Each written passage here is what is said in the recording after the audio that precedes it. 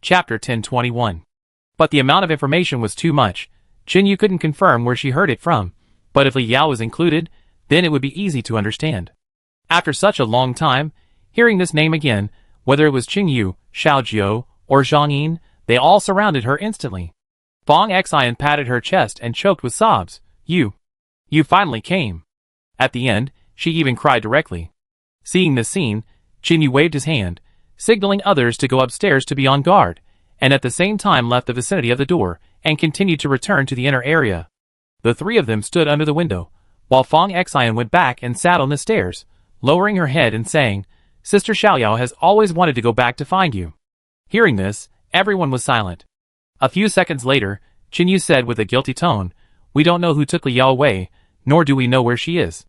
The camp has just been attacked, and it is at a critical moment. We can't go around the world to find her. Before she finished speaking, Fong Xian raised her head and said seriously, Sister Xiaoyao often told me that she believed you didn't give up on her. The reason she didn't come was that she must not know where she was, and she never blamed you. Xiao Jiu hesitated and asked, How is she doing now? Fong Xian pondered for a while. I don't know how to answer. She touched the exquisite bracelet on her right wrist and whispered, It was fine before, but then it got messy. Just then, Qin Yu took out a flashlight and shone it over, and then he completely believed what Fong Xian said. Because she was wearing the bracelet that Xiaoyin had given to Li Yao. Perhaps because it was very expensive, the bracelet did not change much and did not fade. Fong Xian was about to tell them in detail what had happened during this period, but was interrupted by Qin Yu. Wait a minute. After he finished speaking, Qin Yu called the remaining people, handed them 4 pistols, and said in a deep voice, You should be able to remember the way back, right? The 6 people nodded to show that they knew. Seeing this, Qin Yu took a dagger and gently knocked on the railing beside the stairs. Someone immediately stuck his head out, and then Qin Yu said, Come down. After a few seconds, he said seriously, You 10 escort these 2 companions back first, let Dr. Lin rebandage the wound, and these guns are for you to defend yourself. Okay. No one else had any objection, lifted the bed, and left the bell tower. Since he had already known Li Yao's whereabouts, Qin Yu naturally had to go find her. Before he didn't know her exact whereabouts, Qin Yu could only comfort himself. At that time, he thought that Li Yao was not in the camp, and was not hurt when she was taken away. It seemed that those people were not bad, and Qin Yu didn't need to make a choice. At that time, he was very worried that he would hurt Li Yao. His childhood experience made Qin Yu not very good at dealing with these things. But later when he returned to the camp, Qin Yu was actually insomniac for many nights. He felt that he was very sorry for Li Yao because she never asked for anything and even took the initiative to distance herself from him in the community. But the more sensible Li Yao is, the less Qin Yu knows what to do. If she can push a little further, Qin Yu will not have so many concerns. So when he heard Lei say that he had trained Li Yao privately in the cave, he was actually relieved. If you say what is the most important thing at this moment in this coastal city, then 2 of them are tied for first. Finding Li Yao and finding Lin Yi's eldest brother are not in order. When the others left, Qin Yu closed the door again and looked at Fong Xian again. The dirty girl with a determined look in her eyes had already sorted out her thoughts and began to speak slowly. About 10 minutes later, in the bell tower, the 3 people had solemn expressions on their faces. Originally, they thought they would meet Li Yao soon, but unexpectedly, Fong Xian said that she had been separated from her for several days. Qin Yu analyzed what he heard and asked, You mean, before the 3 of you were trapped in Pawnee Bay, a man used some methods to create a riot, and at the same time, a large number of zombies were lured outside? Yes, that's right. Fong Xian nodded and added, At that time, there was a sister, her name is Hiji, who told us after waking up that she found several packages wrapped in oilcloth at the pipeline location on the beach, a bit like a submersible, and no one knew who hid them there, even oxygen tanks. What's the man's name? Qin Yu nodded slightly, thinking of something, and asked subconsciously. Lin Hao. After this was said, the 3 looked at each other, without much ripples in their hearts, because there were not many living people at the moment, and in a certain area, it was not very surprising to hear this name. The next second, Qin Yu took a few deep breaths, trying to calm his tone, and said, Is this person good or bad? Unexpectedly, Fong Xian asked back, What is the difference between good and bad people now? Everyone stands on their own standpoint. In order to survive, they will do something that goes against their ideals. Isn't it normal? Qin Yu thought about it, changed his tone and said, Have you heard of the Savior sect? Hearing this, Fong Xian was even more helpless. She sat on the stairs and spread her hands, saying, "What do you think? The guys who chased me just now belong to the door you mentioned." At this moment, Qin Yu frowned slightly, looked at Xiao Jiao and Zhang Yin, and then turned and walked to the door. Seeing this, the two of them understood and followed. "Do you think this is a bit too coincidental?" Xiao Jiao glanced behind him inconspicuously. The girl named Fong Xian looked at them anxiously with a puzzled expression. Then he whispered, "It's really a coincidence. Just when we were about to go to bed, someone came to deliver pillows." However, Zhang Yin disagreed at this time. "I think this is not a coincidence. It is very likely that there has been chaos here a few months ago. Tell me what you think." Qin Yu nodded slightly, and looked at Zhang Yin and spoke. After hearing this, Zhang Yin pondered for a moment and said, "The girl mentioned earlier that the camp they were in had been in turmoil for a long time. According to this time estimate, it was almost the days when the Savior Gate team appeared." Qin Yu thought about it quickly, and then said, "Maybe I am just worrying too much. After all, we came here without being exposed. In the current environment, unless the Savior Gate restarts the satellite, they will not be able to find us coming. In this case, there is no possibility that they will arrange such a person to appear." Chapter 1022.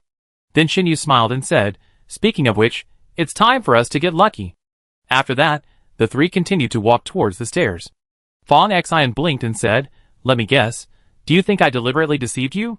Sorry, your appearance is indeed more coincidental than we thought. We came here to find Li Yao, and—" "With whom?" Fong Xian had been wandering alone in the city for several days, so she spoke a little hurriedly and interrupted Qin Yu directly. Qin Yu paused for a moment and said, "With a man named Lin Hao." Hearing this, Fong Xian was a little dumbfounded. She touched her forehead with the back of her hand and muttered, "Strange, I don't have a fever. Why do I have hallucinations?" Seeing this, Xiao Jiao said, "Li Yao and the others, how long have they been separated from you?" "When it comes to business," Fong Xian said like a deflated ball, "alas, it's been several days. I don't know where they are now, because there are many people on duty in Pawnee Bay, so in order to let them evacuate smoothly, let me put on a diving suit first, and then sneak out quietly. Then, there are many other people in this city. If I run around everywhere, I will be discovered, and then someone will come after me." Hearing this, Qin Yu looked her up and down and said softly, "You are very important to that Pan Yuan." Fong Xian supported her chin with her hand and blinked. "It depends on the specific situation." "For example?" Zhang Yin was curious. Because she already knew the identities of these people at this moment, and Fong Xian trusted Li Yao very much, Fong Xian subconsciously believed in this man she often mentioned, that is, Qin Yu. Then she paused and said, "For example, if someone gets a serious illness, then I'm very important." After she finished speaking, Fong Xian tilted her head and looked at the three people in front of her, and said proudly, "In today's medical environment, I may be more useful, so those people don't dare to kill me." After these words came out, whether it was Qin Yu, Xiao Jiao, or Zhang Yin, they all took a half step forward excitedly. Seeing this, Fong Xian covered her chest nervously, and said timidly, "Why do you have such expressions?" Qin Yu patted their shoulders and said quickly, "Are you a Chinese medicine doctor?" Fong Xian hesitated for a few seconds and nodded. Then Qin Yu said to himself, "Why are you so young? Aren't Chinese medicine doctors very old, and have white beards? Are you talking about my grandfather?" Because he had seen too many dead people in the doomsday, Fong Xian didn't feel too sad when talking about his relatives. After all, Fong Xian had already accepted the fact when the car fell off the cliff. "Are you from a family of traditional Chinese medicine practitioners?" Qin Yu and the other two's eyes lit up. The next second, Fong Xian nodded again and said, "If it is true according to what is said outside, it is indeed so." "Great." Qin Yu rarely waved his right hand, his face filled with excitement from the bottom of his heart. But he was not so happy that he forgot about the main business. At this moment, he had found the traditional Chinese medicine he had been thinking about day and night. Next, he just had to protect her from danger. Qin Yu relaxed his mood and asked, "Tell us again about the location of Li Yao and Lin Hao." Hearing this, Fong Xian sighed and said, "What we know now is that the three of them probably escaped from Pawnee Bay, but we don't know where they went. You know how big this coastal city is. It's almost impossible to find a few people. Didn't you agree on a meeting place?" Qin Yu asked. "No." Fong Xian shook her head. "I just imagined that if I was caught, I might be taken back to the Savior Gate. If they survive and don't meet me within a week, they will try to go near the Savior Gate, but it's not certain." Xiao Jiao frowned and said, "With their power, They should not be able to save you, right? Not saving you. Fong Xian waved her hand. Now you know how difficult it is to meet a Chinese medicine doctor in the apocalypse. After all, people like us can go to the mountains to collect herbs to treat diseases, which greatly reduces our dependence on the environment. Once you are discovered by any camp, the worst case scenario is that your personal freedom will be restricted, and then you will be like a machine every day, waking up to treat people. Qin followed up and said, so they are not worried that you will be in danger. On the contrary, if you are caught, it is equivalent to being safe. Yes. Fong Xian looked at her long skirt covered with mud and said, if it weren't for Sister Xiaoyao, Brother Lin, and Sister Ji, they all did me a favor, otherwise why would I make myself so miserable? After the voice fell, Qin looked at the time on his watch and said again, I didn't expect that at such a young age, you could use yourself as bait and walk alone in the doomsday in exchange for the chance for the three of them to escape. Hearing this, Fong Xian actually curled her lips and said, Humph, that person thought that I would not think about Sister Xiaoyao and the others because I had a good life with clothes and food, so he only sent a large number of guards to watch the only entrance and exit, thinking that this way he could keep an eye on me. It was a complete mistake. I am Miss Fong, the descendant of a traditional Chinese medicine family. How could I be greedy for these material things? Money is just a number to our family. Before, those wealthy and powerful people wanted to see a doctor, but they had to see my grandfather's mood. Those people had calculated everything, but they actually ignored the diving suits hidden in the seabed. When she finished speaking, she found that the three people in front of her didn't seem to understand, so she waved her hand and said, forget it, it's useless to tell you this, let's find a way to find Sister Xiaoyao and the others. Take us back to where you landed first, and see if there are any places nearby that are easy to hide people. Qin said. Okay. Fong Xian nodded and prepared to follow. She didn't dare to go back there alone, but now it was different with Qin and the other two. Apart from anything else, the 1.9-meter tall guy, with muscles all over his body and arms thicker than her thighs, Fong Xian was naturally not afraid of those zombies and enemies, and she agreed directly. Although she would not be in too much danger if she went back, she would be caught if she did so. Fong Xian didn't like being restricted in her freedom, and she would rather stay with Li Yao. But the next second, Qin pointed at her feet and said, do you want me to find you something to use as a crutch? Hearing this, Fong Xian shook her head, squatted on the ground, took off her left shoe, and then poured out the stones inside, smiling and said, oh, I was just pretending, otherwise how could those people let their guard down and be surrounded by you? Chapter 1023. After saying this, Zhang Yin looked at her with a high gaze and said, could it be that you have already planned the follow-up since you saw us? Fong Xian stood up and whispered, if I am not smarter, how can I survive? After all, although I am very capable, my fighting power is not good enough. Well, in the words of Sister Xiaoyao, unless I can get close to others and gain their trust, my fighting power is basically zero.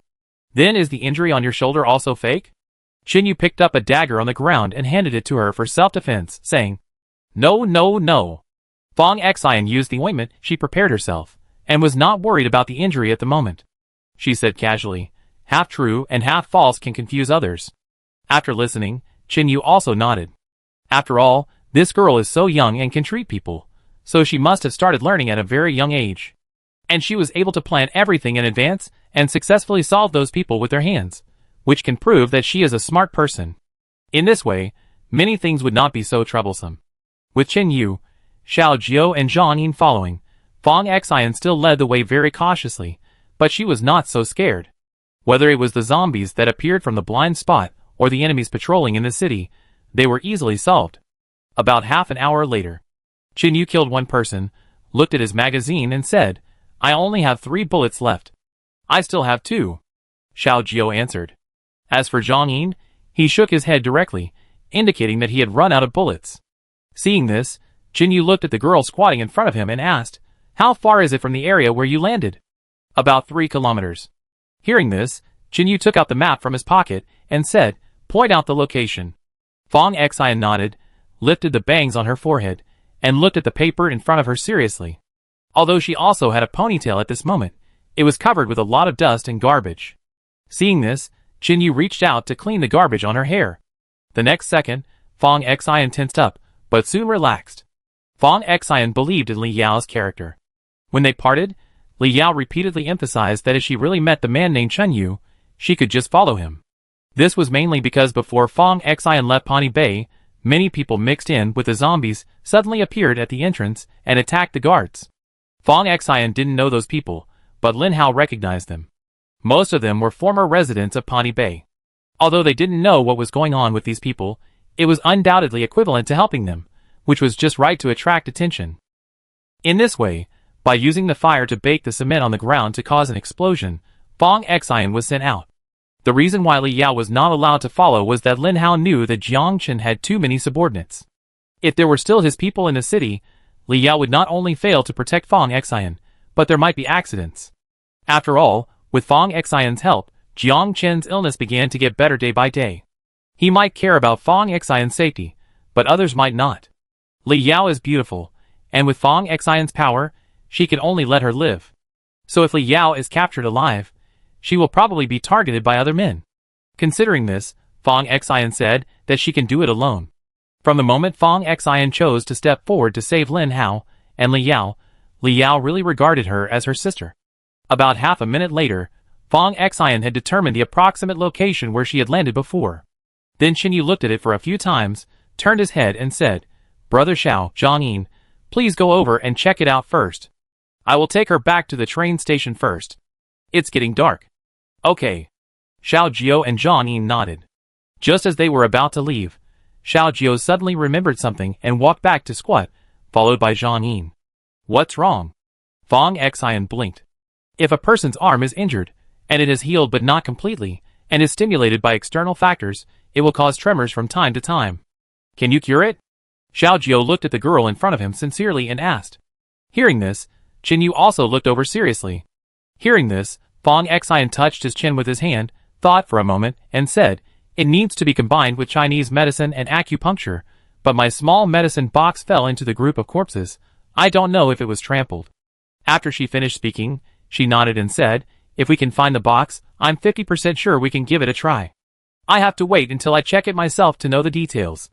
Then Zhang Yin asked nervously, "What if the child has a head injury that causes him to be unconscious?" "What kind of injury?" Fong Xian turned her head to look to the left. He hit the ground, probably at the back of his head. Qin Yu turned around and gestured. Seeing this, Fong Xian shook her head and said, "This part of the brain is too important. If the nerves are damaged, it is difficult to repair them. Whether it is traditional Chinese medicine or modern medicine, it is difficult to treat." Before she finished speaking, Fong Xian saw Qin Yu slightly shaking his head, signaling her with his eyes not to continue. Fong Xian then realized that the man named Zhang Yin suddenly looked ashen. When they were on the road earlier, the other two had already introduced themselves. Fong Xian, who had been very smart since childhood, realized the approximate identity of the child almost instantly, and then said seriously, "Don't worry, Brother Zhang, it's difficult to treat, but it's not completely incurable. You have to wait for me to see it to know." Zhang Yin smiled calmly, and didn't say much. After such a long time, he has actually figured out a lot. Then Xiao Jiao took Zhang Yin away, and the two went to the location Fong Xian mentioned before.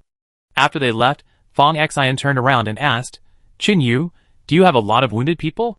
"Well, our journey was not very peaceful, otherwise, we should have come to find Li Yao and Yi's eldest brother a long time ago." "Who is Yi?" Fong Xian followed behind Qin Yu and asked curiously.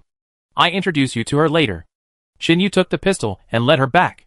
Fong Xian said "Oh," and looked back as she walked. Although the medicine box fell before, Fong Xian later found another one to store the occasional supplies. She used the medicinal materials that Jiang Chen's men had looted in the city, and those found in the mountains to make an ointment that could be applied to the wound, and carried it with her. Because the journey back was long, Fong Xian was a little tired when she walked to the back. Her physical strength was really not as good as Qin Yu's, not to mention that the food had been eaten yesterday. After walking for another 10 minutes, Fong Xian licked her dry lips, sat on the steps by the roadside, waved her hands and said, "No, if I go on, I will really have hypoglycemia and fall to the ground." Chapter 1024. Hearing this, Qin Yu turned around and looked at her. After a few seconds of silence, he said, "I don't have any food. I gave all the food to those people before." Hearing this, Fong Xian thought for a moment and sat there without saying anything. At this moment, Qin Yu was shirtless, with a body of tendons and bronze skin. Under the reflection of the setting sun, Fong Xian even blushed. She lowered her head and muttered something, then stood up with the help of the wall. The next second, Qin Yu walked into the abandoned shop on the right, picked up a broom from the corner, removed the wooden handle, and then handed it to Fang Xian, saying, "Hold on for a while." Fang Xian took it, tilted her head, and looked at the young man who was much taller than her, and asked curiously, "If I want you to carry me, will you agree?" Qin Yu shook his head slightly, and continued to lead the way. Fang Xian curled her lips, and quickly followed. Not long after walking, Qin Yu stopped. Fang Xian lowered her head, and didn't notice it for a moment, and directly bumped into Qin Yu's back. It's just a pity that Qin Yu was like a copper wall, and didn't shake at all, but Fang Xian bumped her head herself. She touched her forehead depressedly, and was about to say something, but she found that Qin Yu walked into an abandoned room on the right again. Fang Xian turned her head and looked. The words on the sign in front of the door were no longer clear, and the inside looked quite messy. At this time, Qin Yu was rummaging through the pile of debris on the ground.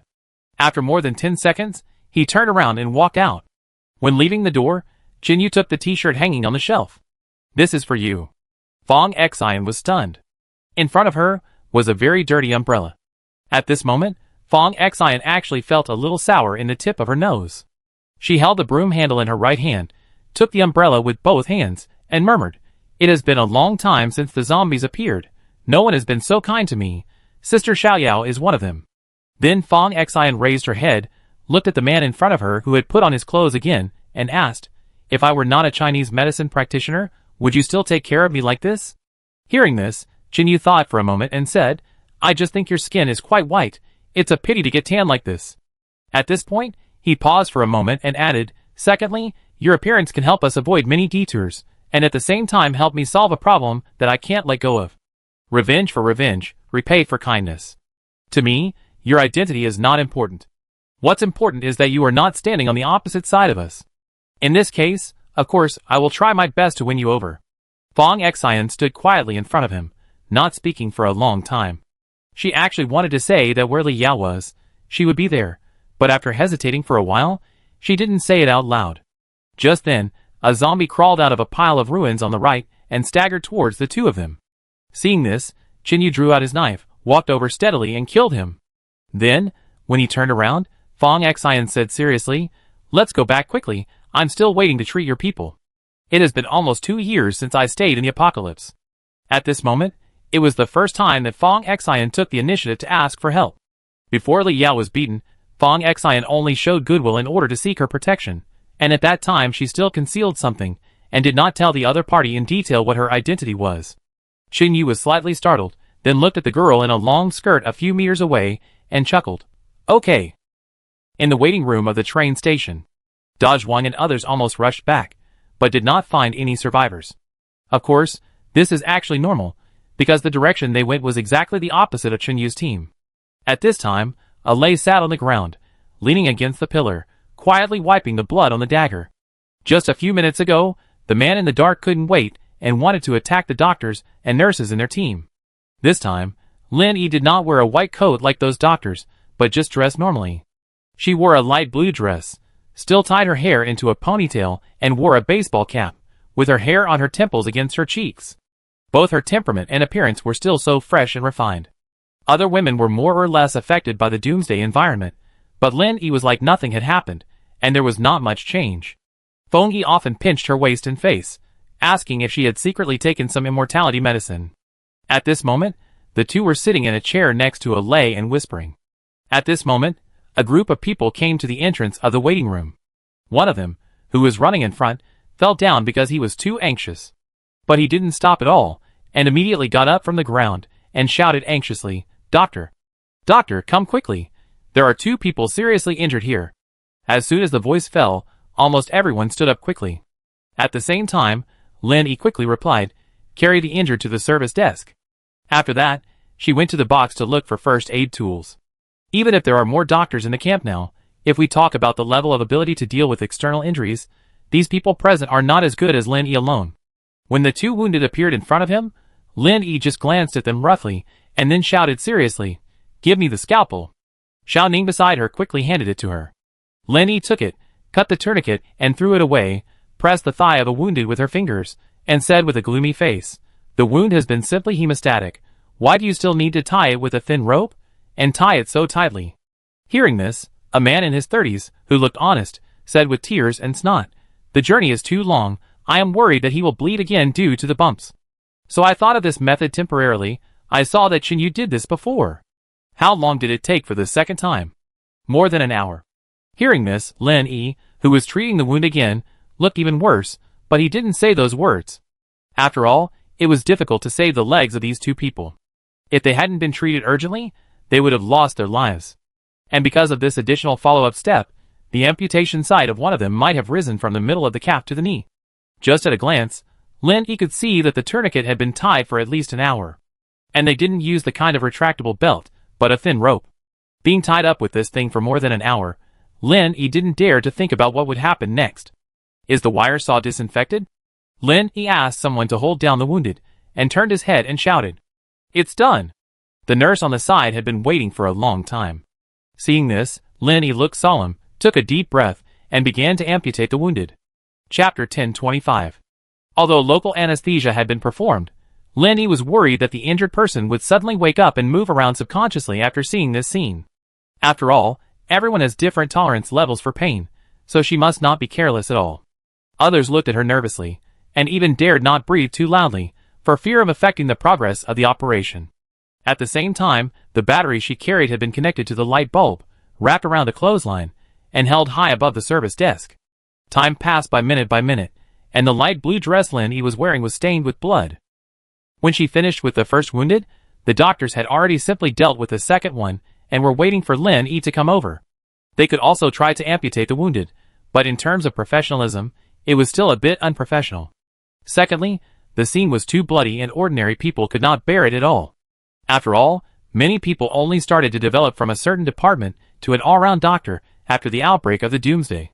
While Lin Yi was applying anesthesia to the wounded, she turned to Feng Yi, who was holding a light bulb, and said, "I'm sorry, Sister Feng, the new clothes you gave me are dirty again." Hearing this, Feng Yi shook her head and said, "It's okay, there are plenty of clothes, you can find them everywhere." The treatment process was quickly over, and someone also gave blood transfusions to the two wounded. Fortunately, they all knew someone who knew what blood type they were. Seeing this scene, Ding Qi originally wanted to donate blood herself, but was stopped by her sister. After all, with her body, she couldn't support the blood transfusion for two injured people. But fortunately, there were many people in the waiting room, and many of them knew what blood type she had. In this way, there were no accidents. After finishing the work, Lin Yi's tense nerves finally relaxed a little. Every time at this time, she was worried that she couldn't handle it well. But after all, she was a genius doctor, and a Ling was always standing by and watching, so fortunately it was completed smoothly. Shang Wanjing stood in a farther area, watching the figures of those people cleaning, and whispered, "That girl is still very calm at this time, which is rare." Hearing this, Han Liyuan took his hand, and said gently, "You have seen Dr. Xiaolin before, why don't you call her name? I haven't seen her treat the wounded on the spot." After the voice fell, Han Liyuan turned her head to the right, and said slowly, "Brother Jing, I seem to see you rarely smile on this road, why?" Hearing this, Shang Wanjing was silent for a few seconds and said, "It's not the time yet." Han Liyuan felt mixed emotions, but didn't say much. Everyone in the waiting room was looking at the entrance and exit nervously at this moment, because many people had not returned. The 10 people sat on the ground, and they didn't say a word when everyone asked them questions. Lin Yi took out a set of clean clothes from the box, and was about to go to the bathroom to change, but Alei stood up and said, "Wait a moment." After that, Alei walked over there first. Seeing this, Feng Yi stood beside Lin Yi and explained, Alei was worried that there was danger in the bathroom, so he went in to check it out in advance. Hearing this, Lin Yi nodded as if he understood, and said, "Alei is really nice." About a minute later, Alei came out of the women's restroom, looked at the two of them, nodded slightly, and then sat back on the chair. Seeing this, Feng Yi took Lin Yi's arm and said, "Let's go, I go with you, so that you won't get into danger, otherwise Qinyu will probably never have anything to do with us again." Lin Yi was dragged forward by her, and said helplessly, "It's not as serious as you say." Originally, everyone in the waiting room was chatting, but since the wounded appeared, everyone stopped talking and sat quietly in their respective seats. Just like that, I don't know how much time has passed, and footsteps were heard outside again. Dazhuang opened his eyes instantly, stood up, and walked towards the door. When he saw Qinyu appeared in front of him intact, Dazhuang was relieved, but soon he frowned and asked, Where are brothers Xiaojiao and Zhang Yin? In the back, come back later. Qinyu pushed the door open and walked in. Dazhuang nodded slightly, and did not ask where Lei Jita and his group had gone. Because Fang Xian hid behind Qinyu, others did not notice her figure. It was not until she came closer that everyone saw that there was a young girl, who was also very beautiful. Seeing this, some people looked at Qinyu in surprise, and then set their eyes on Lin Yi. However, Lin Yi was only a little absent-minded for a moment, but did not think too much. She trusted Qinyu unconditionally. Lin Yi stood up and walked towards Qinyu, saying softly, "Next time you go out, bring more people with you. After all, this is not our place." Qinyu put his arm around Lin Yi's shoulders, smiled at her, and said, "Okay, I listen to you." After saying this, Qinyu turned around and said softly, "Let me introduce you again. This is my lover, Lin Yi." Fang Xian was very tired after walking so far, but she was still like a curious baby, looking at the figure in front of her, and subconsciously said, "Hello. My name is Fang Xian." Because of Qinyu's words, Lin Yi's face was slightly flushed. Her eyes curved slightly, and a dimple appeared at the corner of her mouth. She said, "Hello, little sister. As for my husband, you should have known him, right?" "Yeah." Fang Xian nodded quickly, then she whispered, "It's really beautiful. No wonder Sister Xiaoyao can't compare." "What?" Lin Yi didn't hear clearly, and was a little confused. "Nothing." Fang Xian shook her head. Because there are so many deaths now, although everyone will still feel sad, it won't last too long. After all, if they spend all their time remembering the dead, they will probably find it difficult to live peacefully. At this moment, Fang Xian's stomach gurgled again. She was almost starving on the way. Seeing this, Qinyu turned his head and said, "Yi, take her to eat something first. I have something to discuss with Shangwan Jing." Then, he lowered his head, and leaned close to Lin Yi's ear, adding some more information. Fang Xian, who was standing next to the two of them, felt warm in her heart, and her good impression of Qinyu increased a little. She originally thought that after Qinyu took her back, he would openly announce her identity. In that case, Fang Xian might feel a little irritated again. Fortunately, Qinyu did not do so. Sure enough, when Lin Yi finished listening, she looked at Fang Xian with a hint of surprise, as if she was lamenting that at her age, she would actually have such an identity. "Little sister, come with me." Lin Yi stretched out a hand. Fang Xian subconsciously took it, then looked up at Qinyu and asked, "Don't you want to go see the patient first?" Chapter 1026. Hearing this, Qinyu said, "You are already here, you can't run away, don't rush now." Although he said so, Qinyu actually wanted her to rest well, and wait until her energy and physical strength are restored before going to check them. After saying this, Fang Xian was a little nervous, and the strength of her hands was a little greater. Seeing this, Lin Yi pretended to be angry and said, "Oh, don't scare the little girl." Then she let go of her hand, hugged Fang Xian's left shoulder and smiled. "Qinyu is teasing you. He means that he wants you to take a simple rest first, and change clothes by the way. After all, you have walked such a long way." After that, Lin Yi took her away. Qinyu stopped where he was, touched his nose, and then walked toward Shangwan Jing. "How is it?" Long Jia looked at him approaching, yawned and asked, "Good news or bad news? Which one do you want to hear first?" Qinyu sat on the chair, sorted out his thoughts, and spoke. Long Dai rolled her eyes, a little speechless. "In the current situation, what good news is there for us? Is Jiangchen suffering from a terminal illness?" Unexpectedly, Qinyu nodded after he finished speaking. Seeing this, Shangwan Jing stepped forward and frowned at him. According to the little girl just now, Jiangchen does exist, and his previous name was indeed Mukin. Speaking of this, Qinyu looked at Shangwan Jing, and felt a little confused, because they both used aliases. However, there was a difference. Jiangchen used his real name again, and Shangwan Jing chose a new identity. Although Qinyu was curious about this, he also knew that it was someone else's secret, so he naturally didn't ask too much. "What disease did he have?" Shangwan Jing asked. Hearing this, Qinyu replied, "I'm not sure. Fang Xian told me at the time that it was a very rare and difficult disease. She just happened to have seen it in the old family prescription." As soon as this was said, Long Dai instantly captured the key information. She turned her head and looked at the 11 o'clock direction, wondering, could she be? Everyone present was smart, so some things naturally didn't need to be said completely.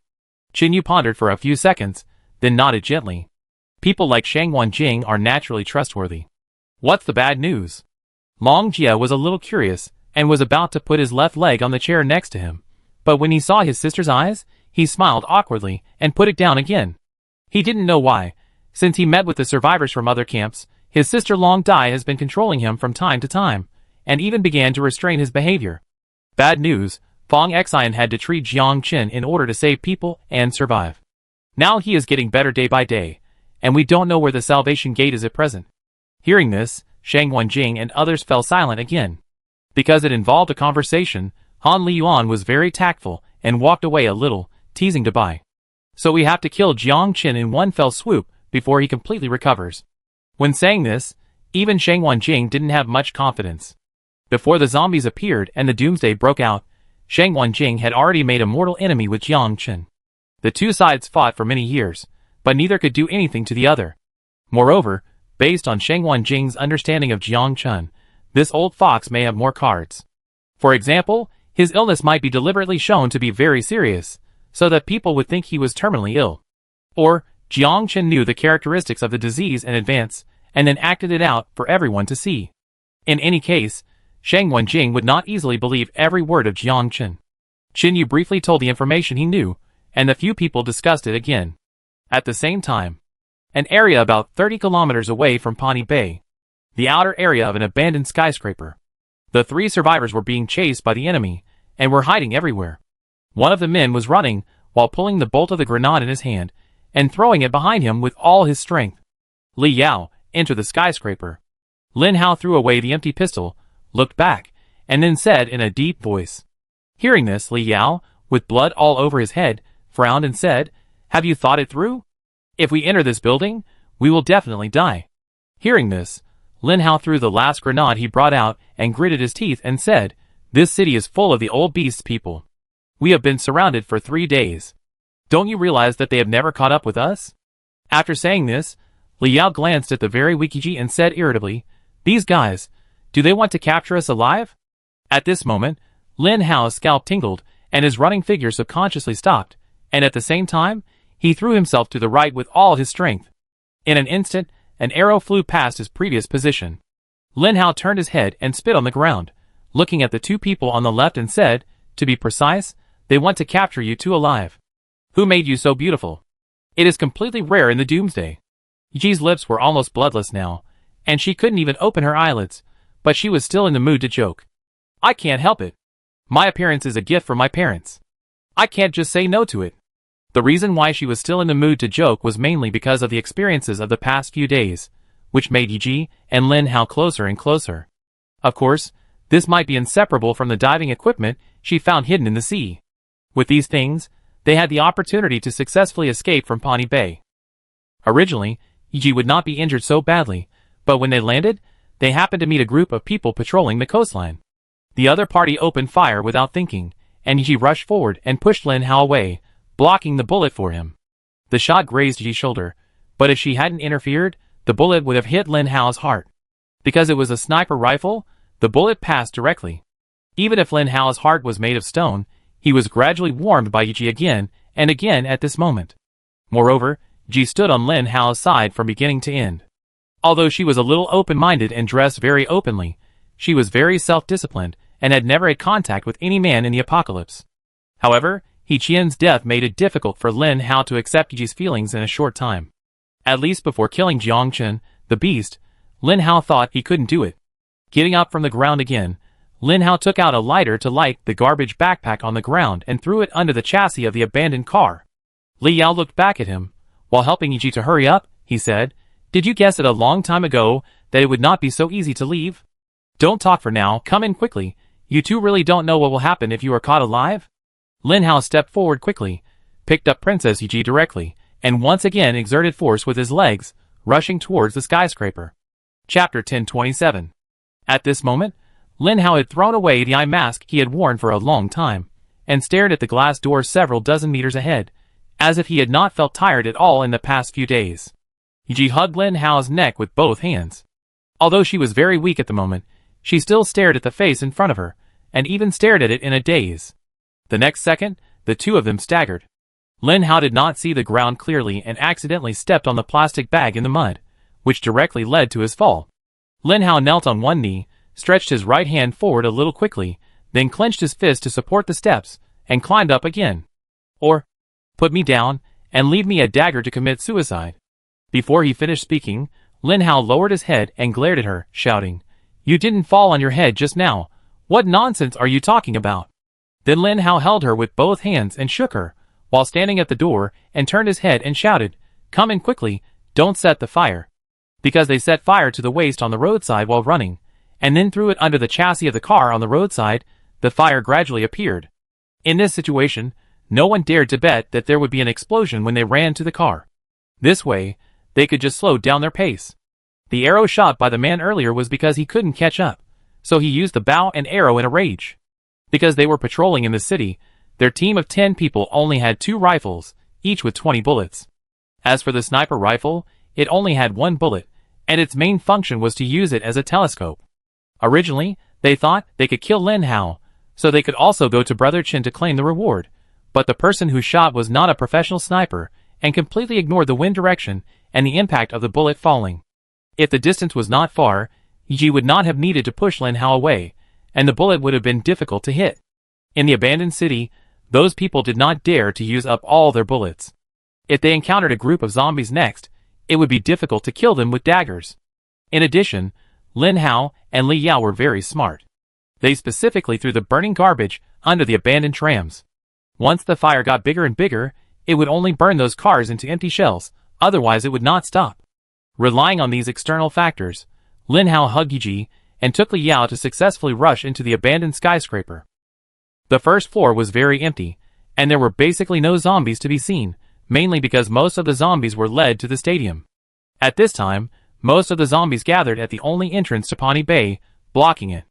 After entering the skyscraper, Lin Hao put Yi on a table, then squatted in front of her, patted his shoulder, and motioned for her to come up.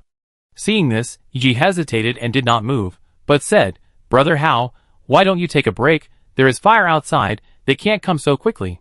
Hearing this, Lin Hao stood up straight, walked to another place in the hall, and said, "I go and see if there is anything to drink." At this moment, Li Yao also pushed the vending machine at the door to block the gap.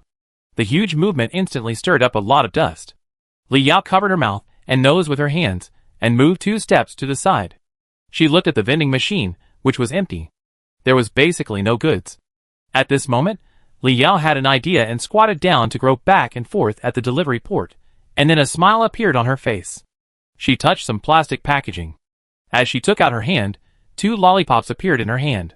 Back to where Yi was sitting, Lin Hao also came over with an empty water cup, but he looked tired. "No water?" Li Yao looked at him and asked. Hearing this, Lin Hao shook his head, looked at the cup in his hand, and said, "There is a bucket on the water dispenser, but it is dirtier than the sewer." "Then what are you doing with the cup?" Li Yao was slightly startled. Seeing this, Lin Hao raised his hand and said, "You can drink urine later." After saying this, the 2 girls bit their lips, their faces full of pain and helplessness.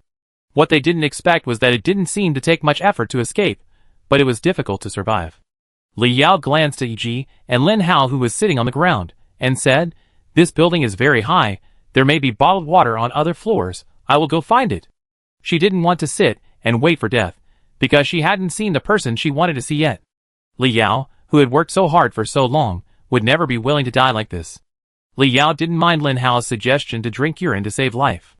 After all, urine is clean and does not contain bacteria to a certain extent. But how long can the 3 of them live in that case? It's nothing more than a dying struggle. Just as Li Yao turned around, Lin Hao wiped the sweat off his face with a t-shirt and said, "With your current physical strength, it's difficult to climb to the 3rd floor."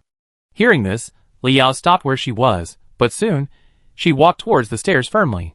The thin and emaciated back just moved away step by step.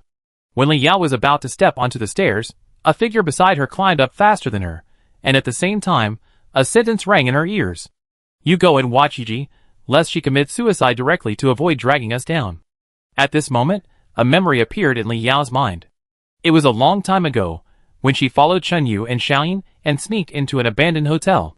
At that time, in the basement, a girl ended her life because she was discouraged. Thinking of this, Li Yao turned around, walked towards Yi, and finally sat next to her. Time passed by, explosions were heard from time to time outside, and zombies began to knock on the door. But despite this, Li Yao knew very well that these zombies were not enough to stop those people. At this moment, she didn't know what to do. At the same time, In the abandoned city, the figures of two men shuttled quickly, not affected by the occasional zombies. Xiao Jiao was a special forces soldier, and Zhang Yin was also a scout.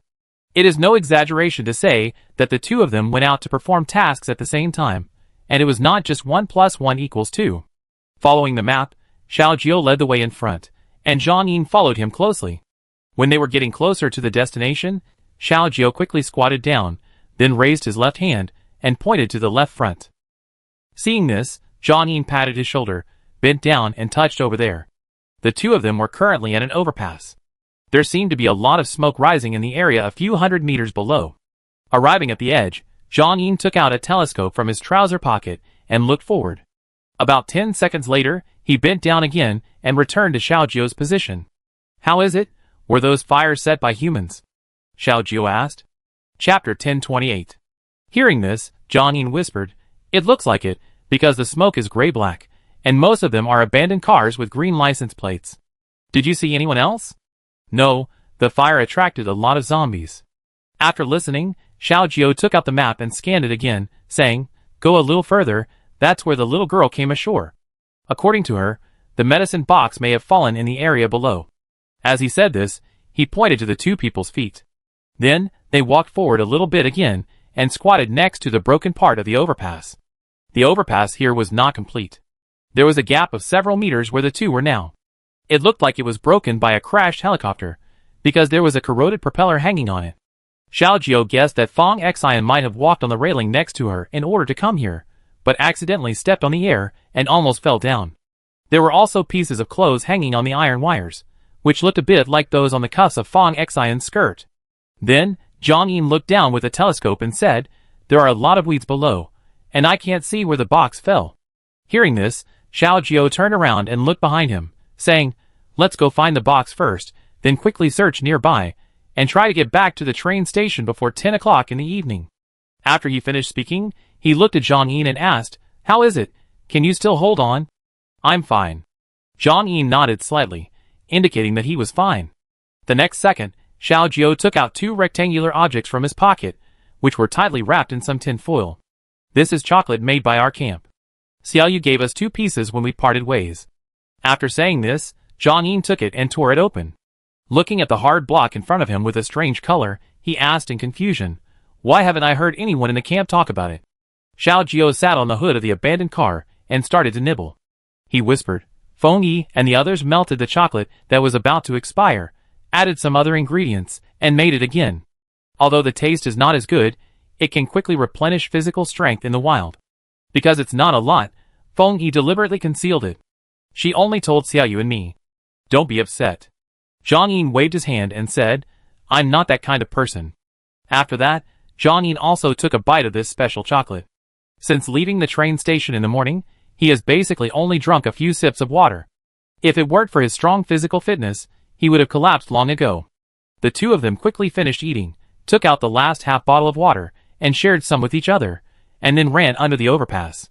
About 10 minutes later, Zhang Yin dug out a small box wrapped tightly with tape from under a pile of weeds. It was even wrapped with plastic wrap. It was obvious that this was something Fang Xian accidentally dropped. Because it was protected in this way, it only meant that the things inside were very important. Zhang Yin hung the medicine box on his body again, then looked at Xiao Jiao and nodded slightly. The two of them quickly ran towards the fire. Just after they ran a few hundred meters, an explosion suddenly sounded in front of them. Xiao Jiao turned his head to look at Zhang Yin, who was squatting behind the flower bed on the right, with a solemn look in his eyes. At that moment, Xiao Jiao could tell that it was the explosion of a grenade, which was different from the explosives made later. The camp in the villa area often uses black powder to make bombs, and Xiao Jiao's ears are almost calloused. In addition, he had been a soldier before, and had been on the battlefield many times, so he could easily hear it. At this moment, Xiao Jiao took a look at his magazine, and there were only 2 bullets left. As for Zhang Yin, he only had a Desert Eagle without bullets. Since this gun was given to him by Qingyu, Zhang Yin never threw it away, and kept it carefully. But fortunately, they were both good at fighting behind enemy lines, especially getting close without making any noise. Taking advantage of the abandoned cars on the road, they moved forward cautiously. After walking for a distance, Xiao Jiao raised his right hand to signal to stop, turned around and took the telescope from Zhang Yin. Then he bit it with his teeth, held a tree on the roadside with both hands, and slowly climbed up. After reaching the high point, Xiao Jiao successfully saw the figures of several survivors with the help of the telescope. One of them was lying on the top of an abandoned bus, staring at the front with a sniper rifle. Seeing this, Xiao Jiao climbed down from the tree with the telescope, bent over and slowly approached Zhang Yin. The two squatted behind a boxy SUV and discussed in a low voice. I only saw 10 people, 1 on the roof, 4 at 10 o'clock, and 5 at 2 o'clock. Do they have equipment? Zhang Yin asked. 2 of them were holding rifles, and I didn't see a pistol. Almost everyone had a bow and arrow. Xiao Jiao whispered, there is also a sniper rifle on the bus. If I can get the gun, I can call out the names of the remaining people one by one. Since these people were wearing the same camouflage pants, Xiao Jiao almost saw them directly. At this time, Jiang Chen didn't know that in order to make it easier to manage his subordinates, he first made them wear semi-uniform clothes.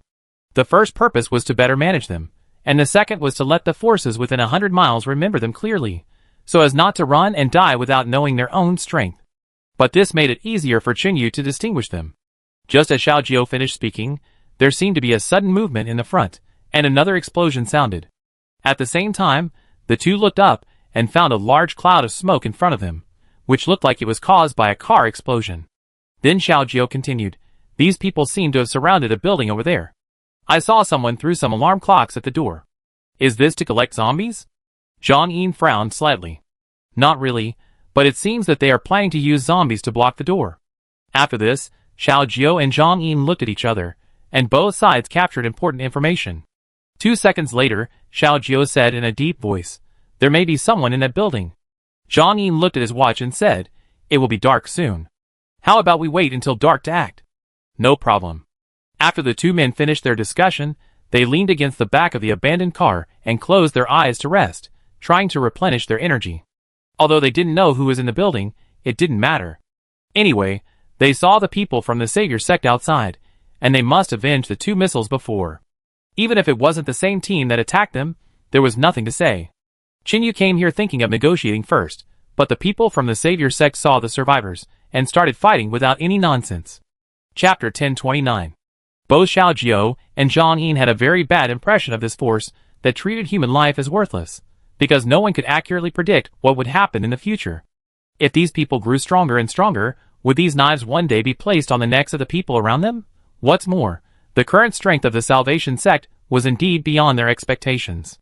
If there were other equipment, an armed helicopter would not be able to do anything to Xiao Jiao and Zhang Yin.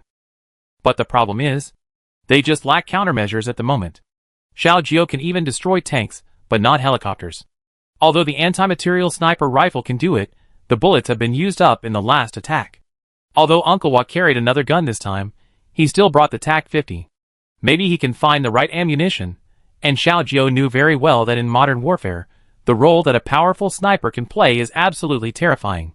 Fortunately, there are 3 snipers in their team, and they are all professionals. Yang Yu is not very strong in other aspects, but as long as he gets a sniper rifle, the dominance he shows is no worse than Uncle Wa and Long Dai. This is why Long Dai said that to Qingyu before. On the battlefield, the enemy rarely uses sniper rifles or telescopes to search back and forth. If the firepower is sufficient, they will choose to use thermal imaging devices to search, and then carry out large-scale bombing of the suspicious area. In this way, there will be a great chance to kill the enemy sniper. At this moment, Xiao Jiao saw the man lying on the roof of the bus, and he undoubtedly began to take it seriously. Although he couldn't see the model of the gun from a distance, he could roughly tell that it was a sniper rifle. It was just a small team, and they were equipped with this kind of weapon. If there were more people, wouldn't they be easily defeated? So no matter what, Xiao Jiao and Zhang Yin couldn't let this group of people go today. At least they had to interrogate them for some useful information. Time passed by minute, and at the moment of darkness, the two of them began to act. Because they did not know the level of the sniper, they had to capture him first. Although there was a silencer, there were only 2 bullets, and Xiao Jiao thought about it, and still did not use the gun. After all, there was no way to get rid of everyone at once. If the opponent counterattacked and made a big noise, no one could guarantee that reinforcements would arrive soon. At this moment, Zhang Yin, as a former scout, once again demonstrated his terrifying military qualities. After a few jumps, Zhang Yin slowly moved towards the 10 o'clock direction. Not to mention that the enemy wanted to find him, Even the zombies standing by the road railings did not make any movement. Of course, this was mainly because there were many zombie bodies on this road, which just happened to cover up some of the smell of living people. As Zhang Yin approached a wall, he waved in the direction he came from. Xiao Jiao saw this scene with a telescope, then put it away, crouched and moved towards the abandoned bus. He stepped on the tires quietly, grabbed the window with his arms and climbed up, then grabbed the edge of the roof, and climbed up with his muscles tensed. In the night, Xiao Jiao stood on the roof of the car without making any sound. The man a few meters away even stretched out his hand to scratch his buttocks, not realizing that there was a living person standing behind him. At the same time, Zhang Yin looked at his watch and counted the time carefully. Before starting the action, he and Xiao Jiao compared their watches, and the two of them determined the time to take action.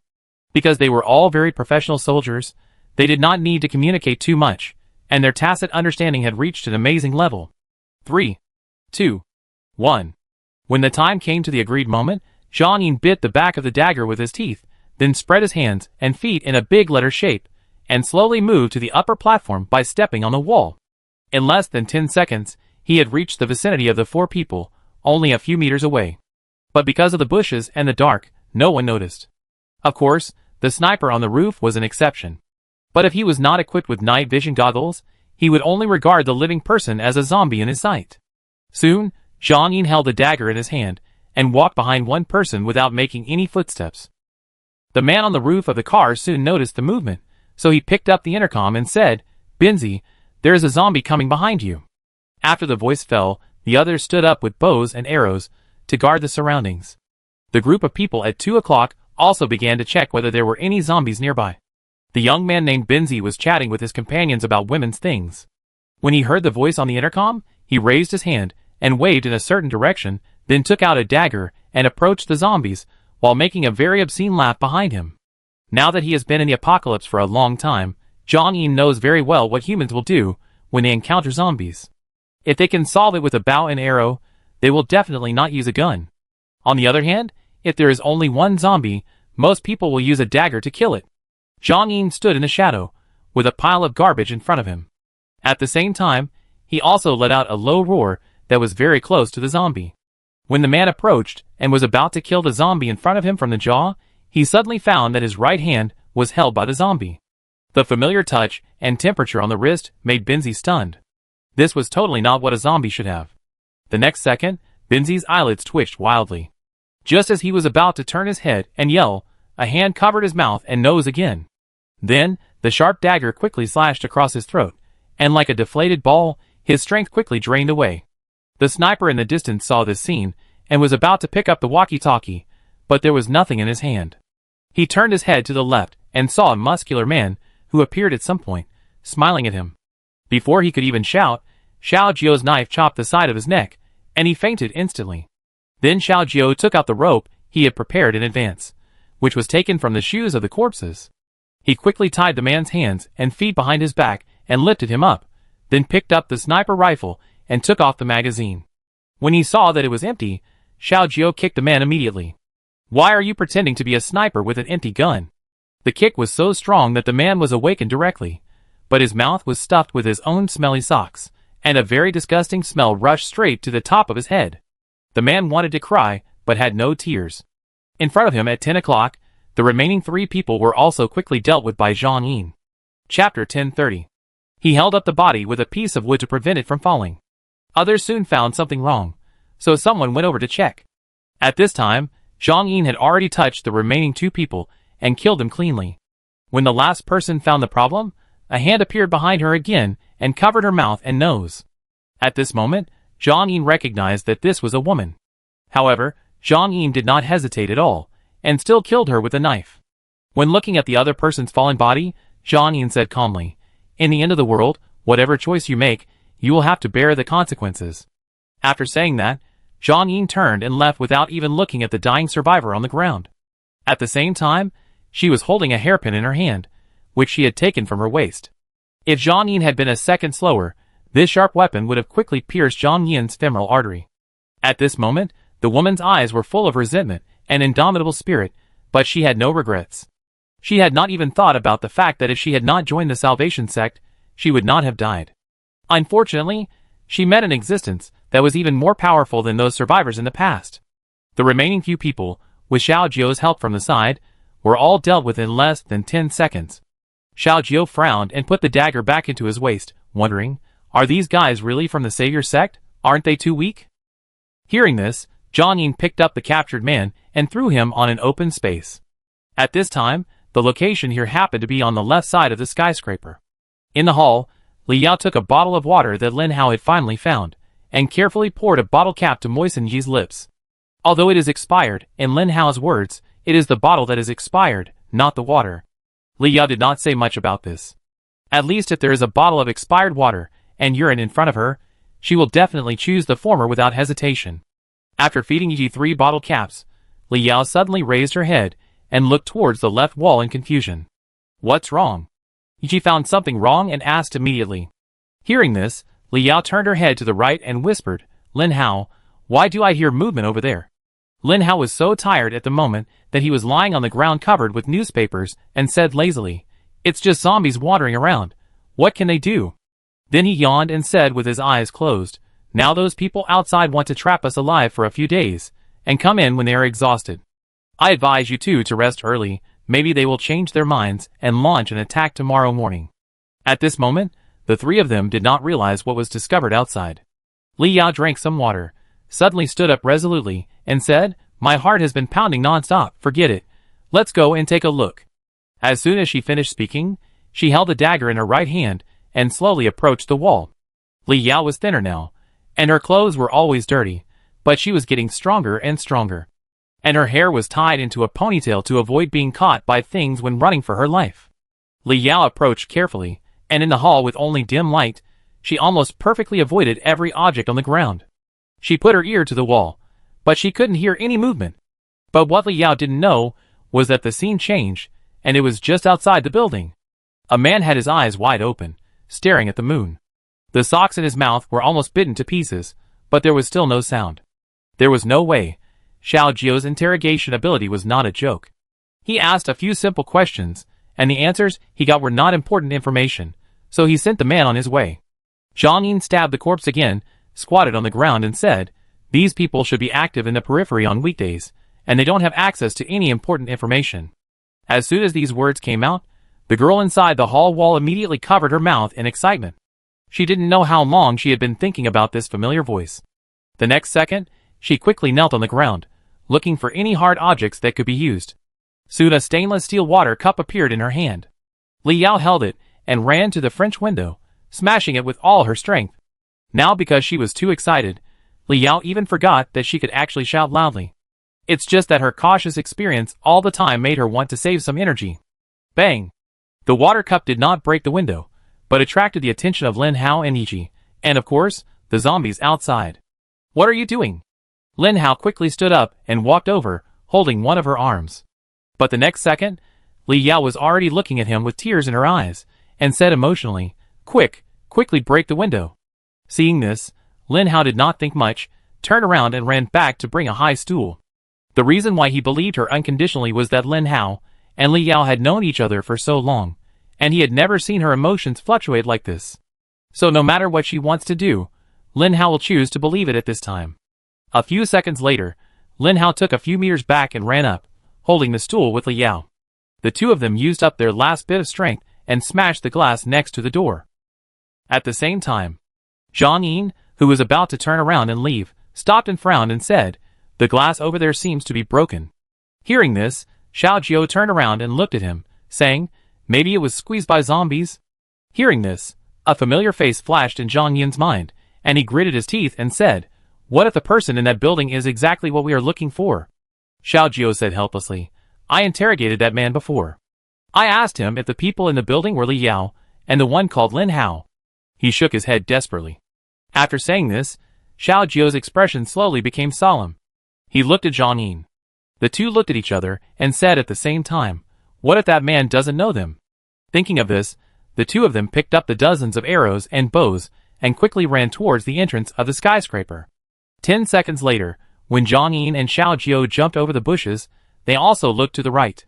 In the building, a man and a woman were holding knives and desperately killing the zombies that walked in. At this moment, Although the girl was exhausted, she still glanced outside casually, and then the knife in her hand fell to the ground. The next second, in the open space outside the house, Zhang Yin shouted with red eyes, "Li Yao!" Xiao Jiao was originally preparing to draw a bow to kill the zombies from behind. Hearing this name, he did not hesitate at all, quickly threw away the bow, and then took out a pistol from his waist. At the same time, he took the gun and started shooting. Because the silencer had been removed in advance, at this moment, the two gunshots almost instantly attracted the attention of a large number of zombies, and they began to slowly walk towards the back. Chapter 1031. There was no other way to use guns directly. There were about 50 zombies, and they were already crowded in the gap. If more than 30 zombies entered the building, Li Yao and the man next to him would be dead with the weapons they were holding. About 5 minutes later, Xiao Jiao and Zhang Yin shouted and retreated, and at the same time shot with bows and arrows, and finally killed the zombies. Fortunately, they were in an open space, and there were not many abandoned cars here. Otherwise, with so many zombies, even if Xiao Jiao and Zhang Yin went together, it would be difficult to kill them all. When everything returned to silence, the three people in the hall also stepped on the corpses on the ground and slowly walked out. The next second, Xiao Jiao and Zhang Yin ran forward and stood in front of the girl, who had changed a lot now. They wanted to say something, but they didn't know how to start. At this time, Li Yao had already hugged Zhang Yin and cried. A few seconds later, Xiao Jiao patted Li Yao on the back and said softly, "Sorry, we are late." Hearing this, Li Yao raised her head and took 2 steps back, looking at each of them. Although her eyes were red and swollen, she still said firmly, "As long as you come, it doesn't matter if you come a little late." Zhang Yin looked at Li Yao and whispered, "A lot of things have happened to us during this period.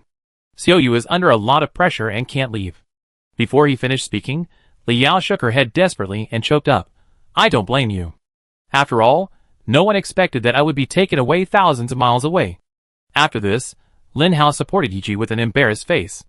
After all, if he had stayed a little longer and waited for Li Yao's teammates to come back, the course of events might have been rewritten. Even Lin Hao later regretted his action of taking the horse. If he hadn't done that, he wouldn't have to rush back.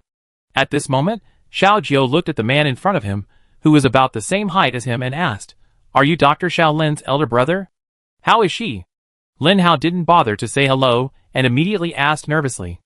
Xiao Jiao smiled and said, "She is fine. Let's go back first and talk about it when we get home."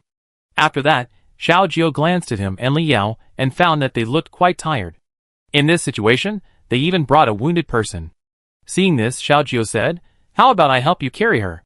"It's okay, find a stick. I should be able to walk," Yi said weakly. Zhang Yin shook his head, supported Li Yao, who was a little bit unable to stand straight, and said, "We have to go back quickly, lest those people come to support us." Hearing this, Lin Hao immediately said, "We have to leave quickly. Those bastards have armed helicopters, and it will be over if they come. I guess we will die with one shell." Zhang Yin turned his head to look at the girl next to him, who was more than 10 years younger than him, and whispered like a brother, "Li Yao, can you still walk?" Li Yao shook her head, "I don't know why, I'm so tired now." As soon as she finished speaking, she lost consciousness. This time, Li Yao was not mentally stimulated, but because she had persisted for too long. If it were an ordinary person, it would have been difficult to even stand. Seeing this, Lin Hao explained, "She hasn't slept well for 3 days, only 5 or 6 hours in total. It's a miracle that she can hold on until now. Seeing you now, she is probably like a window with a leak." "Then let's go!" Xiao Jiao squatted on the ground and patted his shoulder, motioning the woman next to Lin Hao to lie on top. Because they were outside, there was no way to find a stretcher, so they couldn't care so much at the moment. As for Zhang Yin, he was already running towards the train station with Li Yao in his arms. Not long after running out, Xiao Jiao turned his head and said to the person next to him, "Please take those rifles and sniper rifles, and by the way, the box on the ground." Hearing this, Lin Hao nodded, indicating that he would take care of it. Although Lin Hao's legs were shaking from exhaustion, he knew that he had finally managed to hold on until now, and would soon see his sister, so he could not fall down no matter what. Even if he was going to die, he would take one last look at his sister before dying. Along the way, Lin Hao held the gun in his left hand, bit the strap of the medicine box with his teeth, and occasionally pulled the car door on the roadside with his right hand. About half an hour later, several people stopped and prepared to take a simple rest for a few minutes. Seeing this, Zhang Yin said, "Don't waste your energy. Most of the cars here are broken. Hearing this, Lin Hao leaned against the car with a tired face and cursed. That old beast, I think he has moved almost all the resources that can be moved in this city. Xiao Jiao also leaned on the hood with someone on his back and smiled.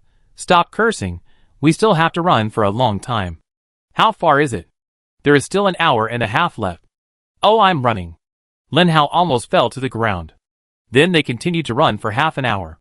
This time, even Xiao Jiao and Zhang Ying couldn't keep up with the physical strength. One of them was carrying someone on his back, and the other was holding someone in his arms. If they hadn't had physical fitness far superior to that of ordinary people, they would have almost collapsed half an hour ago. At this moment, Lin Hao had reached the limit of his body, and was running with his last breath. Just when everyone had no more physical strength, several bright lights suddenly appeared on the road. Seeing this, Lin Hao and Ji became nervous. But Xiao Jiao patted the arm around his neck, and signaled to get off first. Soon the light was getting closer and closer. It was a few bicycles, and the 4 people were each holding one, all with a back seat. The person riding the bike was none other than Xiao Kong. He let out a long sigh and said, Brother Chen was worried that you were too tired after running, so he asked us to pick you up after dark. Fortunately, you still took this road. Seeing this, the few people said no more and quickly took the bike. Using a rope, Zhang Ying tied Li Yao to his back, then rode the bike to the train station. Xiao Jiao looked at the departing figure, his eyes full of worry. This time, Li Yao fainted, which was much more serious than the last time he saw. That time, Li Yao fainted for a while, because he couldn't stand the death of his roommate in front of him. This situation is normal for many people. But at this moment, Li Yao's mouth and nose were bleeding.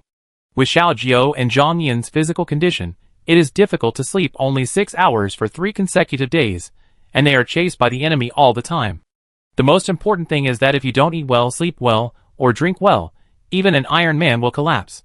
When Xiao Jiao turned around, Lin Hao next to him also fell to the ground. Seeing this, Ji hurriedly limped over. Xiao Jiao shook his head, and motioned her to sit in the back seat of Xiao Kong, and leave here first. Chapter 1032. Then with the help of others, Lin Hao was lifted onto the back seat of the bicycle again, and then he and Xiao Jiao were tied together, and everyone rode the bicycles, and started to return. Along the way, Xiao Jiao couldn't help but sigh that Chen Yu was indeed careful most of the time. If he hadn't asked someone to bring the bicycle, Xiao Jiao and Zhang Ying would have been exhausted after running back for 2 hours even if they didn't find Li Yao and the others. A long time ago, Chen Yu was quite weak at that time. It is no exaggeration to say that most of the survivors were stronger than him. But Xiao Jiao did not look down on him in any way, and even always treated him as one of his own. Whether it was De Zhuang, the national archery champion, or Chen Yu, who had just escaped death, Xiao Jiao treated them equally. Later in the storage room, Chen Yu risked his life to save Xiao Yin, which made Xiao Jiao completely accept this young man. In his opinion, he would not always be so powerful, not to mention that Xiao Jiao always believed that there are always people who are better than you. Even though he was a Special Forces soldier, Xiao Jiao knew very well that he was not born a Special Forces soldier. Chen Yu was an orphan since childhood and survived in the city with all his strength. It is no exaggeration to say that Chen Yu had already started to exercise more than 10 years ago. The wild dogs on the roadside, the homeless people fighting for food, and the traffickers who wanted to sell him were no less threatening than the zombies in the Doomsday. That's why Xiao Jiao said at that time that Chen Yu actually had great potential. Because when he was very weak, he dared to rush up alone to deal with the corpse rats that were more than 10 times larger. As Xiao Jiao later said to Uncle Hua, whether you can win or not is one thing, and whether you dare to fight or not is another. It is also based on this point that Uncle Hua also taught Chen Yu a lot of useful things. And now, they have begun to enjoy all the resources that Chen Yu can provide. In the square outside the train station, Chen Yu stood on the steps, looking at the dozen zombies outside the fence, and fell into deep thought. He held a walkie-talkie in his hand, and the frequency was already adjusted. Every few minutes, Chen Yu would press the call button. But there was no response, not even the slightest movement. Behind him, Long Jia leaned against the wall with his arms folded, and said lazily, "Who are you calling?" Hearing this, Chen Yu was silent for a few seconds, and said softly, "Hua Yao." Hearing this, Long Jia estimated and said, based on the distance and speed, they should have entered the range of the intercom half an hour ago. As soon as he finished speaking, someone walked out from the entrance, holding a square box in his hand. "See you try this." Uncle Hua was holding a repeater, while Chi Hao behind him was carrying a battery. Chen Yu turned around and frowned. "What is this?" Because he had rarely used walkie-talkies before, let alone other things, Chinyu basically didn't know what it was. Seeing this, Long Jia just glanced at it roughly, then accurately said the name and even the method of use. There was no way, this guy was in the organization, and was forced to learn all kinds of things by Long Dai and the instructor all day long. Chinyu's eyes lit up, and he walked over quickly. After waiting for a while, the relay station was powered on, and Chinyu connected the walkie-talkie to it. At the same time, he took a deep breath, squatted on the ground and pressed the call button again. Huiyao Huiyao, can you hear me? A few seconds later, a noisy sound rang out. Huh? How did you call me from such a distance? I saw on the map that I was still 30 kilometers away. A familiar voice appeared. Hearing this, Chinyu did not explain the reason, but asked, I want to ask you something. After waiting for a while, a response sounded. Go ahead. Have you seen a man who is nearly 1.8 meters tall, has a good figure, and has a scar on his right index finger? He is probably in his early 30s. Chinyu held the walkie-talkie and said slowly, he may have a head injury, and there should also be an injury on the left side of his chest. After saying this, Huiyao waited for about half a minute before answering, well, where are you now? Train station. Then call the doctors to get ready. Prepare for what? Save people. The man you are talking about is in my convoy. More than 10 hours ago, Leander and I just met him. He was only half alive. Hearing this, Chinyu couldn't help but stand up and asked, are you sure? Oh, or should that four-eyed man tell you? Huiyao curled her lips, holding the steering wheel with one hand and talking on the intercom. But she also heard that Chinyu's tone was very anxious, and stepped on the accelerator with her right foot again. After that, Chinyu and Huiyao said a few words, and then he went back to the train station to pick up the long gun and started killing the zombies outside. But when he came back, Uncle Hua, Chi Hao and Long Jia, the three of them had already started to deal with those zombies. There were about a dozen people standing in the square at this moment. Lin Yi held the medicine box in her hand, and a Ling stood on her left, still holding a little gray rabbit in her arms. As for Fang Xian, this guy refused to sleep no matter what, and insisted on following and watching, so Chinyu asked her to stand on Lin Yi's right. I don't know if it was because Huiyao drove violently, anyway, she appeared faster than Chinyu imagined. The car drove directly to the square. Huiyao stopped quickly, and then opened the back door. A man was lying on the seat. Everyone surrounded the car. Huiyao turned his head and looked at Chinyu and said, time is urgent, this guy's life is about to be lost, so I came here first. Huiyao had been driving for more than 10 hours, and his face was exhausted. Because they came with different tools, Huiyao and Chinyu and others did not set out at the same time. Chinyu sincerely said a few words of thanks, and then asked everyone to carry the people out of the car. When the hair was exposed, looking at the familiar face that was vicissitudes and much thinner, Chinyu turned around and hugged Huiyao, murmuring, thank you. Sister Yao. Hee, it's considered to repay your kindness for the grenade? When saying this, Huiyao also smiled from the bottom of his heart. The lights in the waiting room were bright at this moment. Because of the serious infection, there were even many bacteria on the scalp, so Lin Yi asked the nurses to shave all of Lao Cheng's hair. As for the leg, the blood had already dyed the bandage red. A Ling was also helping to treat the wound on the chest, and even Fang Xian stood aside and began to feel Lao Cheng's pulse. But as time went on, Fang Xian's brows furrowed more and more. Judging from her experience, this guy should have been unable to hold on for a long time. At this moment, a call resounded next to the service desk. Aching. I don't know when, Chen Shi has appeared here, and now she is bending over and holding Lao Cheng's bruised left hand. The next second, the man who had been sleeping for a long time actually slowly opened his eyes. Chapter 1033. Lao Cheng could hardly say a word now. Even a few words were difficult. He was extremely weak, so he could only turn his head and look at Chen Shi, who was crying. This scene made the others quiet down, and Lin Yi and a Ling stopped their actions.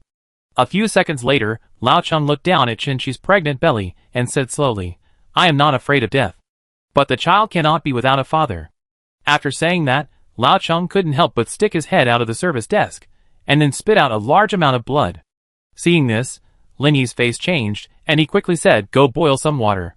As soon as he finished speaking, Hongwu stood up first, but before he took a step, he lowered his head and sat back. Chinyu put his hand on his shoulder and said, leave it to us. Then Chinyu called a few people to collect the wooden seats, split them into pieces with axes, put them on the ground with iron buckets, and started a fire outside the waiting room. At this moment, about 30 people were busy, Most of them were from the camp in the villa area. After working for almost an hour, Lin Yi finally sat down on the chair with sweat all over his head. At this moment, a figure suddenly appeared on the left. Lin Yi turned his head and said softly, "Don't worry, thanks to those antibiotics and medicines, he still has a chance to survive." Hearing this, Qin Yu nodded, turned around and waved in a certain direction. A few seconds later, the Ding Yu sisters came over. Qin Yu said, "You are not lying. Lao Cheng does have medicine in his pocket. Tell me, what reward do you want?"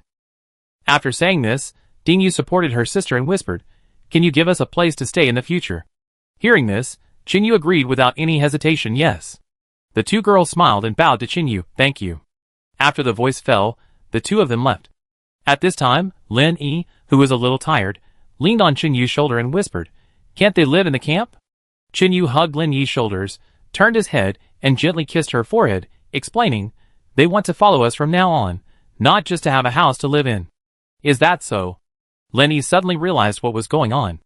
Lao Cheng was now receiving an 4 drip and resting on the service counter. The next second, Lin Yi sat up straight, turned her head and looked at Qin Yu, saying, "There are already 3 injured people lying at the 3 service counters. If more people are injured, there will be no place." At this point, she paused for a moment and added, "Qin Yu, quickly have someone push out the cabinets in the canteen to prevent more injured people from appearing later." After staying with Qin Yu for a long time, Lin Yi was gradually influenced. Although she had treated 3 people in a row and was exhausted, she still did not relax her vigilance. "Thank you, Yi." Qin Yu held her hands and said sincerely. Lin Yi smiled gently and urged him to get ready quickly. She wanted to rest on the chair for a while. Qin Yu stood up and led everyone to get busy again. Just after they set up the cabinets, a bicycle rode in at the entrance of the waiting room. Zhang Yin was soaked with sweat. Although he got back in less than an hour, he was exhausted. The sound of knocking on the door startled everyone, and they all stood up and looked over there. Because the light in the waiting room was not very good, and there was a flashlight tied to the front of the bicycle, everyone did not see who it was. Zhang Yin stepped on the ground with his left foot, took out a knife with his right hand to cut the rope on his body, turned around and hugged Li Yao directly. When the bicycle fell down, everyone saw clearly that there were 2 people. At this moment, Qin Yu's heart sank, and he quickly ran towards Zhang Yin. He glanced at Zhang Yin, nodded solemnly, and reached out to take Li Yao, whose face was already covered in blood. At the same time, the exhausted Lin Yi also ran over with someone, and was shocked when he saw who it was. Then, without a second of hesitation, Lin Yi asked Qin Yu to carry the person to the cabinet over there. At this moment, this side had already been wiped clean with a towel, and he just had to put the person on it. Now seeing Li Yao again, Lin Yi's eyes were instantly red. She herself has not changed much, and she rarely does hard labor in the sun, but Li Yao has changed a lot. Before, Li Yao had skin as white as jade, beautiful face, and blood vessels in her hands. But now, Li Yao's skin has been tanned, and there are several tiny wounds on her arms. Even a lot of hair has fallen out. The next second, Lin Yi's eyes moved down along her body, and saw the blood on her ankles, and then quickly said, "Shoes, take off her shoes first." At this moment, a beautiful figure stumbled over, and because of the slippery road, she almost hit her forehead against the corner of the cabinet. Fortunately, Qin Yu was quick-witted and reached out to block it in time, so Xiaoyin was not disfigured. Then she quickly stood up and lay directly on Li Yao, calling her name over and over again. Qin Yu pulled her away and said in a deep voice, "It looks like she is seriously injured. Go call Fang Xian over." "Okay, okay." Xiaoyin wiped her face randomly and ran back quickly. At the same time, Lin Yi had someone take off Li Yao's shoes. As expected, her soles were covered in blood, which had already stained her socks. Seeing this scene, even the knowledgeable Lin Yi couldn't bear to watch it. Then she didn't waste time, and asked someone to take a hot towel to wet the socks, and then use tweezers to pick out the residue. Lin Yi turned her head to the right and said, "Qin Yu, go get some sheets, and call a few girls over, and let them hold hands to cover it. Next, I have to take off Li Yao's clothes. It seems that her stomach is also bleeding." Qin Yu nodded quickly, and ran towards the area where supplies were stored. Others stood in the distance, and many of them didn't know what to do. Tonight, they had already seen the 4th wounded person. Although he met Li Yao again, Qin Yu didn't expect that she was injured so badly that the blood on her head had dried up and completely stuck to her hair. Qin Yu didn't know what she had experienced, but at this moment, Qin Yu's aura had quietly changed. Next, he would definitely try his best to madly retaliate against the people of the Salvation sect. When Lin Yi was trying hard to treat Li Yao's wound again, more people returned to the waiting room. Lin Hao's physical fitness was indeed much better than Li Yao's. He woke up when he was about to reach the train station. Of course, this might also be because Xiao Jiu rode too fast, causing the road to be too bumpy. Lin Hao had just untied the rope when a determined young man ran towards them quickly.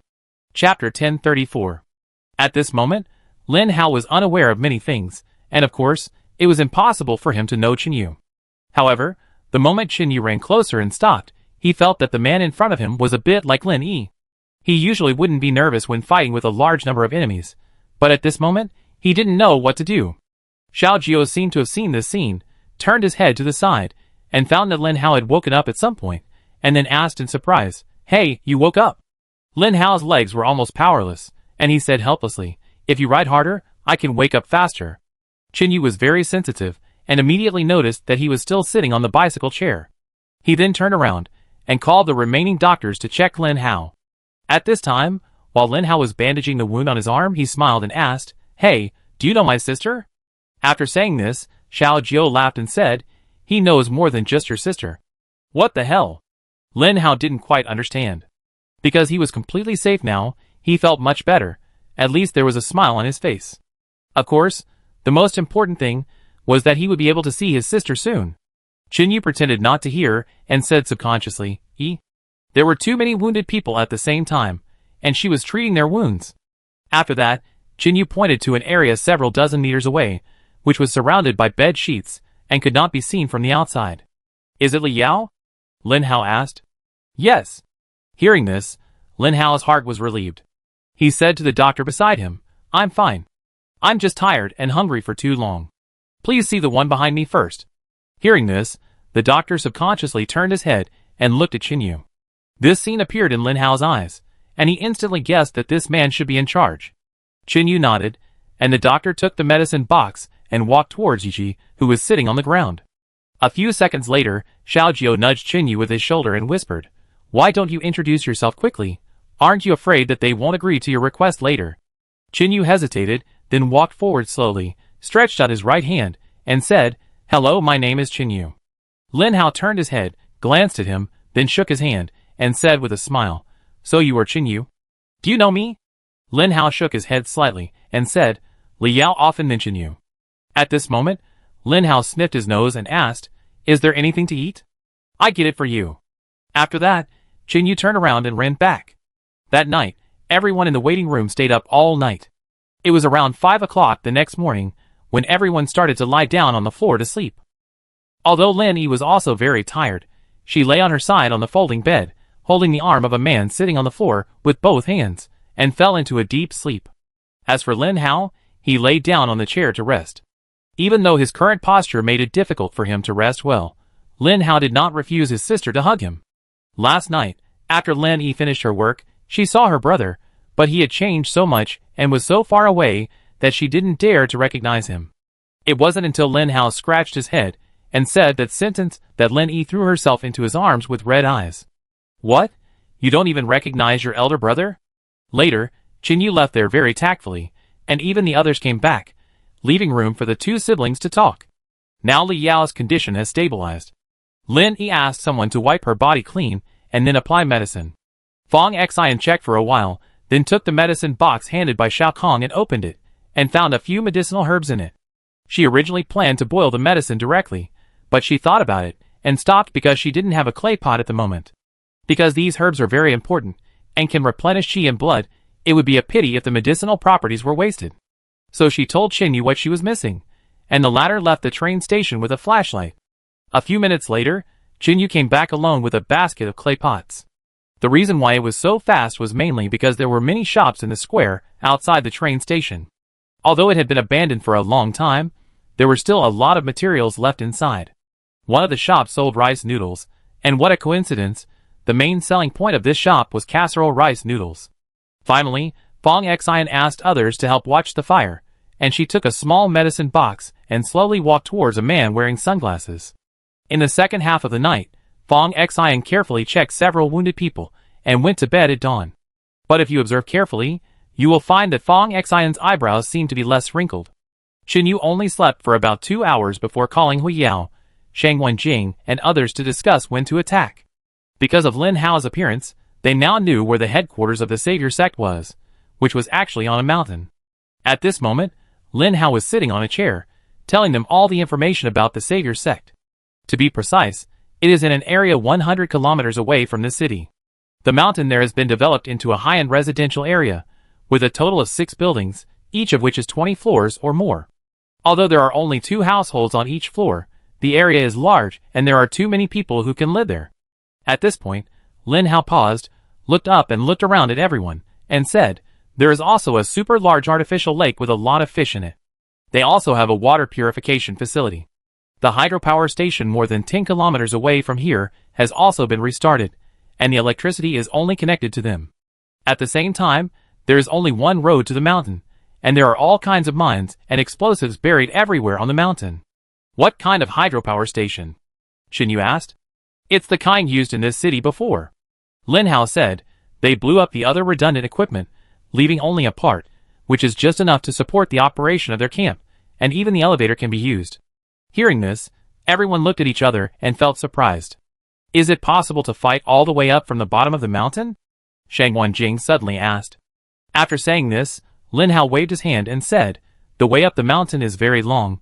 There is a checkpoint every 50 meters, and the weapons and equipment are gradually increasing." He looked around and said, "The first one is guarded by 30 people. They are holding bows and spears with zombie viruses. If you want to get in, you need to say slogans on the pager at the bottom of the mountain." Zhang Liping said, "This is easy. Let's catch some people and pretend to be them, and we should be able to get in." "It's not that easy. The slogans are changed every day, and they can use laptops. Although there is no internet, they can record and analyze the fluctuations of the sound."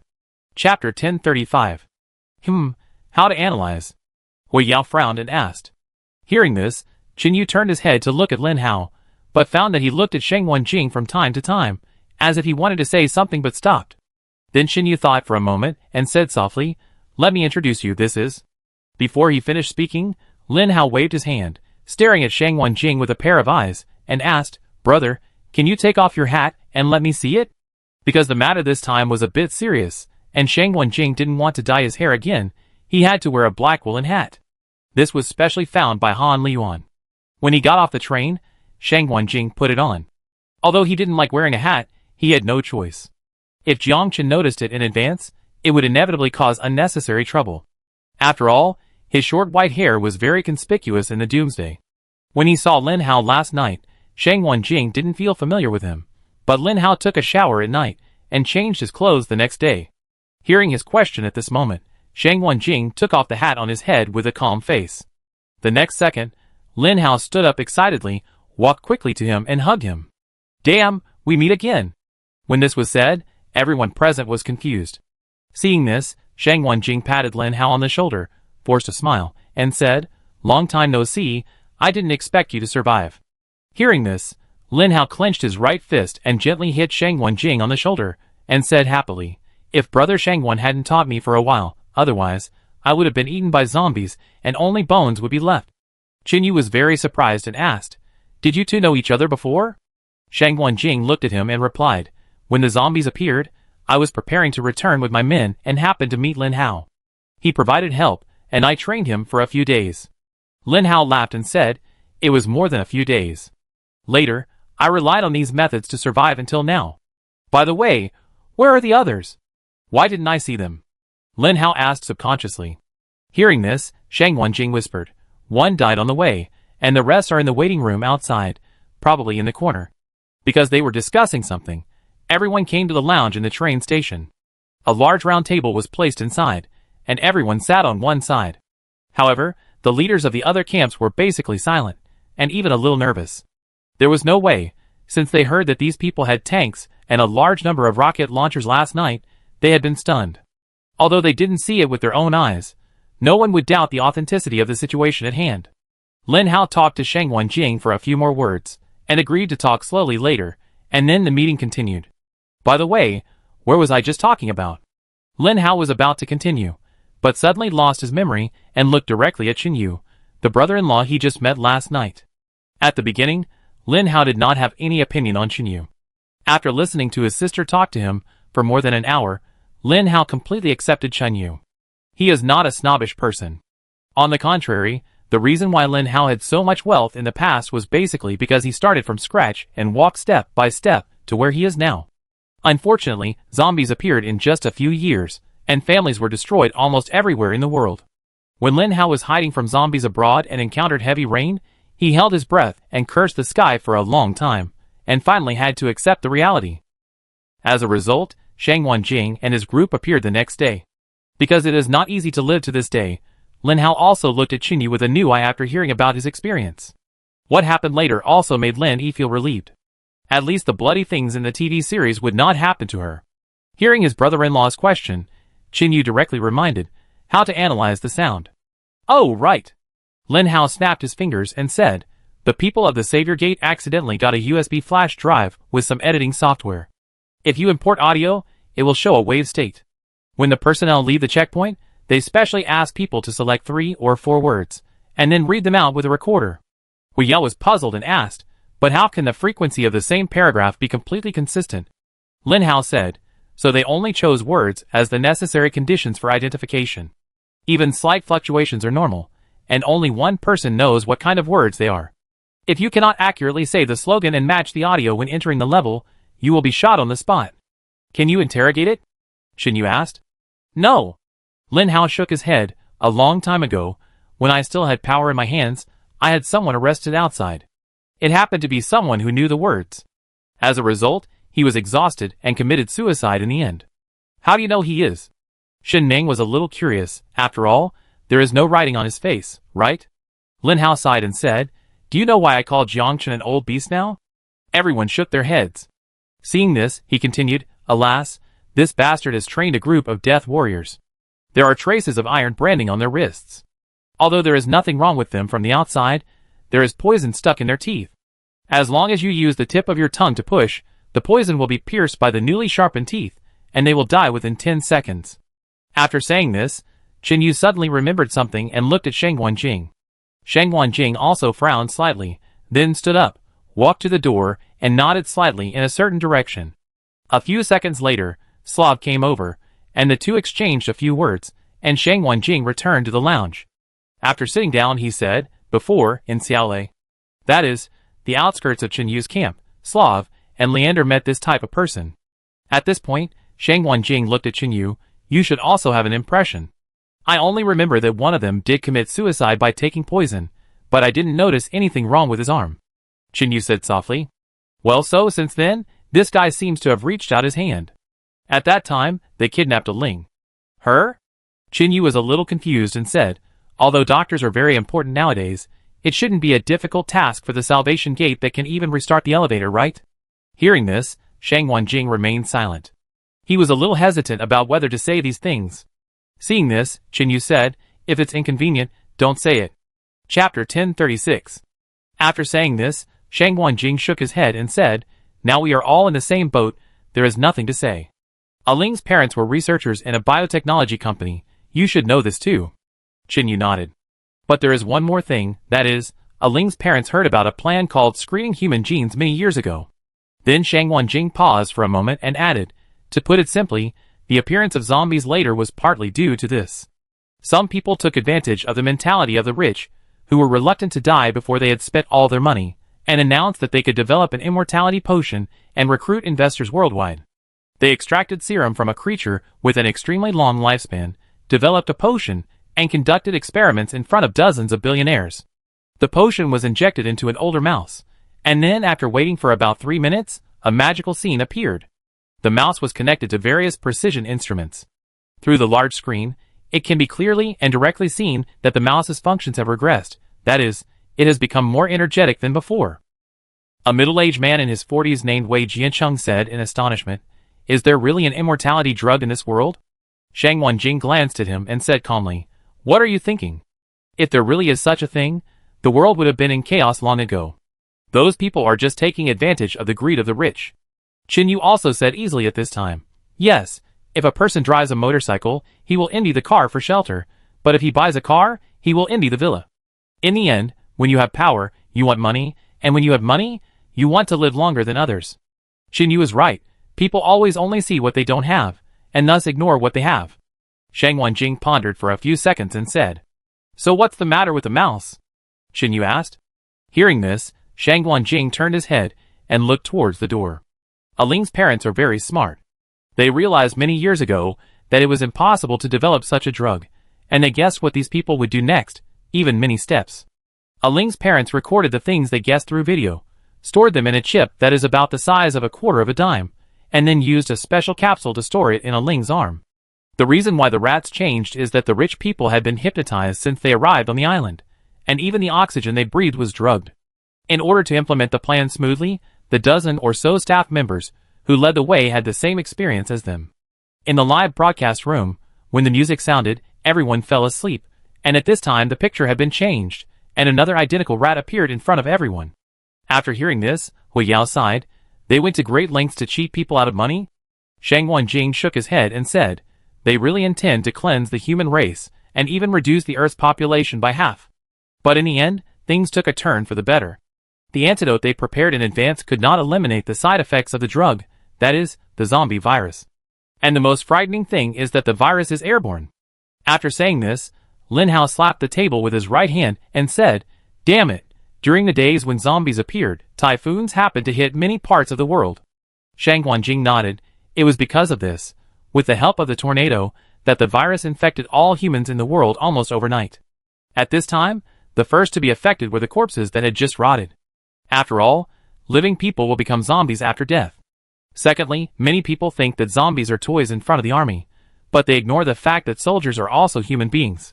As long as they are human, they will be infected.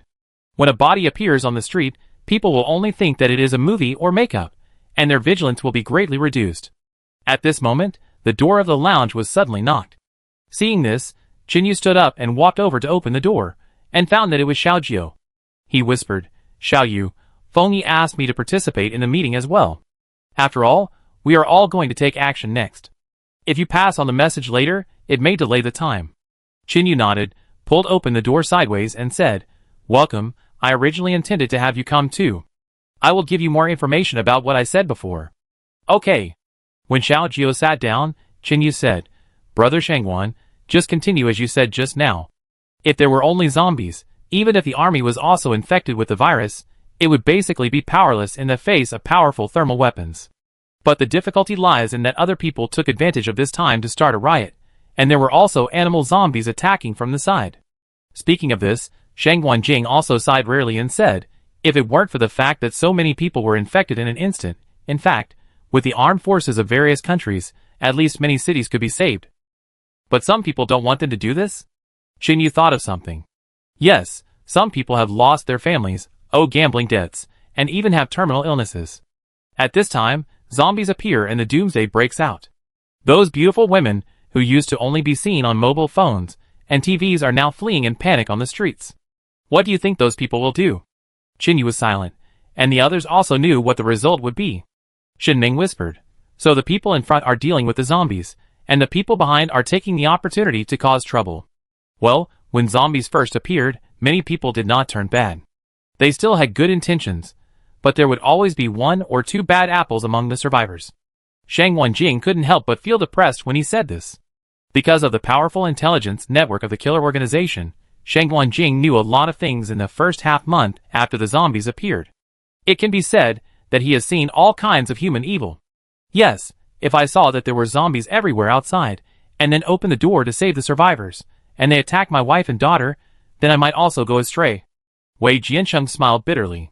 "So it only takes a week for many people to pick up the knife beside them."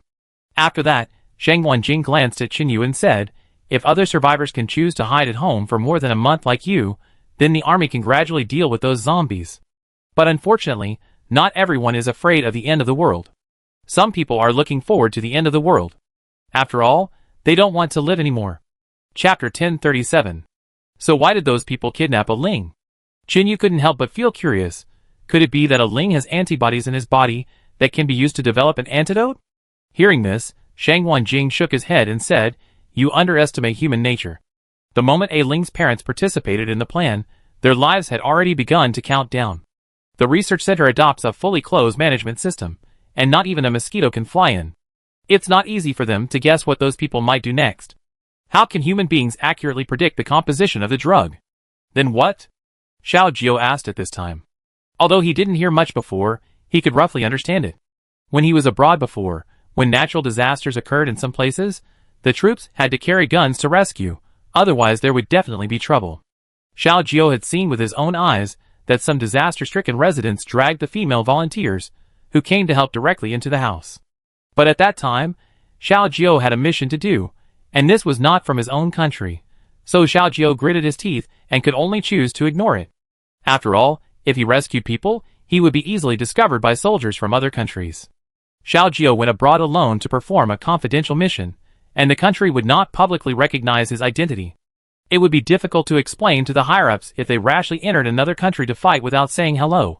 So whether it was Xiao Jiao or Shang Wanjing, once they stepped out of the border, the only thing they could protect themselves with was the gun in their hands. Although Xiao Jiao had never seen people from the disaster area making trouble in China before, when a global disaster occurred and it became more and more chaotic day by day, order disappeared, and everyone could not protect themselves, then it was hard to say. Human nature is like glass. When life-threatening things appear before our eyes, when these things begin to test us, sooner or later, it will break. Shang Wanjing looked at Xiao Jiao and replied, "As I said before, Ling's parents are very smart. They couldn't guess the ingredients of the potion, but based on the existing results, they used the formula to calculate for a day and a night, and finally determine the worst result, which is the zombie virus. But time is urgent, they don't have time to analyze how to deal with those toxicities, so they can only do the opposite and make the virus reject certain potions. But they only recorded the steps in the chip, and were taken to the basement. Since then, they have never come out. At that time, Ling was just a baby. Others did not suspect anything, and raised her day by day until I met her, and brought her back to the organization." Qin Yu frowned and said, "It seems like many years have passed?" Shang Wanjing nodded and said, "Although the zombie virus has only appeared for nearly 2 years, they have already started researching it more than 10 years ago. So, as long as the chip is made, the zombies can be driven away. It's difficult, but if it succeeds, and humans take it, the zombies will no longer attack the living, and they will die in all kinds of natural disasters in just 30 years. Shang Wanjing said more words in the lounge at this time than he did in the past 2 years. Is there no hope at all? Qin Yu was a little unwilling to give up. Although he had never heard of any antidote, if this drug could be developed, it would be no less effective than the antidote. We lack researchers, materials, and even space. Shang Wanjing shook his head slowly. At this moment, Lin Hao raised his right hand, then touched the tip of his nose with his left hand and said, "Have you forgotten this about the Savior sect?" As soon as these words came out, Qin Yu's eyes lit up, and he stood up and said, "Yes. I heard before that the Savior sect was researching some antidote, and they must have a lot of researchers there." But Shang Wanjing rubbed his temples and said, "You think too simply, I know this too." He looked around at everyone, but he had to tell the truth. Jiang Chen, who was able to create 3 of the top 10 killer organizations by himself, is not that easy to deal with. Shang Wanjing then sighed and said, "Although I don't want to encourage others, Jiang Chen's IQ is indeed genius. If we have any chance of defeating him, these researchers will die in a second." After the voice fell, Shang Wanjing turned his head slightly to look at the man sitting opposite him, and said, "It's really not easy for you to follow Jiang Chen for so long and still be alive." Lin Hao said thoughtfully, "But I think Jiang Chen, the old beast, doesn't seem to be a threat. He just kicked you several meters away in front of me some time ago. According to you, he had this kind of strength even when he was sick. If he was 10 years younger, he could kick that woman to death with one kick." Speaking of this, Shang Wanjing said softly, "Jiang Chen is best at pretending to be a pig and eating a tiger. You think he is a yellow bird, but in fact he will pretend that there is a snake or even an eagle behind him. When you think you are the winner, Jiang Chen will jump out and become the hunter. I haven't beaten him for so many years otherwise. Where do you think my white hair came from?" At this moment, Qin Yu has been in a state of contemplation and has not spoken for a long time. The lounge fell into silence, and everyone turned their heads to look at him. Seeing this, Xiao Jiao tapped the table lightly and asked, "Xiao Yu, what are you thinking about?" Hearing this, Qin Yu came back to his senses, and tapped the table with his right hand, saying, "Jiang Chen wants to win, so why don't we let him win?" Everyone was stunned when this was said. Shang Wanjing couldn't help it, and said, "Do you know what Jiang Chen looks like when he kills people? It's like the god of death has come. This guy may show sadness, but he will never stop. Once we lose this time, everyone, including your beloved woman, will be unable to live or die. Qin Yu said slowly. There is no construction without destruction. Jiang Chen has finally established the current situation. Even if he has calculated everything, he definitely won't take this step. What? Everyone looked puzzled. Seeing this, Qin Yu stood up, supported his hands on the edge of the table, grinned, and said, I'm going to blow up that hydroelectric power station. Hearing this, Lin Hao was stunned and said, Do you know what such a large hydroelectric power station means to a force in the doomsday? I know. Qin Yu's face was calm, and he spoke word by word. The electricity that can be used by 6 buildings with 1 or 2,000 people, if it is redistributed and the elevators are stopped, I'm afraid it can be used by 5,000 people. Chapter 1038.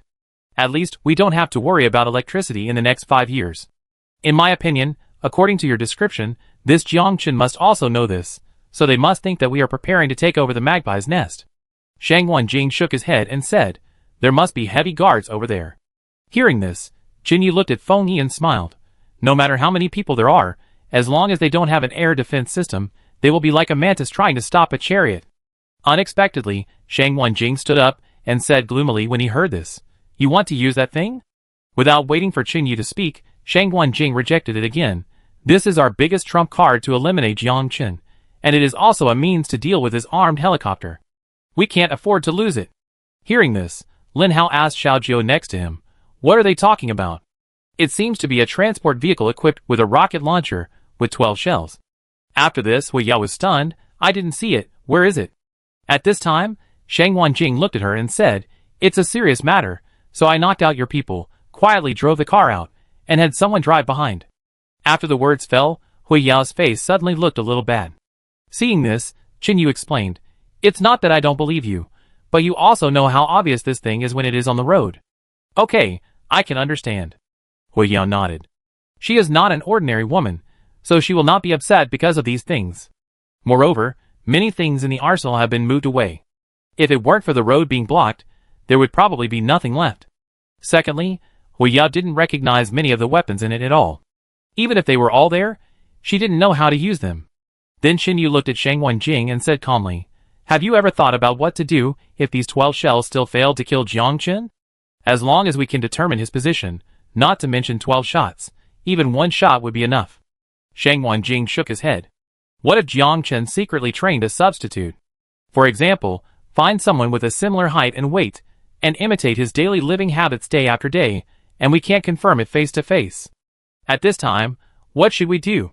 Qin Yu raised this question at this moment, because he had seen someone wearing a mask to disguise his age before. Sure enough, after saying this, Shang Wanjing sat back in his chair and remained silent. Even if you blow up the hydroelectric power station, it won't be that easy. He frowned and said, Snap! Qin Yu snapped his fingers and said, When it comes to fighting, Brother Xiao, and people like you are better at it, but if it's just to force the enemy to lose their composure, I should have a certain say now. At this point, he smiled. For so long, big and small things have gradually allowed me to summarize an experience. What is it? Xiao Jiao looked at the young man whose momentum had changed a little, and couldn't help but feel curious. Almost 22 months had passed, and Xiao Jiao couldn't help but sigh that people really change. At least, whether it was Xiao Jiao, Shang Wanjing, or the leaders of other camps, none of them had thought of blowing up the hydropower station. After all, this thing is completely different from those miniature ones at home. Qin Yu paused and said, Hit the snake at its weakest point. The only advantage we have over Jiang Chen is that we can fight with all our strength. If we win, we can get better resources and a survival camp. If we lose, we can be brothers on the road to the underworld together. After saying this, Shang Wanjing looked up at Qin Yu, and was even a little surprised. He had overlooked this point. The next second, Shang Wanjing also nodded slightly and said, Indeed, we seem to have forgotten one very important thing before, that is, as long as we win, we will get a lot of resources, but if Jiang Chen, the old fox, wins, he can only get more people. That's right. Qin Yu smiled and said, According to Brother Yi, Jiang Chen has now integrated the Savior Gate and Panyi Bay, and the number of people he controls has even exceeded the 1,000 mark. At this time, what he needs is not people, but talents. But if I were him, I would never keep people from the hostile forces around me. Many people understand the principle of raising a tiger to cause trouble. Hearing this, Xiao Jiu nodded solemnly and said, "You mean, Jiang Chen actually doesn't want to fight at all, because there is nothing good in winning, but he can't afford to lose." Qin Yu waved his hand. He and brother Shangwan have been enemies for a long time. He didn't know that they had returned before, so the two sides were at peace. But I guess, as long as there is a chance, Jiang Chen will definitely destroy brother Shangwan. Qin Yu is right. Shangwan Jing didn't mind what Qin Yu said, and he thought so too. After he finished speaking, Shen Ming, who rarely spoke, joined in. That is to say, those people will definitely think that we will definitely not attack those infrastructures. After all, if we win, they can be useful. Yes, this is something Jiang Chen didn't expect. He was able to lead people to restart such a large hydropower station in the Doomsday, which must have cost a lot of effort. He must think that no one would be willing to destroy it. Halfway through his words, Qin Yu paused for a few seconds and whispered, "If the hydropower station was attacked at this time, Jiang Chen would definitely take people to check, but it is not certain." At this time, Shangwan Jing said lightly, "If I also appear nearby, then Jiang Chen will definitely come out. With the blood feud you have had for more than 10 years, I am afraid it will really be a fight to the death." Qin Yu looked at the opposite side, and said after hesitating for a moment. Hearing this, except for Qin Yu, everyone else in the lounge looked at each other, wondering what kind of hatred they had that could not be resolved in the Doomsday. Shangwan Jing was silent for about half a minute, then he turned his head slightly, and looked towards the door. Outside the door, sat the people closest to him. Then he stood up, said a few words and left the lounge. "If I join the game, I might really be able to beat Jiang Chen by half a step. Just do as you say." Hearing this, Qin Yu's expression was not very relaxed, but rather a bit heavy. As the door closed again, the others did not get up and leave, but instead looked at Qin Yu sitting on the chair. After about 10 seconds, Qin Yu rubbed his brows in annoyance and said softly, "Brother Shangwan and Jiang Chen have known each other for a long time. I can't tell you the details privately, but you can know that if Shangwan Jing really appears in an injured state, Jiang Chen will definitely take the bait. This should also be a thorn in his heart." Chapter 1039. What should we do specifically? Xiao Jiu asked. Hearing this, Qin Yu stood up and replied, "Brother Shangwan will finalize the plan. After all, we are dealing with an old acquaintance, so we will definitely let him make his own battle plan. Then everyone can just cooperate as much as possible. Let's adjourn the meeting. Rest here for a day today, and leave at night." He paused and added, "Go from the platform." As Qin Yu left the lounge, the others also slowly stood up, but only 2 people did not move. Soon there were only 2 people left in the lounge. Hu Yao turned his head and looked at Shen Ming, who was sitting far away, and whispered, "Let's put the previous things behind us, okay?" As soon as these words came out, Shen Ming let out a long sigh and nodded her head, like a chicken pecking at rice. Shen Ming did not go to the train station square to pick up people last night, and she didn't know who was coming. The light in the waiting room was not good. Shen Ming just helped to light the fire for a while, and then slept in the corner at 12 o'clock in the evening. As a result, when she was having breakfast the next day, she saw an acquaintance walking beside Qin Yu with a smile on his face, and she was stunned at that moment. Qin Yu naturally noticed that something was wrong with Shen Ming, and then thought about it, and whispered something to Hu Yao. It was because of those words that Hu Yao was sitting in the lounge at this moment. Seeing Shen Ming was a little uneasy, Hu Yao looked at her and said calmly, "It was indeed my fault before, but it was also the order from the Salvation sect that asked me to find a way to capture the survivors. After the people in your camp were taken away, they let me go. I don't know if those people have gone back, but no matter what, it's my fault. If you think it's not okay, I will give you an explanation after this matter is resolved." Hearing this, Shen Ming shook her head, grasped the edge of her clothes with both hands, and whispered, "I have also thought about it. After all, not all camps will kindly accept neighbors to settle down next to them. What's more, we also want to use you to attract the attention of zombies and others, so as to develop better." Hu Yao couldn't help but raise his eyebrows and asked, "Then why did you move later? And even set fire to those houses?" "Because zombies are not the biggest threat now, people are." Shen Ming was silent for a few seconds and answered. Hu Yao nodded slightly, stood up and left the lounge. Shen Ming looked at her back, feeling mixed emotions. Both were women and both were the leaders of the survivors' camp, but Shen Ming and Hu Yao were not on the same level. Fortunately, now that Qin Yu was helping her, she could be on an equal footing with Hu Yao. In the waiting room, there was a rest area against a pillar. This was where Shangwan Jing and others rested. Usually, few people came here. After all, they basically did not interact with the outside world. Because it was daytime, there were only a few people sitting on the ground, talking to each other in low voices. Long Dai was wiping the sniper rifle, sitting alone in the corner. Just then, a middle-aged man with a dark face stood up and walked towards her.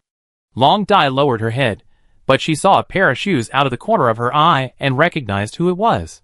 So she put down the wet cloth in her hand and whispered, "What's the matter?" Hearing this, Uncle Wa stood 2 meters away from her, took out a sniper rifle on his shoulder, and said, "In my current state, I can't play much power with it, so it's better to give it to someone who needs it." Long Dai now doesn't show her love for the gun like before. She lowered her head, looked at the floor at her feet and said, "There is also a sniper in your camp. Why don't you give it to him?" Uncle Wa doesn't like to tell lies because of his personality, but said truthfully, "The gun is out of bullets." Hearing this, Long Dai smiled instead of getting angry, raised her head and looked at him and asked, "So you think I can find bullets?" "That's not what I mean." Uncle Wa said calmly, "Yang Yu is a soldier serving in the domestic army. He rarely comes into contact with foreign firearms. Although I have been fighting outside for many years, I don't know much about sniper rifles. For us, we only know which caliber bullets this gun can use, but we don't know whether other guns use this kind of bullets. This reason is not very convincing." Long Dai stood up and patted the dust off her, but, of course, Long Dai knew very well that she did know this because she specialized in various sniper rifles. After saying this, Uncle Wa looked at her in silence, with no emotion on his face. A few seconds later, Long Dai reluctantly reached out and took the anti-material sniper rifle, which still looked like a brand new one. Then Long Dai said, "As long as I can find those types of guns next, I promise to make it fully exert its power." "Yes." Uncle Wa nodded, turned around and left without saying another word. Last night, a little girl kept checking his arm for a long time, and finally left with the medicine box without saying a word.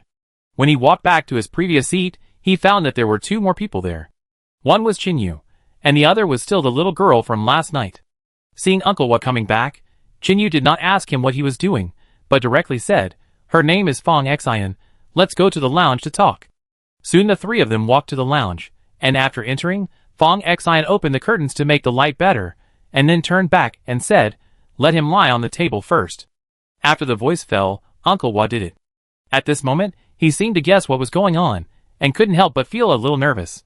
Sure enough, the girl named Fong Xian opened the box, and took out a set of tied tools from it.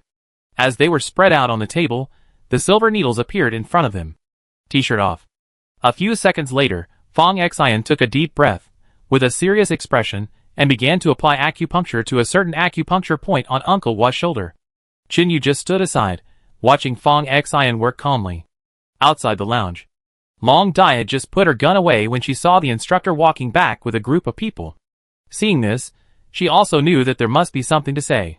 10 seconds later, Shang Wenjing stood in front of them, and said, "Xiao Jia, ask Chinyu and the others to borrow a map later, and find a square in an area 50 kilometers away from Jiang Chen's base camp." "What kind?" Long Jia nodded and asked. "A good view, open space, and most importantly, not too many zombies." "Okay." Shang Wenjing then added, "You also need to find a bucket of white paint, draw a circle on the ground, and draw a capital H inside it." After saying this, Long Dai frowned and said, "Are you going to draw a helicopter pad?" "Not only that, I'm also going to blow up Jiang Chen's armed helicopter." Chapter 1040. But how could Jiang Chen park the helicopter exactly there? Long Jia couldn't help but ask. Hearing this, Shang Wenjing said, "He can't, but the pilot may not. Last night, I asked Chinyu, and the guy named Xiao Jiao, and even Lin Hao. There are many open areas in this city that have artificially drawn helipads. Plus, this group of people are used to being rude on weekdays, and they don't realize that there are other people in this city who dare to attack them. Yesterday, Chinyu and his men attacked 3 times, and now they can't make phone calls, so it will take some time for the news to be transmitted back. During this process, let's set up the trap first." After listening, Long Jia suddenly realized and said, "Okay, then I get some dust. The weather is hot now, and the paint dries quickly. Then we can deal with it later, and it will look a little dirtier. Well, I'm relieved to leave this matter to you. In the next period of time, we have to move our position first. Starting tomorrow, we will fight a guerrilla war with Jiang Chen's people." As soon as he finished speaking, Shang Wenjing took a walkie-talkie from someone else and handed it to Long Jia. "Now that we have a relay station, we can communicate over long distances, which makes things much easier.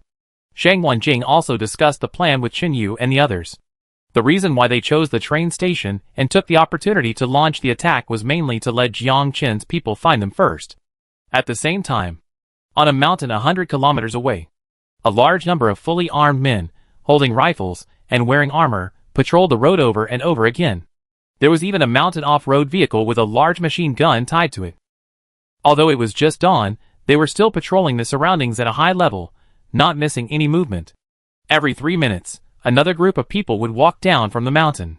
It was indeed as Lin Hao said, it was impossible to kill them by force. At the top of the mountain, by the swimming pool, a man was lying on a beach chair, his legs spread out on the legs of 2 young women with first-class looks and figures, enjoying the massage service. Then, on his left, another young man lowered his head, bent his body slightly, and slowly said something. Compared with before, Jiang Qin has recovered a lot in both mental and physical condition. Although he can no longer be compared with his previous peak state due to his age, he is still much better than ordinary people now. About 3 minutes later, the subordinate finished speaking, but did not dare to stand up straight. Jiang Qin wore sunglasses and turned his head slightly to the right. Seeing this, a beautiful woman holding grapes reached out and picked one, pinched it, and fed it to Jiang Qin. These girls, even if there is only one of them in the doomsday, can cause many forces to fight for it. After all, they are first-rate in both figure and appearance, no worse than the models before the doomsday. But now in this camp, they can only be reduced to servants and maids. But even so, they took the initiative to beg for a long time to get this status. Not even one of them was coerced by Jiang Qin. Even at this point, every night, these girls would occasionally fight over who would serve Jiang Qin, and sometimes even fight.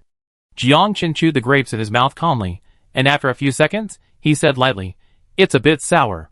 As soon as these words came out, the girl holding the plate next to him suddenly turned pale, and said in a trembling voice, "Sorry, Brother Chen, I will go pick it again."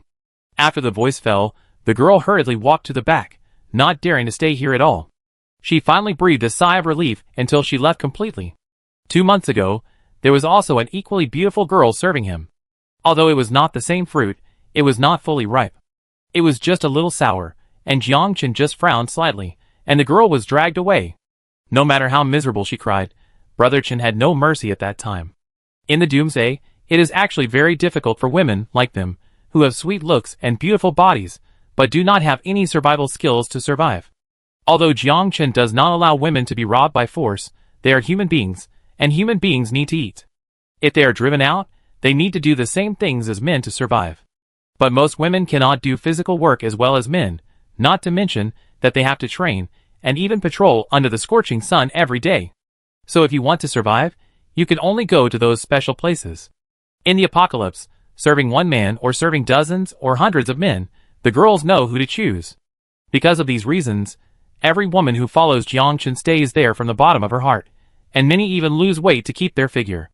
Jiang Qin sent the remaining 2 away, then sat up, looked at the clean and clear swimming pool in front of him, and said lightly, "So, the girl has escaped for 7 days, and you are telling me now, right?"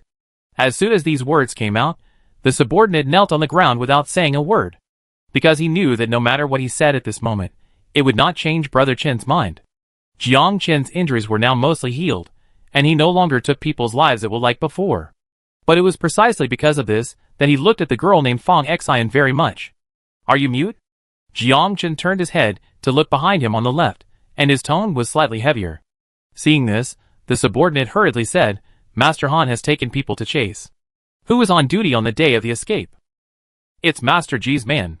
The subordinate didn't dare to hide it, and told the truth. Hearing this name, Jiang Qin frowned slightly, took off his sunglasses, and said, "Ji Lin has been with me for a long time, and he even made such a mistake?"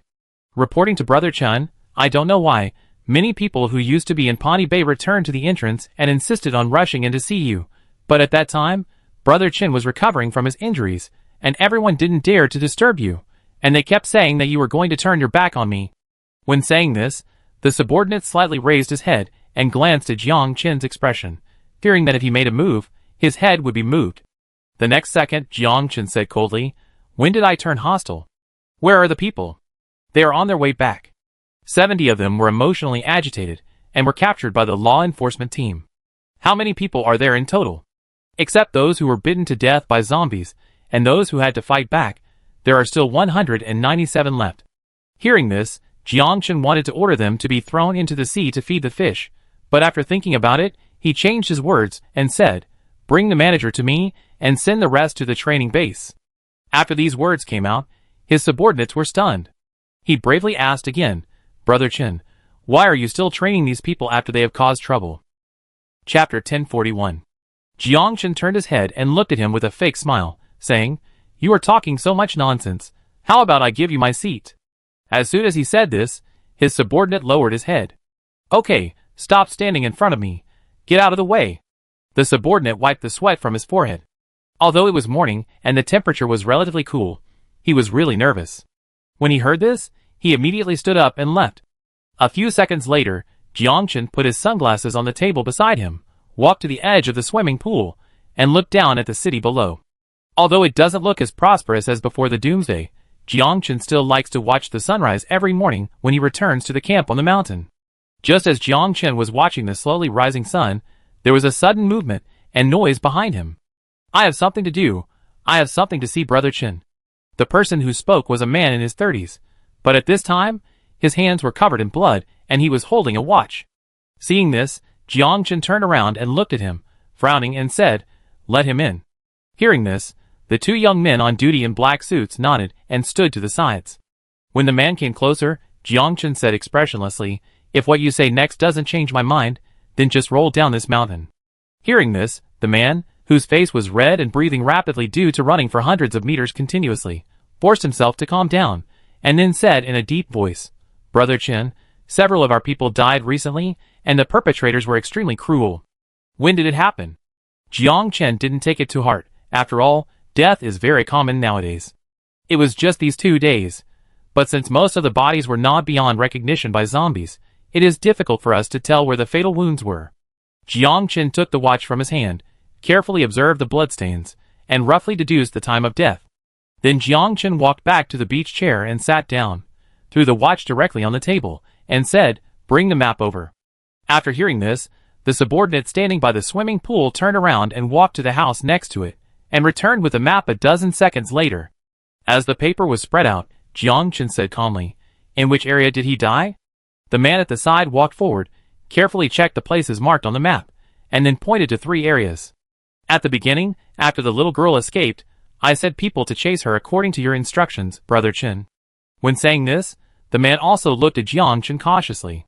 Hearing this, Jiangchen did not have any waves. When Fong Xian left Pawnee Bay before, he had already received the news, but only sent a few people to catch her alive. Because in Jiangchen's view, the outside world is not like Pawnee Bay. If Fong Xian can see the cruelty of the doomsday, she may be more willing to stay with him. When the subordinate told him about this, Jiangchen deliberately pretended to be unaware, in order to make others think that he didn't care much about this girl. Otherwise, some guys who have nothing to do after eating might run to be bodyguards for Fong Xian. Of course, if there were more people like this around him, Jiangchen would be happy. After all, he couldn't guarantee that he would not get sick again in the future. Even though he has built a complete medical system now, many drugs cannot be produced again. "Go on," Jiangchen said calmly. It stands to reason that the little girl had been hiding for a few days, and was about to be unable to run, but for some reason, a group of survivors suddenly appeared and attacked our people. Because the enemy's firepower was too fierce, our people requested helicopter support. "How many shells were used?" Jiangchen glanced at him sideways. "2. The man replied in a low voice. "Are those people dead?" Of course, there were mincemeat everywhere, and you know the power of this air-to-ground missile, Brother Chen, humans basically can't avoid it. After hearing this, Jiangchen was silent for a few seconds, then took the intercom on the table, pressed it and said, "Ask the 3 hall masters except Ji Lin to come over." Since the two forces were merged together, Jiangchen disbanded many of the previous branches. For example, the doctor, or the butcher. In his opinion, they were just a bunch of people who dared to kill ordinary people. If they really met some powerful ones, they would die on the spot. In order to prevent the plan from being exposed, and to clear out the traitors in the 2 camps at the same time, Jiangchen basically did not care about the Salvation sect. Only when it comes to matters that affect life and death, will the confidant go to Pawnee Bay to tell him. For example, Ding Han led 2 teams out to capture a Ling alive, but accidentally met Shang Wanjing and others. Others thought that they were just tracking down the two people who escaped from the Savior Gate. Unfortunately, the plan could not keep up with the changes, and Ding Han was almost left there. Even though the mission was not completed and more than 10 people were lost, Jiang Chen did not blame anyone, but just asked them to recover well. But from that time on, Jiang Chen began to plot against Shang Wenjing.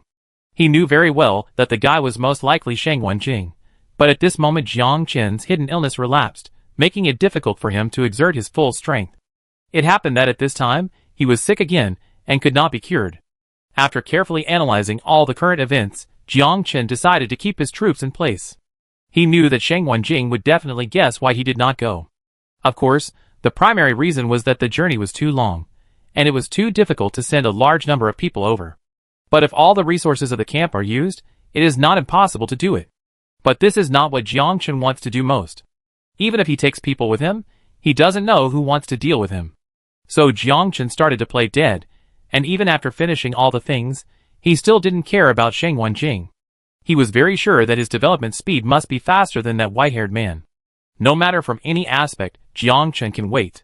So he interspersed a large number of spies in the city, only focusing on the port or the railway station. After all, if Shang Wenjing really brought people here, he would definitely bring a large number of people. When there are too many people, even Jiang Chen can't drive them all here, because at most the truck can carry people. But what about the weapons and ammunition? It's impossible to go there empty-handed, right? He even didn't let anyone intervene. That is, if Shang Wenjing brought people to raid, he would just have a taste of sweetness. When Jiang Chen heard the report from his subordinates at this moment, he could actually guess who was coming. Soon 3 men with fierce faces came to the vicinity of the swimming pool. The 3 of them are in charge of the current Law Enforcement Hall, Discipline Hall, and Training Base respectively. Chapter 1042.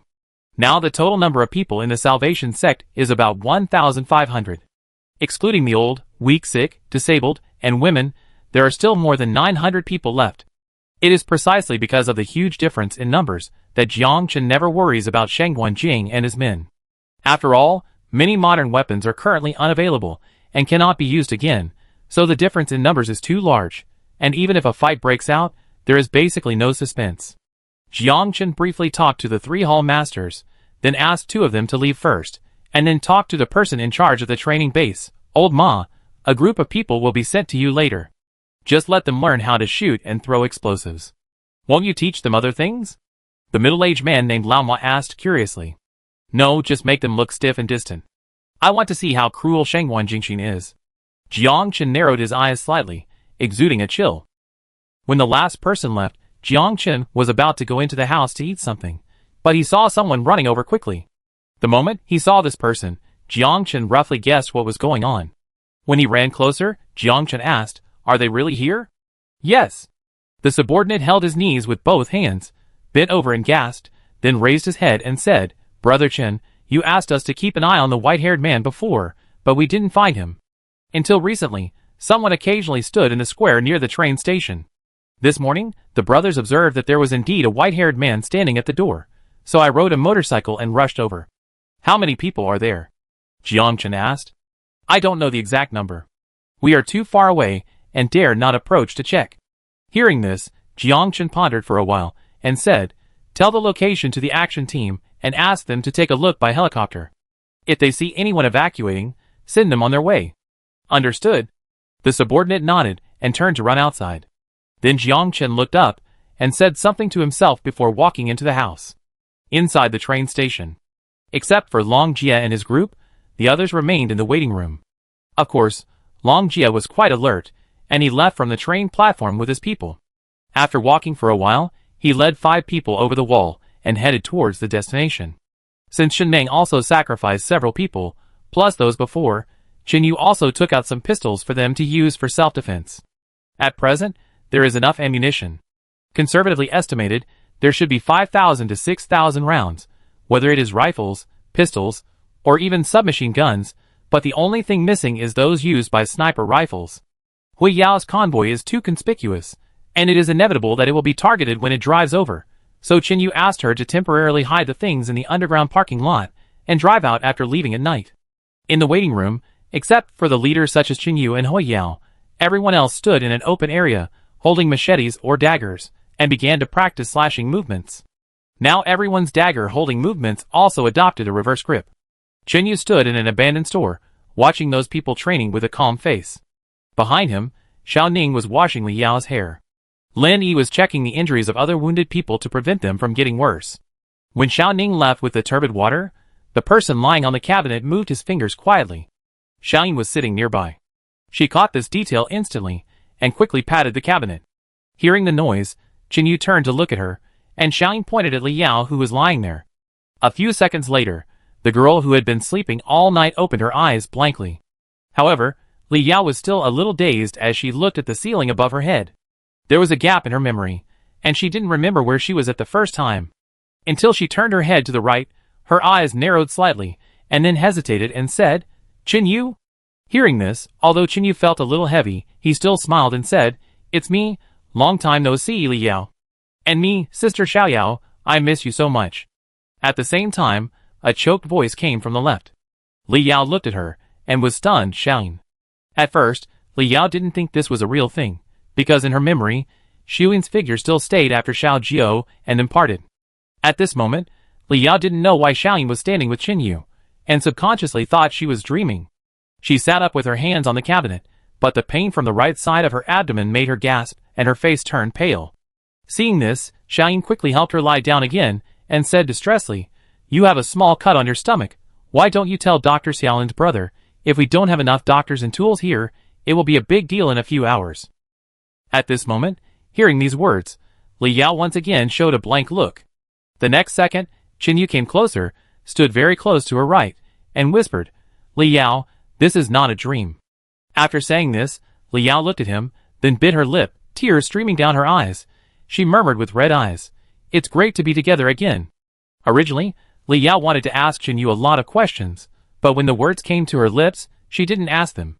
Jinyu took out a piece of paper from the side, and handed it to Xiaoyin, who wiped Li Yao's tears for her. Then he whispered, "I'm sorry, I really don't know where you are. At that time, even if I came here, I would still be dead." Jinyu said these words not to excuse himself. Anyone who has survived the apocalypse knows very well how difficult it is to find a living person without communication tools, and the other person's exact location. Because it is very likely that you are looking here and moving there, and most of the time will be wasted on the road. And if Jinyu walked away at that time, it would be unfair to everyone. Li Yao shook her head slightly. She lay on the cabinet with a smile from the heart on her face, but she said it while crying, "Of course, I understand you. I support all your decisions unconditionally. As I said a long time ago, no matter what you say or what choice you make, I am willing." After saying that, Li Yao grabbed Xiaoyin's arm, endured the pain and sat up again, then looked at Jinyu's face, which was darker but still angular and handsome, and said seriously, "But I can't marry you. I have decided that I will never fall in love with anyone again in this life." Hearing this, Jinyu was silent for a few seconds and said, "Sorry." Although Li Yao had a smile on her lips, she shook her head with tears and said, "You don't owe me anything." Chapter 1043. If it weren't for you, I would have died in school with Brother Feng. When saying this, Li Yao's face was calm, as if she was telling a very ordinary thing. Having seen too many separations and deaths, Li Yao has become much more numb. Jinyu looked at her current state and whispered, "Have a good rest." Li Yao glanced at the people in the distance, and said with a wry smile, "There are so many people following you now."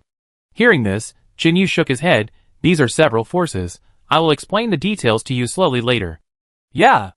Li Yao reached out his left hand and gently touched the back of Xiaoyin's head, then looked at Jinyu again and said, "By the way, where is Wu Rui? Is she still alive? Did you meet her later?" Hearing this, Jinyu nodded and said, "It was thanks to her that we knew you were taken away, and later we tried to find you." Then, Jinyu roughly described his experience during that period. After a few minutes, Li Yao finished listening and said, "It turned out that he had robbed those horses. Yes, later we thought that the people in the manor camp had kidnapped you. So we went over there, and later met another person who told us that the camp would not accept any survivors, let alone take back the wounded outside." At this moment, Jinyu couldn't help but think of Fu Qian. Although the child he adopted was still alive, Zhang Yin was the main person raising him before, but with Zhang Rui's accident, the child is now being taken care of by someone else. Including Song Cheng's child, as well as the babies born by Chen Shi and Jiang Yuchen before, plus several others who can't walk, they are currently being taken care of by the women in the camp in turn. No one was dissatisfied. In everyone's view, children represent hope in the doomsday. However, as they experienced more and more dangers, the children were now doing exercises in addition to learning to read and various daily necessities. Of course, the content must have been re-optimized. After all, children and adults have different physiques. Li Yao is currently very curious about the camp, but she also knows that she can't be impatient now. Just as she was about to lie down again, Li Yao said again, "I want to see Wu Rui and thank her for not giving up on me despite her hard work." She didn't dare to come over, because Wu Rui felt that she was too cowardly at the time. If she hadn't hidden, but rushed out, she might have been able to stop the group of people, and even accompany you to such a far place. Chen Yu said, "I don't blame Wu Rui." Li Yao shook her head seriously and said, "It's meaningless to say it after the fact. Lin Hao and his group did look difficult to deal with. Even if I switched places with her, I would hesitate whether to rush out. After all, if one person can survive, maybe she will meet you and have a chance to save people. Otherwise, it would be difficult for two girls to escape." After listening to this, Chen Yu turned his head and looked at the left door, saying, "Then wait for Wu Rui to come back. I will ask her to come and see you." Wu Rui went out with Long Jia and others to perform a mission early this morning. Speaking of this, Chen Yu paused and added, "Long Jia is Lei's junior brother and also one of us." "Is that so?" Li Yao seemed to understand and nodded. At this moment, Chen Yu suddenly remembered something and said, "Don't go to sleep yet. There is someone you must want to see." After that, Chen Yu walked to a corner of the waiting room. Because they carried a large amount of weapons and ammunition this time, they needed to be guarded around the clock. Ningli followed Chen Yu and the others out, and she basically didn't talk. She stayed by the wooden boxes every day and read quietly. But they were all medical and weapon related. The former was lent to her by Lin Yi, and the latter was collected by Long Dai. But at this moment, Ningli looked at a loss and couldn't read a word at all. From time to time, she raised her head and looked in the direction of the waiting room. She was currently in a passageway leading to the platform. When Ningli was changing shifts with others last night, she had gone to see the wounded twice, but they were not the faces she thought. And the wounds were too severe. Ningli couldn't stand the sight, so she went back to the passageway again. Although there was some movement inside later, Ningli still didn't choose to go over to check. She was afraid that her hopes would be dashed again, and she was also worried about seeing Yao Yao's body. And Ningli knew very well that if Li Yao really came back, Chen Yu would definitely come to call her. So now, although she was sitting on the ground holding a book, she was listening carefully to the door behind her. After waiting for an unknown period of time, a door was pushed open. Ningli quickly put down the book, stood up and looked over there, with an expression of wanting to say something but not being able to. Seeing this, Chen Yu smiled and said, "Take a break." Hearing this, Ningli looked at him hesitantly and asked, "Yao Yao, did you find her?" Chen Yu smiled and nodded again. Seeing this, Ningli hurriedly ran towards the waiting room. 10 seconds later, she stood a few meters away from the canteen, covering her mouth and crying. Li Yao, on the other hand, also widened her eyes. Finally, she stretched out her right hand and murmured, "Ning! Li?" The next second, Ningli rushed over, hugged Li Yao tightly, and cried on her shoulder. Seeing this scene, Xiaoyin wanted to remind her to be gentle and not touch Li Yao's wound, but after thinking about it, she left. Although Xiaoyin also had a lot of questions to ask Li Yao, she was very sensible and knew that Ningli was Li Yao's classmate, and the two must have a lot to say.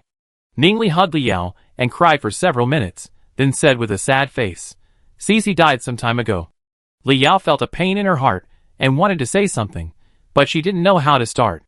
A few seconds later, Ningli sobbed and asked, "Yao Yao, where is Yuan Yuan? Is she still alive?"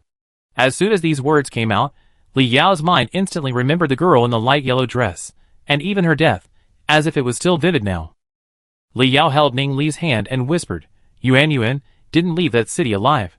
Hearing this, Ningli cried even louder. Others also noticed the movement and stopped training. Seeing this, Xiao Jiu said, "Take a break first, and practice again in half an hour." As soon as he finished speaking, everyone dispersed and returned to their respective rest areas. Chen Yu checked the wooden boxes, and even looked at a box of bullets for a long time. After waiting for almost half an hour, Ningli came back. Although her eyes were red and swollen at the moment, there was still a smile on her lips. Ningli saw that Chen Yu had not left yet, so she trotted over, her mouth full of various words of gratitude, and she almost knelt down to him. Chapter 1044. Ningli has been struggling in the apocalypse for so long now, so she naturally understands how difficult it is for two people to meet again. Some people may end up with one person and one zombie when they meet again after they separate. So Ningli is very grateful to Qinyu. At least he really did it. For this, Qinyu also smiled and said that it was Xiao Jiao and Zhang Yin who found Li Yao, not him. But Ningli didn't think so. Later, the two talked for a while, and Qinyu left here. Although there was no other arrangement today, he still had other things to do. Around 8 o'clock in the morning, Chen Yu, Shang Wenjing, Xiao Jiao, Alei and Zhang Yin began to prepare a battle plan. Originally, Qinyu did not intend to participate, but Xiao Jiao said that no one is born knowing how to fight, not to mention that Qinyu had many experiences of escaping death and could provide some suggestions. Among these 5 people, except Qinyu and Zhang Yin, 3 of them have participated in various wars of varying sizes. In the lounge, before the battle was about to begin, Qinyu interrupted everyone, went outside again, and called 2 more people. Uncle Hua and Yang Yu. Qinyu also told everyone a good news.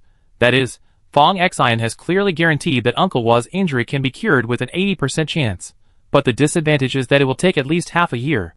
After all, it is a hidden disease and a recurrence of an old injury. It takes a certain amount of time to completely cure it. Everyone was happy about this. Although it was difficult for Uncle Hua to serve as a sniper again this time, he could lead people to set up various traps and mines.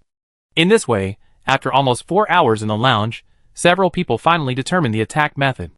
First, Shang Wenjing acted as bait, driving a car with people to make a lot of noise in the city to attract some people's attention. At the same time, Qinyu proposed to select 3 more people, take the hair from the zombies, paint it with white paint, and then work with Shang Wenjing to make trouble in 4 directions of the city to cover up the truth. With his suggestion, everyone voted unanimously in favor of it. After all, according to Qinyu's brother-in-law, the number of Jiang Chen's men was simply exaggerated and amazing. Moreover, Lin Hao repeatedly stressed that the weapons and equipment of the Savior sect were not inferior to theirs, and they definitely had more than 1 tank, so they must not start fighting without understanding the situation. The scale of the war under the apocalypse is much smaller than before the apocalypse, mainly because it is difficult to get support from the rear. So Shang Wenjing and Xiao Jiao both said that they should either not fight or fight quickly and do their best. They and Jiang Chen could not afford a protracted war, as they were several times inferior in numbers. Of course, this required a rough understanding of how many cards Jiang Chen had. And now most weapons and equipment can no longer be used, but Jiang Chen has drones for reconnaissance. Regarding this, Xiao Jiao said that they could choose to launch an attack on a rainy day. It is impossible that the guy's drone is a professional waterproof model. Now it is not like before that you can place an order to buy. What resources are available depends entirely on what you can find. It's just that there is no weather forecast, so it's hard to judge when it will rain. Yang Yu looked at the big guys in the room except Qinyu, and he was really nervous. What he didn't expect was that Qinyu actually knew so many powerful people. Hearing this, Qinyu frowned slightly, but soon relaxed and said, "One of the survivors who followed this time has rheumatism.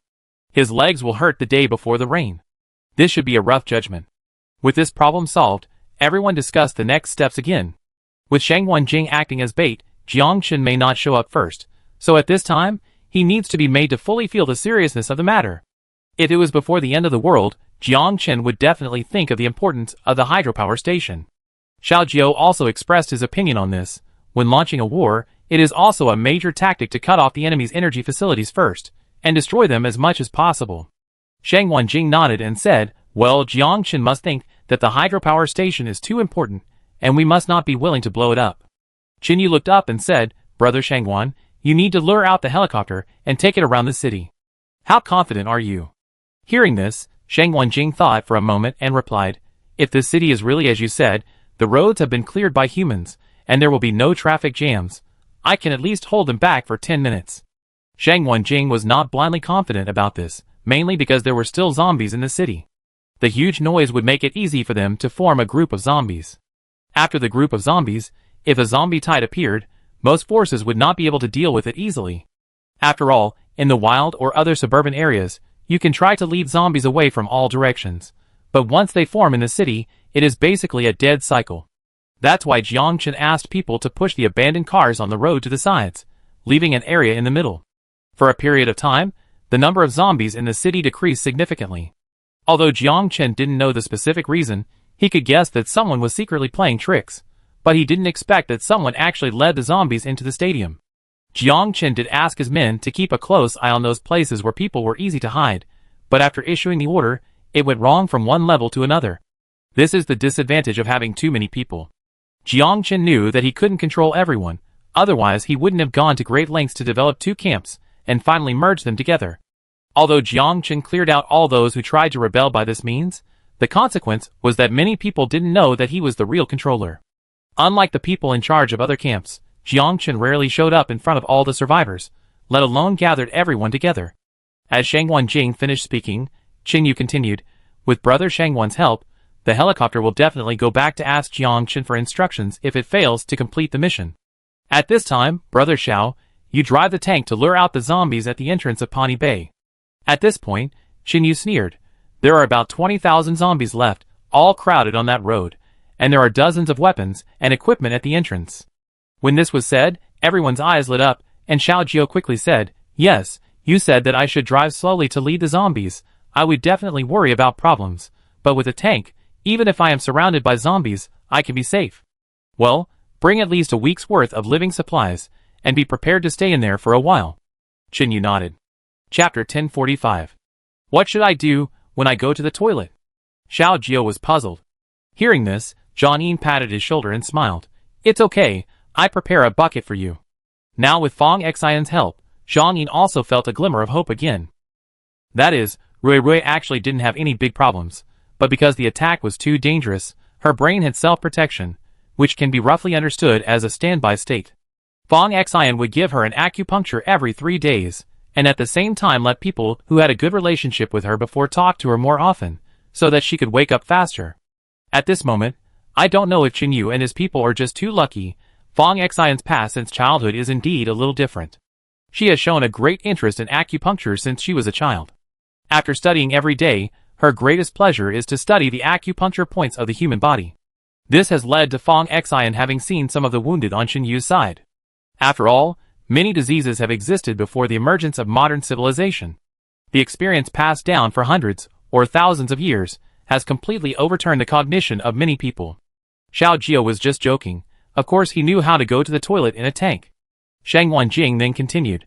The tank led the zombies away, and Jiang Qin would definitely realize that something was wrong, so he would definitely blow up the tank as much as possible. After all, if more than 20,000 zombies appeared near his camp, it would be completely hopeless. Qin Yu nodded slightly and said, "If it were me, I would definitely lead the team myself to avoid any accidents during the mission." Well, Jiang Qin will definitely get on that helicopter, but without anti-aircraft missiles, it is difficult to hit a moving target, so they need to stay accurately at the reserved helipad. Shang Wanjing said. After he finished speaking, Uncle Wa glanced at him and said, "But how can you ensure that he will get off the plane instead of shooting at you from the sky?" Shang Wanjing smiled as he said this. He raised his thumb and tapped his chest. If Jiang Qin and I were to face each other, he would definitely try his best to have a close combat with me. Why? Zhang Yin was curious. What if something unexpected happened? Because I once killed his woman with 3 punches in front of him. When he said this, Shang Wanjing looked calm, as if he had no psychological burden. Everyone was silent after hearing this. But the next second, Shang Wanjing explained in a rare way. Before this, Jiang Qin's woman brutally killed one of my students, including the entire family and servants, a total of 19 people. And their bodies were exposed to the sun for 7 days. Women are the most vicious, and I'm not kidding. At this moment, Shang Wanjing could even remember the tragic appearance of the corpses at that time. Even though it happened more than 10 years ago, he still felt that he was not satisfied with his anger. Because that woman was completely brainwashed by Jiang Qin. The culprit was Jiang Qin, but it was too difficult to catch him. In the end, Jiang Qin escaped to the cruise ship, and Shang Wanjing was held tightly by his woman's legs, and even handcuffed, so that he could not chase him anymore. At that time, Shang Wanjing had established a killer organization, and let those who did not complete the assessment to solve it themselves. But in fact, he did not kill everyone, but injected a special potion into the brain, causing those children to have amnesia. Those who failed the assessment would be secretly sent to various parts of the world after their memories were cleared. They were isolated from the world, and it was difficult for them to return to modern civilization again, but their lives were saved. The first condition for Shang Wanjing to select those children was that they were orphans without parents and any relatives. Many places abroad are full of drugs. Even if Shang Wanjing does not intervene, those street kids can easily go on the path of murder, arson, robbery and drug abuse. But no one knows this, not even Long Dai and others. It is precisely because of this that Lei always hates his instructor, but he can't hate him. Listening to Shang Wenjing's words at this moment, Yang Yu waved his hand and said, "Revenge when there is revenge, repay kindness when there is kindness, there are only enemies, no other identities." Then Zhang Yin slowly said, "In this case, is there a chance to use a shell to blow up the armed helicopter directly?" "No."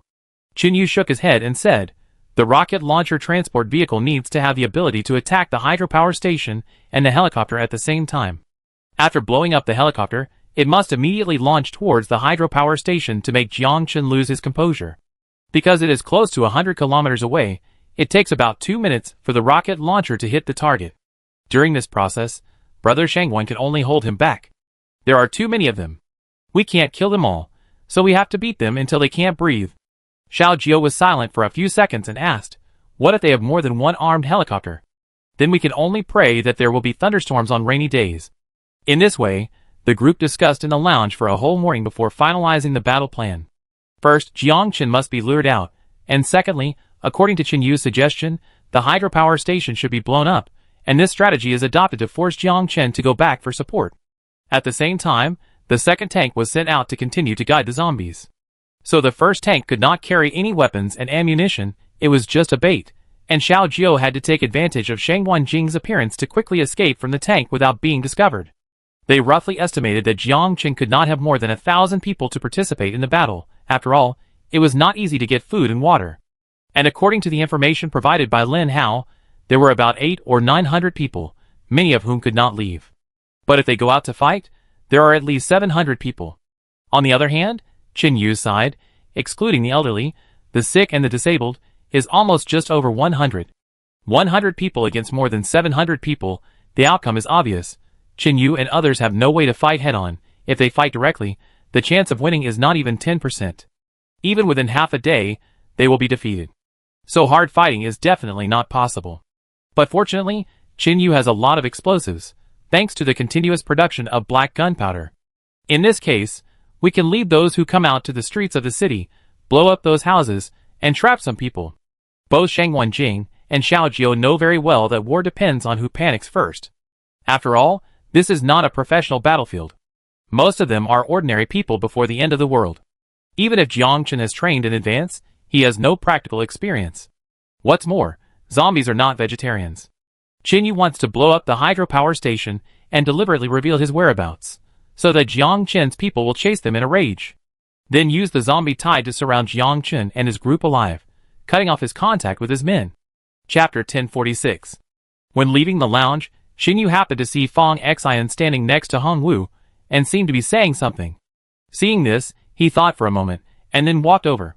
As soon as he approached, Fang Xian heard footsteps coming from the right rear, and then turned his head to look at him, smiling. "You are here, just in time. I have something to tell you." "What's wrong?" Qin Yu asked. Fang Xian took Qin Yu's arm and walked a distance to other areas. Then she patted her chest and said proudly, "Fortunately, you didn't stand by and watch him die, and there will be a lot of good news to tell you next." After saying this, the clever Qin Yu first glanced at Fang Xian in front of him, and then looked at Hong Wu, who was wearing sunglasses again in the distance.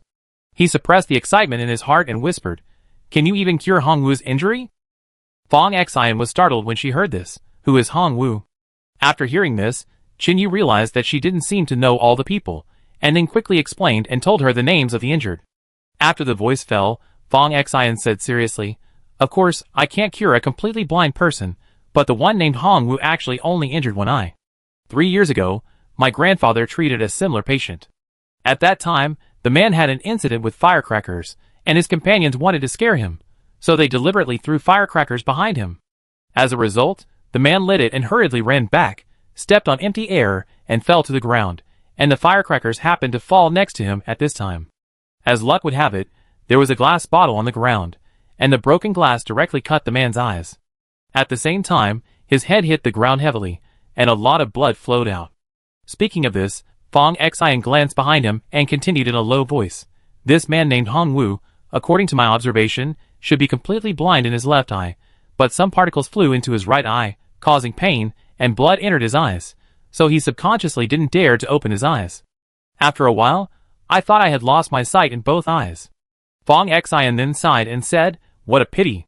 If a detailed and professional examination could be carried out before the end of the world, you might have discovered this earlier. If I hadn't seen a case a few years ago, I would have been wrong." Qin Yu was a little confused and asked, "But I saw him take off his sunglasses before, and both eyes were dull. If one of them was fine, how could this happen? Those tiny particles may have compressed the nerves. Eyes are very fragile, and damage will affect vision. You have to ask a professional doctor about this." Fong Xian didn't react for a moment, and said this subconsciously. But as soon as she said it, she regretted it a little. She clapped her hands and said, "Oh, I forgot where to find a doctor now." "Can it be cured?" Qin Yu asked. Fong Xian said, "The cycle is about 3 months. Even if it is cured, the vision will not be restored to the same as before, but for him now, this should be good news, right? Then I leave it to you." Qin Yu nodded and said, "If you need any help, just tell me. If I'm not here, go find the short-haired sister, her name is Feng Yi, or you can find the 1.9-meter tall man, named Xiaojio." Hearing this, Fong Xian stood about half a meter away from Qin Yu, slightly raised her head and looked at him, curiously. "Can I go find the doctor's sister?" "Yes," Qin Yu said seriously. "Going to her is equivalent to going to me." "Okay, I can't help much if you fight here. I'm not very good at dealing with external injuries, so I won't go." "Well, I have someone protect you." Fong Xian chuckled and turned around to leave. At this moment, she remembered something and turned her head and said, "By the way, be careful with your arrow poison tree. There is no antidote for it. The reason why it can be used for hunting is that this type of toxin will not be absorbed by the digestive system after being cooked at high temperature. It is infected through nerves and blood. Once it contacts the wound, it will die within a few minutes." After giving a special reminder, Fong Xian left. She currently does not have the ability to treat Hong Wu, and many herbs have to be found again. In the following time, Qin Yu and the others ate something and began to prepare for the decisive battle. Lin Yi carefully checked the condition of her brother Lin Hao to make sure that nothing serious happened, and then she let him follow Qin Yu to help. Originally, Lin Yi did not agree, and Qin Yu also wanted him to rest like Li Yao. But Lin Hao said that he must kill Jiang Chen with his own hands, and at the very least, he must watch him die with his own eyes. How could he hide in the back and sleep at this time? After Lin Yi asked the reason, he went to discuss with Qin Yu and finally agreed. She also knew that this was a critical moment. Whether it was her elder brother Lin Hao or Qin Yu, the person closest to her now, Lin Yi did not want to see anyone get hurt. And Lin Yi knew very well how powerful Sheng Wenjing was, and Lin Hao had actually trained with him for a period of time. Although the time was not long, it was not comparable to that of ordinary survivors. It is always better to have more powerful people in a team. This afternoon, Qin Yu and his men captured a zombie, whose height and body shape were somewhat similar to Sheng Wenjing. So, everyone started to perform surgery on the zombie. 2 of them wrapped their hands with iron sheets and pressed the zombie's arms on the platform. Another person held its neck and forehead tightly to prevent it from struggling too hard. At the same time, the third person knelt directly at the zombie's feet and continued to press its legs. When everything was ready, Qin Yu took a deep breath, stood on the railway track, put on gloves, and started to trim the zombie's hair with scissors. The zombie's brain was not obviously damaged, and even its skull was intact. Although some areas of its scalp began to fester, it was considered to have a relatively good appearance compared to other zombies. Others were on guard around, and everyone was terrified when they saw Qin Yu shaving the zombie's hair. Only Qin Yu was probably so brave that he could face the zombie face to face, right? But if they were asked to go up, they would only dare to help hold it down. Because of the living people, the zombies struggled hard, and even seemed to be unable to be suppressed. Seeing this, Lin Hao, De Zhuang, and Xiao Jiao stepped forward, and the 3 of them also wrapped their arms with iron sheets and replaced the 3 sweaty young men. Qin Yu nodded slightly, threw away the hair, and got busy again. Chapter 1047. After more than 10 minutes, Qin Yu finally shaved the zombie's hair short. Then he used scissors to cut off the zombie's clothes and pants, trying not to cut the skin. Although this zombie was not seriously rotten, it was really smelly. If Qin Yu hadn't been used to this, he would have vomited it all out. The 4 people worked together to change the zombie's clothes, a long-sleeved shirt on the upper body, and a pair of cut-up casual pants on the lower body.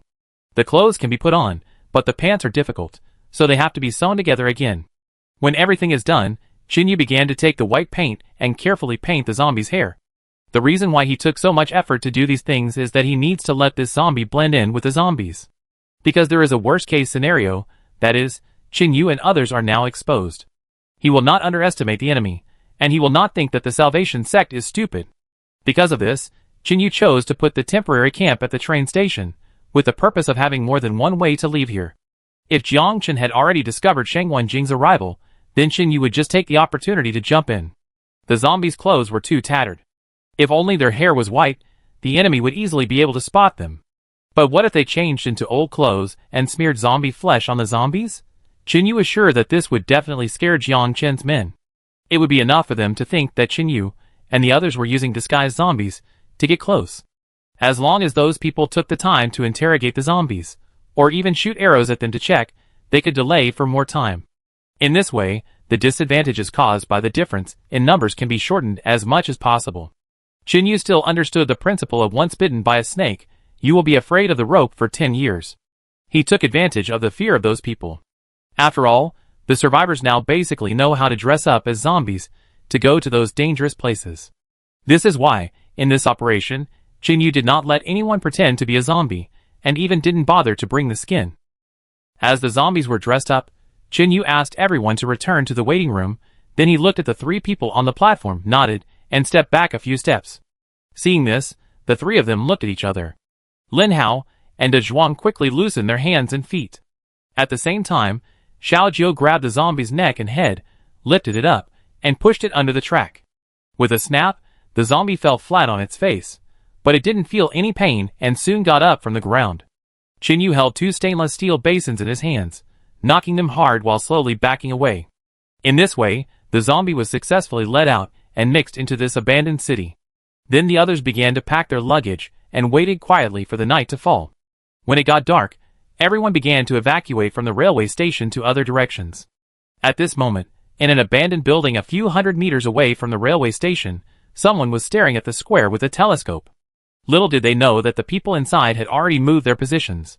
The few people hanging around at the door made them mistakenly believe that the rest of the people were still inside.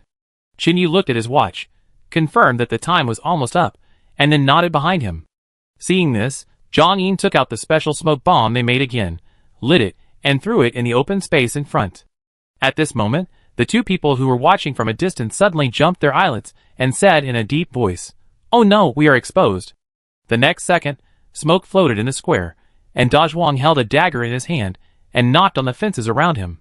At the same time, a group of people staggered out of the train station.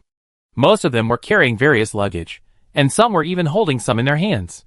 But if you look closer, you will see that the luggage is completely hung on the shoulders. It was dark at this moment, and the light was not very good. Coupled with the smoke in the square, the two men staring from a distance directly mistook the group of zombies for people. They mistakenly thought they were leaving the train station.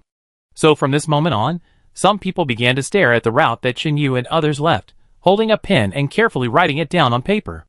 On the street a few hundred meters away, Qin Yu asked De Zhuang to leave secretly, and then he and Zhang Yin walked slowly at the front of the team. It seems that the two walked at a moderate speed, but if you observe carefully, you will find that whenever the person at the front of the team gets closer, Qin Yu and Zhang Yin will speed up a little. Anyway, the people behind them can never catch up with them. Relying on this method, Qin Yu successfully led the others to circle around the city. He didn't know if he was being targeted, but Qin Yu knew very well that doing so would at least give others a chance to leave. And what if there really was someone? After all, Lin Hao repeatedly stressed that there are spies everywhere in this city. So it is always better to be more careful. It was about 8 o'clock in the evening. Qin Yu saw that he had almost walked away. Then he patted Zhang Yin on the shoulder. The two walked forward a few meters again, then saw the opportunity, rushed into the alley on the left, and quickly closed the door. Using the intercom, Qin Yu contacted Xiao Jiu and others who were evacuating, and then rushed over to meet up. Nothing happened along the way, but Qin Yu and Zhang Yin took a circle outside to make sure that no one was following them, and then entered the abandoned hotel. There weren't many zombies inside, and they had been cleared out by Xiao Jiu and his men in advance. But there were many zombies on the upper floors, but there was no need to go up, just block the stairs. At this moment, Qin Yu also felt that it was a bit troublesome to bring these old people and children out, but he couldn't leave them there. After all, if those who stayed behind really had some bad intentions, they might not survive for more than 3 days. The next day, Qin Yu and his men found a relatively hidden place, and let those who were inconvenient to follow hide in it. As for the girls, They just need to stay with me. However, just at noon, the city was bombed. On the rooftop of a residential building, Shang Wanjing looked over there with a telescope, and then whispered, "Sure enough, the train station was bombed directly. It seems that you left with more than 30 zombies last night, making those people think that part of them had evacuated." Chinyu stood aside and whispered, "To be honest, it would be better if there were more high-tech weapons, so that I can also satisfy my war addiction." Hearing this, Shang Wanjing handed him the telescope and shook his head, saying, "War is cruel. If it is before the end of the world, there will be bombings by various drones and fighter planes. It won't take long for the whole city to experience a large-scale power outage." Speaking of this, Shang Wanjing smiled bitterly and said, "It seems that we have become accustomed to the days without electricity." Chapter 1048. "Yeah, if we really want to destroy that hydroelectric power station, I can't bear it." Chinyu looked at the smoke in the distance with his naked eyes and said calmly, "But I have asked Song Chung before coming here. As long as there are enough people, and we can find replacements for those equipment later, it is not impossible to restart the operation. If it doesn't work in half a year, then it will take a year." Although Chinyu has not seen any chance of winning yet, he knows very well how difficult it is to build these infrastructures. What's more, Jiang Chen's group should be restarting, not building anything new, so the difficulty is not too difficult. But if it blows up, it will take at least a year or so to use it again. For other camps, it would be great to have a few solar panels. If they don't think about robbing other survivors, and just rely on searching for supplies, they will be like Chinyu and his friends, who only have stable electricity after more than a year of doomsday. Shang Wanjing now knows who the man he is talking about is, and can't help but ask curiously, "Chinyu, you are ready to blow up the hydropower station on the train? It's not just this one." Chinyu smiled and said, "If it's other facilities, they can be blown up as well. The purpose is to make them feel that we are serious this time." At this point, Chinyu looked at the scattered zombies on the street below and whispered, "It would be great if the Savior Gate didn't exist." Hearing this, Shang Wanjing looked at the abandoned hotel behind and said, "To protect the people you want to protect, you have to take up weapons to protect yourself. Even if there is no Savior Gate, as the end of the world progresses, there may be other various gates. Human nature can never stand the test. After having the trump card to survive, when seeing those poor survivors outside, they will inevitably have other thoughts in their hearts, either thinking of taking them for themselves, or using them like animals. So this is one of the reasons why your camp does not contact any survivors?" Chinyu turned his head to the left and asked. At this moment, the man in a white gown and a hat nodded slightly. "Of course, there are more reasons. Accepting them in will not improve the strength of our camp too much. After all, it doesn't make much sense to bet on whether they will not draw their swords against each other for a little gratitude from others." Hearing this, Chinyu became thoughtful. After a few seconds, he pretended to joke and said, "Could it be that you already knew that a lay was in our camp, and you also predicted that we would grow stronger and stronger, and you just happened to be neighbors, and you could barely live in peace?" After saying this, Shang Wanjing looked at him with a smile and said, "Do you think that my camp can't beat you?" Chinyu laughed at this. How could that be? After all, we lost last time. Chinyu did not reveal the information that explosives were buried in the villa area. A long time ago, they had prepared for the worst, which was to perish together with the enemy. It was because of these explosives that the camp survived the siege by hundreds of people. Chinyu put the telescope in his pocket and whispered, "Next, we will start multi-line operations, right?" "Yes." Speaking of business, Shang Wanjing also became serious. "We are seriously short of manpower. Not everyone can deal with multiple enemies on their own, not to mention that the weapons and equipment of the Savior sect are not worse than ours. Only by spreading the war to multiple areas, letting Jiang Chen's men run back and forth, reducing their physical strength as much as possible, and making good use of the zombies, can we have a chance to win." Chinyu was silent for a few seconds and asked, if we win, how many people will die?" "I don't know," Shang Wanjing said calmly, "but I will most likely die with Jiang Chen." After saying this, Alei was slightly absent-minded next to the door behind the two of them.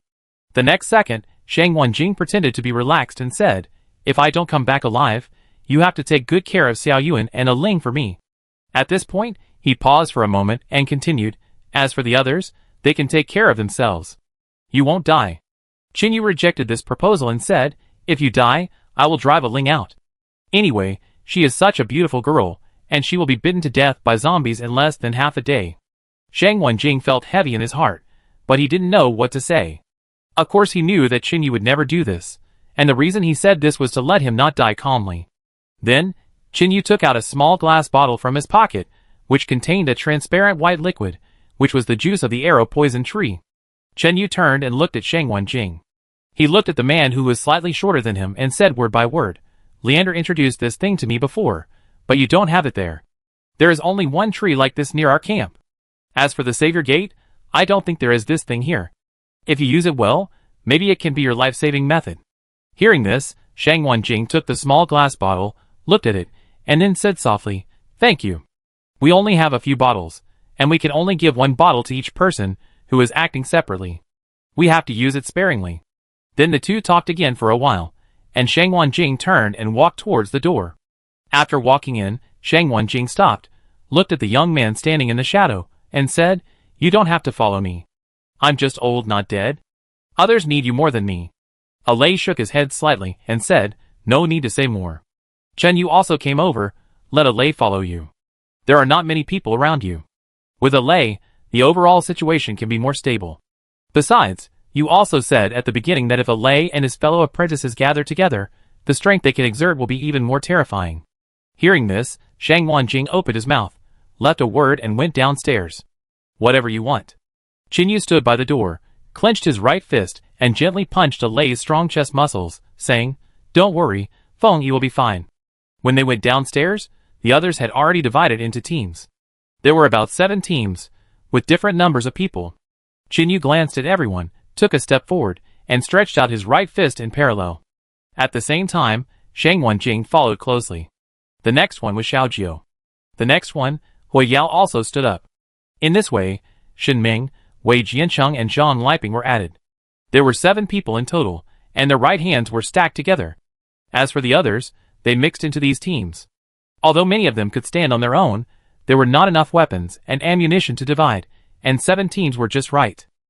Chapter 1049. Yu looked at everyone firmly, and said in a deep voice, "The most serious time is now. I hope we can all go all out, and celebrate the new year together happily." Nowadays, basically many people don't remember how many days have passed, but fortunately, Feng Yi has been doing this. After the voice fell, the 7 people clenched their fists at the same time and collided with each other. A few minutes later, Xiaoyan hugged Xiaojio with red eyes and pouted, "You must be careful." Xiaojio smiled and touched Xiaoyan's head, saying lovingly, "You are so old, but you still like to cry." Then Xiaojio said a few words to the people next to him, turned around, picked up a bag, took some people with him, and left with Hui Yao. Because the 3 tanks were too dazzling, they stopped in a certain area and did not enter the city in a swagger. Now Xiaojio had to check them first. With his experience in the special forces, driving a tank was also a piece of cake. Soon, the 7 teams left one after another, leaving only about 30 people in the abandoned hotel, namely Yu and Jing. At this moment, Lin Yi supported Li Yao and stood aside, and after a few seconds of hesitation, he said, "The other teams are each equipped with a doctor or nurse. Are you too sure you don't need one?"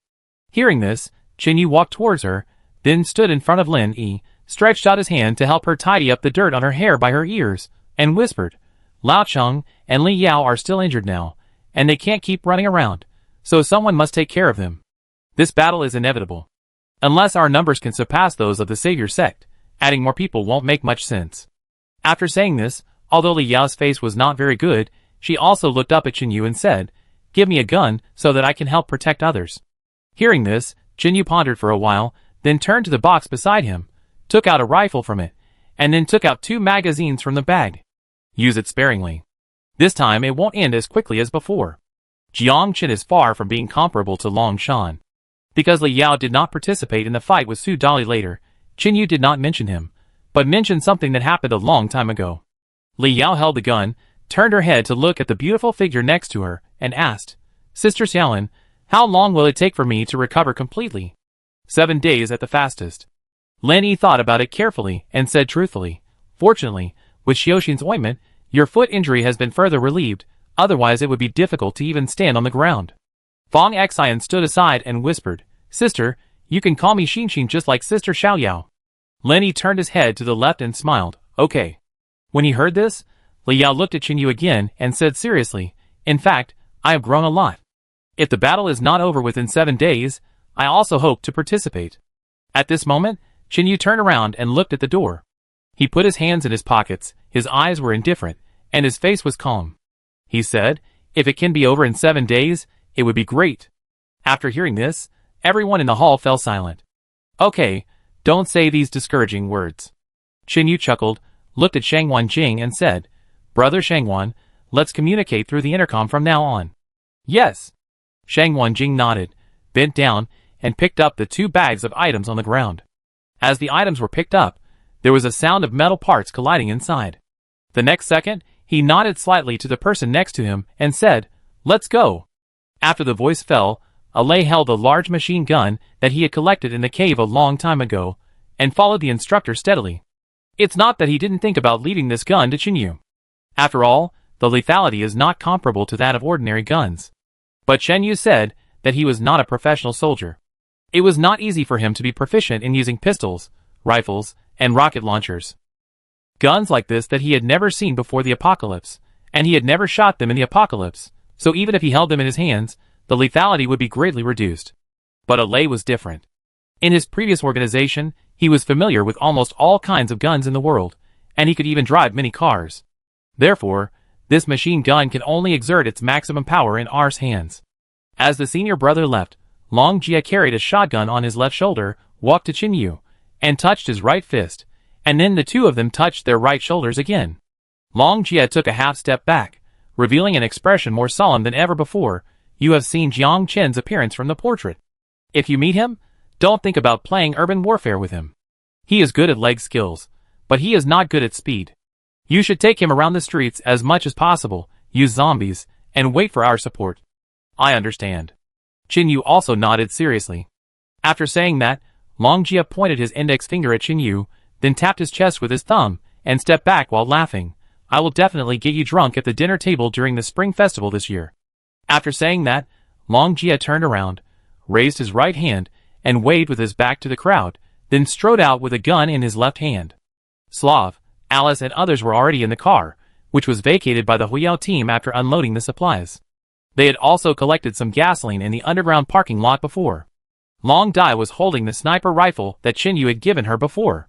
She was wearing a camouflage t-shirt and pants, and a sun protection sleeve on her arm. Even her face was painted with mixed paint to form a slash shape. She was standing there at this moment, and her temperament was very different from before. At this moment, everyone felt the oppression of Long Dai as a female sniper. Even Yang Yu put away his smile and looked at her solemnly. She was wearing a baseball cap, standing in front of Qin Yu, and said in a deep voice, "Take care. Take care." Qin Yu nodded. Then Long Dai walked up to the pickup truck, patted the car body with her right hand, and the car started slowly. At the gate, Ling watched them leave, feeling reluctant. This time was too dangerous. Maybe it was a real war. No matter how much Shangwan Jing loved Ling, he would not bring her with him. When the convoy disappeared on the abandoned street outside, Qin Yu turned around, looked at the remaining 20 or so people in the house, and said, "You should be safe here temporarily. I will take people outside to set up booby traps and traps. After we leave, hide in the basement.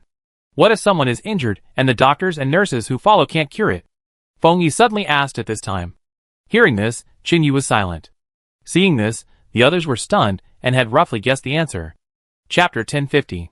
At this time, if the wounded are brought back, it will inevitably expose the people hiding in the abandoned hotel. At that time, it will definitely be another hell on earth. Feng Yi was stunned and said, "So you and Shangwan Jing don't bring a doctor, right?"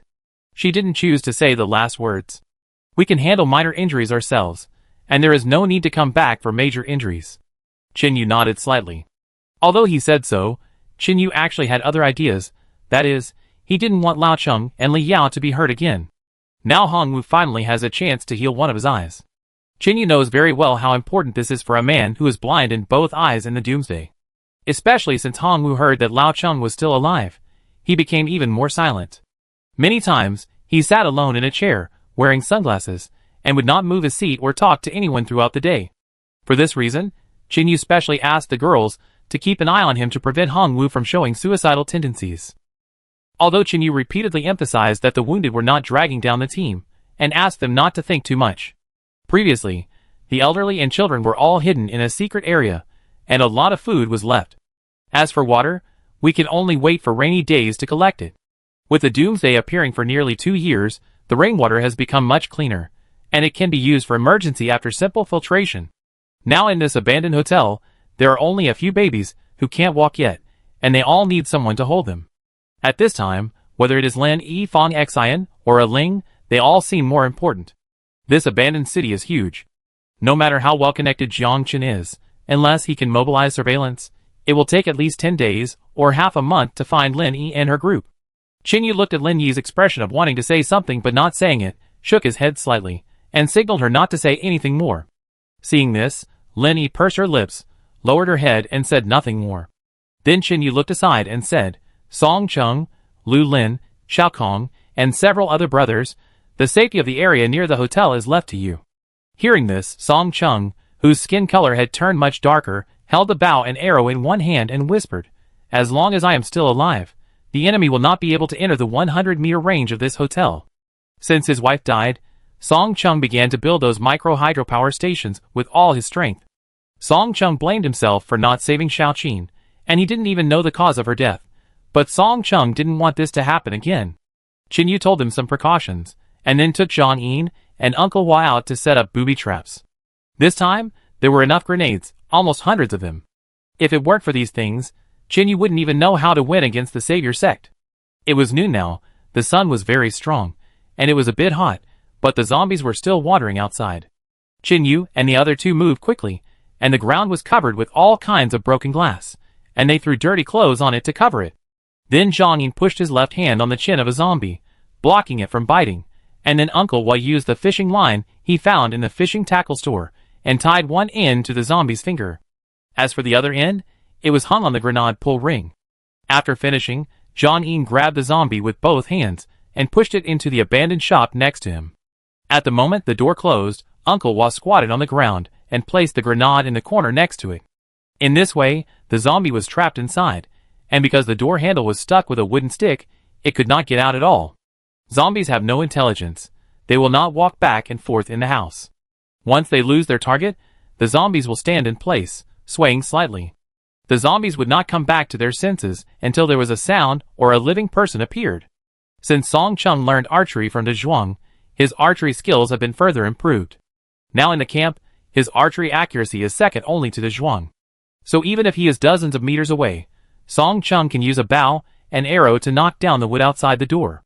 When there is no obstacle, the zombies will walk out of the door, and then drag the grenade on the ground until the grenade is caught by the obstacle. About one every 2 minutes, Zhang Yin and Uncle Hua quickly arranged no less than 20 grenade zombies in the nearby abandoned houses. At this time, Qin Yu threw some cans, plastic bottles, and the like on various places on the street. They were covered with opaque plastic bags, so that as long as someone entered, there would be a high probability of making noise. With this method, Song Chung and his friends did not have to watch the area below all day long when they were scattered on the rooftop or top floor. In order to prevent zombies from wandering in, Qin Yu attracted a few more, and then pierced their bodies with sharp wooden sticks, and stuck the other end in the gaps of the wall or the roadside. The top of the stick is stuck with something, and the zombies will be fixed. Since Qin Yu had seen similar methods in other places in the city before, he wanted to imitate it. Because Lin Hao said that after patrolling, the people in the city will definitely find a place to rest when they are tired. At this time, they will only trap some zombies outside to prevent other zombies from approaching. After all, if you are tired, you can just rest in place. Most people can't go back to the camp to sleep. If he was not worried that the second attack would expose his current whereabouts, Qin Yu would definitely burn those resting spots. Going to the train station before was an open plot. It depends on whether Jiang Chen will accept it. If they are attacked, it means that they are being targeted when they enter the city. But if nothing happens, it means that there must be a lot of zombies nearby. Because when there are zombies everywhere, Jiang Chen will not worry about them getting close. Almost an hour later, many grenades have been buried near the hotel. Then Qin Yu nodded to the figure on the rooftop, then took out the walkie-talkie and said, "You can leave the hotel." After the words fell, Da Zhuang nodded to the others, and everyone carried their weapons, ammunition and daily necessities, and walked quickly outside. In the hall, girls like Lin Yi and Fong Xian had already entered other rooms and locked the doors, and basically would not come out again. In the abandoned city, Qin Yu and the other two were lightly equipped, riding bicycles with only a long box, and shuttled through the streets. The distant places were handed over to the other 6 teams. Qin Yu was going to check if the helicopter was still there, as he said last time. If it was, It might be possible to blow it up with a rocket launcher, and then Shang Wenjing would be much easier. The remaining dozen people followed behind with their equipment on foot, led by Uncle Hua. Although Chen Yu didn't want Uncle Hua to participate, he couldn't even persuade Xiao Jiao, so Chen Yu naturally had no other way. Chapter 1051. After a while, the three of them returned to the ruins. However, unlike before, there are now a large number of zombies gathered here. Seeing this, Chen Yu stood behind an abandoned car and explained, "Last time there were many corpses here, some of which were blown into pieces of meat, probably attracted by the smell of blood. Did the Savior sect do it?" De Shuang raised his eyebrows. "Well, according to Li Yao and Brother Yi, they are the most powerful in the city now. Although there are still some survivors, most of them have begun to evacuate the city."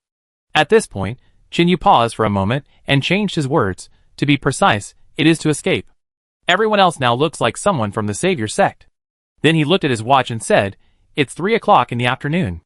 It's still a while before Uncle Hua and the others come. Let's go over there and see if the helicopter is still there." Zhang Yin and De Zhuang nodded, pushed the bicycles to the alley on the side and parked them, and picked up the tarpaulin on the ground to cover them. The three walked to the street on the left. Due to the 2 previous explosions, there were a lot of ruins here, and it was basically difficult to walk on the road. They could only go around to the next street, and then return to the front. About 10 minutes later, Chen Yu and the other 2 were getting closer and closer to the area where the helicopter appeared before. After a while, they lay on a rooftop and looked at the scene in front of them. There was no human figure in the open space in front of them. There was indeed a big H symbol on the ground, and it seemed that the helicopter had landed here before. Chen Yu looked in other directions with the telescope, then handed it to the 2 of them, and said, "The survivors here should have evacuated. It's a pity, maybe there will be a chance for a sneak attack," Zhang Yin said softly. Just then, some zombies pushed open the iron gate on the left side of the open space in front, and walked in slowly. Seeing this, Chen Yu said, Let's go back and wait for Uncle Hua and the others, and try to find the next resting point." Since these people were temporarily changing positions, they had no idea about the activity area. But the camp of the Salvation Gate has been drawn, and each of the 7 teams has a map. Because no matter how noisy it is in this city, in the end, it will eventually hit that mountain. However, with the current firepower equipment of Chen Yu, it is still a bit difficult to wait until that day. In the alley, the 3 sat on the ground with their backs against the wall, resting. After waiting for an unknown period of time, Zhang Yin, who was sitting outside, heard footsteps and tapped the wall with his fingers. "They are coming." After the voice fell, Chen Yu and De Zhuang stood up and walked outside. A team of people hurried over, and because they carried too much equipment, everyone was sweating. The 3 people stepped forward to help take some and put them in the alley, and then Chen Yu turned his head to look at Lin Hao and asked, "Did you meet other survivors along the way?" "Only zombies." Lin Hao shook his head, and wiped the sweat off his face with his t-shirt. Then everyone took out their water cups, and started to rehydrate. After listening, Chen Yu stood there thoughtfully, thinking about something. Seeing this, Uncle Hua walked towards him and asked, "How do you plan to start?" Hearing this, Chen Yu said softly, "Shang Wenjing's people will follow the map and drive the rocket launcher transport vehicle to the agreed location, which is about 10 kilometers away from the hydropower station. Zhang Yin is very familiar with this type of rocket launcher. His help in debugging and launching can greatly improve the hit rate.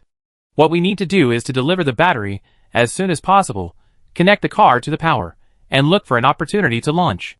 At the same time, Zhang Yin also came over. Chen Yu looked at him and asked, "Long Jie has determined the location of the square and started to draw lines. Has the specific location been sent to you?" "Received." Zhang Yin nodded and said, "With the accurate map and coordinates, plus I happen to be familiar with the rocket launcher they found, I can barely achieve the goal of shooting wherever I point." At first, Zhang Yin was also hesitant about how to complete this task, but after hearing Shang Wenjing mention the specific model, he agreed. Because when he was in the army, Zhang Yin often studied that kind of rocket launcher. And it happened that this one was left in the underground arsenal at that time. "Yeah." After listening, Chen Yu continued, "It will take about 4 days for the paint on Long Jie's side to dry. During this period, Shang Wenjing will lead people to attack Jiang Chen's men everywhere. After we send the battery over, we will start the attack based on when it will rain." I thought they would start fighting directly. Yang Yu also had paint on his face, and said, while holding a sniper rifle. Chen Yu shook his head slightly, and said, "We don't know where Jiang Chen is now, and even Brother Yi can't tell us exactly where he is, so in order to implement the plan smoothly, The first step is to lure him out. Then Chinyu looked at the zombies wandering on the streets outside, and said calmly, as long as we mess up this city, we're not afraid that he won't show up. After he finished speaking, he looked at the luggage full of supplies on the ground, his eyes full of solemnity. Here are some pine oils, plus other combustibles made of burning balls. Each one is about the size of an apple. And the fuse was re-added, which slowed down the burning speed about 15 seconds. After ignition, there is still enough time to throw it out.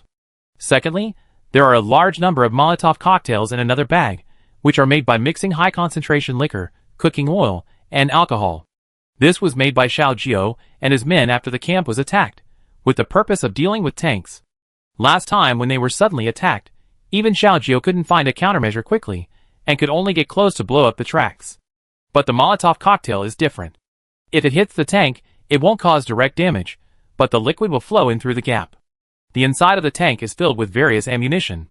Once gasoline penetrates, the consequences will be disastrous. Although it is difficult to do this in modern warfare, the enemy will probably be shot into a sieve before throwing it out, but it is possible in the doomsday. So each team has such a package, just to come in handy at a critical moment. This is why Chinyu and his team can only come here by train. At this moment, Chinyu suddenly remembered something, then turned his head and looked at the side and asked, by the way, Zhang, are there many stores that used to sell mobile phones on the street next to us?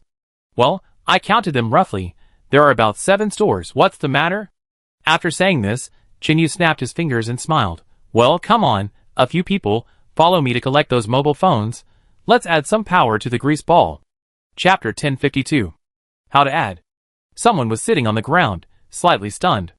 The next second, Dazhuang slapped his thigh, and said with sudden realization, after hearing what Xiaoyu said, I remembered that before the apocalypse, I occasionally saw someone's mobile phone spontaneously igniting or exploding on the internet. In the apocalypse, isn't this a walking simple grenade? The most important thing is that mobile phones are everywhere now. After the voice fell, someone saw a zombie body lying on the street. It was killed by Chinyu and his 3 men before, and now it was lying there motionless. So the man walked over, squatted down, and felt in his trouser pocket, and actually took out a mobile phone, but it was quite dirty. Seeing this, Chinyu said, those who don't have enough energy can continue to rest here.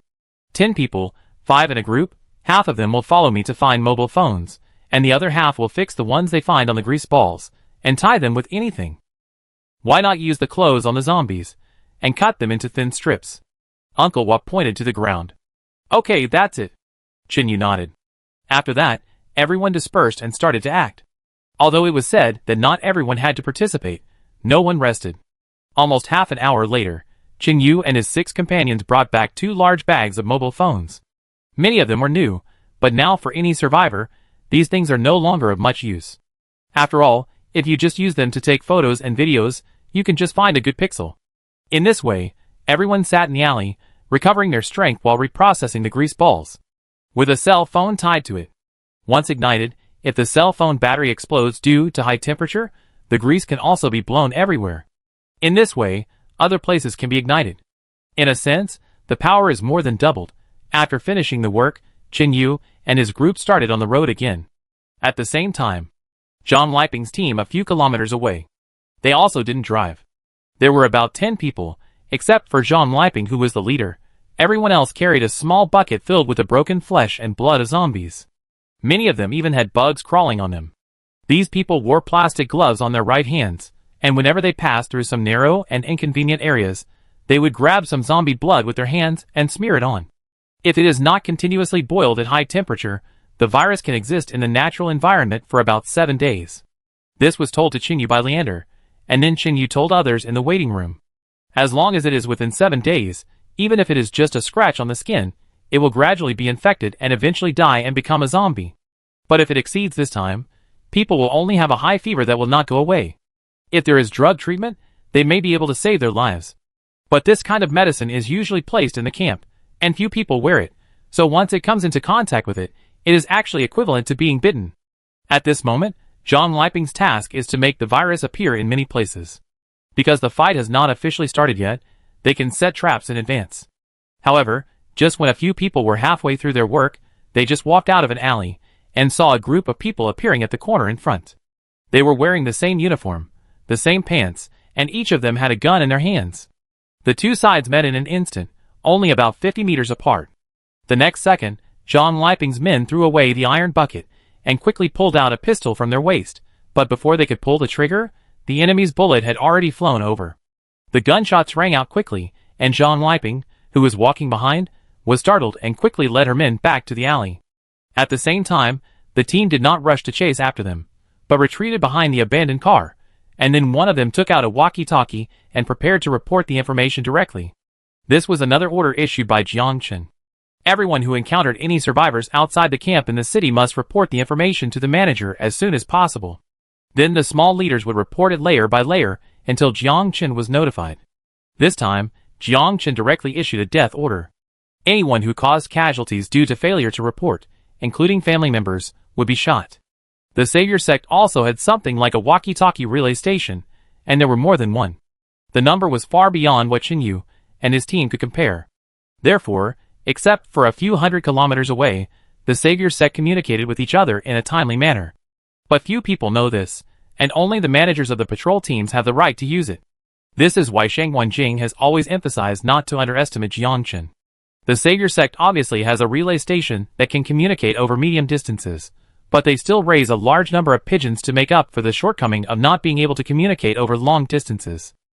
Master Ji, we found a group of strangers 2 streets to the right of our temporary rest area.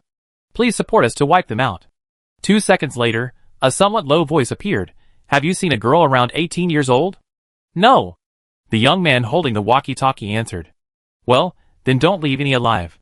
The man called Ji Tangyu directly sentenced John Liping and others to death, and then added, in 3 minutes, the 17th and 18th teams will come to support. Remember to fight quickly, and don't waste time.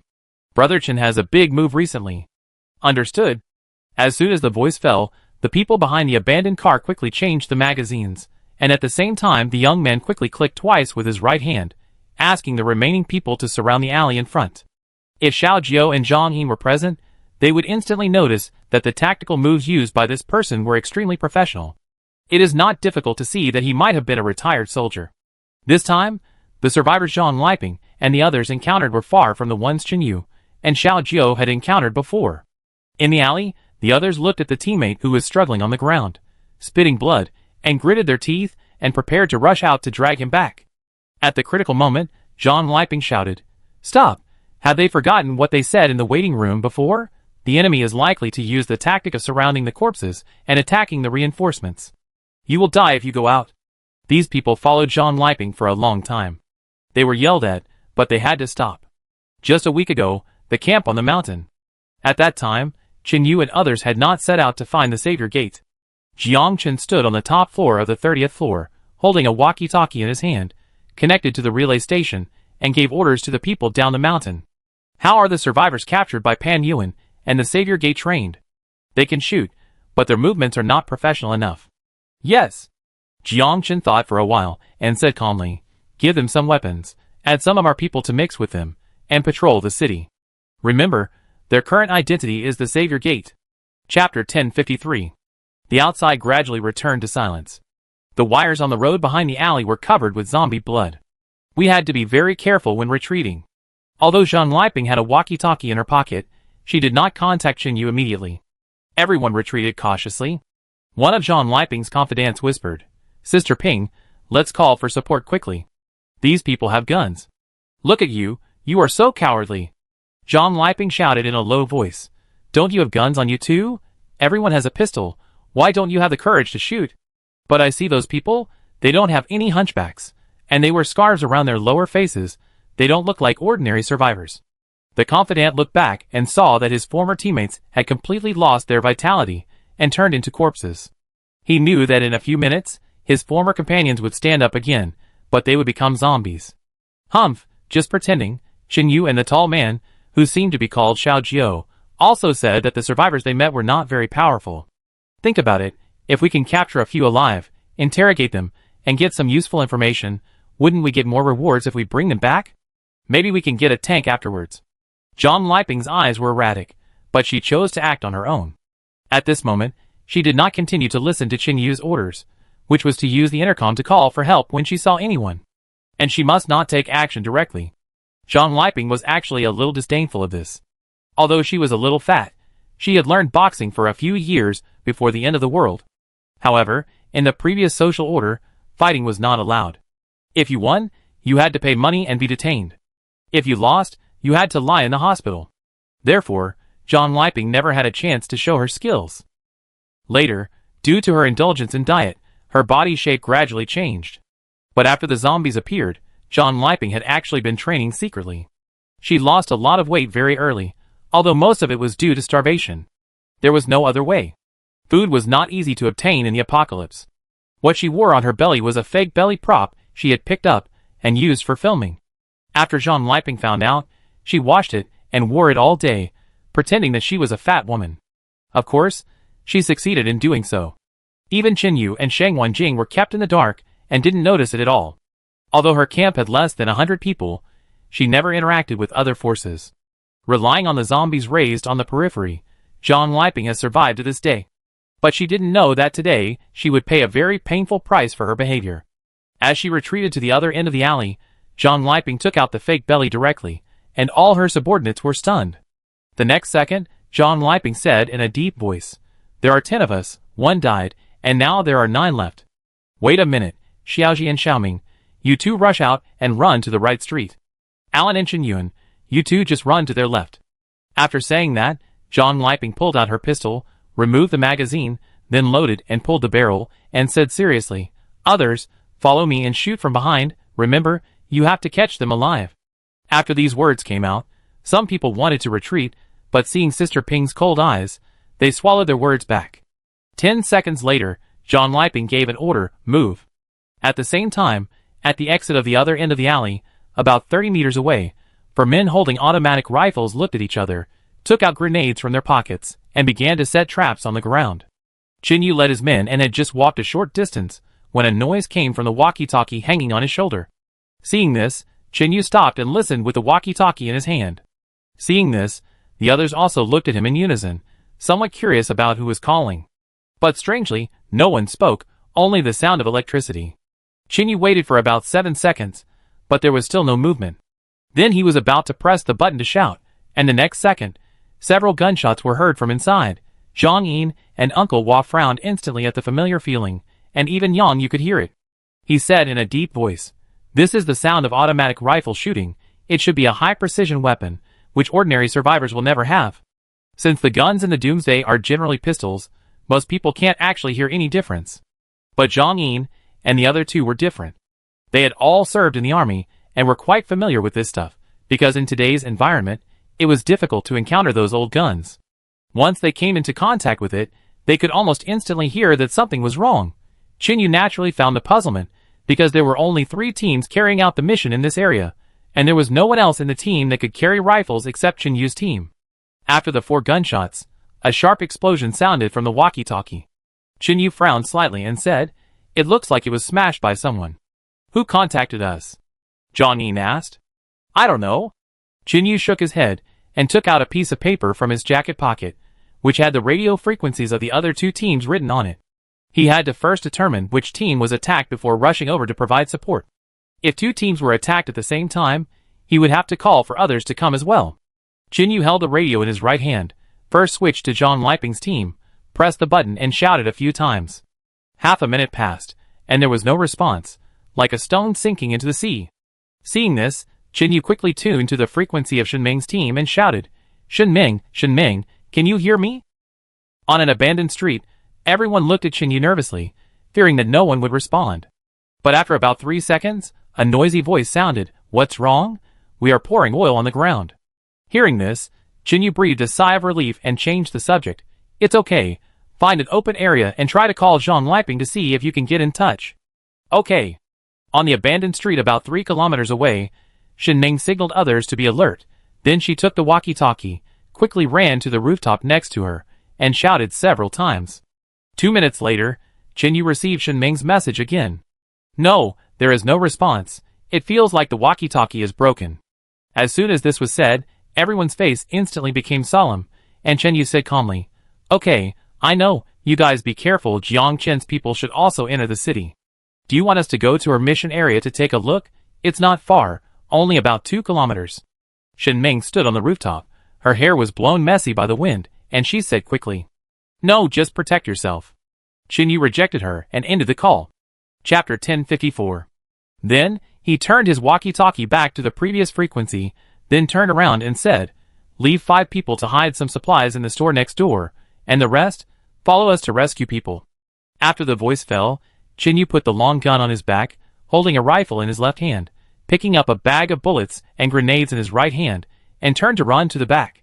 At the same time, Zhang Yin, De Zhuang, and Uncle Hua followed closely behind. Yang Yu arranged for the others to hide, and then took those few and followed. A group of people ran fast in the abandoned city, but soon Qin Yu and his friends disappeared. Although Yang Yu could try to catch up, the others might get lost. Yang Yu had no choice but to slow down so that the others behind could catch up. Qin Yu was almost fully armed at this time, but his speed was not bad at all, and he was even ahead of Zhang Yin.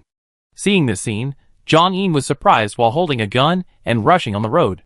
He had retired for several years, and now he rarely trained, so his physical fitness declined a little, but he was also faster than other ordinary people. But Qin Yu is actually running in the front now.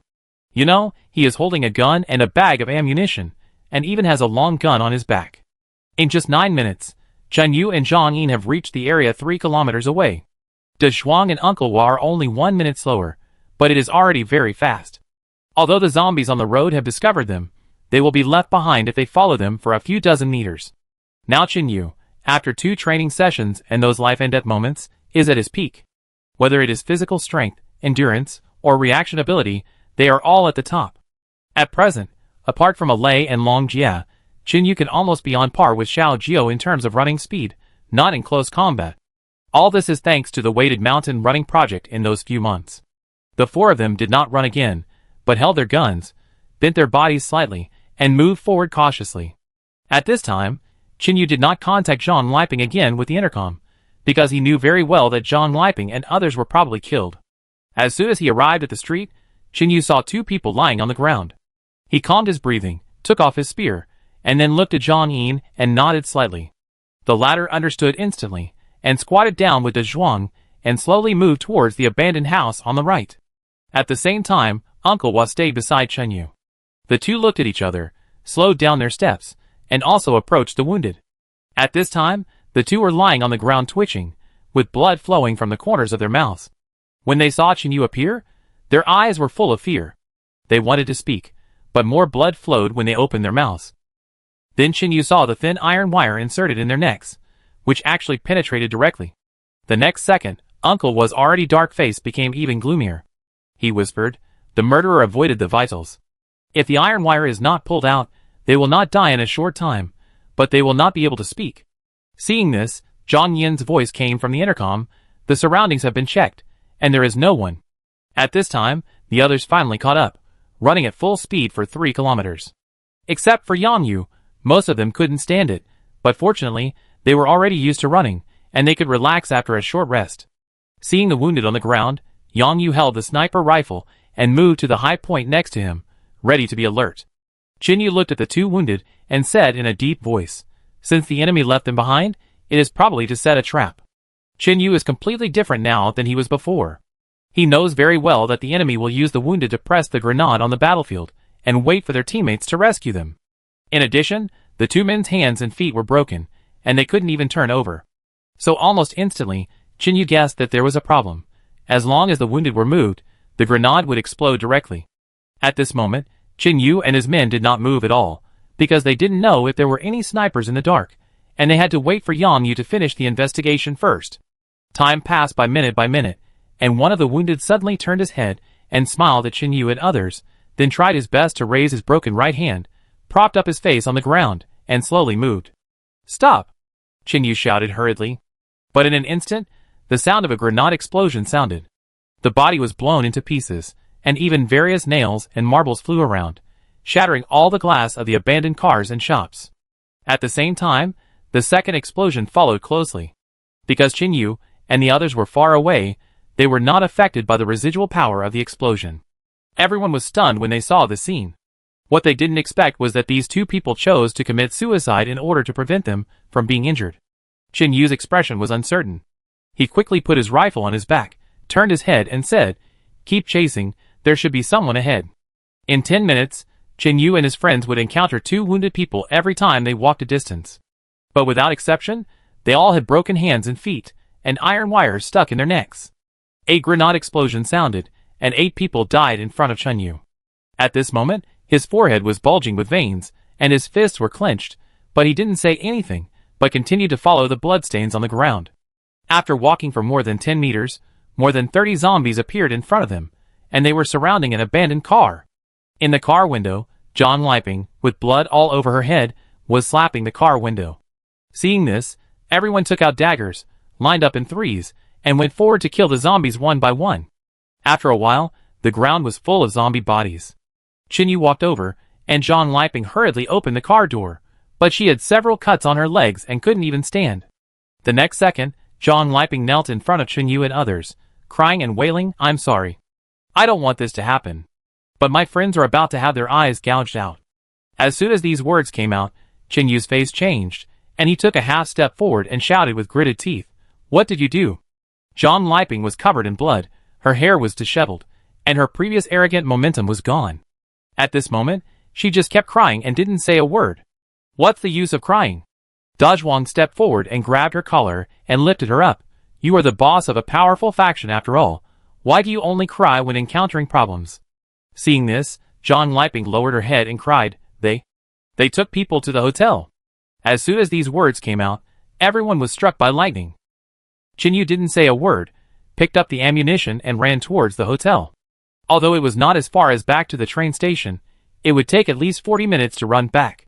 When Dajwang heard that something was going to happen in the hotel, he left John Liping and pointed at her in anger. He wanted to scold her, but couldn't. Chapter 1055. It was urgent. Zhang Yin patted Dajwang on the shoulder, and the two followed Chin Yu again.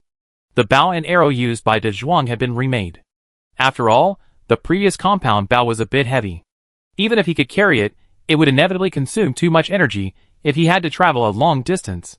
What's more, Dajwang didn't really need the previous bow to deal with other forces, so he left it in the hotel.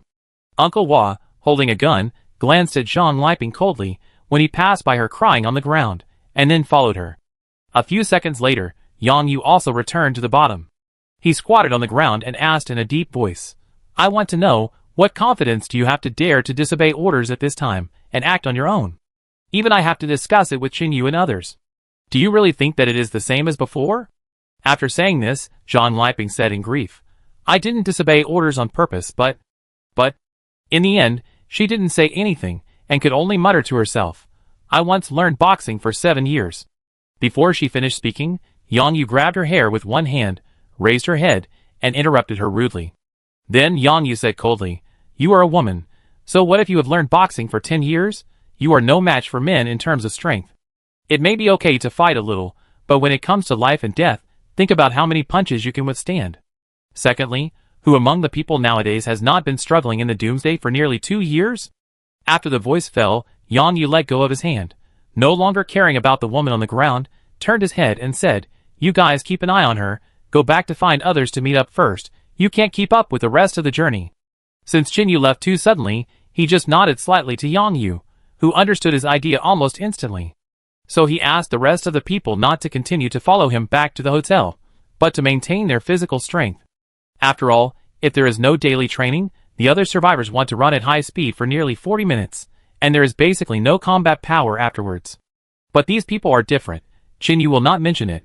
He just finished training some time ago, and the intensity was much greater than now. The others nodded and stepped forward to lift John Liping up. But she was not abused. After all, this woman helped a lot to get here. The people who stayed behind were watching her, but in fact they were also taking care of John Liping. This guy's legs were covered in blood, and it was probably difficult for him to even walk. Then Yang Yu opened the backpack containing the Molotov cocktails, took out 3, put them in his backpack, and then chased Chin Yu and others. The rest of the people stayed where they were, looking at Yang Yu's back as he left, looking at each other in bewilderment. One of them whispered, "We have to train more in the future. Look at them. Running 3 kilometers is as easy as eating and drinking water." Everyone nodded and stopped talking.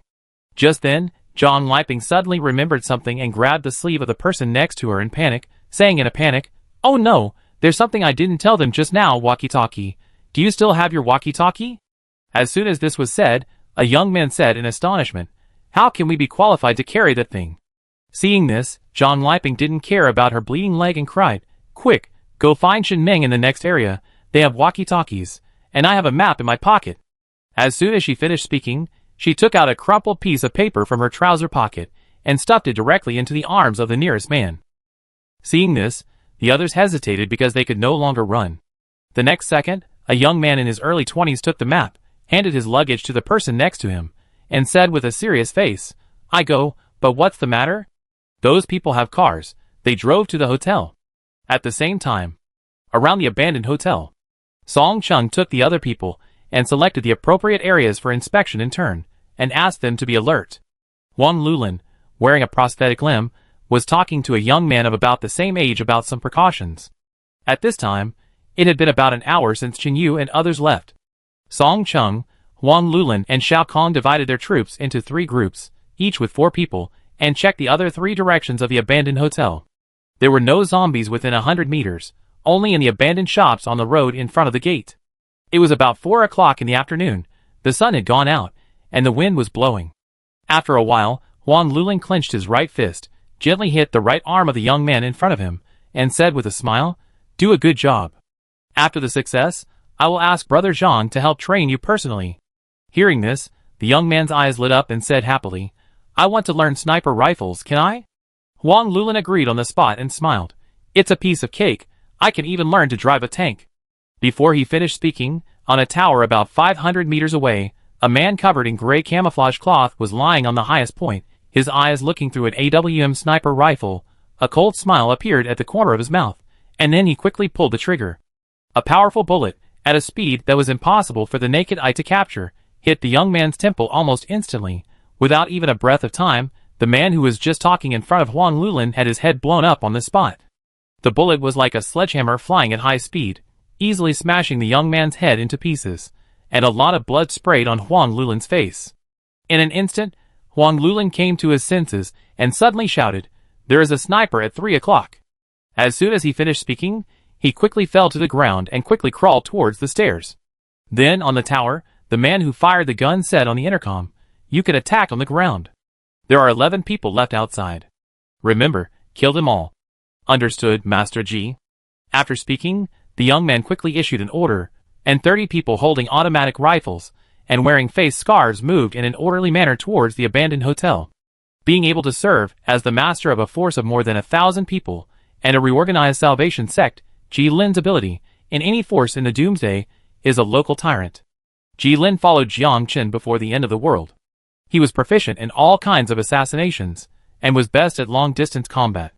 Jiang Chen gave him the sniper rifle some time ago, which was like adding wings to a tiger. In the entire Savior sect, Ji Lin was the strongest among the 4 Hall Masters, second only to Ding Han. Because he accidentally let Fang Xian run away, in order to calm Jiang Chen's anger, Ji Lin personally led the team to capture her, and was determined to bring the girl back. Chapter 1056. The sudden attack made Wang Lulin completely panic. He didn't understand why the enemy came to the door just after Chen Yu and others left. You know, this is the temporary camp they finally decided on after going around in circles at night. The reason why they chose this abandoned hotel is that it looks a bit shabby, and there are many ruins around it. But at this time, Wang Lulin naturally understood the seriousness of the matter. He took out the walkie-talkie and quickly reported the information to the hotel. Everyone, get out of the window. The enemy has snipers. At this moment, the girls in the hotel were about to go to the basement, and they all froze in place. The next second, Lenny said solemnly, Wu Rui, you take the others in first, Xiaoyin and Xiaoning, you two take the homemade smoke bombs and follow me out. After the voice fell, Fang Xian grabbed her arm nervously and said, Sister Lin, didn't you hear them say there were snipers? A Ling sat on the wooden box and swung her legs as if nothing had happened. She shook her head slightly and said softly, the people outside can't be just snipers. According to the war matters that Uncle Shangwan talked about before, the enemy will throw projectiles such as smoke bombs into the house next. Because it's a residential area, they won't throw Molotov cocktails, and most likely they don't have other types of weapons, so smoke bombs are the biggest possibility. Instead of waiting for the enemy to throw them, it's better to make the hotel chaotic first, which can also slow down their attack speed. At this time, at the basement stairs, everyone except Lin Yi was staring at the little girl sitting next to them, stunned.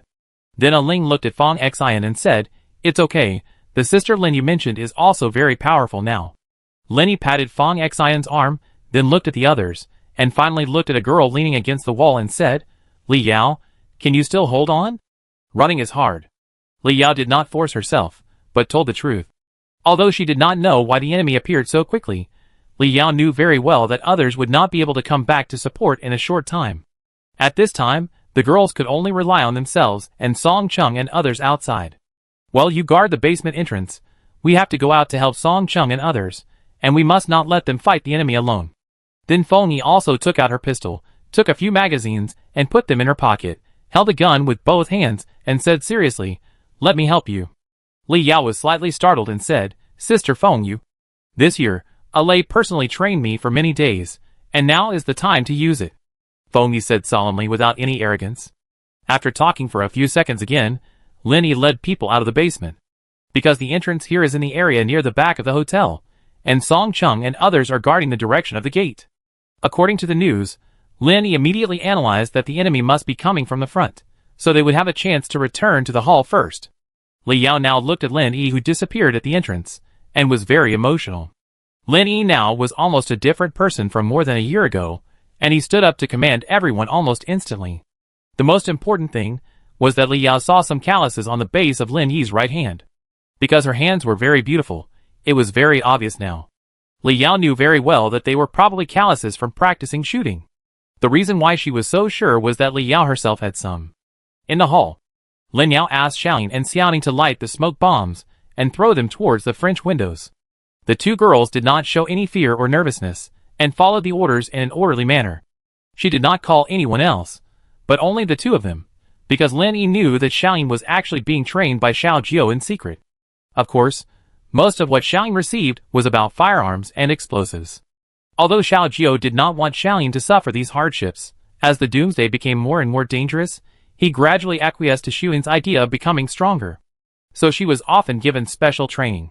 Although she spent all day listening to music and reading comics in the camp, she was actually better than most girls in the camp.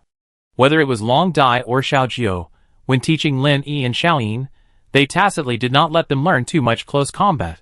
Women are naturally weaker than men in strength, but they have an advantage in speed because they are smaller and suitable for fighting in various narrow areas. Using their own weaknesses to fight against the enemy's strengths is completely asking for trouble, so the training they are most exposed to is all about shooting. Only at the beginning did Li Yao train like a man, because she was eager to avenge Yuan Yuan. Hatred makes people strong, so Li Yao made rapid progress, but in fact, she was good at using guns in the end. And later, after Lin Hao knew that Li Yao knew his sister, he also used his power many times to let her practice shooting in the training room frequently. Later, during the turmoil in Pawnee Bay, Li Yao did help Lin Hao a lot. Now among the female survivors on Chen Yu's side, the best close combatants are only Long Dai and Alice, and they are completely far ahead. Alice is usually very low-key, with wheat-colored skin, blonde hair, and a very good figure. She exudes a wild beauty, but she hardly speaks. Only when A Ling calls her sister Alice can she get a few words in response. But once she goes to the primitive jungle or the city to fight, Alice will be like a poisonous snake, lurking in the dark, giving the enemy a fatal blow at the critical moment. As for Xiao Ning, her archery skills are also very good now, second only to several men in the camp. A few minutes later, the hotel lobby was already filled with smoke. The four girls covered their mouths and noses with wet scarves and quickly retreated to the second floor. As for the higher floors, there were still a large number of zombies gathered there. There was another very important reason why Lin Yi gave the order to release the smoke bomb instantly. That is, this thing was made by them later, and it would release a lot of toxic gas when burning. For the human body, long-term contact would inevitably cause irreversible damage. She didn't believe that the enemies could hold their breath and search for targets in this hall. At the same time, at the stairs on the second floor, Lin Yi squatted in the corner, took out several sealed containers from a plastic bag, pulled out the dagger on his body and stabbed them, and then kicked them to the area below. "What is this?" Xiaoyin covered her mouth and nose, holding a gun in her hand, turned around and saw this scene, and asked immediately. "Hydrogen sulfide." Lin Yi tried to avoid touching it with his hands. Just after he finished speaking, A grenade exploded outside. A few seconds later, the second one sounded. Chapter 1057. Seeing this, the faces of several girls changed, and Lin Yi took the intercom and contacted Huang Lulin outside again. But there was no response. After a while, gunshots were heard on the street. Almost instantly, Lin Yi roughly identified what kind of weapon it was, and it was definitely not a pistol. When Lan Ai trained her in Han Liyuan, he often played the sound of various types of weapon shooting. Lin Yi didn't know where she got this USB drive from. Anyway, there were indeed many gunshots in it that she had never heard before. Sister Han is now more powerful, so Lin Yi dares to bring people out with confidence. As for the other few people, such as Goli and Chinger, they stayed in the area where the elderly and children were hiding. A long time ago, those people who were rescued by Xiao Jiao hid in the secret passage when they evacuated. In the end, because of the zombies rushing in and the environment being too dark and dirty, almost all of them were wiped out. So now, whether it is Qinyu or Xiao Jiao, after discussing, the two arranged some people to protect them. Outside the hotel. Since the sniper shot, the surroundings have returned to silence. Although Song Chung led people to guard outside, the intercom was on Huang Lulin, so at this time, the 11 of them could only form groups of 4 and go in 3 different directions. But fortunately, Song Chung was closest to the place where the grenade zombies were deployed before, and he could still shoot arrows to knock down the wooden sticks on the door. He bent over on the rooftop, carefully moved to the edge area, and looked down along the gap in the flower bed. He found that those people were rushing forward while holding rifles and quickly patrolling the surrounding environment. At this moment, Song Chung also found something wrong. The movements and postures of these people were very similar to those of mercenaries in movies and TV series. He was stunned for a moment and said to himself, "No, Qinyu didn't say that the enemy had mercenaries." When the other 3 heard this name, their eyes widened. Most ordinary people don't even have the opportunity to fight with mercenaries, and it's even difficult to see them with their own eyes. But once they come into contact with them, the oppression they feel is not a joke at all. On the rooftop, the other 3 were silent. One of them was a little fatter, named Wang Wenlong, who was in his 30s, and was about to cry. He squatted beside the flower bed and said tremblingly, "We are the people. They used to deliver couriers, and I am just a pork seller. How can we fight with mercenaries?" After saying this, Song Chung lowered his voice and said, "What's wrong with delivering couriers? What's wrong with being a mercenary? We are all human beings. Hasn't Qinyu grown to this point? We also have guns. I don't believe that their bodies can withstand bullets.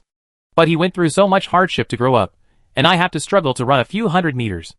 Wang Wenlong looked like he wanted to cry but couldn't. The next second, the person next to him poked him with his elbow and said, "Your name has a dragon in it. Why don't you call yourself Wang Wenchong? If you can survive, you can change your name." Wang Wenlong looked as pale as death at this time, and he didn't refute it. If it were any other time, Wang Wenlong would not have retreated if he just fought with other survivors. But the group of people below had no flaws at all, and they even stepped over the area covered by plastic bags. A few seconds later, Song Chung quickly said, "If you want to live, everyone must fight hard, otherwise we will die together." After this, Wang Wenlong gritted his teeth and lowered his voice. "For Xiao Ran, fight them. Yes, for the girl you have a crush on, we can't let them in even if we die." Another person whispered back. The Xiao Ran mentioned by Wang Wenlong was someone from Sheng Wenjing's camp. He had a round face, and wore a pair of black-framed glasses without lenses. He looked quiet and gentle. Then, Song Chung looked down at the street again, and then said a few words to the other 3 people, then he took the bow and arrow, bent down and moved forward. Just as those people walked to the parallel area with them, one of them took out a grenade, bit the ring, and threw it to the 3rd floor without thinking. In an instant, Wang Wenlong stood up quickly with a shovel in his hand, and slapped the grenade directly down. At the same time, the moment the shovel hit the grenade, another person hugged his waist and quickly fell to the side. This is what Song Chung repeatedly requested.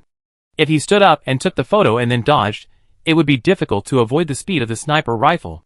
The most important thing is that Uncle Wa once emphasized in the waiting room that if you can't hear the gunshot, but the bullet is very powerful, then it must not be an ordinary sniper rifle. It is difficult to dodge at human speed. That's why Song Chung asked others to prepare on the side. He guessed that those people should throw grenades upwards. After all, they had several grenades hanging on their waists, and Huang Lulin's teammates were shot and killed on the rooftop. In other words, they have actually exposed their position. Song Chung has experienced a lot now, And he is not naive enough to think that the enemy will deliberately walk down from the roof knowing that they are on the roof. It is nothing more than using the people below to attract them to show up and attack. As long as they show their heads, the snipers in the distance can call them out one by one. At this moment, Song Chung is completely different from Zhang Liping, who is more than 10 kilometers away. It is precisely because Song Chung has always understood the principle that a lion will use all its strength to fight a rabbit that he can survive until now. In a flash, a bullet flew directly from the tower again, brushing past Wang Wenlong's scalp. Water stains appeared on the ground, and Wang Wenlong touched his scalp where the bullet had rubbed his blood. His eyes reddened. The bullet flew almost close to him, causing Wang Wenlong to piss himself on the spot.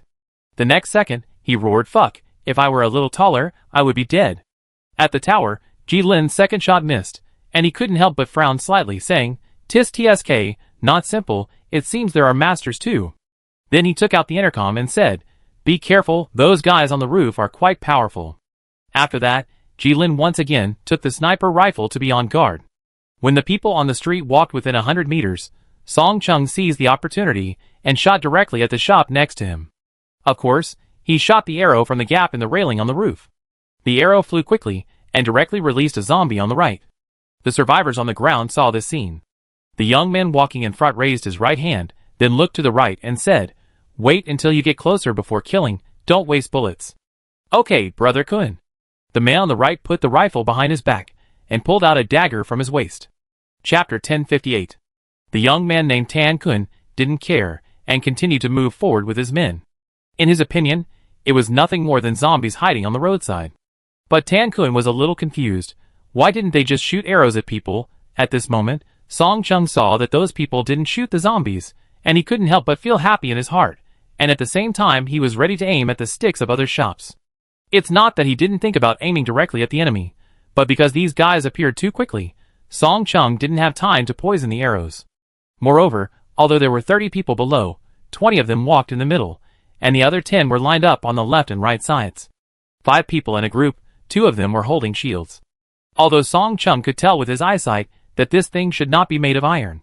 After all, if it is made of iron, it must be thicker if it wants to block arrows at close range, but in this way, the weight will inevitably increase. If you want to lift it with one hand without any shaking, ordinary people can't do it at all. Song Chung estimated that at least De Zhuang and Xiaojiu, who are full of muscles, can do it. Soon the zombies below were getting closer and closer, and Song Chung successfully shot the second arrow. The people below were a little impatient, and one of them raised his gun and fired a shot at the top, then shouted with some disdain, "Cold weapons want to compete with our hot weapons?" After saying this, Tan Kun turned his head and looked at him, his eyes slightly unfriendly, and said in a deep voice, "Don't underestimate the enemy." As soon as the voice fell, the subordinate lowered his head and stepped back half a step, saying, "I understand, Brother Kun." Song Chung, who was hiding behind the wall, heard this and did not have any emotional fluctuations. He had a gun, and so did the people outside. But they were all pistols, and although this type of firearm was more flexible and easy to carry, it had a fatal disadvantage, which was that its range and power were far inferior to rifles. At present, those people on the ground were far away, about 50 meters away. At this distance, the effect of bows and arrows was greater than that of pistols, which was what Da Zhuang had repeatedly emphasized to them. Pistols were not omnipotent, they were only suitable for close-range combat, and should not be overly relied on. So now everyone on the rooftop bent over and squatted by the wall, with arrows in their hands ready to shoot. When the grenade exploded, the man who walked forward with a knife was killed by the splash produced by the explosion before he could react. At the same time, a few people were injured by the glass fragments. Everyone on the rooftop couldn't help but clench their fists and wave twice when they saw this scene. They were curious before why Chinyu scattered so many glass fragments on the road, and even covered them with something. At that time, it was just an accident to make noise, but now I see that unless the grenade breaks the glass into fine powder, it will definitely fly everywhere. Seeing that someone was injured, Tan Kun stopped advancing from below, but quickly threw a smoke bomb to the rooftop to interfere with the enemy's vision. As the smoking object was thrown up, Song Chung frowned slightly and shouted quickly, "This guy used to be a soldier, retreat quickly." At this moment, Song Chung remembered what Xiaojiu and Zhang Yin had said during training. At that time, Xiaojiu said seriously that smoke bombs are not meant to be thrown at your feet. If a teammate is injured, you need to first shoot at the enemy with a gun to suppress the fire, then throw a smoke bomb over, and then drag the wounded back. It is useless to throw it directly, because the smoke bomb cannot change the position of the injured team member, and the enemy can still shoot blindly. Then Xiao Jiao also talked about another use of smoke bombs, which is to throw it at the enemy's face. This is a trick often used on the battlefield. If they encounter such enemies in the future, don't even think about it, just run. The reason is very simple. If the enemy does this, they are either saving people or preparing to rush closer. Song Chung can lead so many elderly people and children, crawling and rolling in the wild for so long, and even becoming stronger and stronger, not relying on his tendon muscles. On the contrary, when Song Chung encounters something, he considers no less than Xin Yu. So almost instantly, he makes people feel like leaving the rooftop.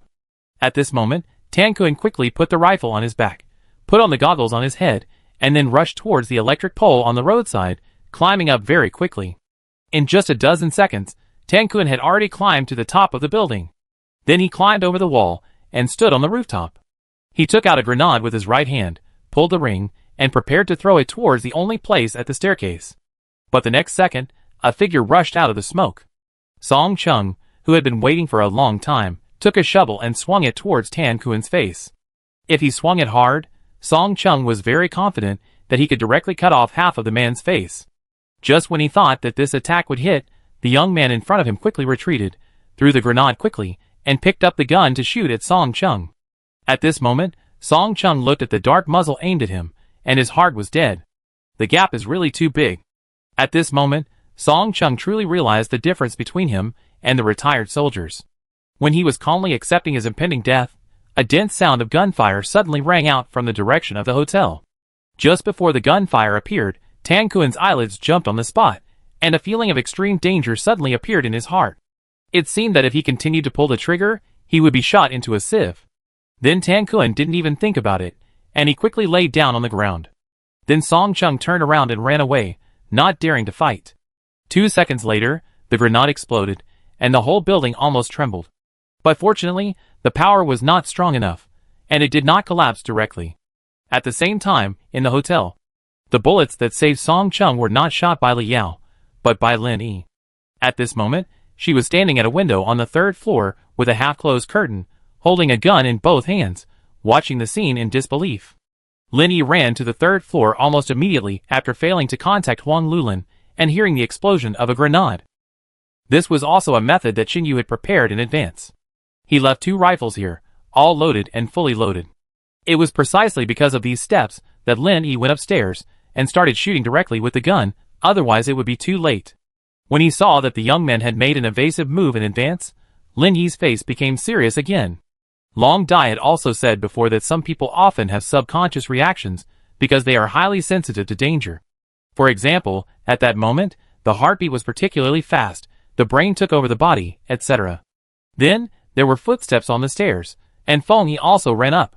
She picked up the rifle on the right, and fired at the street ahead with Lin Yi. At this time, it didn't matter whether they hit the target or not. They had to suppress the people outside as soon as possible. Chapter 1059. With the fire suppression from the hotel, the people on the roof bent over to avoid exposing their body parts at the 3 o'clock position, and evacuated carefully. Because there was a 6-story building that happened to stand between the tower and the hotel, Jilin lost the function of setting up the gun. And that building was just in front of the left side of the main entrance of the hotel, not far away. Even if Jilin was at the top of the tower, he could only see the top window on the 3rd floor. As for those who wanted to hit the window, Jilin needed to stand up and use his arms to stabilize the sniper rifle. But with his alertness as a sniper, he would never make such a mistake, because in this way, his figure could be seen from a long distance. In today's environment, no one would have nothing to do after eating and deliberately climb so high to seek excitement. At this moment, Jilin's face showed a solemn expression for the first time. Although he was not a soldier in China, the training methods of many troops were actually similar, especially the anti-sniper reconnaissance methods. When he saw those people evacuating in an orderly manner without revealing any flaws, and when someone in the hotel was shooting with a rifle, Jilin felt a familiar taste. That is, there must be soldiers among the survivors. Or in other words, they must have been trained by soldiers. It is impossible for ordinary survivors to judge the general direction of shooting based on the trajectory of bullets without hearing the gunshots. If the judgment is wrong, then death is inevitable. Seeing that time is passing by, The people below are gradually approaching the hotel. Jilin decided not to delay any longer and prepared to go down and fight quickly.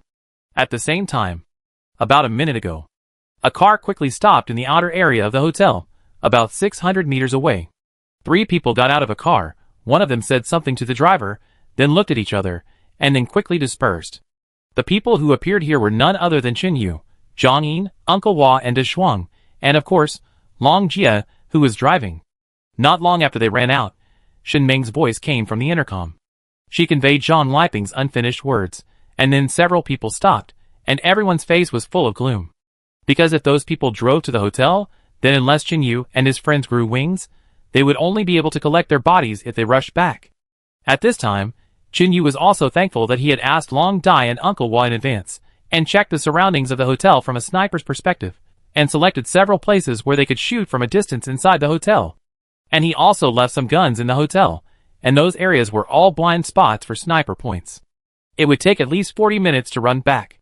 If they just ran, they would have no problem, but for war, even a minute slower would be fatal. Moreover, those people who could think of using the wounded to set up traps and mines were not ordinary survivors at all. Qin Yu estimated that they would not even talk nonsense, and would probably kill them as soon as they met. Just when they heard what Shen Ming said, and didn't know what to do, a car with a green license plate appeared in front of the 4 people. Long Jie rolled down the window, and said, "A Ling contacted me through the relay station after Dr. Lin left the basement. The instructor guessed that someone might be caught on the way, and might lead to revealing the hotel address, so he asked me to return halfway. Hurry up, get in the car." As soon as these words came out, the 4 of them walked over quickly, and opened the car door. Because the car couldn't accommodate everyone, Yang Yu couldn't come back with them, so he handed the bag of Molotov cocktails to De Zhuang. Then Long Jie turned the steering wheel sharply, and without even turning his head, he rushed directly into a small alley. The speed of the tram was extremely fast, and Long Jie's driving skills were so good that he even used drifting to turn corners. While driving, Long Jie said in a deep voice, "The instructor asked me to say sorry to you on his behalf. Only by using these girls as bait can Jiang Chen's more powerful subordinates take the bait. Brother Shangwan is willing to use himself as bait. These are nothing, and I believe that he must have made all the preparations, such as leaving you behind." Qin Yu sat in the passenger seat, holding the doorframe armrest with his right hand, and said calmly, "There is no way. Long Jie drives too violently. Qin Yu estimates that the car should have reached 100 kilometers per hour. If the streets in this city were not dredged, it would be impossible to drive so fast. The car would be smashed and scrapped within a kilometer." Long Jie stepped on the accelerator again, holding the steering wheel with both hands, looking forward, and said, "Jiang Chen is very smart. He may have guessed that if he could kill those girls, it would definitely cause us heavy damage. At least the mental blow would be fatal. Can you go faster?" Qin Yu suppressed the anxiety in his heart, and could only hope that Lin Yi and others would not get into trouble. "Sit tight." Hearing this, the 3 people in the back seat sat down and even fastened their seat belts. Since the road was empty and there were no vehicles, coupled with Long Jie's superb control of the vehicle, they were back near the hotel in about 4 minutes.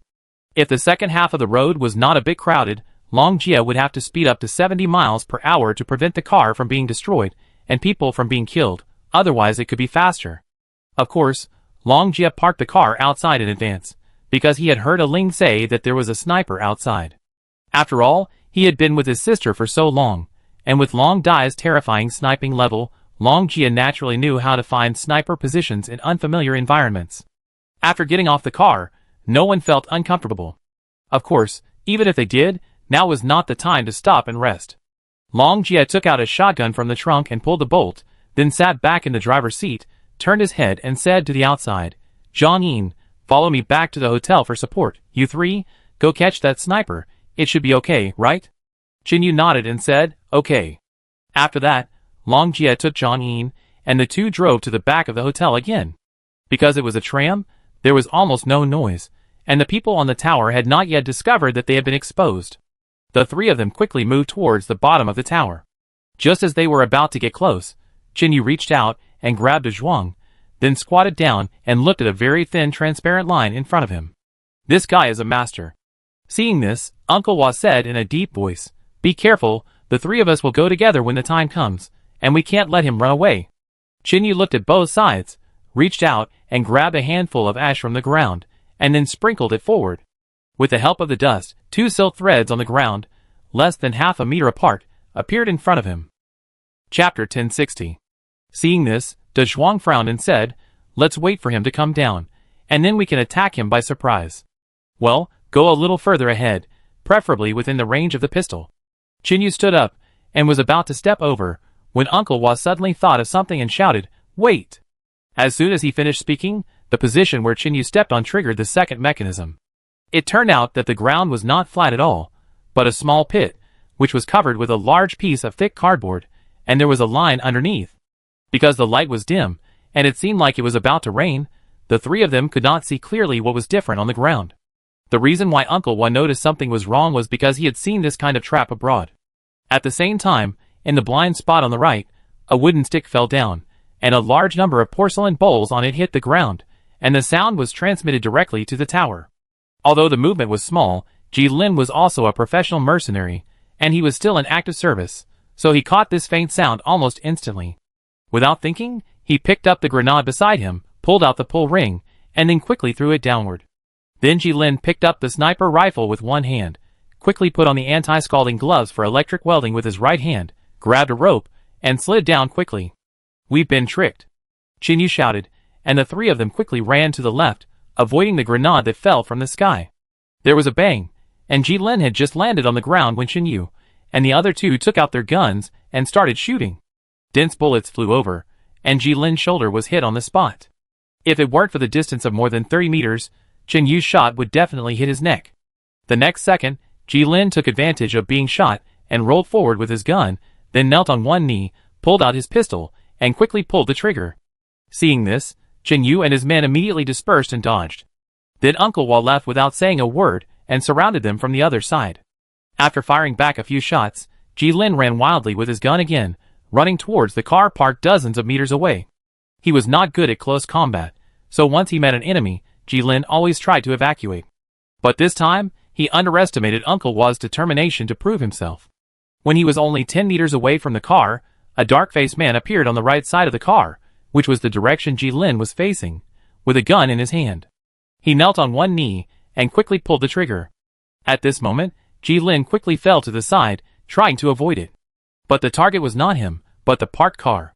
When he came here earlier, Uncle Hua noticed that there was a car parked here. Although it was parked there motionless, there were marks on the tires. It was obvious that someone drove over, so Uncle Hua instantly guessed that the person was trying to escape. Although he fired with both hands, even if it was just the recoil of the pistol, it still made Uncle Hua's forehead sweat coldly, as if his bones were being pricked by needles. At this moment, Uncle Hua knew very well that he would never be able to use a sniper rifle again in his life. Because the little girl had repeatedly emphasized that within 3 days, let alone continue to shoot, even if he wanted to twist the bottle cap, he had to switch to his left hand. 3 bullets, 2 of which hit the right front wheel, and the other hit the right rear wheel. Seeing that he was not injured, Jilin also noticed that the car parked in front of him trembled, and then judged that it could not be driven anymore. At this moment, Jilin knew clearly that he was doomed. He threw the AWM sniper rifle, which was extremely scarce in the Doomsday, on the ground, and at the same time pulled out his pistol and prepared to break the gun body. But there was a person who was even faster than him. De Zhuang had been holding back his anger for a long time. Since he came here, he was almost killed by someone with a mine before the fight officially started. Besides, Lao Cheng was seriously injured now, so even if he wanted to go and see him, he couldn't. In the final analysis, Lao Cheng's injury was closely related to the Jiashiman. When he saw the man throw away his gun, De Zhuang quickly took off the bow on his back, and at the same time drew out an arrow and put it on the bow. He tightened his right hand muscles and pulled the string, and quickly let go. And the man had just aimed the gun, and his 2 hands were directly pierced by the flying arrow, and even pierced together. Good arrow. Qin Yu's eyes lit up, and he patted De Zhuang's shoulder happily. Seeing this, De Zhuang breathed a sigh of relief and smiled. The hard training before was not in vain. Then the 3 of them rushed forward quickly. The injured man wanted to continue running, but Uncle Hua kicked him in the chest, causing him to roll back several times. At the same time, Qin Yu knelt on one knee, pinched the man's cheek with his right hand, carefully checked the area near his back teeth, confirmed that there was no trace of poison, and then punched him. Qin Yu's strength is now far greater than before. With just one punch, he broke the man's nose. But the man didn't make any howling sounds. just leaning on his elbows and looking at him gloomily.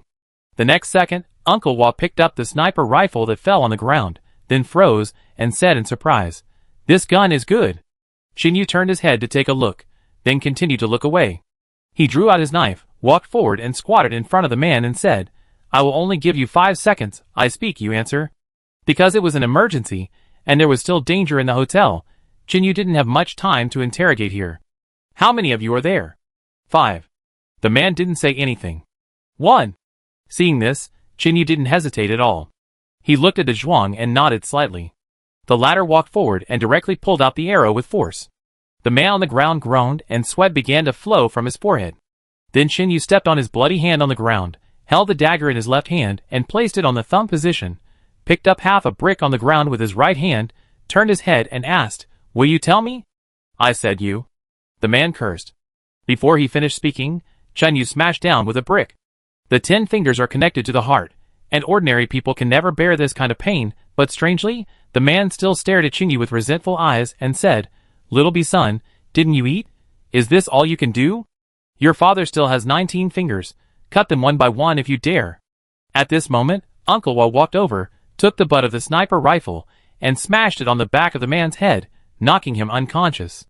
After the smash, Uncle Wa said in a deep voice, "I have seen the tattoos on this man's body, and he also belongs to a foreign mercenary organization. People like this have undergone anti-interrogation training, and ordinary methods are useless to them." Hearing this, Chin Yu stood up and said, "Brother Da Zhuang, go find something to tie him up, remember to tie his hands under his thighs, and don't let him have the opportunity to stand up straight." "Okay." Then Chin Yu looked at Uncle Wa's slightly trembling right hand and said, "Uncle Wa, you stay here with him, and leave it to us next." Chapter 1061. Without waiting for the other party to say more, Chin Yu turned around and prepared to continue running towards the hotel. Uncle Wa called him and said, "This sniper rifle is very powerful and accurate, take it."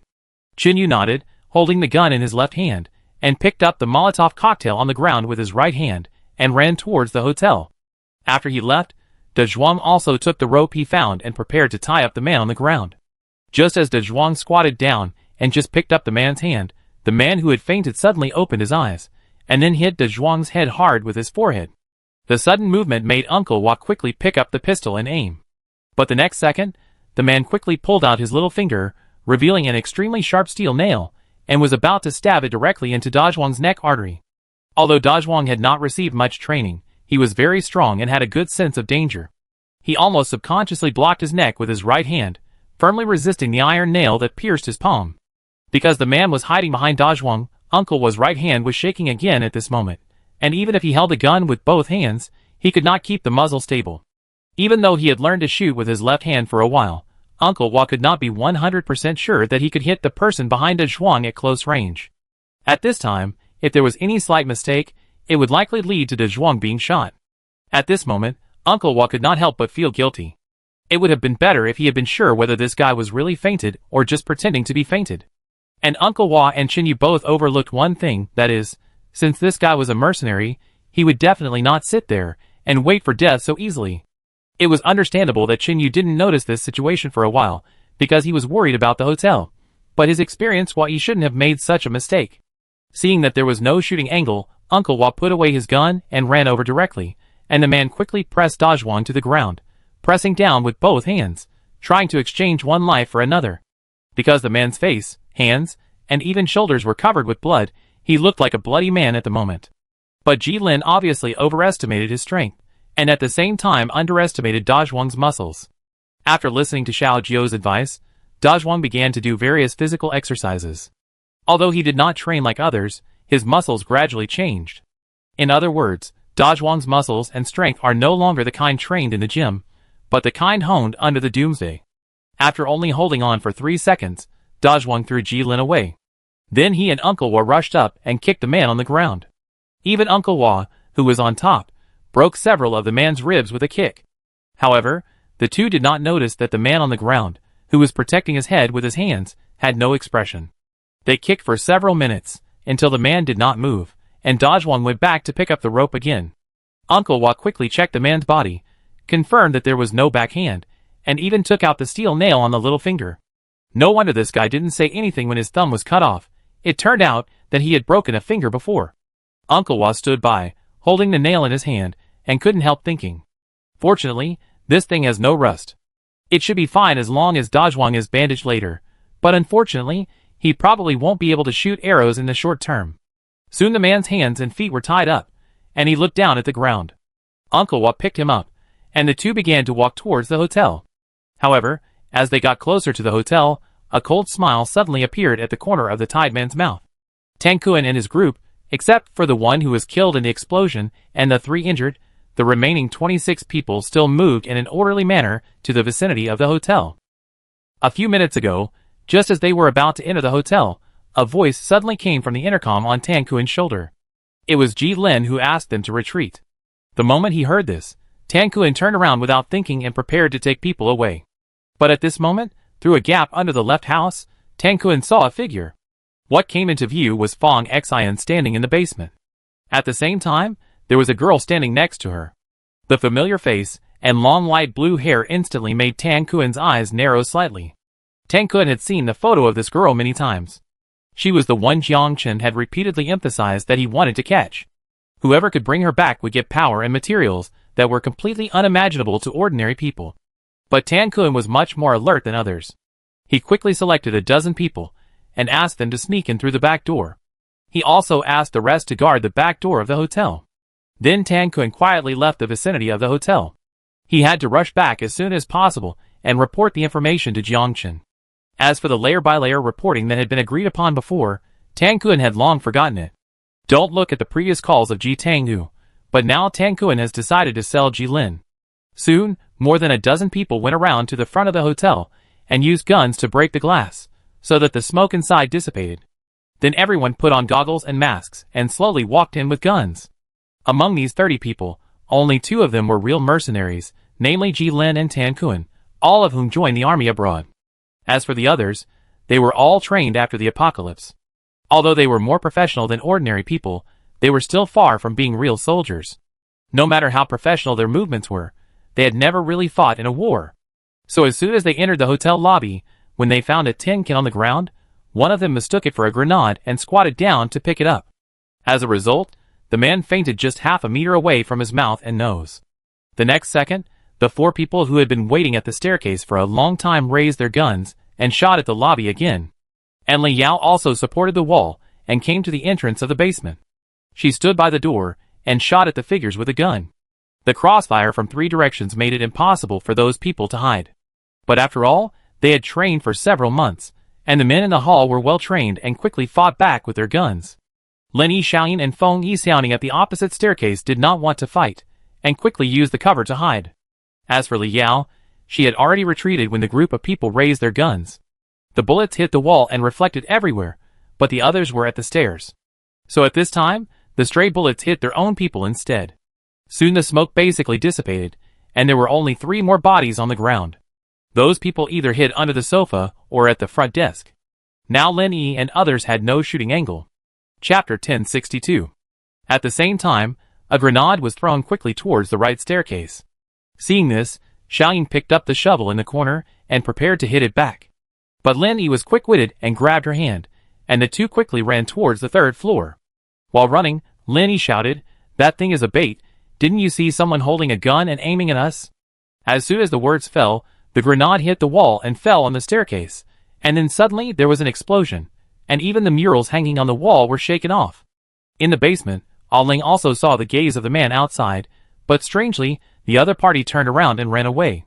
Then Ling walked to the gap, looked up, and found that it was welded with iron rods. The gap was only about the size of a ping-pong ball, and grenades and other projectiles could not be thrown in. She turned and walked to the stairs, and told Li Yao the information just now. After listening, Li Yao put the empty magazine aside, and then continued to change it, and replied, "The basement does not need ventilation in the short term. What is your name?" Li Yao looked at a young man halfway through the conversation. Hearing this, the other party ran up and said, "Just call me Sun Hua." "Well, Sun Hua, take your people to plug the gap to prevent others from throwing some homemade smoke bombs into the basement. After all, you can think of making these, and others may also be able to do so." As soon as the words were finished, someone threw some small gadgets wrapped in cloth into the gap. They were small in size, and were emitting thick smoke. Fong Xian has been proficient in pharmacology since she was a child and is extremely sensitive to smells. She noticed something was wrong in an instant, and then covered her nose and said, "Everyone, cover your mouth and nose quickly. This thing can stimulate the internal organs of the human body and make people hallucinate." Hearing this, the basement instantly became chaotic, and everyone moved away from the gaps at the back. But fortunately, the basement was only about 20 to 30 square meters, and the smoke could not quickly fill the entire room. Seeing this scene, Li Yao endured the pain in her body and shouted loudly, "Don't panic, lift the wounded, and evacuate outside one by one. Sister Han and other people with pistols, go out with me to provide fire cover." After saying that, Li Yao limped to the exit. She first stood by the door and stretched out her gun to shoot outside, and then rushed out quickly. At this moment, blood appeared on Li Yao's feet in slippers again. Han Liyuan followed closely behind, holding a pistol and firing back at the people on the sofa. But when she hid, the people coming out from behind were in trouble. The three girls were hit directly in the chest by bullets, splashing blood, and fell backwards on the spot. The people below did not dodge in time, and screams were heard again. Hearing this scene, Li Yao's face turned pale. She had finally reunited with everyone. How could she tolerate these people killing again? Then Li Yao turned her head and found the fire extinguisher in the corner. Then she put her gun in her pocket and ran over, picked it up with both hands and threw it out. At the same time, Li Yao quickly pulled out his pistol, aimed at the red object in the air, and emptied the pistol magazine. The fire extinguisher exploded directly, and in an instant, white smoke rose in the hall, filled with various dust, and visibility was reduced again. The next second, gunshots were heard again at the staircase. The girl's strong counterattack instantly made the people in the hall want to retreat. After all, nowadays, no one does not cherish their own lives. Li Yao, carrying the rifle on his back and stepping on his blood-stained slippers, returned to the basement entrance and directed everyone to run to the corridor next to him. At the same time, Fong Xian ran to the room to move out a chair, smashed the French window, and the group quickly evacuated outside. But the ground was full of mud, making it difficult to step on, so everyone had to run to the back of the hotel. Sun Hua supported his sister and wanted to join the battle, but he was not very good at using a gun, and he only learned archery from Song Chung. But at this dangerous moment, with both hands holding a gun to shoot, it was difficult for the bow and arrow to work. After all, the gun was fully automatic, and the bow and arrow needed to be aimed and drawn. Just as a group of people ran to the back of the hotel, the people before them discovered them, and immediately shot with guns. The few people running in front were unable to dodge, and were shot into sieves on the spot. Even Sun Hua stood in front of her to protect her sister, which resulted in a bullet in her thigh. Everyone was in chaos again, and almost all of them cried out in fear, except for those who were well trained. Feng Yi, who was changing magazines on the second floor, heard this through the window, and then she asked Xiao Ning to continue shooting while she went to the back room to save people. With the help of Feng Yi on the third floor, the people below did not dare to continue chasing, and only dared to hide in the corner, which was under the air conditioner outdoor units. But not long after firing, there was a click from the pistol. Feng Yi's face changed slightly, realizing that there was no bullet left. Hearing this, the people below shouted again, forcing Feng Yi to retreat back into the hotel room. Then those people ran past the corner and found that the people crowded outside were all girls, with only a few men. Seeing this, they showed sinister smiles, raised their guns, and prepared for a massacre. At the critical moment, a figure quickly climbed over the left wall and landed steadily on the ground. Long Jia held the shotgun, whistled, and said, "This way." After he finished speaking, more than 10 people turned to look at him and were about to pull the trigger, but Long Jia's hand was even faster. A large number of bullets flew out, and the bullets from the shotgun were scattered, and the people in front were almost instantly shot into a hornet's nest. At the same time, Zhang Yin appeared behind the group of people, with his right shoulder against the rifle, holding it with both hands, and began to fire. In less than 3 seconds, more than 10 people were all killed by the firepower of Long Jia and Zhang Yin. Then, 4 men appeared again at the hotel gate, behind the girls. They had run out of bullets, and had to run away from the gate desperately.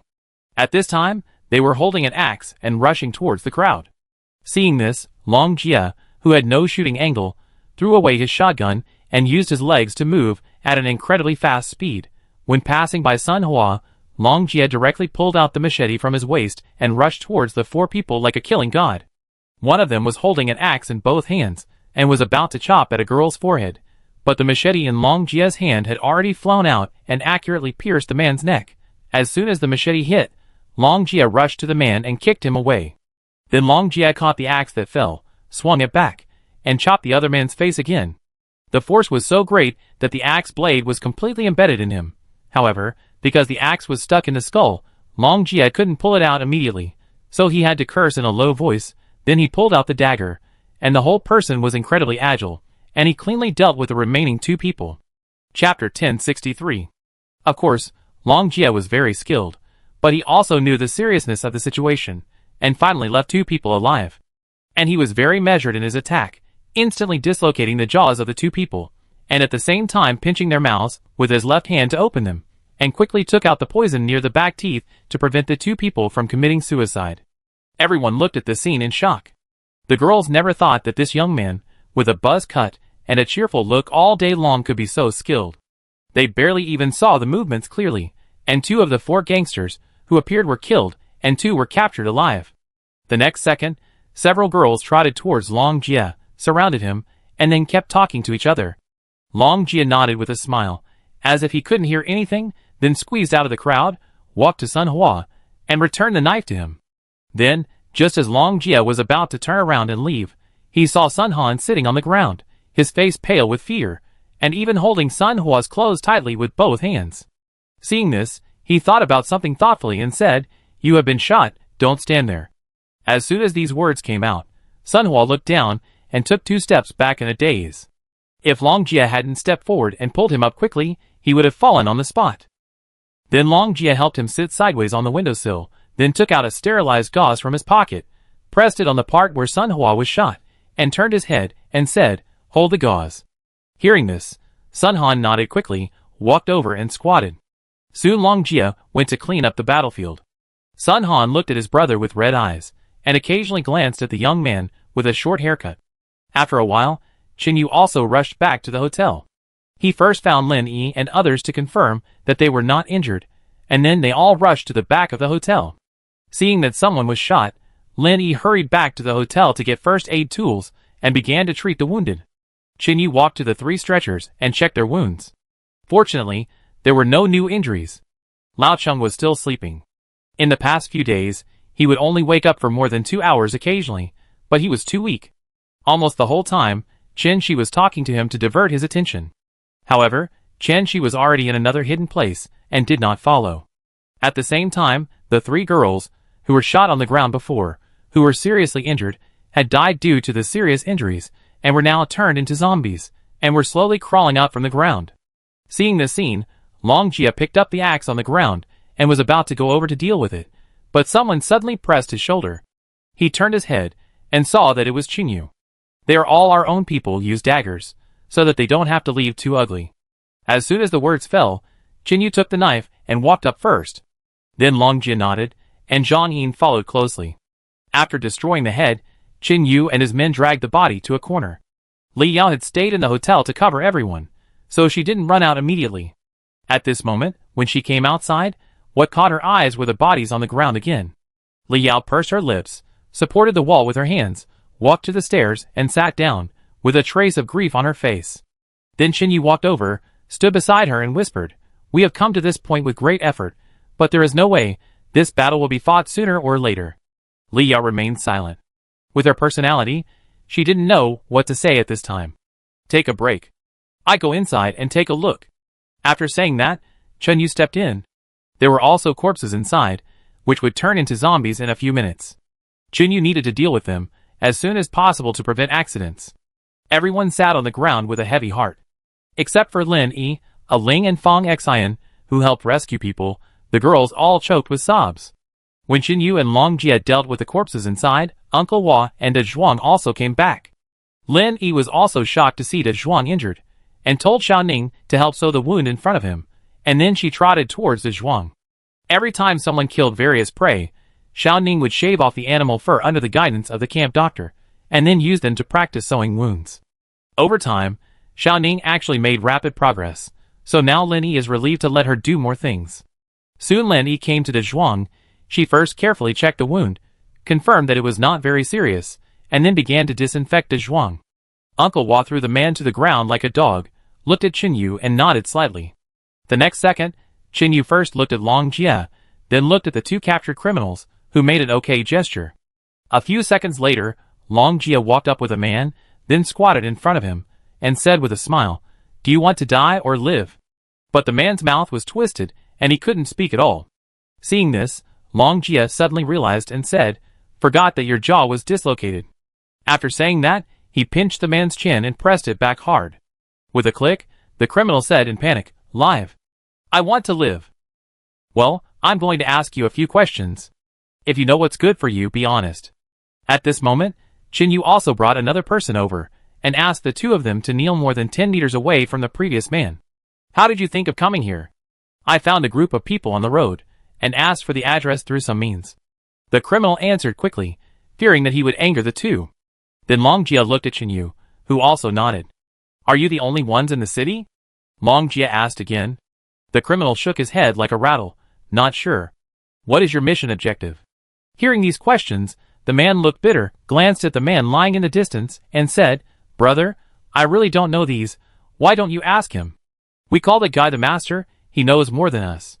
Before he finished speaking, the man squatting next to him suddenly turned around and pounced on him, hitting him hard with his head. Seeing this, Qin Yu raised his eyebrows, walked forward and pulled the man away with one hand, then picked up a stone on the ground and smashed it hard on his ankle. "Ah!" A scream rang out, and everyone looked at them with tingling scalps. Seeing this, Lin Yi bandaged a zhuang and said calmly, "Don't look over there. Next time, it won't be smashed here." Qin Yu looked at him expressionlessly. The man who was beaten earlier was a little emotional. He glanced at the nosebleed on his clothes and shouted crazily at the person who attacked him, "You are really brainwashed and hopeless. These people treat us as cannon fodder. Do you really think they are really taking care of your family?" Chapter 1064. I tell you, those people are ostensibly here to take care of our families, but they are just threatening us with them. You, on the other hand, are actually attacking me. Shut up. Qin Yu turned his head and shouted. He then looked at Long Jie, who understood what he meant, and took the man to the hotel to continue questioning him.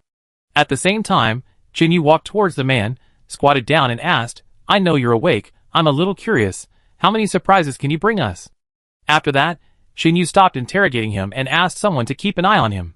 After waiting for a few minutes, Long Jie walked out of the house, shrugged and said, "The guy inside knows nothing and knows very few things. Ask this guy again." Qin Yu looked at the other person, who was sitting on the ground with his head down. "Okay." After a while, Long Jie stood by the door and said helplessly, "I killed the previous guy in front of him, but he still didn't say anything. This guy seems to be very patient. It seems that he has been brainwashed seriously." Qin Yu looked at his watch, turned his head to look at the man in the distance, and said, "It's getting dark. Let's change places." "Ah? Change places again?" Long Jie was puzzled. "Well, I'm worried that this place has been completely exposed. If they have more helicopters, it will be bad if we continue to stay here. Everyone evacuates together. No, we stay here and interrogate the man." After these words came out, the man lying in the distance trembled obviously. This detail was instantly captured by Qin Yu. Seeing this, he seemed to be thinking about something, pretending not to notice, and continued to say to Long Jie, "Let the people inside deal with it." As soon as he finished speaking, screams were heard from the hotel. Long Jie walked back and took a look, then turned his head and said, "Oh, the guy forgot to finish the job, and now he has become a zombie." I said, "Ah." Before he finished speaking, the zombie bit his throat. Seeing this, Long Jie curled his lips and said, "What were you doing earlier? You only know to find a toilet when you can't hold your shit anymore." Then he was too lazy to save people. After all, if you are bitten by zombies, there is no way to save them except for the limbs. Even if you save them at this time, the other party may deliberately tell some lies before dying. Anyway, there is a captive called the Hall Master on the ground, and Long Jie has many ways to interrogate him. Soon Qin Yu asked others to pack their luggage, and Zhang Yin and Uncle Hua covered them. Dozens of people were ready to start moving again. This time, almost 6 people were sacrificed. When everyone gathered, Qin Yu counted the number of people and frowned. "Where are Xiao Kong and Huang Lulin?" Hearing this, Lin Yi also remembered instantly, looked carefully at the crowd, and said in surprise, "No, they didn't come back?" The next second, Jilin sneered and said, "Do you remember now that one of your people is missing? You don't really think that this is all I can do? You talk too much nonsense." Long Jia's face darkened slightly, and he walked forward and was ready to beat him up. But Xingyu held Long Jia, then stood in front of the man and said, "What do you want to do?" "Make a deal." The man's face was covered in blood, but his smile still did not disappear, and instead looked a little creepy. "Speak." Xingyu resisted the urge to punch him to death and asked patiently. Whether it was Huang Lulin or Song Chung, Xiao Kong and others, they were all very important to the camp now.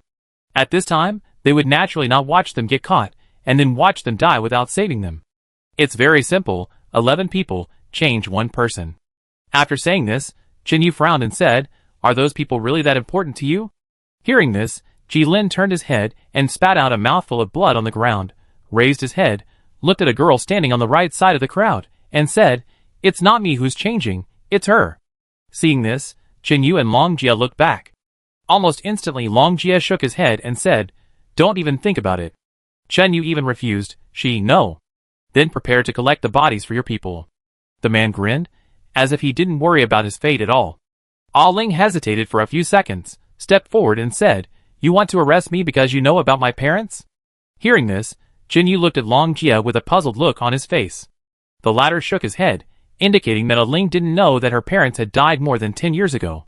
Then Long Jia walked over, put his arm around Ah Ling's shoulders, and said seriously, "Linger, listen, there are some things you shouldn't interfere with. As for your parents, they are all abroad and can't come back." The man laughed and said, "Her parents have been dead for many years, and you are still hiding it from her?" After the voice fell, everyone looked at Ah Ling nervously. But then, words that shocked Jilin appeared in his ears. The girl with long blue hair nodded slightly and said, "Oh, I see." After that, she turned back to the crowd and continued to stand next to Lin Yi. Lin Yi touched her hair and said gently, "I thought you would be very excited. In fact, I had guessed that they had died a long time ago, but Uncle Shengwan had been hiding it from me, so I also hid it from him." The next second, Jilin, whose plan had unexpectedly gone wrong, sneered, "If you don't hand her over to me, I prepare 11 coffins for your people." Before he finished speaking, a round object was thrown from a distance. Everyone stood on tiptoe to look, and then everyone exclaimed and stepped back with pale faces. That was a person's head. It fell right at the feet of the man who was speaking. Jilin turned his head and found that it was Tan Kuan. At the same time, a slender figure slowly stepped out from the shadow area more than 10 meters away and said, "Jilin, long time no see." When he heard this voice, the man who was originally calm was like a mouse hearing a cat. His scalp exploded, he gritted his teeth and looked at the shadow, and said in a deep voice, "Shengwan Jing, you are still alive." At this moment, the person who appeared here was none other than Shengwan Jing, who had already left in a car. Beside him stood Long Dai and several other familiar faces. And they were also holding 7 prisoners in black long clothes. Then Song Chung and others, who had disappeared for about half an hour, appeared in front of everyone again. Seeing this scene, Long Jia was stunned and said, "No, instructor, how could you even lie to me?" Shengwan Jing ignored him, but put his hands behind his back, looked at Jilin calmly and said, "You evildoers are still alive. If I die first, wouldn't I die with my eyes open? Humph, you killed fewer people than me?" Jilin struggled desperately, as if he wanted to go over and fight him, but his shoulders were held down by someone, and he couldn't move at all. "Can it be the same?" Shengwan Jing walked slowly forward and said, standing 3 meters away from him. Chapter 1065. Although we are all killer organizations, we never kill women and children, and you have committed no less than 10 massacres. Jilin's eyes were red, and he shouted, "How many people will die in a mudslide or a flood? It's just a few people who died. When you stepped on the ants to death, did you think about how many of them died?" Shengwan Jing said calmly, "A few years ago, you bribed people in our organization and let them brutally kill the lover of a mission target, a pregnant woman, in front of us. Through this method, you successfully made the most powerful person under my command defect, which then caused strong dissatisfaction among the top leaders, and they tried to hunt him down. I remember that you were the one who planned this matter, right?" After saying this, Shengwan Jing took another step forward, and his eyes, which seemed to be able to see through people's hearts, stared at Jilin. The two confronted each other for more than 10 seconds, and Jilin laughed with his head raised, and then his face became gloomy, and he said, "Don't slander me. After that incident, I asked people to investigate it with all their strength. There are 2 very important pieces of information." Shengwan Jing was not in a hurry to take action, and it seemed that he was deliberately telling a lie. First, according to the original plan, the evacuation route was arranged by a lay, but at the last moment, the two of them tacitly returned along the original route. Secondly, before the mission began, their account suddenly had an additional 3 million yuan in spending. From the surface, this was the purchase of a property in a certain country. At this point, Shang Wanjing looked back and then said calmly again, but they have never had so much money in their accounts. Every time we complete a mission, the money is converted into gold of the same proportion and then distributed. What a coincidence! Their wives and children are all in that country, but they have no nationality. As for you, Ji Lin, you have another identity before the end of the world, so I don't need to say more, right? After saying this, Long Jia turned his head slightly and explained to Qin Yu beside him, before the end of the world, it was different from now.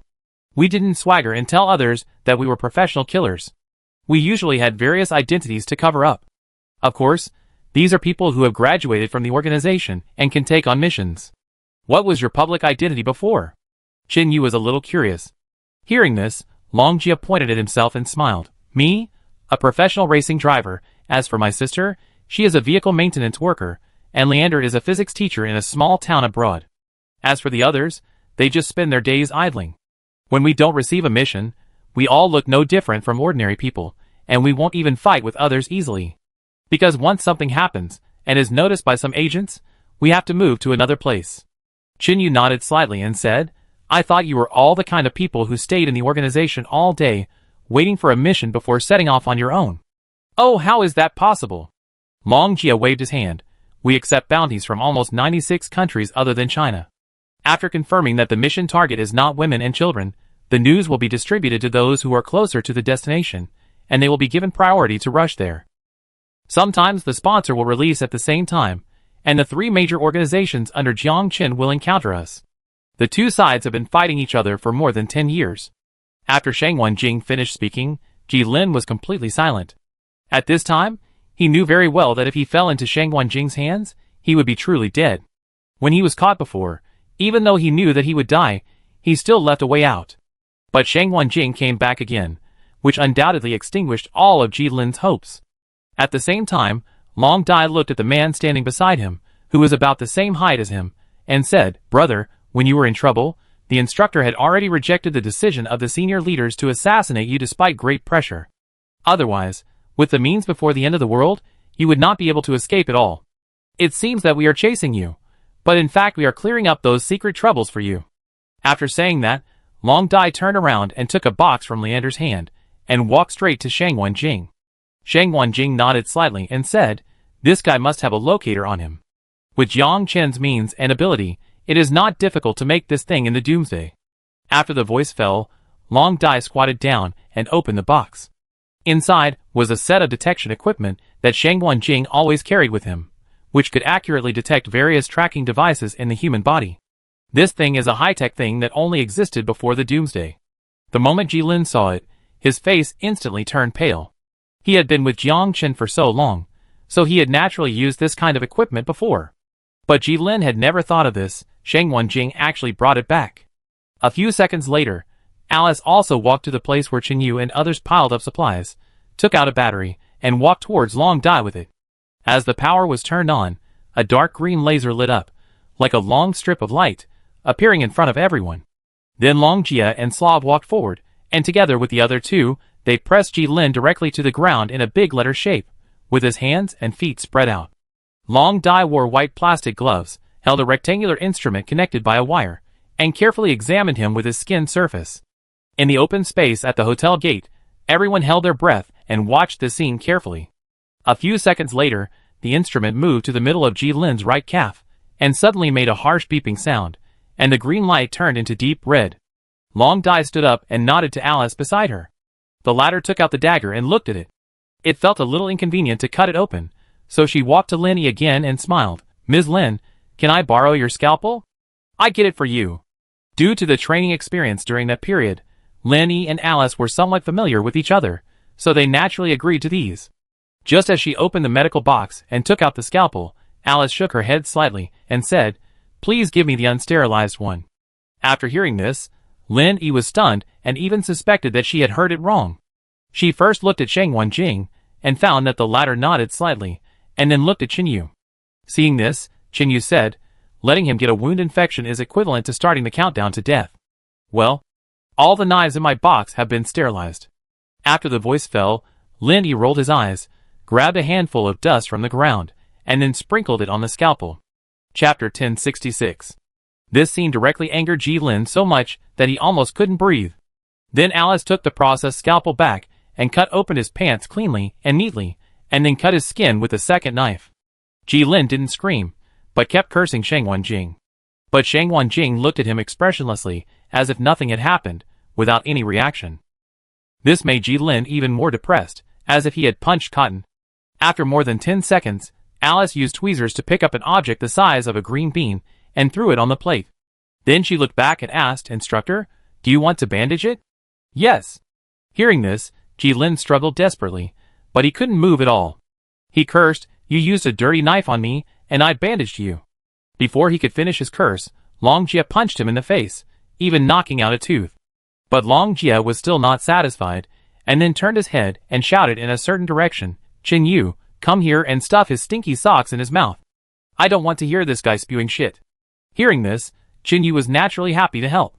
After the two of them fiddled with it, Ji Lin's mouth was completely blocked by his socks, and there were even dark circles under his eyes. Then Shang Wanjing had him taken aside, and then waved to Alei. Seeing this, Alei took a few steps forward, and then Qin Yu realized that he was holding a cage in his hand. Because the moonlight was very bright tonight, even without a fire or lights, the area outside was very bright. Alei nodded slightly to Qin Yu, just as a greeting, and lifted the black cloth on the cage.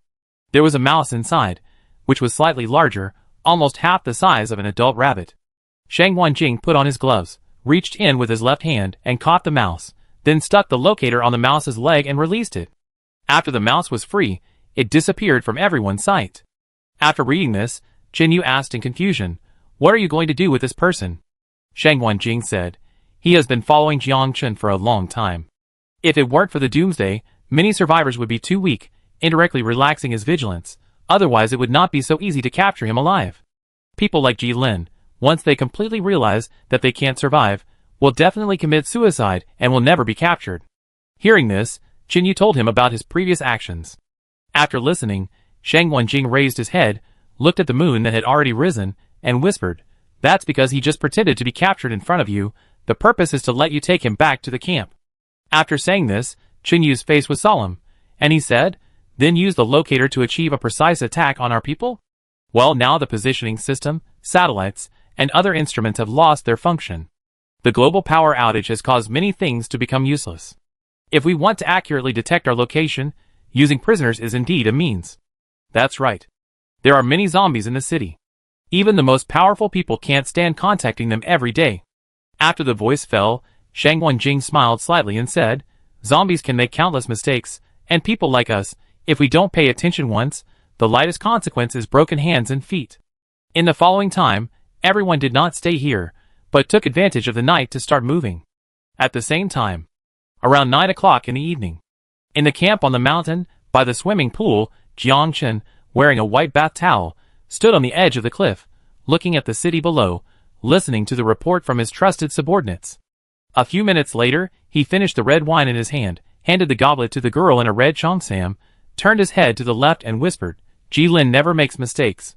Since Shang Wanjing has taken people away, half an hour later, send a second helicopter to indiscriminately bomb their temporary camp." "Understood." The confidant nodded, facing Jiang Chen, and slowly retreated to the back. But not long after he left, Jiang Chen turned around and looked at him, and said, "Peng Wei, how long have you been following me?" Hearing this, the confidant named Peng Wei lowered his head and replied, "Brother Chen, it has been 7 months and 16 days since I was rescued by you." "Well, do a good job. After the forces in the north are integrated, I will hand it over to you to manage." Peng Wei is nearly 1.8 meters tall and weighs about the same. He has obvious muscles all over his body. He was immediately happy when he heard this, and said seriously, "Thank you for your trust, Brother Chen. Go down." Jiang Chen waved his hand, and sent him away. After a while, Jiang Chen turned his head to look at the girl, who was shaking because her cheongsam was a little short, and the wind on the mountain, and said, "You don't have to serve me for the next month." As soon as the voice fell, the beautiful girl was frightened and her face turned pale.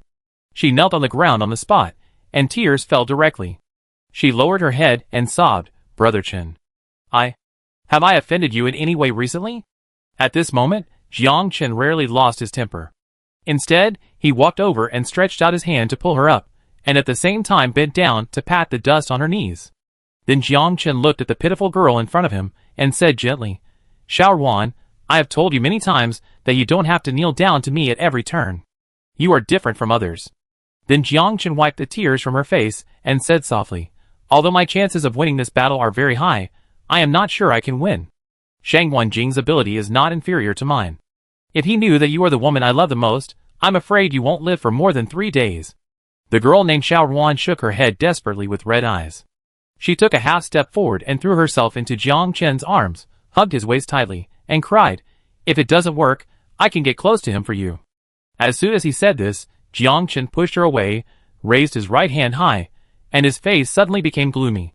But after pausing in midair for a few seconds, Jiang Chen still couldn't bear to slap her, and then he said coldly, "You can only be my Jiang Chen's woman in this life." Jiang Chen was rarely angry, and frightened Xiaoruan so much that she took a half step back and stood there stupidly.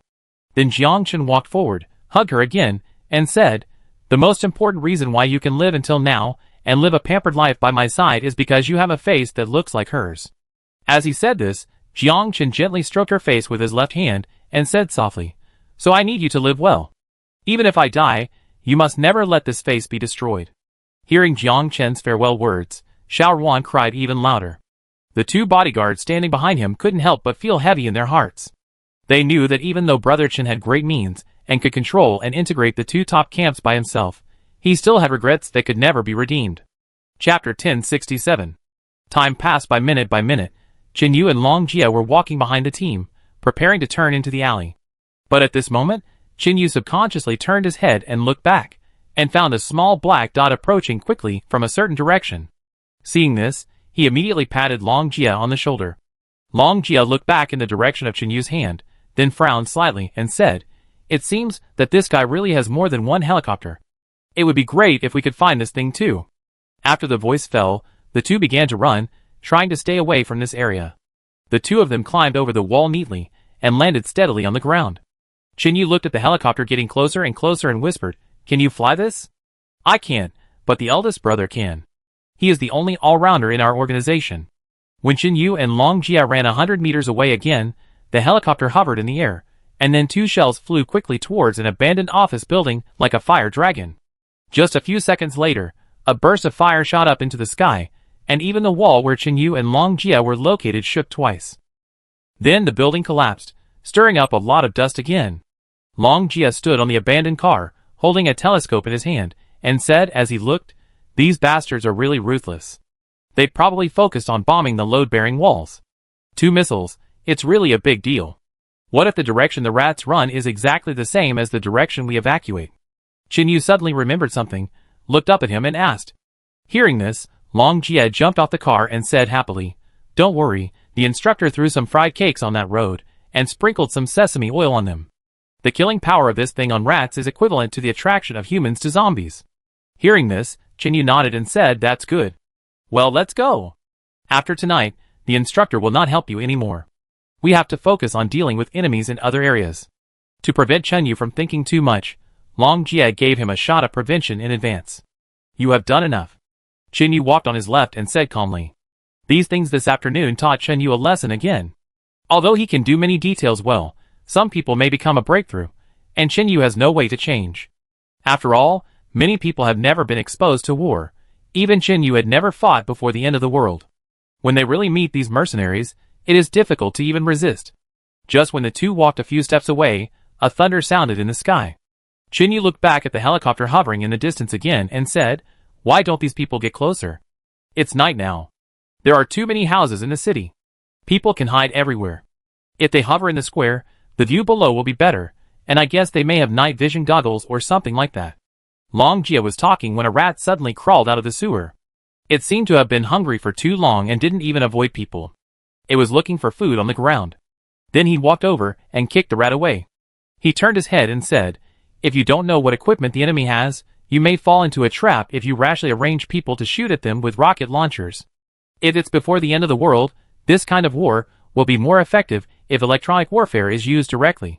First, destroy the enemy's air force to gain air superiority, and then send bombers to use high-tech radars. Even at an altitude of 10,000 meters, you can even drop bombs into a gap the size of a football. And the enemy didn't even have a chance to fight back, and died instantly. I didn't expect you to know this. Qin Yu was a little surprised. Then he picked up a brick and threw it at the rat 5 meters away, hitting it on the spot. There was no way. There were too many viruses that rats could carry in the Doomsday, and now they basically dared not get close to them. There was an outbreak of a virus in the villa camp before, causing many people to have a high fever. Fortunately, they had reserved a lot of medicines and food, so there were no more casualties under this level. Later, REI and Xiao Jiao investigated carefully and found that there were 2 little boys who kept the captured mice as pets. And it was Zhang Rui who found out.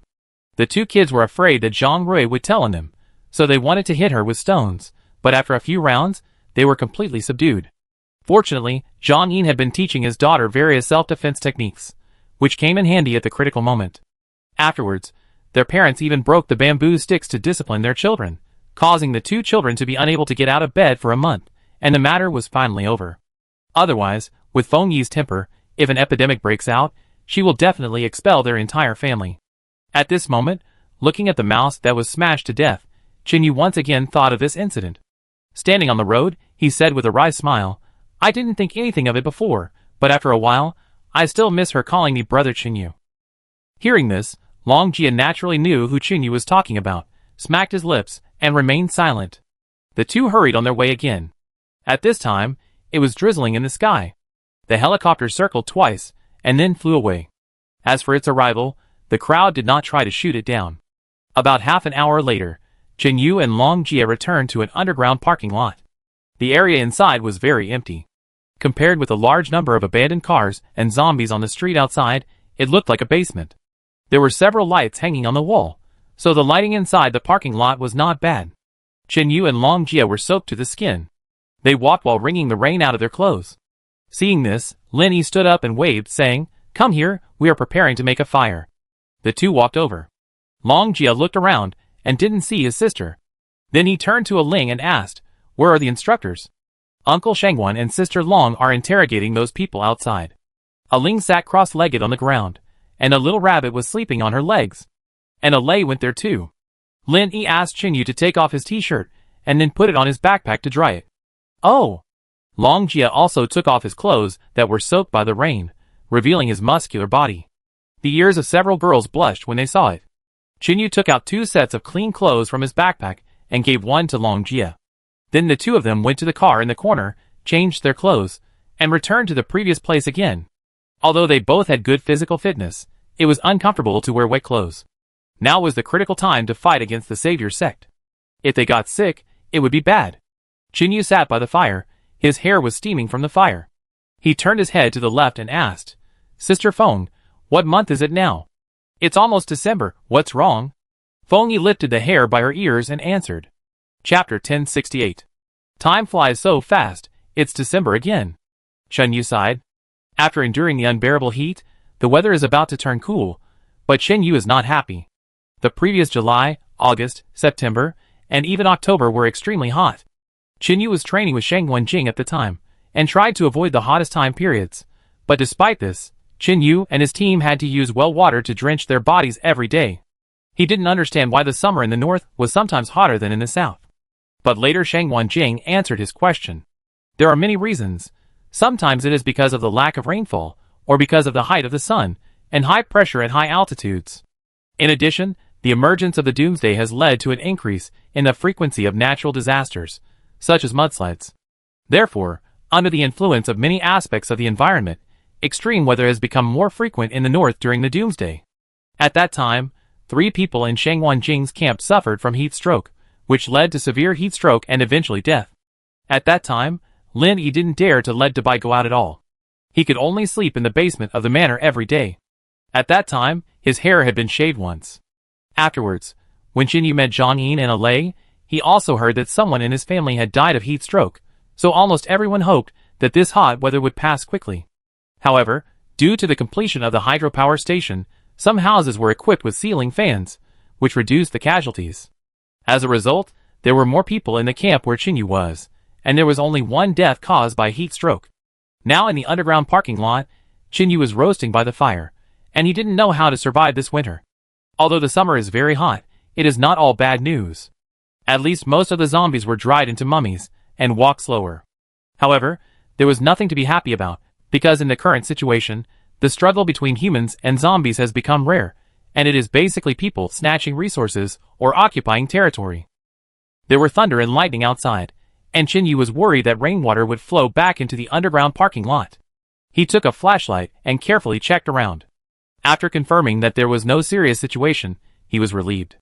Now that they are out, except for Lin Yi, Feng Yi and a few others, the other girls have taken care of everyone spontaneously. For example, now the girls are happy to make fire and cook. Because this is not food for others, they also eat this kind of food. In the doomsday, food is difficult to obtain, not to mention that now they can eat rice, bread, and various meat and vegetables. In the period after the doomsday, it was simply unimaginable. Soon the aroma of rice filled the underground parking lot, and Shang Wanjing and the other three also walked in.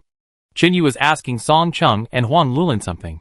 When he heard the footsteps, he turned his head and found that the captives did not follow, and then he realized that most of them were dealt with. However, Chin Yu could understand this. Shang Wanjing and his people were cruel and ruthless, so it was normal to root them out. And Chin Yu also felt that there was nothing wrong with being cruel in Doomsday, as long as Shang Wanjing was not cruel to his own people. Nowadays, everyone's bowls for eating have been replaced with stainless steel bowls, which are everywhere in the abandoned city. They are also convenient to carry, and at least will not break easily. Every 6 people gathered around a pot, which contained stewed broth and various vegetables. Feng Yi held the bowl, sat next to Lin Yi, and picked up a meatball for her. "Thank you, Sister Feng." Lin Yi smiled sweetly at her. "You have lost weight recently. It must be very hard to train there?" Feng Yi held the bowl in both hands and said softly. Hearing this, Lin Yi looked up at Chin Yu's back, smiled slightly, and said, "With you all accompanying me, it won't be hard." After hearing this, Feng Yi also smiled and started to drink the soup. The next morning, Shang Wanjing took people away again. This time, Chin Yu knew very well that they and the Savior sect were about to start fighting. Zhang Rui still didn't wake up, but her vital signs were getting better and better. Even this morning, Zhang Yin saw her fingers move. Because De Zhuang found several garlic crushers in the city, the kind that can be pulled manually, it is also convenient to crush food into a liquid state. Although Zhang Rui is Zhang Yin's daughter, everyone in the camp is doing their best to take care of her. And Zhang Yin no longer hides anything, and tries his best to protect everyone. After Shang Wanjing and the others left, Chen Yu, Zhang Yin, De Zhuang and Uncle Hua started to go out. In the morning, they personally explored the underground parking area from the southeast, northwest, and northeast directions, and found dozens of places where they could temporarily survive, and drew them on the map. The primary function is to prevent zombies, and the second is to hide. The relay station is still left to Lin Yi, Li Yao and others, so that as long as Chen Yu or others are still in the city, they can connect through the relay station. But if there is no car radio, the person receiving the message may not be able to reply. Therefore, in the following period, Lin Yi and the others will have to change locations every 3 days. Now, the people in the parking lot are only Chen Yu and his group. Even if those who set out before are caught, they can only tell the address of the hotel. But they have been bombed once, and even Jiang Chen probably won't be able to notice the whereabouts of these people in a short time. From now on, it is completely safe, and Chen Yu and the others can let go and do a big job in this abandoned coastal city. After handing the map to Lin Yi, Chen Yu hugged her, looked at Li Yao and nodded slightly, then led the people away again. Not long after they left, the rest of the people did not go out, but waited until dark before leaving. Because there were not many zombies in the city, most of the time only a few were encountered, and more than 20 were rare, so it was safe to travel at night. Abandoned city, an area near the camp on the mountain. 2 people quickly rushed into a residential building more than 10 stories high, holding sharp weapons in their hands, and killed zombies in an orderly manner. With a snort, Lin Hao chopped off half of the zombie's head with an axe, wiped the blood off his arm, turned his head and said, "Brother Haozi, how about we compete to see who kills more zombies?" Hearing this, Haozi stood at the back stairs, stuck his left hand wrapped in iron into the zombie's mouth, and then stabbed it hard from the chin with a dagger in his right hand. Then he stepped back a few steps, let the corpse fall to the ground, and then smiled and said, "Do you want to compete from the outbreak of the doomsday, or now?" As soon as he finished speaking, Another zombie crawled out from a pile of debris, but this time Lin Hao did not kill it, but walked over to step on its shoulders, squatted down, chopped its back with an axe, and stuffed the explosives in. Chapter 1069. After finishing, Lin Hao pulled up the zombie, trying to avoid being bitten by it, and pushed it down. At the same time, Chi Hao stood by the door, and after the zombie was pushed out, he quickly threw a glass bottle in his hand out. The zombie staggered up from the ground, first glanced at the door, but there was no one there, only a few corpses on the ground, and then walked towards the place where the noise came from. Inside the door, the two leaned against the wall. Lin Hao wiped the blood on his hands on the wall, and then said, "Of course, we will start from now. 13 floors, each of us will push up 1 floor. No problem." Chi Hao's personality is carefree. Although he is much calmer now, he still has a restless heart. In addition, as time goes by in the Doomsday, Chi Hao has learned a lot from Xiao Jiao, Zhang Yin and Uncle Hua. Even Alei occasionally gives him some guidance. Later, he met Long Jia again. They actually got along very well. It seemed as if the previous conflict had never happened. So now with the guidance of these people, Chi Hao has actually made rapid progress. Now that he has gone out with Xiao Jiao and others, he is also optimistic about Lin Hao, and the two of them went out together to carry out the mission. Of course, the main reason is that Lin Hao has another identity, that is, Dr. Lin's brother. Since Xiao Jiao and others joined, Lin Yi has helped so many people that he can't count them all. This led to Lin Hao being quickly accepted even though he just met everyone. In this way, Lin Hao and Chi Hao rested for more than a minute, and the two of them took their weapons and started to walk up. After a while, the wooden door on the roof has not been opened for more than a year, and it is often eroded by rain and exposed to the sun. Now it looks precarious and can be easily pushed down. Lin Hao ran out of the rooftop first, looked up at the sky and breathed in the fresh air, turned his head and laughed. "I didn't expect that we would tie." Hearing this, Chi Hao, who was also covered in zombie blood, walked out, took off the iron sheet on his hand, and said happily, "This guy, there are 42 zombies in one building. It seems that many people have been hiding here before." Lin Hao walked to the edge of the rooftop, staring at the figures wandering in the open space below, and said, "Many doors are open. I guess they live in their own homes, and think that the zombies can be dealt with quickly." After saying that, Lin Hao took down the water cup, took out the plastic bag with blood on it, and threw it away, then twisted it open and drank a few sips, then handed it to Chi Hao beside him. "Hey, why is there sugar water in it?" Chi Hao took a sip and felt that the taste was a little wrong, then took the plastic water cup and looked at it. Hearing this, Lin Hao turned around and sat on the ground, leaning against the rooftop wall and smiled. "Oh, Xiao Yi was afraid that I couldn't keep up with Brother Xiao in terms of physical strength, so he used the saccharin he found to soak in water and save it for emergency use." At this point, he blinked, pointed at the water bottle on Chi Hao's waist, and said, "I heard from her that a girl also replaced your water with sugar." After saying this, Chi Hao took off his water bottle, opened it and took a sip, then smiled and said, "It can be seen that it was done by Sister Yangzi. Because the white sugar in the Doomsday has another function, even the wounded rarely have the opportunity to use this kind of supplies. Most of them are added to explosives to increase the power. This has another advantage, that is, spoiled sugar can still be used. Although this stuff cannot be found in many places, it may still be found in some residential buildings." One of Lin Hao and Chi Hao's tasks today is to search for some sugar in the building, and secondly to keep an eye on the guards on the road leading to the community on the mountain a few hundred meters away. Then Chi Hao also sat next to Lin Hao, and the two chatted while drinking water. Although he also brought water, he saved as much as possible when he was away from home, and he didn't know when he would go back next. It was around dusk, and the sky was covered with dark clouds. Lin Hao woke up first, while Chi Hao was still sleeping. They blocked the door with the debris on the rooftop, so the zombies couldn't get up, so there was no need to stand guard. Lin Hao was about to wake up Chi Hao, and the latter opened his eyes on time, and woke up directly. The next second, Chi Hao yawned and said lazily, "Let's go down and check those rooms." Lin Hao nodded, and the two of them moved the debris away and went downstairs again.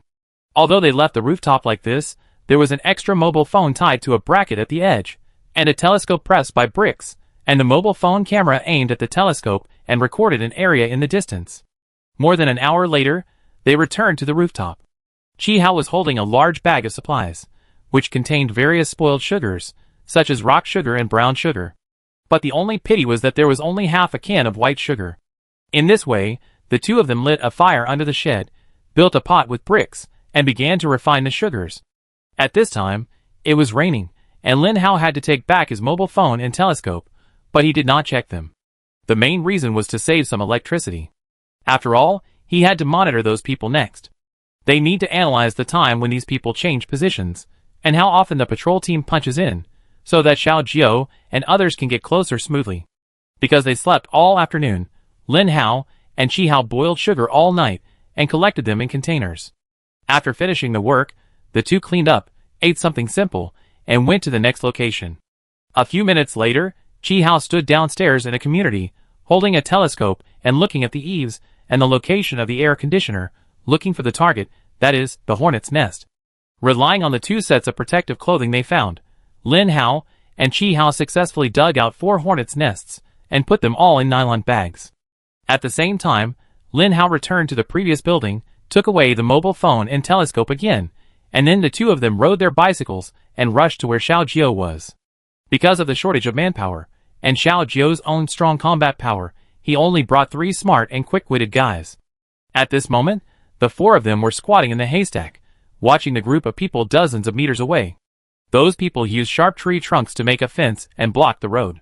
At the same time, there were large parasols standing next to them, as well as several vans, and about 20 people were active nearby. Xiao Jiao was not idle for a day and a night. He carefully moved up the mountain, but he only approached the 3rd checkpoint. Those traps and mines were arranged without any rules. Xiao Jiao knew at a glance that they were set by a master. It would be easy to trigger them if he walked further, so he had to return the same way. Chapter 1070. Although Xiao Jiao's skills and alertness made it easy for him to go a few dozen meters higher, he found that the patrolmen were actually holding dogs, which greatly increased the risk of exposure. Because the attacks had to be launched in several places at the same time, the group of people were in a hurry, so Xiao Jiao must not allow any accidents to happen in advance. At this moment, Xiao Jiao had roughly figured out which areas nearby had more mines, and the next step was to wait for Lin Hao and Qi Hao to send key information. After waiting for a while, around 9 o'clock in the morning, someone in the bush heard footsteps behind him. He turned his head and saw 2 figures approaching quickly, without any delay, which made him envious. More than a minute later, Qi Hao bent down and walked to Xiao Jiao, whispering, "We caught a lot of wasps. How can we send them over? Wouldn't it be exposed if we just threw them away?" "Yeah, I'm worried about this too." Before starting this mission, Xiao Jiao shaved his head again, mainly because he didn't want to get his hair dirty. Before the apocalypse, Xiao Jiao was a special forces soldier, and his longest mission was no more than half a month, so he could bear it. But now, he is in close contact with the Savior sect. According to his and Shang Wanjing's judgment, it is impossible to finish within a month. It takes too long, so he simply shaved his hair. Xiao Yin was so angry that he didn't want to pay attention to him. Lin Hao, who was standing by, heard this and whispered, "Use zombies, pour sugar on them, and as long as the zombies walk towards the road, the wasps will definitely follow them." As soon as this was said, everyone's eyes lit up, and Xiao Jiao nodded with satisfaction. "I forgot that. Zombies can reduce these people's vigilance." As soon as they said it, everyone retreated a distance and then began to get busy. They surrounded the zombies with tree bark, and then waited for the signal to start the mission. From the position where Xiao Jiao and others were, they could just see the area of the hydropower station in the distance. It was too far away to see clearly during the day, so before the action began, it had to be done at night. When the hydroelectric power station explodes, the people on the mountain will certainly drive to support. After they leave, Xiao Jiao will eliminate the people at this checkpoint. If these people are also professionals, then Xiao Jiao's plan will inevitably be hindered. But the good thing is that even though Jiangchen has nearly 1,000 people, most of them are ordinary survivors. And Xinyu can use the help of zombies to make up for the lack of numbers. After saying goodbye to Lin Yi and the others, Xinyu and the others rushed directly to Huiyao's mission area. As for Yang Yu and his team, they had already arrived and were now sitting in an unfinished building. It was about noon, and Xinyu and his group were gradually approaching. On the way, he had confirmed the location with Huiyao and advanced using the intercom. There were people on guard outside. When Xinyu and his men approached, they were instantly aimed at by guns, and at the same time, a low voice sounded, "Who are you?" "It's us." Hearing the familiar voice, the man breathed a sigh of relief and whispered, "You are finally here. We thought something was wrong with you." After the words fell, Xinyu patted him on the shoulder, and without saying anything more, he walked inside again. This is a construction site, and many buildings around it have not been completed. There are a lot of gravel, sand, bricks and even steel bars piled on the ground. Hu Yao is leading people to connect the cutting machine with batteries and sockets to cut the steel bars into 1 meter lengths. At the same time, a stove was built next to it, and those who were responsible for forging tools in the villa area were using hammers to hit them. As Qin Yu and his men appeared, Hu Yao asked them to turn off the machine and walk towards him. The transport truck is parked at the exit behind, together with a bunch of trucks, and you can drive away now. Yeah. Qin Yu nodded, looked at the steel bars on the ground, and said, "Why did you suddenly think of getting these?" Hearing this, Hu Yao explained, "Although there are enough bullets for hot weapons now, the lethality of traps cannot be underestimated. What's more, there are 800 or 900 people. You can't kill them all, right? Whether we can win or not is another matter. It just so happens that someone in your team can forge iron. I have all the tools here, and now I have solar panels and batteries, so it's not bad to replenish supplies." When she finished speaking, Qin Yu thought for a moment and whispered, "Have you collected all the rust?" Hu Yao nodded and pointed to an area a few meters away, where there was a small iron bucket. Seeing this, everyone walked over there. Qin Yu squatted down and opened the lid to see that there was a lot of rust inside. Seeing this, De Zhuang's eyes lit up, but he remembered that his bow and arrow did not carry the kind with grooves, so it was not convenient to enchant the arrowheads. Ordinary zombie blood was enough. What's more, De Zhuang also carried the juice of the arrow poison tree. The lethality of this thing is not something that rust can touch. Although once infected with tetanus, death is inevitable in the doomsday, it has a fatal flaw, that is, it is easy to get infected only if there is a small and deep wound. If the arrow passes close to the skin, even if the rust falls on the surface of the wound, it is not necessarily a 100% problem. So the iron nail plus the rust, as well as the knife-like objects, and it must be pierced a little deeper, this is the real tetanus weapon. Of course, Qin Yu has improved this shortcoming later, that is, after the arrows are made, they will be sprinkled with water and put in a humid room to let them rust. However, in order to add various ingredients to the arrows later, they still made arrows with grooves. Then Qin Yu went to the transport vehicle again. As soon as he approached, he felt a little shocked. This was Qin Yu's first time to see equipment such as rocket launcher transport vehicles on site. The driver saw him in the rearview mirror, and then opened the door and got out. Qin Yu was slightly startled. It was an old acquaintance. Dong Jun wore a more complete prosthesis and smiled. "Hello, long time no see." Seeing him, Qin Yu was also very happy. He walked over and hugged him. Just as he let go, another figure ran over, accompanied by the smell of perfume in the air. Brother Chen. Yi Jishu, wearing sunglasses, also stood in front of Qin Yu and shouted excitedly. But she was a little shy, so she was embarrassed to hug Qin Yu. Hearing this, Qin Yu looked at the pistol and Nepalese army knife hanging on her waist, and said in surprise, "Huh, changed equipment? That's it." Yi Jishu raised her head proudly, with her hands on her waist. She is now wearing a white t-shirt and a denim jacket. Because she has a good figure, even if she just stands here, she is a beautiful scenery. Then Yi Jishu said with a smile again, "The instructor asked me and Yungda to escort this car, so he gave me a gun and even changed the dagger." Chapter 1071. After saying this, she looked around and muttered, "Why didn't Brother Jia come with you?" Qin Yu explained, "He has other tasks, just like us." "Okay." Seeing this, Yi Jishu said no more and nodded. Then Qin Yu asked if the two of them had encountered anything on the way. After getting the answer, they chatted for a while again, and then walked towards Hu Yao again. At this time, Hu Yao was holding the steel bars that had been forged on the top and looked at them carefully. Hearing the footsteps, Hu Yao turned around and asked, "When do you plan to start the action?" "Actually, I don't want to command this time, because both Brother Xiao and Brother Shengwan are more suitable than me." Qin Yu put his hands in his pockets and thought for a few seconds before speaking. After saying this, Hu Yao stuck the steel bar into the ground and said softly, "But you are the one who connects us survivors together." Qin Yu was silent, looking at her eyes that believed in him, and then nodded slightly. "Let's start when Shengwan Jing is almost done with the arrangements."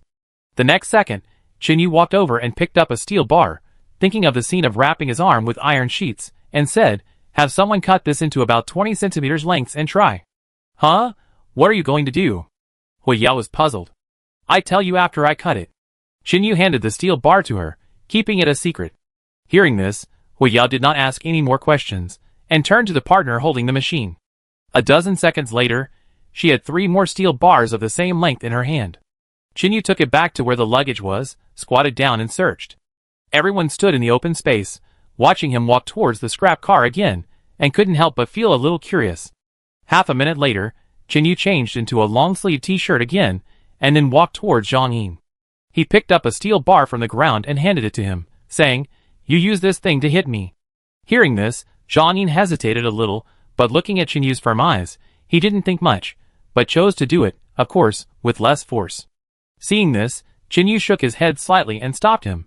"Be a little stronger, it's okay, hit my shoulder."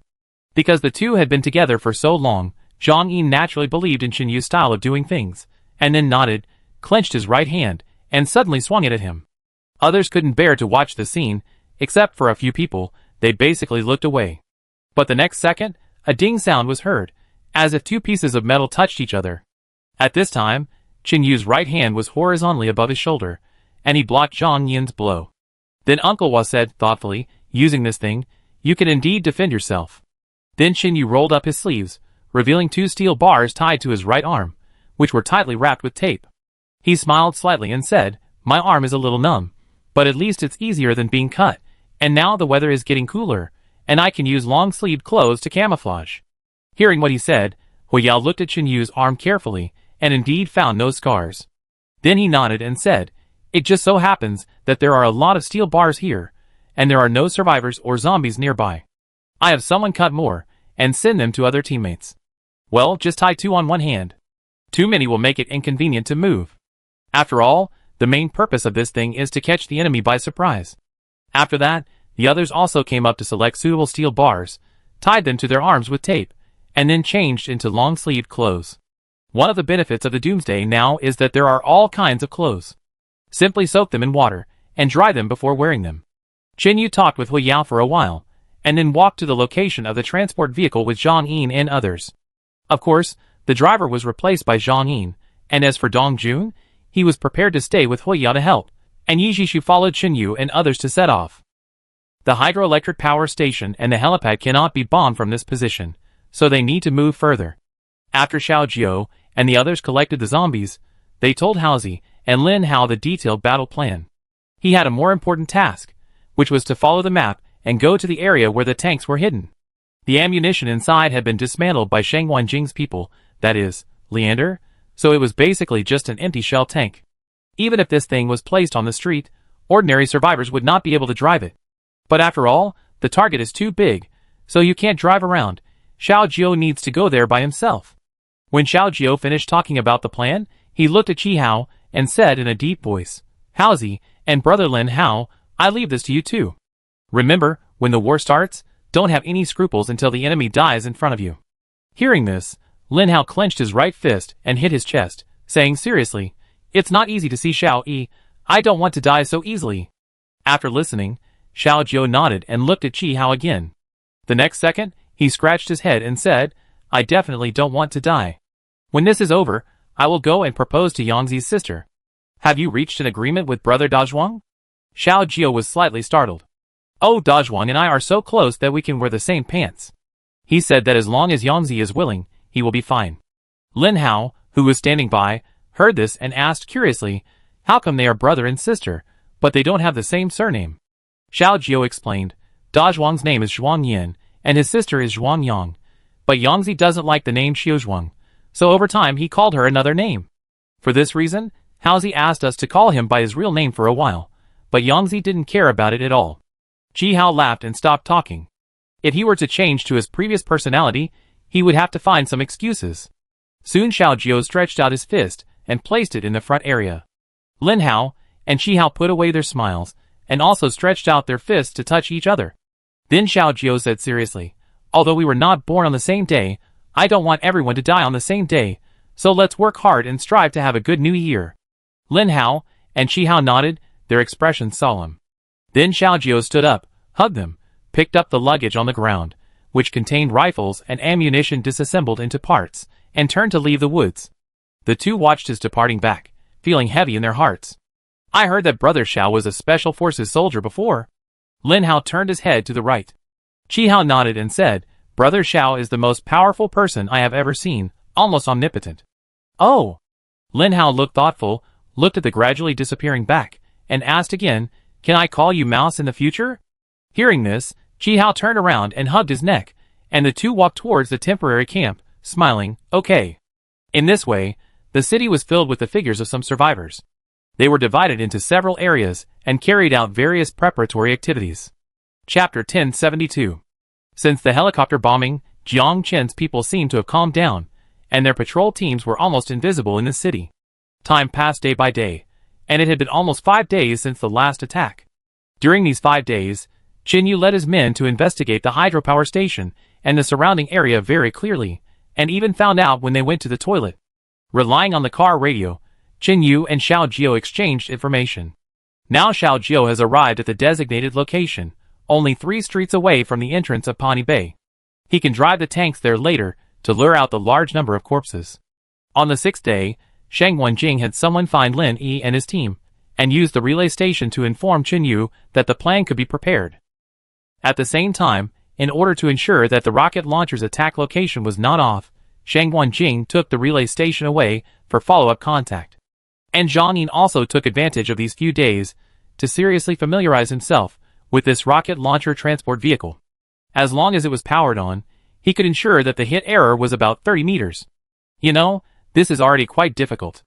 If Zhang Yin had not been familiar with this type of transport vehicle in the army before, he would have been able to confirm it only by firing a test shot.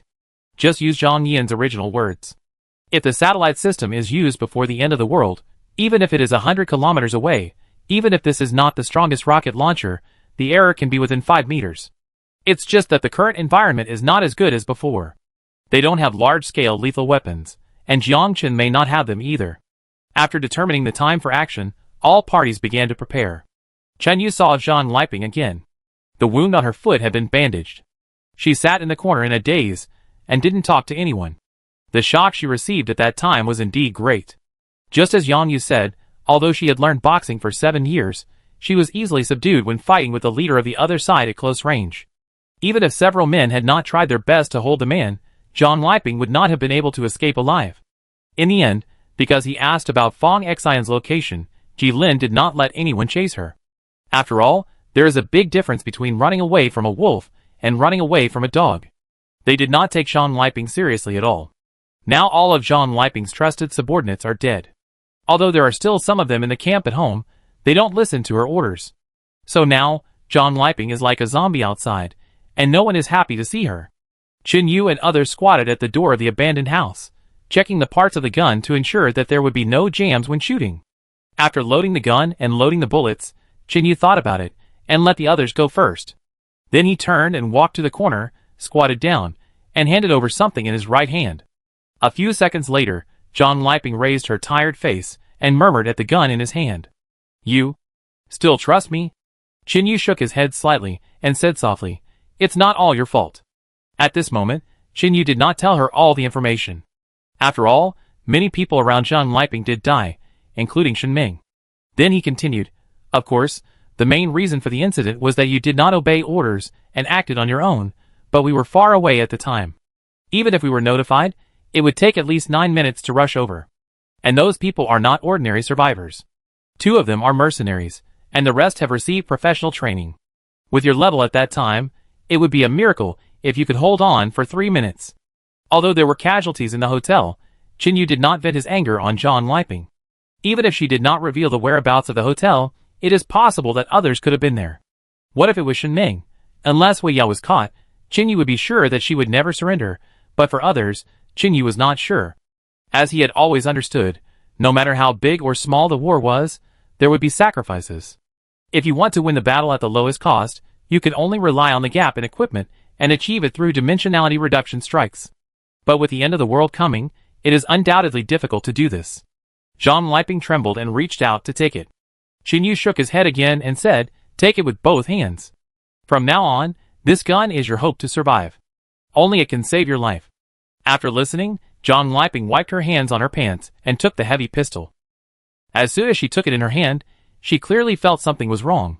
This gun seemed to have been re-maintained, not the one she used last time. Qin Yu stood up, looked at her and said, It will be very dangerous next.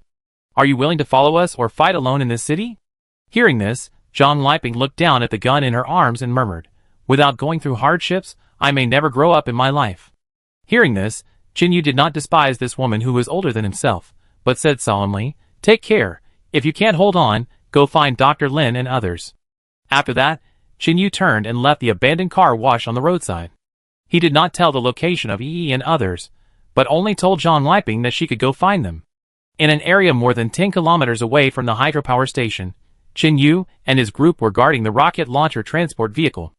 In the area 300 meters outside them, they were surrounded by wire, and a large number of zombies gathered there, ruthlessly beating the obstacles in front of them. Qin Yu leaned against the front of the car, looking at his watch from time to time. About half an hour later, Yang Yu and Uncle Wak came out of the bushes and made an okay gesture to him. The explosives have been thrown into the river. They will float along the river to the hydroelectric power station. They are all connected by wires. As long as the rocket launcher ignites one of them, the rest will explode. Uncle Wak wiped the sweat from his forehead and said, "Thank you for your hard work." Qin Yu handed each of them a bottle of water. This time, they carried a lot of supplies. Almost everyone carried large and small bags. In addition to weapons and equipment, the rest were food. After all, in the Doomsday War, no one would use drones to replenish supplies, so they all brought enough at one time. Soon the sun began to set, and the night gradually fell. Compared to the calmness on Qin Yu's side, Shang Wanjing's side was in full swing. 2 hours ago, Shang Wanjing and Alei split into 2 groups, each carrying 2 people, and took down 3 temporary rest areas nearby. Of course, they did not rush in, but directly used a rocket launcher to blast open the door. As Shang Wanjing appeared, the news also reached Jiang Qin's ears, and he took a photo with his mobile phone. After watching it, Jiang Qin, who was sitting on the sofa, said nothing, put on his camouflage hat, picked up his weapon and boarded the helicopter. At the same time, there were 2 large trucks on the ground, driving straight to the location of Shang Wanjing and others. Chapter 1073. At the exit of the camp at the foot of the mountain, Lin Hao and Haozi hid in the bushes, watching those people leave one by one, all feeling a little confused. Strange, there is no movement at the hydropower station. Why did they suddenly go out? The person who said this was a young man around 24 years old. Hearing this, Haozi explained, "Most likely Shang Wanjing and the others have taken action, don't worry. We just need to wait for the signal from Qin Yu." After the voice fell, the 5 people crouched and retreated, because several people were approaching this area with dogs. Seeing this, Haozi retreated and took out a plastic bag from his trouser pocket, which contained ground dried chili peppers. He carefully sprinkled the chili powder on the ground, and then everyone hid behind a slope. Behind him were more than a dozen zombies. The other 3 people nervously grasped the roots of the tree, fearing that they would accidentally fall in and become food for the zombies. But those people only searched at the place where they had squatted before, and did not continue to walk into the woods. One of the men wearing a baseball cap led the dog, looked around and said, "Maybe Wankai just smelled it wrong. After all, this is not a professionally trained dog." As soon as he said this, the person standing on his right took out a telescope and looked around. Seeing this, Lin Hao and others quickly lowered their heads, and Haozi even used his left hand to pull the clothes of the guy next to him to prevent him from losing his temper. After waiting for about 10 seconds, the man with the telescope nodded and said, "Let's go, I guess we really smelled it wrong." Then the men led the dog back. After they left, Lin Hao and Haozi climbed out first, and then pulled the remaining 3 out. At this moment, Haozi said solemnly, "These guys are indeed not comparable to the enemies we have encountered in the past. Brother Lin Hao, who are they?" Lin Hao sat by a tree and whispered, "When I was in Pawnee Bay, our people often clashed with the Salvation sect. Now that I think about it, Jiang Qin is indeed a big suspect. Logically speaking, the controller of a force must be very anxious when he hears that his subordinates are in conflict with other forces, and it is a camp of almost the same size." As a result, Jiang Qin suddenly reported that his condition worsened, and he didn't even go out. At that time, he let his subordinates fight non-stop. Only once did he personally lead people there. At this point, Lin Hao punched the ground with his right fist and said in a deep voice, "At that time, Jiang Qin must have sent weapons and equipment to the Salvation sect. It was not a negotiation at all." Hearing this, Haozi frowned and said, "How can this guy control 2 camps by himself? Isn't he afraid of the people below rebelling? How can he not be afraid?" Lin Hao first looked back, and then whispered again, "That guy used his relatives as bargaining chips to incite the people in Pawnee Bay to rebel. When the people on the side of the Salvation sect saw that there was a commotion next door, they just attracted attention, so they started to make trouble. As a result, Who would have thought that Jiangchen had planted a lot of secret lines in the Salvation sect from the beginning? Forget it, let's not talk about this.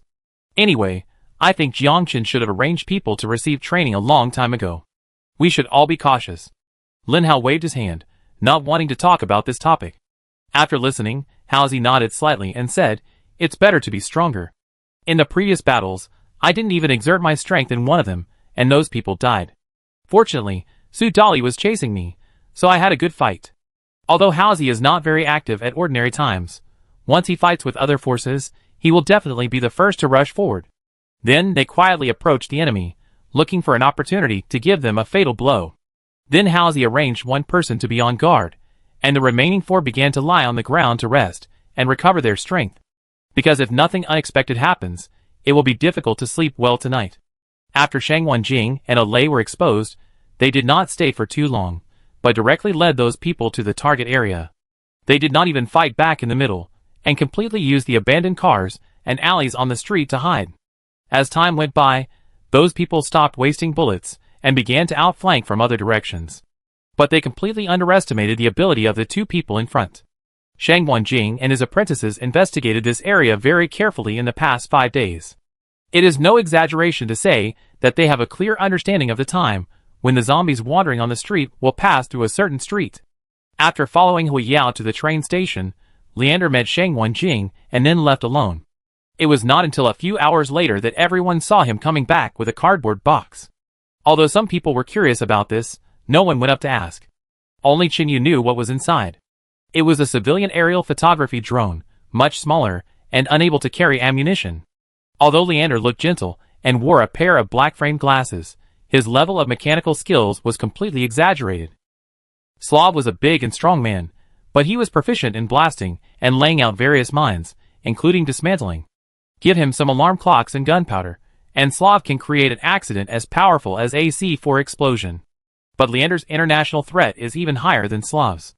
Although Slav and Leander often quarrel, if they really go to the battlefield, Slav will never dare to provoke him. Because Leander is also proficient in poison. There is a very important reason why Jiangchen can't destroy Shang Wenjing's organization, that is, the people under Shang Wenjing are too perverted. Let's not talk about Ari, a player who is good at all aspects. He follows the same path as Shang Wenjing. Although he is not proficient in any one thing, he knows a lot. Even Jiangchen is very afraid of him. Therefore, Ari's overall level ranks first in the organization. As for Long Jie, his overall ability is slightly inferior to Ari. Before the Doomsday broke out, about 3 years before the zombies appeared, Long Jie was only in his early 20s, in a state abroad. A few young men robbed and shot, and killed an old man passing by, and then stole the car and ran away. The old man was driving an old-fashioned car, and was about to go home after shopping. He was the only person killed in the accident, because he still persuaded those people to stop when he was pointed at by guns. The police did not take the incident seriously at first, and only investigated it as a turf grab between gangs. However, only 1 month later, the largest local gang was wiped out. A building built in the city was razed to the ground overnight. Chapter 1074. The people who did this were Lei, Long Jie, Long Dai, Leander, Slav, and Alice. The 6 of them wiped out the gang of nearly 500 people. Long Jie broke into the building alone with a dagger and a pistol. With only an arm wound, he killed nearly 100 gangsters alone. Then, they forced the rest of the people to other floors, and then blew up the load-bearing wall, and a high-rise building collapsed. These people committed all kinds of evil in the local area, including drug trafficking, human trafficking, and even robbing people on the street to sell their organs. The government forces of some small foreign countries were not even as powerful as the gangs in terms of military firepower, so the locals were miserable. When this incident broke out, the whole country was shocked. Finally, the government forces received an anonymous email with a certain address on it. After rushing over, they found that there was a warehouse of military supplies. Later, the local area opened the border line, deliberately let a few people go, and announced to the outside world that the building collapsed due to an earthquake. In order to make this incident seem more real, some of the surrounding houses also collapsed. When Lei and several other people rushed back to the organization, they were naturally scolded by Shang Wenjing. Each of them was locked up for a month. However, Shang Wenjing did not say much, because he had already investigated the whole story within an hour after the incident. The old man was a priest in a church. Many years ago, he helped Long Jia and his sister for a period of time, and later, he even saved a lay by chance. People abroad respect priests very much, not to mention that the old man would treat people's injuries for free from time to time. Some gang members, who were shot and wounded, did not dare to go to the hospital openly, so they went to find this priest. As you can imagine, the death of the old man caused a serious chain reaction in the local area. Even the gang leader, after hearing that several new members under his command had caused such a thing half a month later, was ready to take a private plane and run away. But just after taking off, the plane was bombed into slag by other gang members using Stinger missiles. This was also the most dangerous thing that Long Jia had ever done, and the thing he did not regret the most. As for her sister Long Dai, it was common for her to take people's heads from 1,000 meters away, so her level was a little behind her brother. If the bullet fired by Long Dai did not hit the enemy's vital point, there are only two reasons. One is that Long Dai did not use a professional sniper rifle, and the other is that she did not want to kill that person. Even if Alice ranked 6th, she was not the last, but the 6th in the world's second-ranked killer organization. Even Sheng Wanjing has a faint momentum to surpass Jiang Chen. Once he becomes the first, Alice will be the 6th-ranked killer in the world. In this case, even if the doomsday comes, Sheng Wanjing can ignore any camp and live in the manner as he pleases. If the situation had developed normally, if it weren't for REI and Han Liyuan, not to mention Sheng Wanjing, Long Jia and Alice wouldn't have bothered with the other survivors.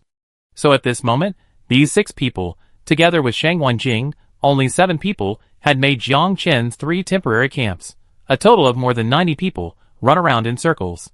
About an hour later, Sheng Wanjing, who had been running for so long, seemed to have no effect at all. He moved cleanly and neatly over an abandoned car, and nodded slightly to the right. The next second, Alice on the roof bit the black dagger with her teeth, wearing a black tights, grabbed the wire next to her and slid down, then fell to the ground without any sound. A few seconds later, a group of people appeared at the end of the street with anxious steps. Just after turning the corner, a large electric light lit up, directly facing their direction, and everyone subconsciously raised their hands to cover their eyes. At the same time, Alice in the darkness moved, and an extremely sharp dagger quickly swept towards the throat of the person in front, and there was not even time for blood to flow out. At this moment, she was like a poisonous snake, shuttling between the dozen people.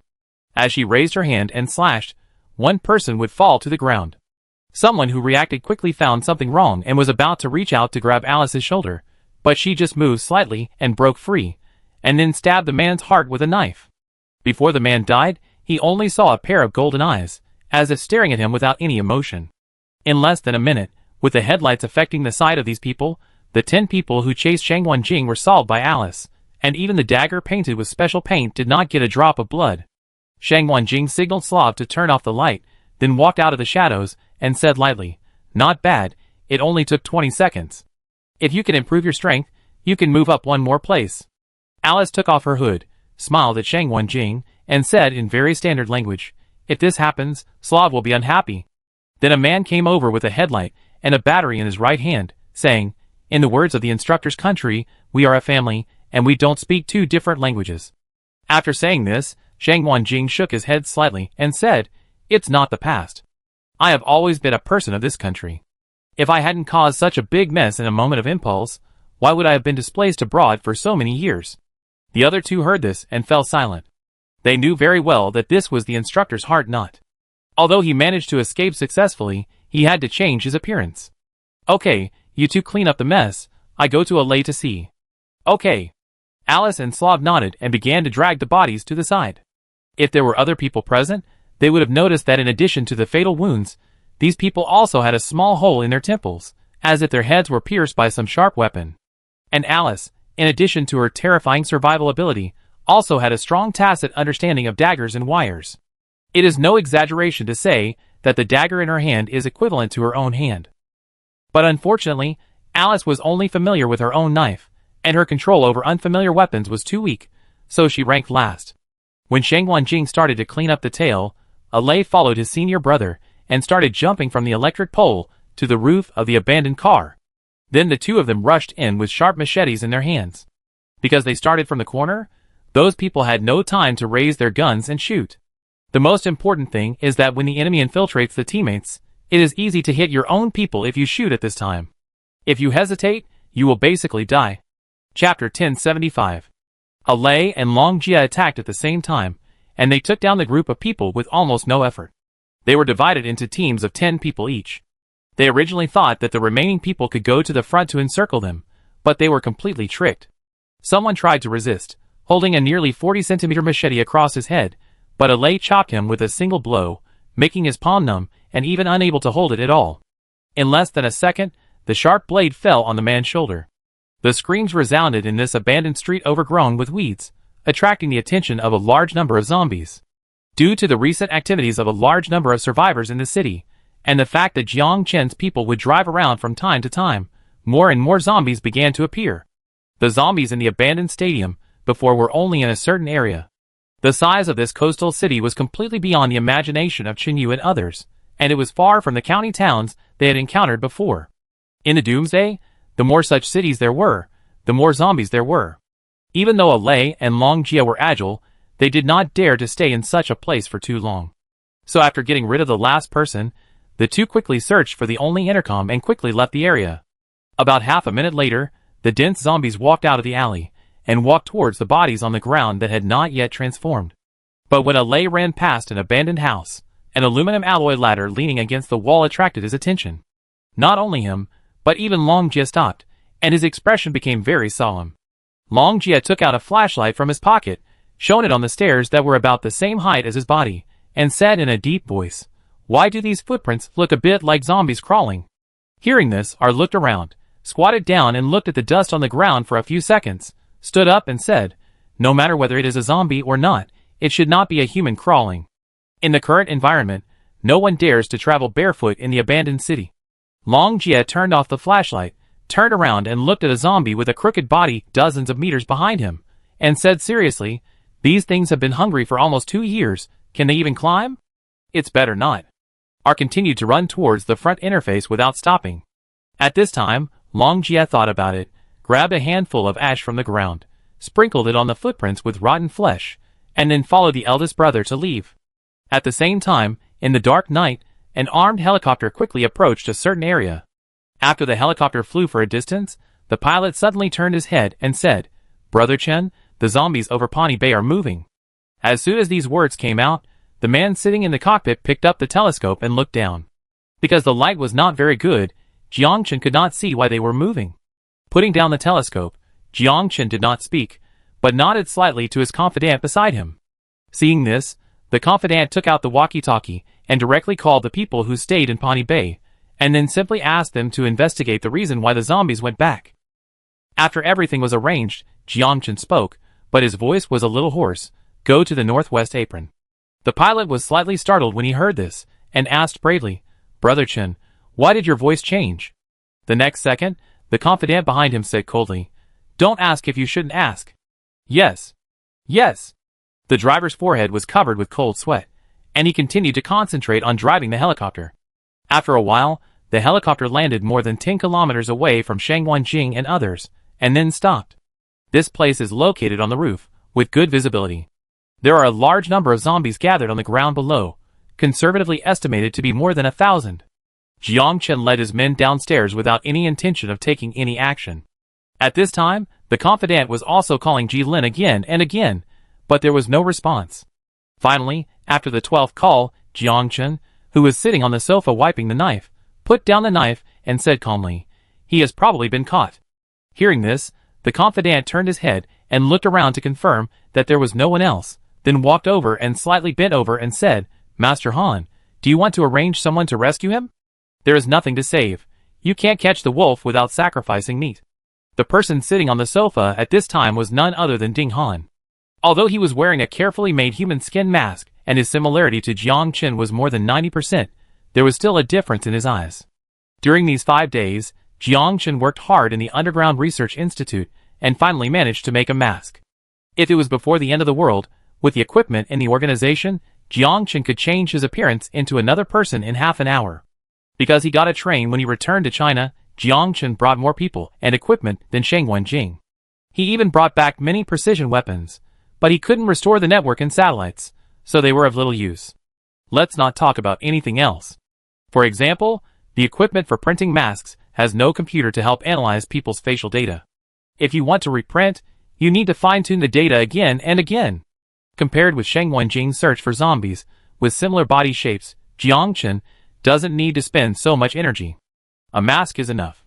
Secondly, although Jiang Chen is in his 40s, he has maintained a good figure. Even during the period of illness, there was no change.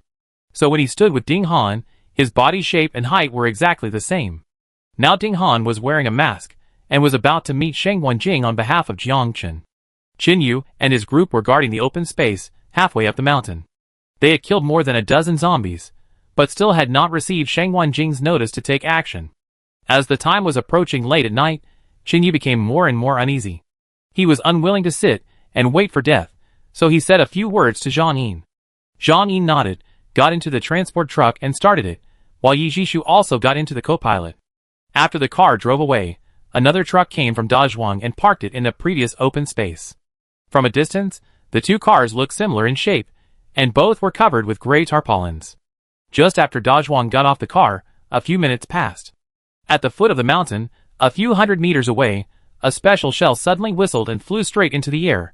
Everyone saw this scene almost instantly, and some turned their heads to look over in confusion. What the hell is this? Dazhuang was a little curious. The ball of light quickly appeared in the air about 600 meters away, then emitted a fierce light, and then began to fall at an extremely slow speed. Uncle Hua and Yang Yu blurted out at the same time, "This is a flare." As soon as the words fell, the area within 1 kilometer was instantly brightly lit. At the same time, another armed helicopter slowly rose 2 kilometers away. The man sitting at the door held a walkie-talkie in his hand, and a sneer appeared on the corner of his mouth. "Do you really think I'm a little sheep?" Chapter 1076. As Jiang Chen gave the order, Peng Wei in the helicopter quickly reported the coordinates to the team on the ground. At this moment, below the helicopter, on an open space a distance ahead, a group of people set up mortars. After receiving the coordinates, they quickly calibrated them, and at the same time, people took the shells and placed them at the entrance of the cave. Another fully armed man in camouflage clothes, holding a flag, shouted coldly, "Fire!" As soon as the words fell, the 4 people quickly let go, and the shells fell in and touched, and then flew out at a very fast speed, directly towards the open space, halfway up the mountain. After Uncle Hua and Yang Yu shouted that sentence at the same time, everyone quickly ran towards the woods, and even the truck was not even taken care of. At this moment, Qin Yu was very glad that he moved the rocket launcher transport vehicle in advance based on his intuition. Just when they ran out a few meters, 4 shells flew through the sky in an extremely beautiful arc, accurately hitting the position where everyone was before, and a lot of soil flew up from the ground. Seeing this scene, Uncle Hua said in a deep voice, "These people even have mortars." When they heard this, except for Qin Yu and his group, the other young people were stunned. Even if they had never been soldiers or fought in wars, they had heard of mortars. The collapse of modern civilization does not mean the disappearance of weapons in the past. Qin Yu hid behind the bushes and looked at the area that was hit, then stood up and ran again, run. Everyone ran desperately in the woods, and Uncle Hua followed behind Qin Yu, counting the time silently. About 35 seconds later, the surroundings returned to darkness again. Just as everyone breathed a sigh of relief, the second flare followed closely, and this time it hit the sky above the woods, illuminating the area as if it were daytime. Jiang Chen sat in the helicopter and watched the truck being hit by the shells, and then it exploded with even more violent power. Seeing this, Jiang Chen held a telescope in his hand and sneered, "So what if we find the rocket launcher transport vehicle? A few ants really want to make trouble, haha." At this moment, no one knew why Jiang Chen knew Qin Yu and Shang Wenjing's trump cards accurately, and even less understood which link had gone wrong. The explosion of the truck even caused the ground to tremble. After Jiang Chen saw that the transport truck was destroyed, he was completely relieved and quickly said, "Drive closer. I want to conduct a large-scale sweep of the ground." Understood. The driver received the order and immediately controlled the helicopter to fly forward. After bombing the rocket launcher, the ground soldiers also began to advance. They were professional and equipped with night vision goggles. Compared with Qin Yu's group of people, the difference was completely in the world. Jiang Chen was reluctant to blow up the thing, but he knew very well how terrible the power of this thing was in the doomsday. If Shang Wenjing didn't know which building he lived in, he would have died there even if he had 10 lives if he had 12 rockets fired at him. And Jiang Chen didn't believe that Shang Wenjing would appear on the other side of the city. He always thought that this guy was hiding in the dark, so he would never think of snatching the rocket launcher, but destroy it directly. Since he couldn't get it, he would blow it up. This was Jiang Chen's style all along, but he never showed it in the 2 years of the doomsday. The helicopter quickly approached the top of the woods. Jiang Chen was wearing sunglasses to prevent the strong light from the flares. After all, the brightness of the flares was almost as bright as the sun. And the flares Jiang Chen brought back were medium caliber, and the range of illumination was close to 1 kilometer. Then the helicopter turned around and aimed the door at the area in front. At the same time, Jiang Chen rarely lit a cigar and put it in his mouth, grinning. "Little brats, now I show you what real war is." The next second, Jiang Chen held the gun that was reinstalled on the helicopter, which was an M2 Browning large caliber heavy machine gun, and began to fire ruthlessly downwards. The bullets flew out like a fire dragon, and a large number of trees were cut off on the spot. "Yang Jing, today is the day you die." A few seconds later, a roar sounded again on the helicopter. When the light appeared on the hillside area, Shangguan Jing and others, who were dozens of kilometers away, were completely unaware of it. The only bad thing about the city is that the skyscrapers blocked the view, causing people in the distance to think that the moon had come out. But some people who were closer saw the whole scene. At this time, Shangguan Jing and others were hiding in an abandoned building. People outside began to shoot flaming arrows into the building, trying to force them out. There were about 70 people gathered below. Although they all had guns, Shangguan Jing did not take them seriously. He was waiting for the helicopter to appear. Seeing more and more smoke, the 7 people retreated to the window, where there was a rope for easy retreat. Alay no longer wore a face scarf. He squatted on the ground with his hands holding a gun, without saying a word. Long Jie stuck his head out of the window, and saw no one below. After all, the road to the back was blocked, and the stairs were also blocked. Those people couldn't come up, so they thought of setting fire. Seeing that Shangguan Jing had not moved for a long time, Long Jie couldn't help but whispered, "Instructor, will Jiang Chen not come? I showed up in several areas this afternoon, and I personally saw people taking photos with their mobile phones. With the grudge between us, it is impossible for him not to come." Shangguan Jing's face was calm, and no emotion could be seen. At this moment, Alay raised his head, glanced at Shangguan Jing, and whispered, "You have been fighting him for more than 10 years, and this time seems to be the easiest." As soon as these words came out, everyone, including Shangguan Jing, showed a solemn expression. Long Jie quickly analyzed this sentence, trying to find loopholes. "Leander, what do you think?" Long Dai, holding the AWM sniper rifle that Xinyu gave her, suddenly turned her head and asked. Hearing this, the man sitting in the corner stood up and said, "I have wanted to say this for a long time. It was difficult to find his whereabouts with so many equipment before, but this time, it was so easy. Leander's IQ is very high. It is not an exaggeration to say that he is a genius. It is precisely because of this that Leander could judge that there was gunpowder in it just by a little bloodstain." At the same time, he thought of the attack on Qinyu's camp, and later successfully found the seriously injured and unconscious Lao Cheng. In the abandoned building, smoke filled the air outside, and even the curtains began to burn. Shangguan Jing said slowly, "We may have all been deceived by Jiang Chen." Chapter 1077. "How many weapons and equipment did you bring back?" Alay asked. Hearing this, Long Dai shook her head. "We didn't bring many, just the box that the instructor brought. We got many guns on the road, and even some zombies had guns hanging on them." "Then what supplies did Jiang Chen bring back to China, do we know?" Alay asked again. "Who can know?" Long Jie spread his hands and said helplessly. After the voice fell, Alay looked at Shangguan Jing, and then looked at the others. For the first time, his emotions fluctuated. He gritted his teeth and said, "We may kill Xiaoyu this time. He is not familiar with Jiang Chen, but we should not make this kind of mistake." In fact, after such a long time, Shangguan Jing has realized this. He clenched his right hand into a ball, then released it and said, "It's my fault. I was indeed careless. If I had discovered Jiang Chen's whereabouts, and he was thousands of miles away, even if I became more and more powerful, I would definitely not sit and wait for death. Even if Jiang Chen doesn't come to kill me in a short time, I will make sure he can't come." After saying this, Long Jie stood up suddenly and said in astonishment, "Damn it, I said something was wrong. No one blew up this railway, and there are no zombies blocking the tunnel." Long Dai didn't care about her brother's swearing at this time. She held the sniper rifle and said with a pale face, "Could it be that there was a traitor in our team from the beginning? It's impossible for our people to have one."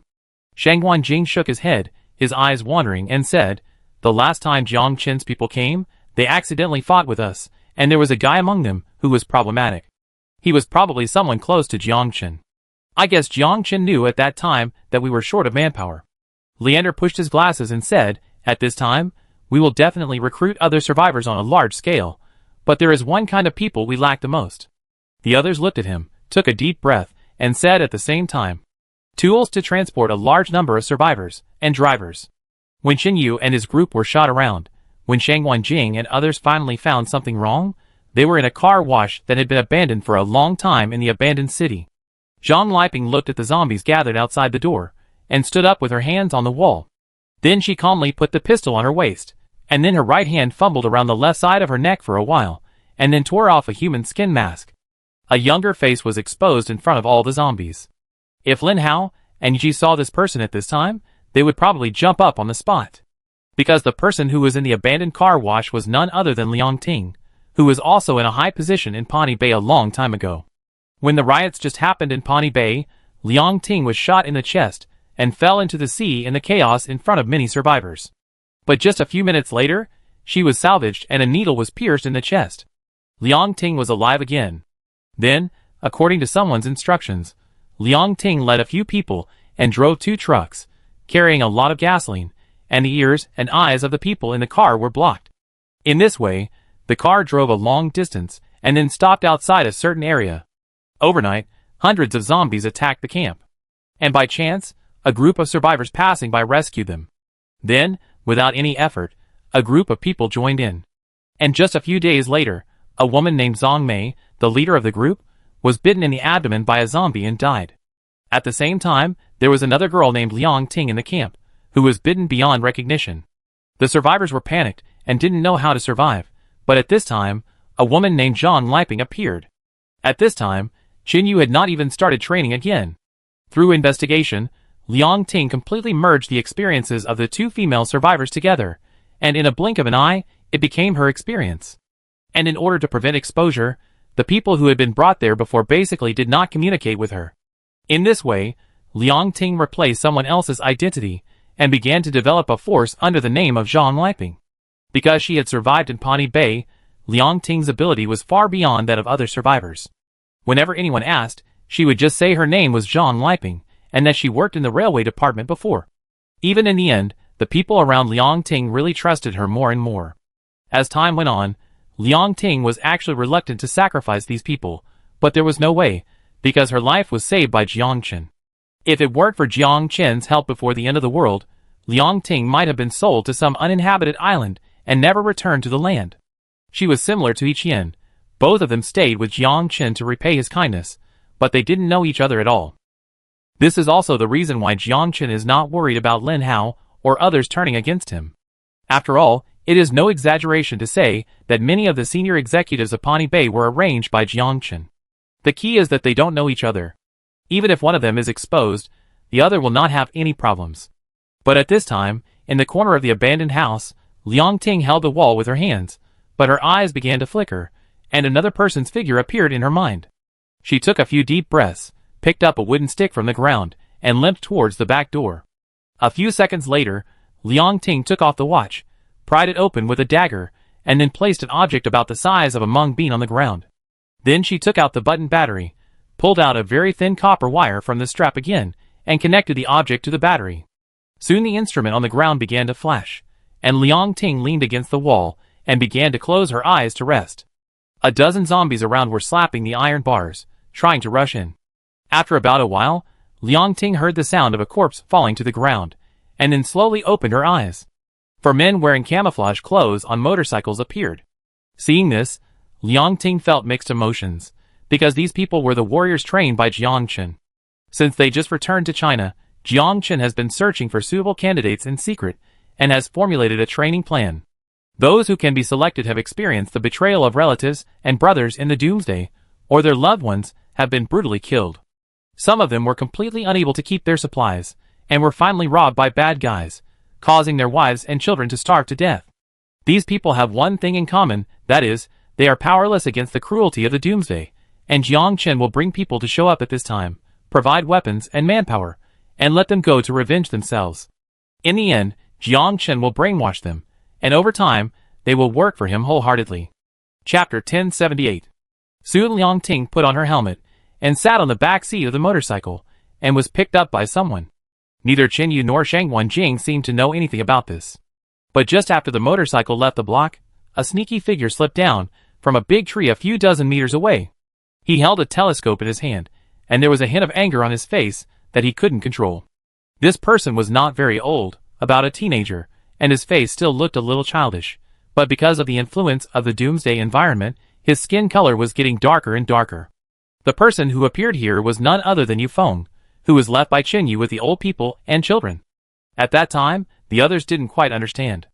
Yu Feng was only a teenager. Even if he could use a gun, it was hard for him to protect others. Now that they were dealing with the Savior sect, Zhang Yin suggested that Yu Feng stay with him and learn more. Maybe he could grow up faster. However, Qin Yu didn't back down at all and repeatedly emphasized that Yu Feng should stay there, so no one mentioned it again. After all, for so long, many times, the decisions made by Qin Yu, although not the most perfect and appropriate, would definitely not put them in more danger. At this time Yu Feng, who had disappeared from everyone's sight for a long time, appeared again. During this period, he suffered a lot and was dirty all over, but fortunately Qin Yu often left food and water in some places, so Yu Feng did not starve to death.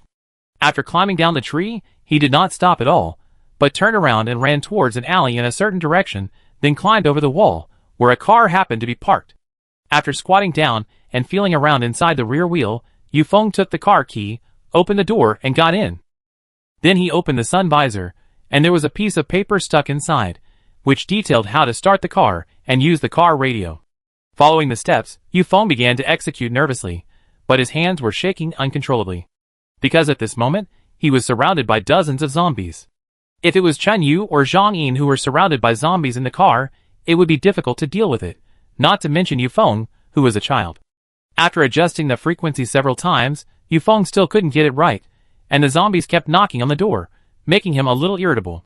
But Yu Feng suddenly remembered what Qin Yu often said before, that is, you must stay calm no matter what happens.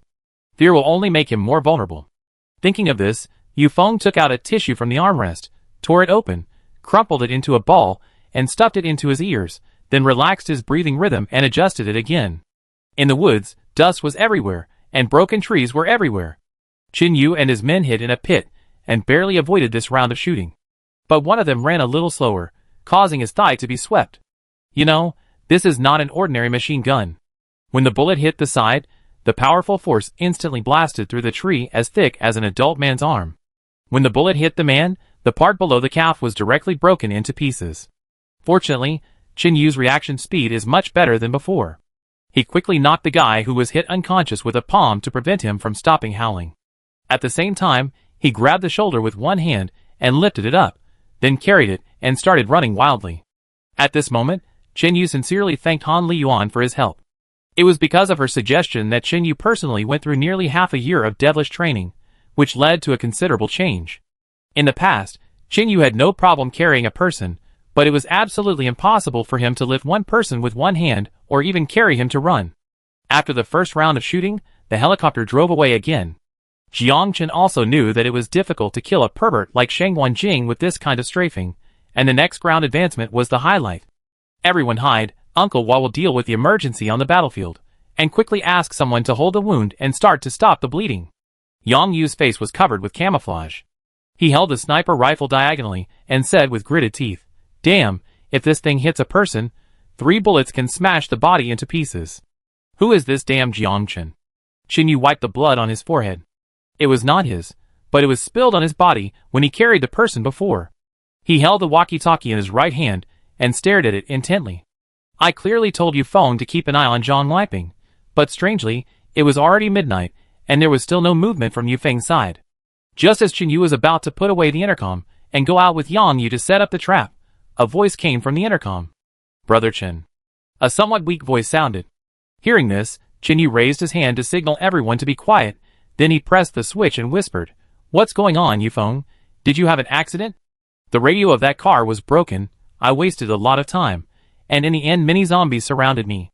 At this time, Yu Feng was on a rooftop about 10 kilometers away from Qin Yu and others. To be more precise, he was curled up on a seat in the car. His left side was covered with zombie blood, even on his hair, but only the right side was clean. Yu Feng had a long wound on his right hand. He was pale and holding the car radio, and said slowly, I opened the car window, let a zombie's head in and stuck it, poured blood on my body, and then used a pistol to smash the fuel tank of the car in front of the windshield and blew it up. At this point, Yu Feng coughed a few times and smiled weakly. That anti-surname Zhang is indeed problematic. Tell Father Wang that I did not embarrass him. You are already great. Qin Yu did not ask about other things, but said in a deep voice, Tell me where you are now. Yu Feng briefly described the nearby buildings. In an instant, the exact location appeared in Qin Yu's mind. At the same time, Yang Yu opened the map.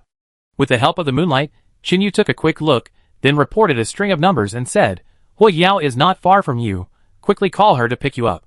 If you have anything to say, talk to Wang Tianhai yourself. After the words fell, Qin Yu turned off the intercom and said gloomily, I had planned everything, but I ignored the fact that this city was full of Jiang Chen's people. I should have thought in advance that many of those car radios must have been destroyed. At this time, Qin Yu didn't know what Yu Feng had experienced before he finally succeeded in contacting him and even completed the task. Zhang Yin squatted beside Qin Yu and asked, What's going on? Isn't Yu Feng in another area? Qin Yu shook his head and simply said, I secretly asked him to perform other tasks. From the beginning, I felt that Zhang Liping's appearance was too coincidental.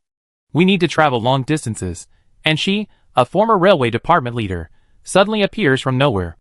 How come after the zombies appear, the people who survived around her are all able to drive steam trains? At the same time, they know how much coal is needed per kilometer, and even where the train is. You know, steam trains are rarely used now. All this is like a giant hand above our heads, guiding us here. Chapter 1079. As Qin Yu finished speaking, everyone fell into deep thought. Zhang Yin raised his head and said, From our point of view, it is a coalition of forces trying to eliminate the Savior sect. At this time, Yang Yu also added, But from the perspective of the Savior sect, it is just the right time to clear up the hidden dangers in the south in one fell swoop. Yang Yu did not dare to continue the rest. Because if it really develops in this way, then things are a little out of control. Hearing this, Qin Yu shook his head and said, There are more than us in the south, not to mention that for such a long time, we have only been active in 1 or 2 provinces at most. Survivors like Brothers Xiao and Haozi have suffered such heavy casualties after crossing thousands of kilometers. As for the other survivors, they are lucky to be able to walk 100 kilometers. Then Qin Yu put the map in his pocket and stood up, turned his head to look at Uncle Hua and asked, Have you treated the wound? Hearing this, Uncle Hua drew out a dagger and whispered, The wound is too serious, and he can't be saved. As soon as these words came out, the other 2 young men looked ashen. Seeing this, Qin Yu took a deep breath and said, It's not safe here. Let's continue to walk a distance into the woods. Zhang Yin must have noticed this place at the foot of the mountain, and those people should not know that he has gone out in advance. When the transport truck drove away, Zhang Yin could barely see the road, so he didn't turn on the lights.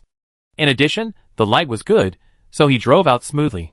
Soon, the others continued to evacuate, and Qin Yu squatted beside the corpse with a knife, quietly waiting to become a zombie. Even though time was running out, Qin Yu didn't want to directly damage the head of the corpse, unless it was an enemy. Just 2 minutes later, the corpse on the ground moved, and its eyes opened again, but the eyeballs turned gray, and its hands grabbed Qin Yu. The next second, Qin Yu pressed its forehead with his left hand, held the knife in his right hand, stabbed it from the chin, and then quickly left the nearby area.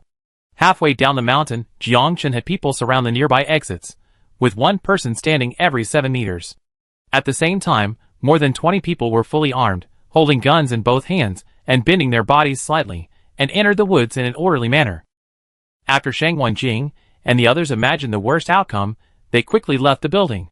While running, Alei carried the relay station, Long Jia connected the intercom, and began to call Hu Yao or Shen Ming. Fortunately, this thing can be charged, so it can be used outside. But strangely, the other 2 teams have completely lost contact. Shang Wanjing held the gun, looked up at the moon, quickly identified the direction, and then said, Go to the rooftop of a high-rise building to call. There are too many buildings in the city, and the signal will be affected. As soon as the voice fell, several people cooperated to kill the zombies, and rushed directly into the abandoned attic next to them. 3 minutes later, Long Jia stood at the top and called again. This time, the intercom responded quickly, but everyone's face was heavy because they heard the gunshot. At this time, Hu Yao's voice was almost like a roar. If you have something to say, please tell me. Hearing this, Long Jia said seriously, Can you see the location where Qingyu and the others are carrying out the mission? Is there any problem? After speaking, the intercom went silent, and everyone stared at Long Jia's right hand with their hearts in their throats. About 10 seconds later, the sound was heard again, but the gunshot sounded a little louder. At this time, there was a sound of gunfire on an abandoned street. Hui Yao and others were being shot by a machine gun on a pickup truck, and could not raise their heads. She hid behind the car and shouted with a walkie-talkie in her hand. There was a fight over Qingyu. I rushed over to support, but someone ambushed me halfway. Speaking of this, Hui Yao's eyelids jumped. She saw someone running out from behind the car, carrying a rocket launcher on his shoulder, kneeling on one knee on the ground, and started firing directly. Then Hui Yao didn't care to continue talking, and ran away with both legs. But after she ran a little distance, the shells arrived as expected and hit her previous position instantly. The powerful lethality of the rocket launcher directly detonated the car. The blast caused Hui Yao to be thrown out directly, and her back instantly felt a burning pain. When Hui Yao landed, her right hand holding the gun subconsciously fired several shots behind her. One of the bullets hit the person carrying the rocket launcher and killed him on the spot. In order to prevent the walkie-talkie from breaking, Hui Yao held it tightly against his chest. After firing the gun, he didn't even have time to buffer and rolled several times. The rough cement floor scratched her arm, but Hui Yao didn't have time to rest. She quickly stood up and rushed to another street. While running, she shouted on the walkie-talkie, "Half of my men are dead. I can't rush through. I can only rely on you next." As soon as she finished speaking, 2 more men were shot behind her right. Hui Yao turned her head and roared with red eyes. At this time, her hair was disheveled and her body was covered with blood. The next second, Hui Yao picked up the automatic rifle that fell on the ground, quickly pulled the bolt, and fired wildly at the distance. This scene even stunned those who survived by chance. One of them had blood dripping from his right hand, and murmured, "I never thought that Sister Yao, a woman, could be so handsome." Then Xiao Yang, who only had one hand left, gritted his teeth and said, "Give me a gun." But no one paid attention to him. Xiao Yang roared, "I understand that you are injured, but are you really going to watch her fight the enemy alone?" After this, someone thought quickly, and then threw a loaded pistol to him. Xiao Yang caught it, and rushed out directly. Hui Yao turned his head and looked at him, nodded slightly, and said nothing more. The two of them continued to suppress the enemy with guns, and at the same time began to drag the wounded on the ground away. After hearing the last words from Hui Yao, Shang Wenjing and his men began to act. But suddenly, a light came from the rooftop of a high-rise building, and an armed helicopter started to take off and flew quickly in a certain direction. "Map!" Shang Wenjing shouted in a deep voice. Alice stepped forward and spread a piece of paper on the hood of the scrap car, while Long Jia turned on the flashlight. Long Dai held the gun and said quickly, "The helicopter should be heading to Pawnee Bay." Shang Wenjing naturally understood this. Looking at the map is not just to confirm the trajectory of the helicopter. He took a look and then gave an order, "We are too far away from Qingyu and the others. The city is now full of nails. It is difficult to get there without a car. Long Dai, you and Alice go to support Hui Yao and find Shinming's group by the way. The rest, follow me to Pawnee Bay and try to grab this helicopter." After that, the 7 people quickly separated and ran wildly in the abandoned city. The entrance to Pawnee Bay. Xiao Jiao drove the tank and began to guide the zombies to go outside. At the same time, he looked at the lid every now and then, trying to find out if there was anything wrong outside. Chapter 1080. It was no problem for him to drive the tank alone, but it was impossible for him to fire. At least one more person was needed. So although Xiao Jiao was followed by a large number of zombies at this time, he was not panicked at all. After all, even if he was really surrounded, once the lid was closed, it would be like a solid wall. Seeing that it was already early morning, Xiao Jiao didn't know what was going on with Shang Wenjing. He would lure the zombies when the time came, because the movement of the zombies would be particularly obvious. But if they were to lure them out during the day, people would think it was intentional. So after discussion, everyone decided to do the opposite and go there at night, so that Jiang Chen's people would mistakenly think that they really wanted to lure out the zombies. In fact, the zombies really wanted to lure them out and really intended to surround the camp on the mountain. But the most important thing was to lure out Jiang Chen and the helicopter. This was also one of Chen Yu's strategies. Even if Jiang Chen found out that this was a trap, he had to send someone to destroy it. Otherwise, if these tens of thousands of zombies appeared near the camp, all the crops would die within a month. Even water resources might be affected. The most annoying thing is that you know it is a trap set by the enemy, but you have to jump into it, Otherwise the loss will be greater. So when Ding Han heard his subordinates report that the zombies were moving back in batches, he understood that someone was probably playing tricks. At this time, he didn't care about pretending to be Jiang Chen to deal with Sheng Wenjing. After all, the threat of the zombie army was not small at all. At the beginning, they took a lot of effort to clean up the large number of zombies in the camp on the mountain, and it took a long time to rebuild electricity and divert water. Otherwise, the previous Savior Gate was completely planning to be neighbors with the zombies next door. At first, Jiang Chen actually didn't like the name of the Savior Gate and planned to change it, but later he felt that saving the world in the end times could have another meaning, so he continued to use it. One of the rules of the Savior Gate is that it is absolutely not allowed to attack any camp, let alone go out to rob survivors. But in fact, the number of survivors they have killed is completely more than the 10 camps outside combined. Even in the research center, the virus will be directly injected into the living body, and then the newly transformed zombies will be used for clinical trials. At this moment, the underground laboratory is still brightly lit for experiments, so Ding Han will never allow the zombie tide to surround the mountain again. Not only him, Jiang Chen will not allow this to happen. Now those drugs are at a critical time. Once they can be mass-produced, they can inject drugs to let animals attract zombies on a large scale, so as to gather them together and form a zombie army of tens of thousands. Ordinary mice may attract 1 or 2 zombies at most. But if they are injected with drugs, they will emit a smell that is more attractive to zombies. At this time, a mouse can attract at least 300 zombies, and even if the mouse is eaten, the zombie that eats it will also emit it. In this way, within 7 days, this thing is like a magnet, attracting wherever it goes, which is much more powerful than the previous corpse herder. That's right, Jiang Chen never planned to solve the zombie crisis, but to use zombies to arm. But the chip in a Ling's arm just happened to restrain his plan. Jiang Chen had thought about assassinating a Ling directly, but she was with Sheng Wenjing, and it was not the end of the world, so he could use gold to issue a reward. Secondly, Jiang Chen guessed that Sheng Wenjing had probably read the chip, so even if he killed the little girl, it would not have any effect. So he just asked people to try to catch her back, but he was not in a hurry. Because Jiang Chen knew very well that if he wanted to develop it, he basically couldn't find a suitable research center now, and many of them had been abandoned. As long as he stays where he is, Sheng Wenjing will definitely come to him sooner or later. The helicopter is moving very fast, and Ding Han and his group are getting closer and closer to Pawnee Bay. At this time, the zombies have formed a long team, densely walking on the coastal streets, and occasionally there are zombies falling into the beach. Ding Han on the plane is holding a telescope and watching the scene. His face is extremely gloomy. Drive to the front of the zombies. I want to see who has the courage to lead so many zombies outside. Ding Han actually blamed Jiang Chen a little now. He had suggested some time ago that there were tens of thousands of zombies at the only entrance to Pawnee Bay. As long as we can find a way to ignite both sides with gasoline, the clothes on the zombies will also spread the fire. In this way, in 7 days at most, the zombies will be burned to charcoal. Even if their brains are not burned, they will definitely not be able to walk. At this time, we only need to send ground soldiers, only 100 people, to clear all the zombies.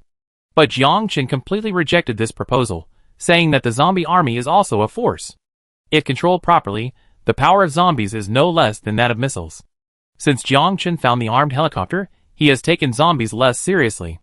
But there is a fatal flaw in the Doomsday, that is, it is difficult to transmit intelligence back in time. For example, Jiang Chen and others were completely unaware of Sheng Wenjing and his team's finding of the tank. Soon the helicopter arrived at the front of the zombie team. At this moment, a huge monster was driving on the road below, and even encountered some abandoned cars, and ran over them directly. Ding Han punched the hatch next to him and shouted angrily, "I knew this would get out of control." After saying that, Ding Han took out the repeater, connected the intercom, and started calling. A few seconds later, he looked down and said in a deep voice, "Brother Chen, they have tanks." Dozens of kilometers away, Jiang Chen was lying on a folding chair eating fruit. The moment he heard this, he put down his legs, sat up straight, and asked seriously, "Did you see it clearly?" Well, right below my helicopter, the zombies in Pawnee Bay were also lured out.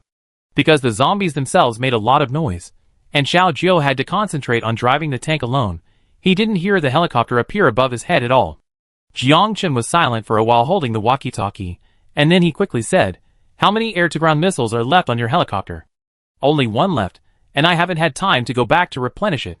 Hearing this, Jiang Chen couldn't help but feel a little irritated. If an air-to-ground missile is equipped with a radar, it is not impossible to blow up a tank, because this thing was used to attack tanks in the past. But now there is no radar, and it is impossible to aim by satellite. It is also late at night with poor visibility. It is easy to miss the target by manual firing. By then, the tank can be blown up, and the people inside may still be alive. If it were before the end of the world, with the armed forces controlled by Jiang Chen, a mere tank would not be taken seriously by him. But the environment today is different. Ordinary survivors don't even know how to get a gun, let alone other things, so Jiang Chen doesn't dare to underestimate it. After all, being able to drive a tank on the road is not an ordinary person. Chapter 1081. You aim yourself and try to hit the target with one shot. Jiang Chen thought quickly and gave the order. Ding Han suppressed his emotions and whispered, "Understood." After he finished speaking, he threw the intercom aside and said coldly, "Let the helicopter hover. From now on, I will drive it." The driver did not dare to be careless, and quickly turned a few buttons, and then took off his helmet. Then the two of them switched positions. Ding Han sat on the helicopter and dived down. At the same time, Xiao Jiao turned his head inadvertently, and saw the helicopter above his head from the lid. Seeing this, he immediately put down the half-eaten cake and began to speed up. When the helicopter was getting closer and closer to the tank, Ding Han caught a dazzling cable in the air, and then he quickly pulled the helicopter up. Almost only a few dozen centimeters away, the helicopter flew past the rope. At this moment, the confidant and the driver behind him were pale, and they naturally saw the thing lying between the two buildings. Because this place is very close to the Panyawan camp, the saviors had never flown helicopters around before, so they naturally didn't know what was wrong. If Ding Han had reacted a little slower, even half a second, the helicopter would have crashed once it was hooked up, because the cable wouldn't appear out of thin air. Even the most naive people would realize at this moment that if there was a trap there, it would be very solid. Then the tank passed a bridge along the road, with a square above and a tunnel full of zombies below. But for Xiao Jiao now, the zombies here are like crispy skin, which will break at the touch. When it disappeared into the darkness, Xiao Jiao fixed the direction of the tank and let it move forward automatically. At the same time, he quickly stood up, picked up a bag of guns and crawled out. He stood at the cover, looking at the zombies that were smashed around him, holding the edge of the tank tightly, looking for opportunities. Soon the tank was getting closer and closer to the exit. Xiao Jiao's eyes condensed, and his left hand grasped the backpack and rolled quickly to the left area. Inertia caused Xiao Jiao to crash directly into an abandoned car in the opposite lane, cracking the front windshield on the spot. Xiao Jiao rolled out of the car, kicked away the approaching zombie, and then ran towards a small door a few meters away again. Soon the tank drove away from the square, and Ding Han drove the helicopter closer and closer. Just when he wanted to press the launch button, the tank suddenly drove onto the flower bed beside him. Under the invasion of the apocalypse, the green plants had already withered. The tank passed by, leaving a long trail of wheel marks behind. Ding Han chased after it thoughtfully, but he didn't press his right hand. Seeing this, the other two looked a little anxious, but they were not in a high position and dared not ask. 10 seconds later, the driver in the tank seemed to be drunk and actually crashed into the stone ball next to the steps, then drove a distance and stopped. Seeing this, Ding Han gritted his teeth, didn't press his right hand, and chose to drive the helicopter towards an open space. Then he turned his head and said, "You stay on the plane. If anyone approaches, take off immediately. If you are hijacked, you know what to do." The driver nodded quickly with sweat on his forehead.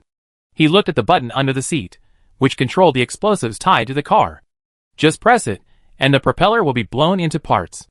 With the current supplies and environment, it is basically impossible to repair it. After that, Ding Han picked up the rifle, got off the plane with his confidant, and surrounded the tank from both sides. But just when they left the helicopter and walked a few meters away, a bright light suddenly came from the left front and shone on Ding Han's face. But at this time, he was still wearing the mask. The next second, Ding Han's confidant turned around and wanted to run to the helicopter, but just as he turned around, a flying knife quickly approached, and the dagger completely penetrated his abdomen except for the handle.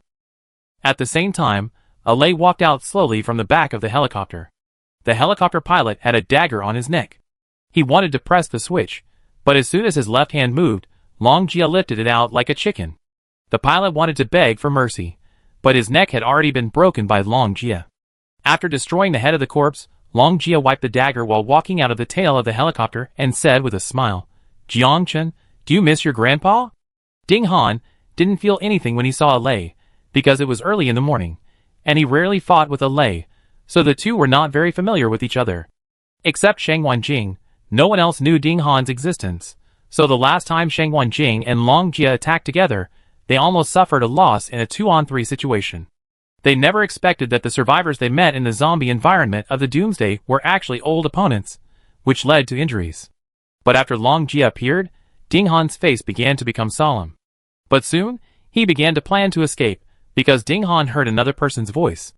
"It's really you." Shang Wanjing and Slav also walked out from the other side. At this moment, Lei stood to the east of Jiangchen, and Long Jia walked to the south without knowing it. As for Shang Wanjing and the other two, they were lying in ambush on the west side, so Jiangchen had been completely cut off from 3 routes. He held the gun silently, and slowly retreated to the north. But suddenly, footsteps were heard from behind. Looking back, a 1.9-meter tall strong man was carrying a rifle and grinning at him.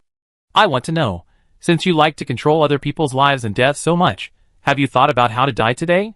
Shang Wanjing took a few steps with the gun, stood more than 20 meters away from him, and shouted in a deep voice. Hearing this, Jiangchen looked at everyone without saying a word, his calves slightly bent, and his muscles tensed. Under normal circumstances, Ding Han could not beat the short-haired young man at all. The reason why he could fight 2 people last time was mainly because they underestimated the enemy, and were ambushed.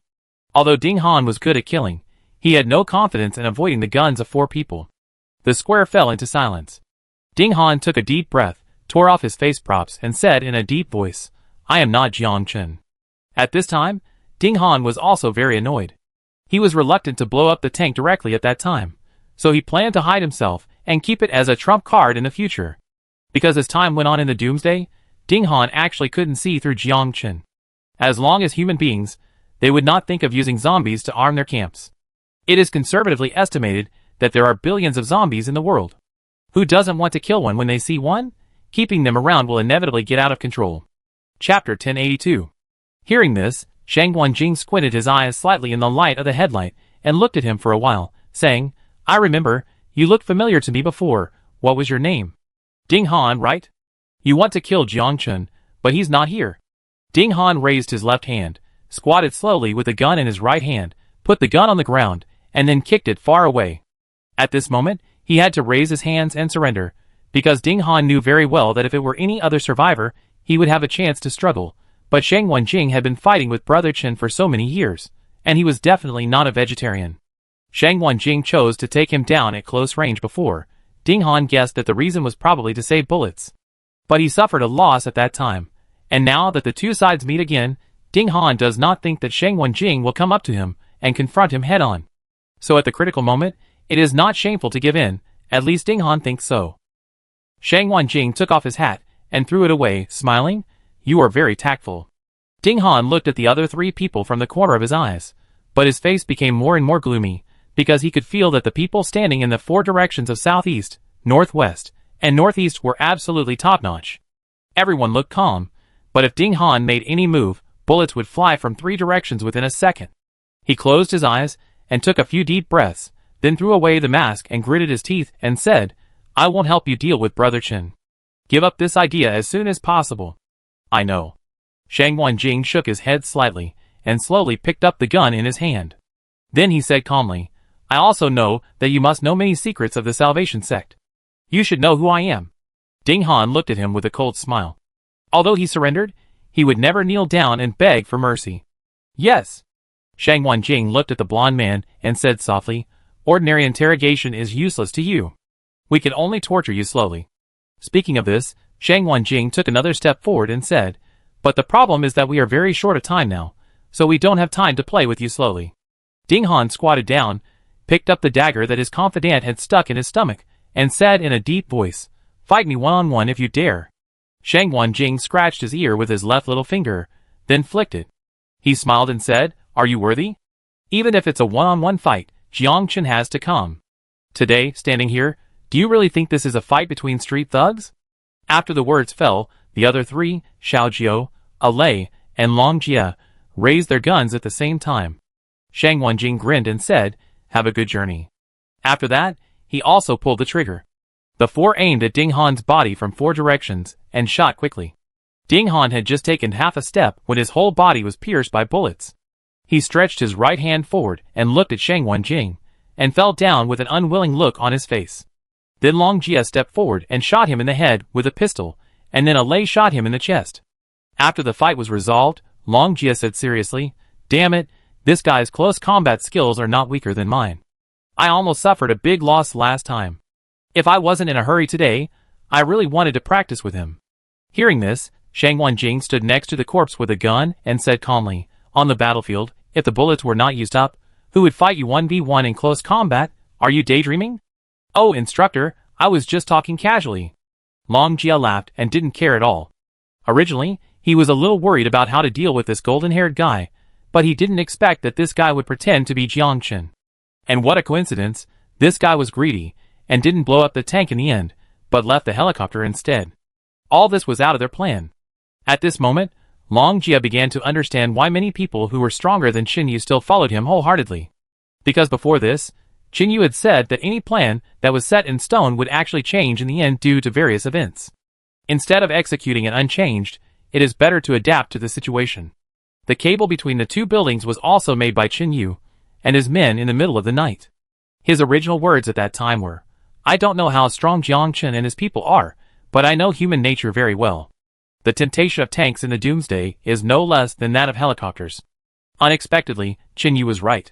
The cable delayed for a few seconds, allowing Xiao Jiao to drive into the tunnel of the underground square before being hit by the shell.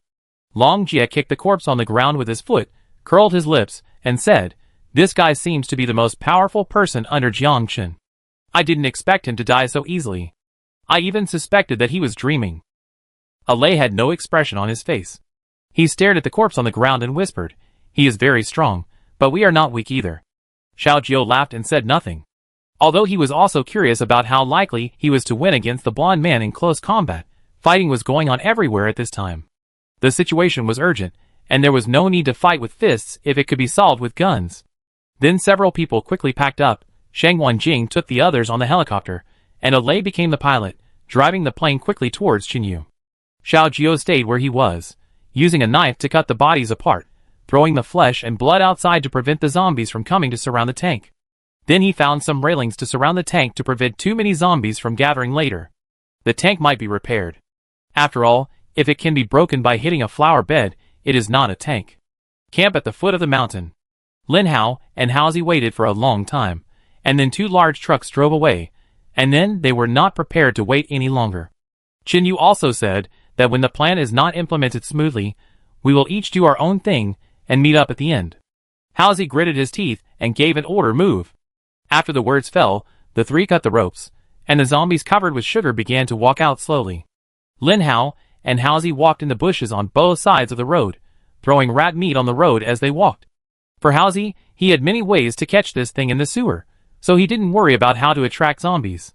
But if he threw it directly to the checkpoint, it might lead to exposure. Soon they led more than a dozen zombies closer and closer. At a turning intersection, the two looked at each other, and threw the nylon bags in their hands. The hornet's nest fell to the ground, the mouth of the bag opened wide, and dense hornets began to fly out, first gathering in a ball on the spot, and then they flew towards the zombies. But the zombies don't feel pain, and they are not even affected, and they still walk slowly along the road.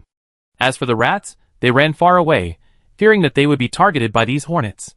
10 seconds later, a man who was standing guard yawned and suddenly found some figures coming around the corner. He looked over with a telescope and found that they were zombies. But strangely, these zombies seemed to be shrouded by something. Chapter 1083. As the zombies got closer, the man heard their growls. Nowadays, zombies are not a threat to most survivors, so he did not wake up the others, but picked up the bow and arrow beside him and waited for the zombies to get closer. When the front one walked about 20 meters away, the man bit the flashlight with his teeth, then released his right hand, and the arrow flew forward quickly, accurately shooting through the zombie's head. The next second, the man was about to take the second arrow, but found that the black shadows still did not disperse, and even fell to the ground. Seeing this, he picked up another light with more light, turned it on, and then shone it directly on the wasps. The mouse squatting in the bushes in the distance laughed at this and said, "This guy is dead." Wasps are very sensitive to light. If you shine a light on them at night, this thing will be more useful than any sugar. Sure enough, as soon as he finished speaking, a large number of wasps flew away from the zombies and flew straight towards the man. To be precise, they flew towards the oversized flashlight. The man squinted his eyes at first and couldn't recognize what it was, but after only 3 seconds, he saw what it was. The man suddenly shouted, waking everyone up. Then he pulled out his pistol and started shooting at the hornets, while running back desperately. But how could humans outrun hornets in the air? Even if the fastest person in the world came, it would be impossible to outrun them in the wild. A few seconds later, the checkpoint over there was in complete chaos. Lin Hao swallowed his saliva and said with lingering fear, "These people have plenty of guns and ammunition. If we rush in, we will never get through, but now we have easily broken through the defense line." Hearing this, Halsey shook his head slightly and said, "How come it is so easy? I almost fell off the air conditioner when I was trying to dig out the hornet's nest. Fortunately, I tied a rope around my waist." Then he added, "It is difficult for bullets to hit hornets. Even if they are hit, their bodies will secrete some hormones, and their kind will come quickly. I admire you, you even know this." Lin Hao looked to the left and gave a thumbs up. Halsey scratched his head and said with a chuckle, "This is what Brother Xiao said, so I said he is the most powerful person I have ever seen." In this way, the 5 people each held a gun, squatted in the bushes, and waited patiently. After a while, Halsey took a telescope and saw that all those people fell to the ground without any movement, and then nodded to the side. Seeing this, the 3 people took a bunch of green leaves, which were smeared with a lot of pine oil. After using fire to ignite them, they quickly put them out, and then the 3 of them gathered back to back, put on protective clothing, and quickly ran towards the checkpoint. When they approached, they waved the leaves they made in their hands desperately, which were emitting a lot of smoke at this moment, dispersing the hornets. At the same time, Lin Hao and Halsey also took the remaining sugar, rubbed it on the grass around them, and then quickly left. In less than half a minute, the large number of hornets gathered there were basically led away. This method was also taught to Halsey by Xiaojiu, because wasps are not afraid of fire, and will even attack it, but smoke has a miraculous effect. After finishing the work there, 2 of them stayed to clean up the supplies, and the other ran towards the road above to prevent another team from appearing. At this moment, they only had 10 minutes to deal with it, and no mistakes could be made. Those people were bitten by a large number of wasps, and had a very serious situation. Even everyone had symptoms of shock. Halsey and Lin Hao did not show any mercy, and called out their names one by one with knives. After finishing the work, Halsey entered the van nearby and found a laptop computer in the driver's seat, as well as a notebook with the latest slogans written on it. Seeing this, Halsey stripped off the clothes of a corpse, quickly changed into them, and hung dozens of looted grenades under the chassis of the car. Because these people also had the habit of wearing face scarves, after Halsey put them on, he looked no different from the previous people. At the same time, the dog sleeping in the cage smelled something different and barked at them. Hearing this, Lin Hao turned around and sneered. When those people shot at the hornets before, the dog didn't react at all, but now it started barking. After saying that, he stepped forward with a knife. As if Lin Hao's momentum was a little different, the dog actually shrank directly to the corner of the cage and suddenly didn't say a word.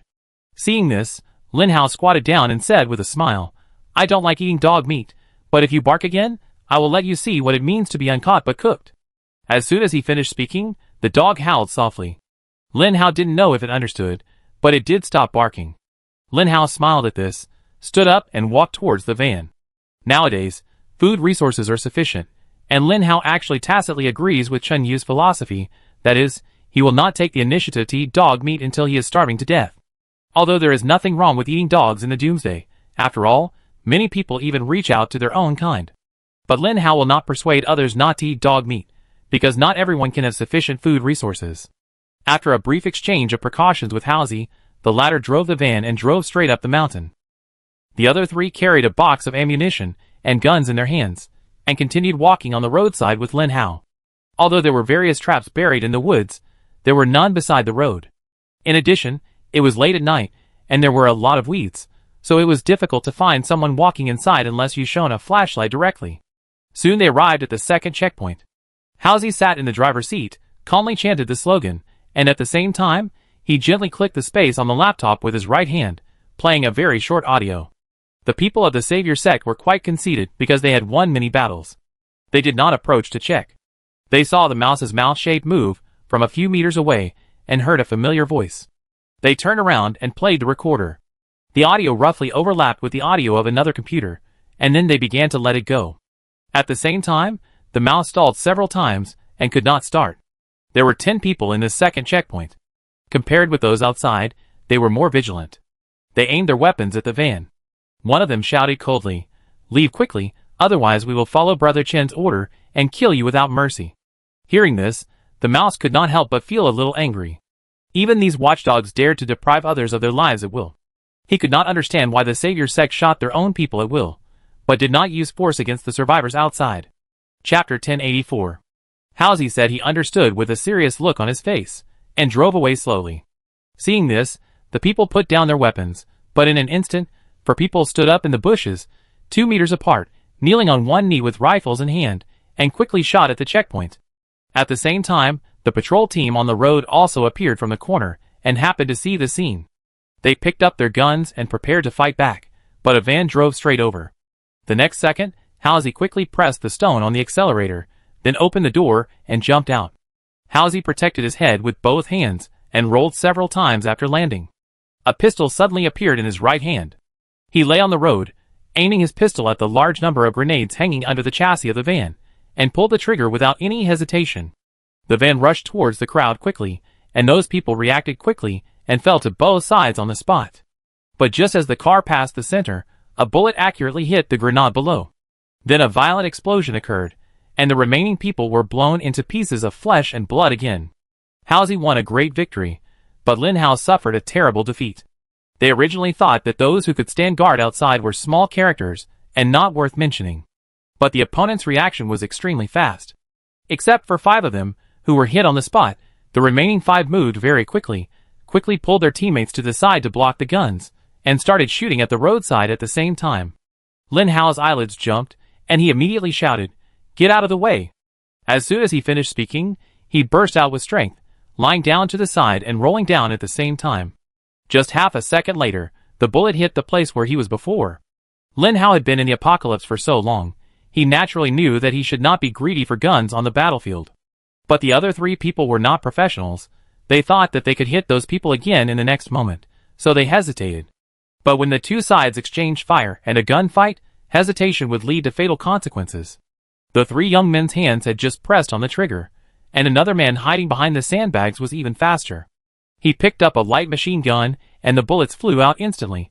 Lin Hao rolled down to the bottom, and just when he looked up, he saw with his own eyes that the 3 teammates were beaten into skeletons. Lin Hao was angry, and he pulled out a grenade from his waist and threw it straight up, and at the same time ran to other areas, intending to pull the gun line. At the same time, Halsey also heard something wrong behind him. Because under normal circumstances, it should be easy for 4 people to attack 10 people with guns. Halsey didn't think much. He got up from the ground and ran quickly to the back. He held the pistol with both hands and started shooting with extremely professional movements, and each bullet hit the vital point accurately. Then Lin Hao also appeared from the other side, holding a rifle, and started shooting. In less than 3 seconds, all the remaining people were killed on the spot. Halsey walked forward with a cold face, glanced at the bodies of his previous companions, pursed his lips, and said nothing. Lin Hao was also covered in dust. He whispered, "I clearly said before that the weapons and equipment of these levels will be gradually improved. Why did you underestimate the enemy? How many people did you say there were in the first level?" Halsey suddenly asked. 30. Lin Hao said subconsciously, but then he widened his eyes. There are only 30 people in these 2 checkpoints. Where are the people? Those trucks before were not carrying supplies? Halsey said in a deep voice, "There are too many people here, and we too can't kill them. The city is probably in chaos." As soon as he finished speaking, Lin Hao saw the flames of explosions in the distance, that is, in the city. The 2 looked at each other, quickly looted all the supplies, even the machine guns were installed, and then started a pickup truck and rushed straight to the explosion area. Because if Halsey remembered correctly, that was where the others had been hiding before. At this moment, Halsey turned on the high beam directly, and his right foot wanted to step on the accelerator into the fuel tank, completely increasing the speed of the pickup truck to the extreme. Those guns, ammunition boxes, and grenades made a noise in the back compartment due to the collision, which frightened Lin Hao. At this time, he could only pray that they would not explode. Although the operation led by Halsey still lost 3 people, they destroyed 2 checkpoints and a patrol team. 3 deaths in exchange for 40 people, this is already a relatively small casualty, not to mention that a large amount of weapons and ammunition were also supplied. However, neither Halsey nor Lin Hao actually wanted to see their own people die, but there was no way. The enemy was not an ordinary survivor. When Halsey rushed to the hiding area quickly, Chen Yu and his men were surrounded again. The 20 people who entered the woods before met Chen Yu and his men half an hour later, and then a fierce gun battle broke out between the two sides. The shooting accuracy, physical fitness, and even coordination of these people far exceeded Chen Yu's imagination. They were like professional soldiers without any flaws. After a fight, the other two young men were also shot and killed. Now, only Chen Yu, Zhang Yin, De Shuang, Uncle Hua, and Yang Yu were left in the woods. As for Yi Jishu, he continued to drive the transport vehicle away. When the mountain was attacked, Zhang Yin let her drive, and then rushed back. It's not that he didn't think of using rocket launchers for a sneak attack, but this thing can't be launched whenever you want. It takes time to debug. So when Chen Yu was about to contact Yufeng, Zhang Yin joined them from the woods, and the two looked at each other. With such a long-standing tacit understanding, Chen Yu did not ask him why he came back. At this moment, there were only 5 of them left in the woods. Chen Yu looked at his arm that was almost scratched by the broken tree, and he quickly said, "These people are stronger than those we have seen before. It is very difficult to defeat them from the front. Uncle Hua, you and Yang Yu used to be snipers, and your eyesight is better. See if you can find a tree to climb up, shoot cold guns, and use binoculars and walkie-talkies to tell us the direction." "What are you going to do?" Yang Yu asked. "The things these people are wearing on their heads should be night vision goggles. We will be at a disadvantage fighting them at night. There are zombies everywhere in this forest. We must not stay there for too long." Chen Yu pondered for a few seconds and spoke. "If we can't make a quick decision, we will be dragged to death. Brother Dazhuang, follow me and Zhang Yin. Remember, don't get close and use bows and arrows to attack them." Zhang Yin said solemnly at this time, "Night vision goggles are not omnipotent. Smoke can interfere with them. Okay, let's take the torches and light the zombies nearby." After saying that, Chen Yu held a knife in his backhand and cut open the clothes of the zombies at his feet. The others followed suit and soon collected a large number of rags. Then they tied them up with wooden sticks. Chen Yu and Zhang Yin smeared some zombie blood on the clothes. Of course, they didn't smear it on their arms to prevent scratches and infection. Everything was ready, and the 5 people began to act separately, and it only took 2 minutes. Chapter 1085. Chen Yu and Zhang Yin separated, each holding a torch and approaching the zombies, quickly setting their clothes on fire. Fortunately, the zombies were not sensitive to the fire. Although they could hear the sound of running, they did not react much because the rotten meat covered the breath of the living. In addition, this forest was rarely visited by people, and there were many green plants, which could also block the sight of the fire. At the same time, Yang Yu and Uncle Hua also selected suitable trees and climbed up quickly. For them, climbing is just a daily routine. When they were in the army, climbing was one of the subjects, not to mention running. Because snipers often need to ambush for several days to complete their missions. If their physical fitness is not up to par, they may not even be able to aim and shoot when the target appears, let alone evacuate quickly. In less than 10 seconds, the 2 of them were 50 meters apart, and in a cross-shaped manner, they blocked all the trees in the northwest direction. Uncle Hua was originally unable to use a sniper rifle because of his arm injury, but because Long Dai took away the AWM sniper rifle, hers stayed. Yang Yu checked it at the time and said that he could use it. Secondly, not all sniper rifles have a large recoil, unless they are anti-material sniper rifles. If it weren't for the TAC-50, Uncle Hua's injury wouldn't have recurred so seriously. But there is no way. The sniper rifle can only exert its full strength in front of a sniper. Although Xiao Jiao and Zhang Yin were once a special forces soldier and a scout soldier respectively, they were not snipers in the army, and it would be too late to learn when the end of the world came. Although it is not difficult to snipe targets within a few hundred meters with their strength, it is not possible to do it at a long distance. There are many factors to consider. After Yang Yu changed the sniper rifle, the remaining gun had a recoil only slightly greater than that of a rifle. In the end, under Uncle Hua's strong request, it was handed over to him. In Uncle Hua's words, he would rather die standing than hide behind and live. Just like that, at this moment, above a big tree, Uncle Hua held the strap of his sniper rifle tightly with his left hand, and at the same time, his elbow was close to the tree trunk, and he stood straight, carefully aiming at the area ahead. Uncle Hua joined the army more than 10 years ago. For Yang Yu, if he met him outside, he would have to call him old squad leader. Now, he wears a hat made of leaves and a carefully made camouflage suit with many leaves stuck on it. Unless you get closer, you can't see that there is a person on it. Soon the area was filled with smoke. Dajwan was covered in zombie blood, squatting in the bushes, staring at the front. Almost 3 minutes later, a group of well-equipped and orderly men appeared in the sight of the 5 people. They did not relax their vigilance at all. The 2 people in the front quickly walked forward a few steps, then hid behind 2 trees, and waved after confirming that there was no threat. At the same time, the 4 people behind quickly stepped forward, knelt on one knee, and aimed at the surroundings, and then the other 8 people moved forward again. Finally, the remaining 6 turned their backs to them, looked behind them, and stopped at the position of the 2 people before. In the bushes, Jong-in looked at the scene and said in a deep voice, "These people must have been trained for at least a year, or even longer.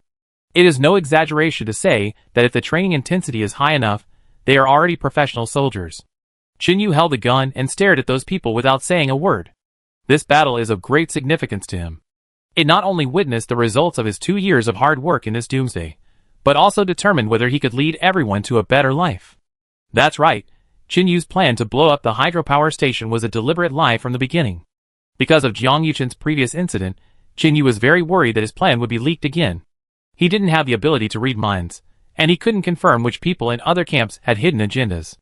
In addition, this matter was quite serious, and it almost gathered the strength of several camps to attack the Salvation sect together. If they failed, they would die. This matter could not afford any mistakes at all. Chinyu had planned all this a long time ago, and he had kept it a secret from everyone at that time. There were countless nights when Chinyu sat in his bedroom, writing on a notebook with a pen until late at night. The next morning, when he went out to heat up the food, he would burn the papers. One of the reasons for his white hair was that he was too tired and did not get enough rest. If the camp had not been successful in breeding and planting, Chinyu would have collapsed a few months ago. Because he had experienced too many hardships to have his current life, and there were so many people around him who depended on him to survive, Chinyu chose to face it alone. He couldn't be sure that the plan could be implemented 100%, but Chinyu could keep the final plan in his mind. In other words, as long as he didn't say it, no one else would know it. In this way, if he waited until the mission started, even if someone wanted to tip off, it would be too late. Of course, Chinyu didn't do this later, or he said it, but not completely. One of the key factors was that he heard Fong Xian's words before he was about to start discussing with everyone. Half true and half false can confuse others.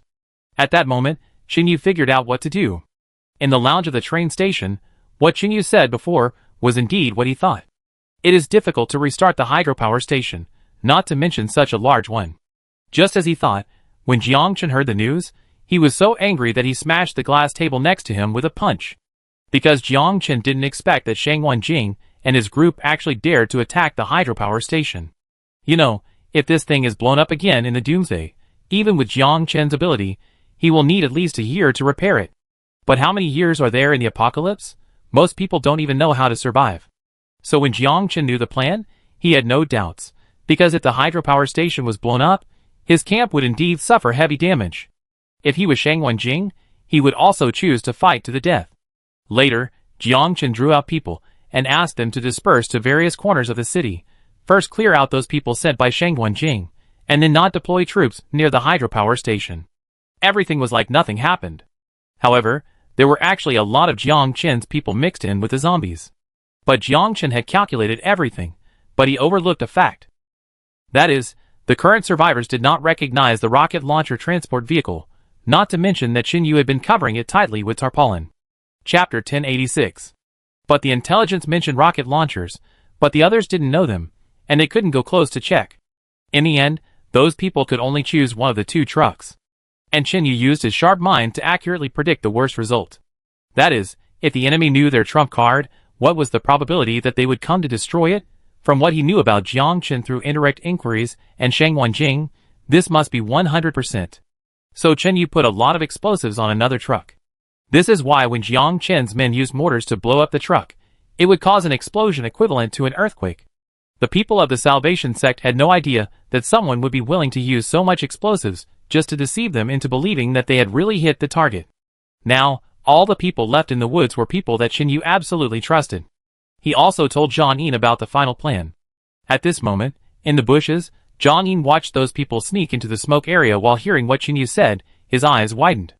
If you go to the army to hone your skills, your achievements will definitely not be lower than brother Xiaojiu. Zhang Yin patted Chen Yu and said with a heavy face. The reason why he said that is that even Zhang Yin had never thought that this method would work. The reason why they didn't use rocket launchers to bomb Jiangchen was simply because they didn't have the exact coordinates. But what if they drove a rocket launcher transporter to bomb the hydroelectric power station? At this time, Jiangchen knew it was a trap, but he had to jump in, because no one could say for sure whether Shang Wenjing would really blow it up. One of Chen Yu's chances of winning against the Savior sect was that Shang Wenjing was not the only one in charge. This matter was discussed by several people.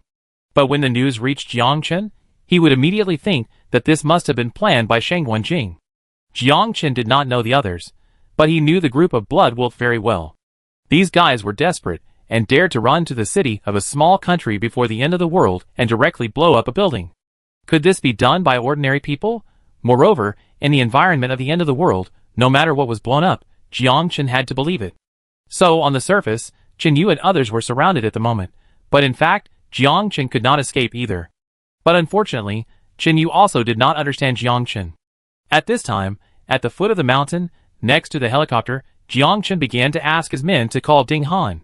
After 3 consecutive calls without any response, Jiangchen began to retreat directly.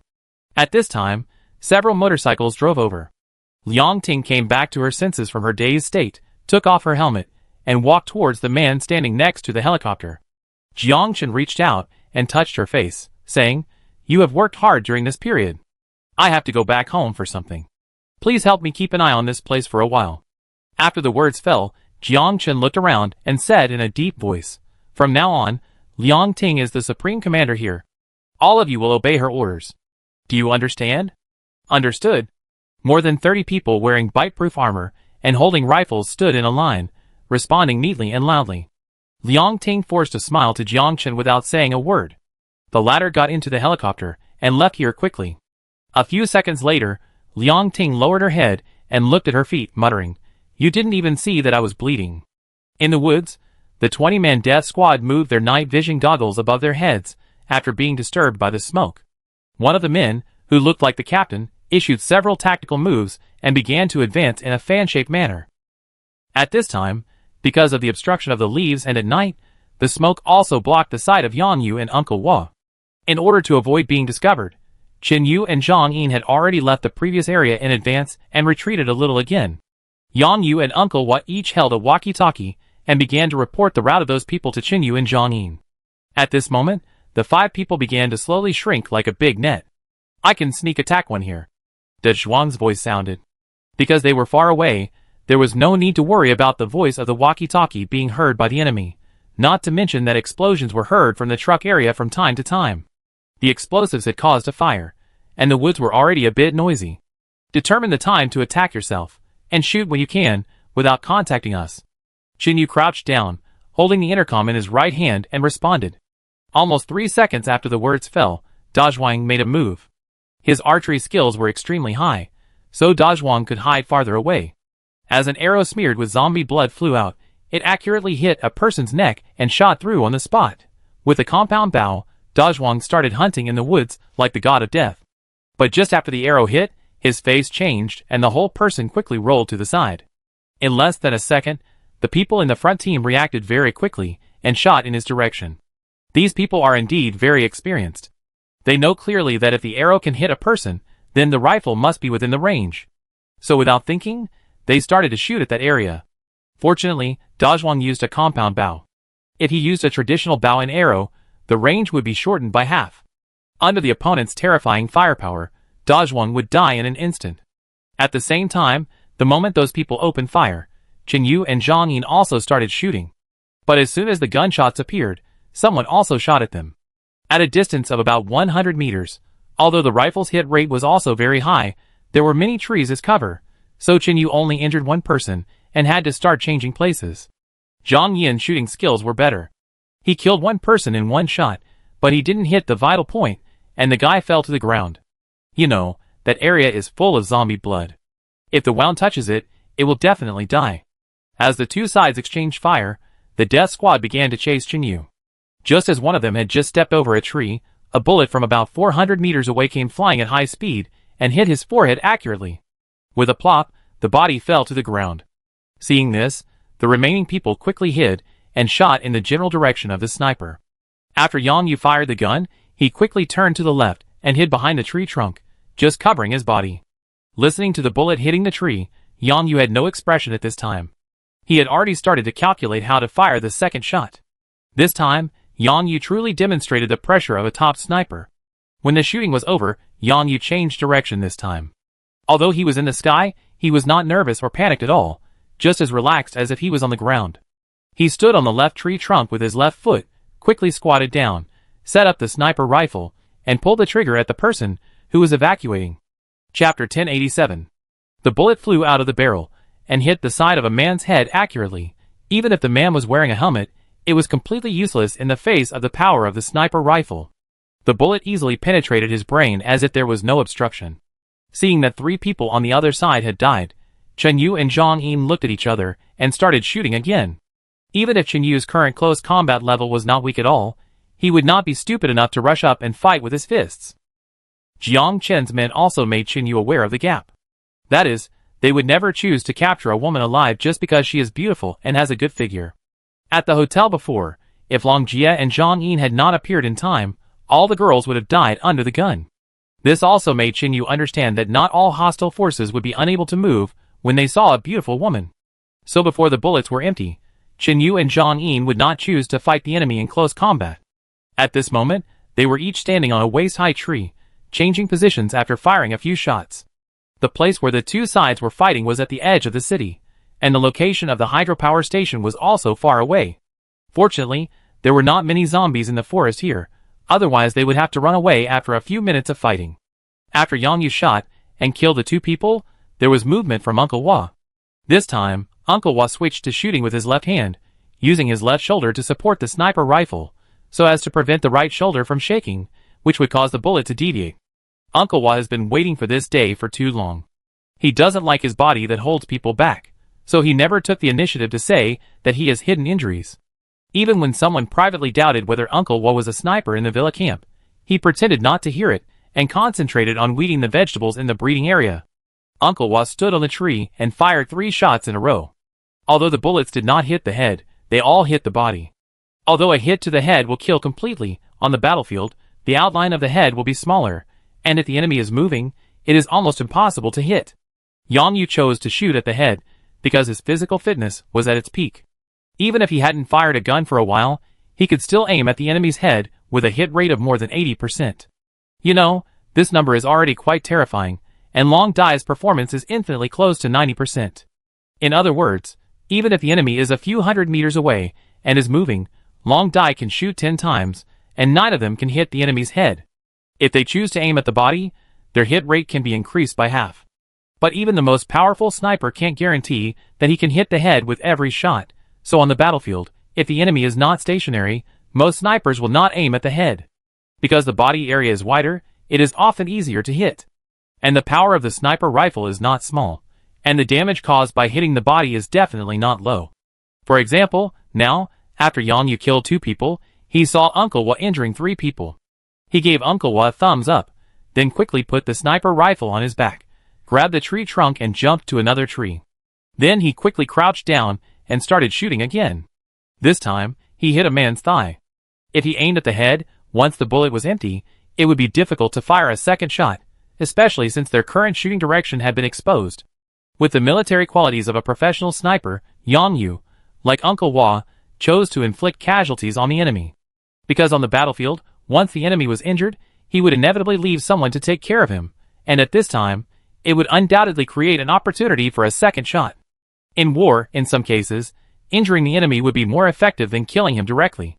As the wounded were howling on the ground, the members of the death squad turned back subconsciously to pull them. But just as he grabbed his teammate's shoulder, Uncle Hua's bullet flew over and accurately pierced his calf. The man screamed and fell to the ground. The others were suppressing Chen Yu and the others. Seeing 2 more wounded, the captain did not hesitate at all and ordered, "We have never learned jungle warfare, retreat quickly." Although there were a total of 200 of them, they were divided into 10 teams. Different teams have different training subjects. But without exception, they are best at urban combat, but have never learned jungle combat. Compared with the city, the jungle has a fatal disadvantage, that is, the vision will be disturbed, and there will be many uncertain factors, such as zombies, or those plants with barbs. Jiang should equip these people with night vision goggles, but he never expected that these guys would rely too much on the equipment. At this time, without the help of night vision goggles, in this smoky environment, there were flames everywhere, and their combat effectiveness was greatly reduced. The Death Squad also focused on close combat training. But the other side did not show up at all, only shooting coldly. This led to the fact that things did not develop as those people thought. In the exchange of fire, the Death Squad did not even see the person who fired the gun, and there were several casualties on their side. After quickly recognizing the reality, the captain ordered a direct retreat and abandoned the wounded. But how could Chen Yu and Zhang Yin let them go so easily? Although Da Zhuang was not good at close combat, he was strong, and the punch as big as a sandbag was not something that ordinary people could withstand. After just a few minutes, more than 10 enemies had died. The remaining ones retreated further and further, and Yang Yu and Uncle Wall lost their shooting angle, so they stayed on the tree to prevent others from other directions. After all, they had no idea how many enemies had entered the woods. Finally, 10 people formed a circle, holding rifles, and each of them had only one magazine left, looking around nervously. The leaves in one direction moved, so someone quickly shot in that direction. 3 seconds later, the leaves were moved again, and a zombie with bullet holes all over his body walked out. Seeing this scene, the captain shouted angrily, "Save some bullets, shoot when you see clearly." But at this moment, he forgot that the person who had fired the most fiercely before was him. After killing the zombie with a dagger, the 10 people continued to retreat to the edge of the woods, and were only more than 300 meters away from the position of the large army outside. At this moment, Chen Yu and Zhang Yin hid in the darkness, only revealing a pair of eyes to look at the group of people. Da Zhuang held a bow and arrow, and started a sneak attack again. Because the distance was much closer, relying on the powerful lethality of the compound bow, Da Zhuang shot 2 people directly with this arrow, but the next second, the captain seemed to guess that there was someone here, and the bullet had already hit Da Zhuang just as he let go. Chapter 1088. However, Da Zhuang is no ordinary survivor now. When he saw a man turning around and looking at him, he threw away his bow, and jumped to the right without thinking. But because he was in the woods and the environment here had not been surveyed, Da Zhuang did not realize that there was a slope next to him. When he jumped over, he fell heavily on a stone from a height of 2 meters. The protruding stone just hit Da Zhuang's right arm. At this moment, he groaned and the veins on his forehead popped out. Fortunately, the stone was not sharp, otherwise, it would have probably bled. He looked down and saw blood on the right side of his arm in the moonlight. Da Zhuang stood up with difficulty, and climbed up from the left side by grabbing the tree roots. As a result, the compound bough fell deeper, and was thrown on a stone by Da Zhuang. Even though they were several meters away, Da Zhuang knew clearly that the bough could no longer be used. Damn, such a quick reaction? Da Zhuang felt a little distressed, but he had to accept the reality. Because good luck will not always favor them. The next second, Da Zhuang heard the sound of fighting over there, and then bent over and looked carefully. Chen Yu and Zhang Yin approached from 2 directions, holding daggers, and engaging in close combat with the enemy. Almost in an instant, Da Zhuang figured out the reason. This place was very close to the outer area. If they walked a distance, the gunshots would definitely be heard by people outside. At this time, those people had already made it clear that they wanted to evacuate. Although Chen Yu and Zhang Yin both had rifles, they did not have many magazines, and most of them were placed on the previously blown-up truck. After the bullets were used up, they could only hold the enemy back with their own strength. Otherwise, if they let the enemy run away this time, they would not know if they would have a chance next time. Thinking of this, Da Zhuang gritted his teeth, drew out the knife about 40 centimeters long from his waist, and rushed out from the other direction. The remaining 9 members of the Death Squad had few bullets left, and were worrying about how to rush out of the last few hundred meters. Unexpectedly, 2 men stood up in the woods. Without saying a word, they rushed over with knives, which made them very happy. The Death Squad that appeared here just happened to have learned close combat for a year, and everyone showed an excited expression. One person threw a flying knife forward and rushed in quickly. When Chen Yu leaned back to avoid it, he had already rushed in front of him. The next second, the man had a set of brass knuckles on his right hand, and smashed it hard at Chen Yu's throat. But his right hand had just fallen, and his eyes suddenly showed a horrified expression. Because Chen Yu actually pushed the tree behind him with his left hand, and the whole person took the lead in launching a counterattack. Such a fast speed! The man's face changed drastically, and his right hand quickly changed its position, preparing to block Qin Yu's fatal blow. But just when his right hand touched Qin Yu's hand, Qin Yu loosened his right hand, and the dagger fell down, and then caught it with his left hand and stabbed it upward fiercely. The dagger showed no mercy, and instantly pierced the man's brain from the chin, and he died on the spot with his eyes open. Then Qin Yu pulled out the knife with a grim face, and blood sprayed directly on half of his face. At this moment, Qin Yu just stood there, and others did not dare to step forward. When the remaining people saw the scene, they wanted to pick up their guns again, but it was too late. Although the gun was accurate and fast within 7 steps, the problem now was that they were all holding rifles. And Zhang Yin had already rushed from the other side, aiming directly at the captain. Zhang Yin was extremely fast, and when the opponent rushed towards him, he immediately slid over close to the ground. Then he put his left foot in the position of the opponent's right foot, and effortlessly tripped the nearly 1.8-meter tall strongman. At the same time, he turned over, grabbed the man's right hand with both hands, and twisted it backwards, and his 2 feet tightly clamped the opponent's neck. The man who used to work for a security company was knocked down almost instantly in front of Zhang Yin, who used to be a scout. If the person next to him hadn't swung a knife at Zhang Yin, he would have been locked alive within 10 seconds. Zhang Yin rolled to the side and dodged the fatal knife. At the same time, he threw out a dagger with his right hand and pierced the throat of the attacker on the spot. The captain came to his senses, took a few deep breaths, picked up the knife on the ground, rushed to Zhang Yin, and started slashing. Zhang Yin didn't dare to fight back. He quickly retreated, using various actions to dodge the opponent's attack. He wasn't stupid enough to go up and grab the blade with bare hands, not to mention that 2 more people joined the fight, and the 3 of them attacked Zhang Yin at the same time. But fortunately, Zhang Yin never fought alone. Qin Yu was fighting with 4 assassins at the moment, and had no time to take care of his side, but De Zhuang had arrived in time. Catch it! De Zhuang picked up the machete next to the corpse on the ground, held the handle with the tip of the knife facing down, and threw it directly at Zhang Yin. Zhang Yin quickly dodged to the right, avoiding the captain's downward slash aimed at his head. At the same time, Zhang Yin reached behind him with his right hand, and caught the knife out of thin air. Then, without thinking, he quickly turned his right hand and slashed forward. A lot of blood spurted out. At this moment, Zhang Yin, who was in his prime, killed 2 people with 1 knife. The captain of the death squad's eyelids jumped, and he fully realized that this was not an ordinary survivor, and turned around and wanted to run. But Da Zhuang had already rushed over. He held the knife with both hands, and used all his strength to slash at his face horizontally. Seeing this, the captain quickly raised his knife to block. But Da Zhuang used a lot of strength, and when the 2 knives touched, sparks appeared. Then Zhang Yin, covered in blood, rushed to the closer point. He kicked the man behind the knee, making him kneel on 1 knee, and at the same time grabbed the man's head with his left hand, and tilted it back. However, this guy can be a captain, and his skills are not vegetarian at all. He quickly elbowed behind him with his right hand, and Zhang Yin felt pain on the side of his waist, and his movements were subconsciously a little slower. But before he got up, Qin Yu, who kicked the man in front of him away from a distance, threw a dagger towards Zhang Yin again. 10 meters away, for Qin Yu, who is becoming more and more powerful now, he can hit accurately even at night.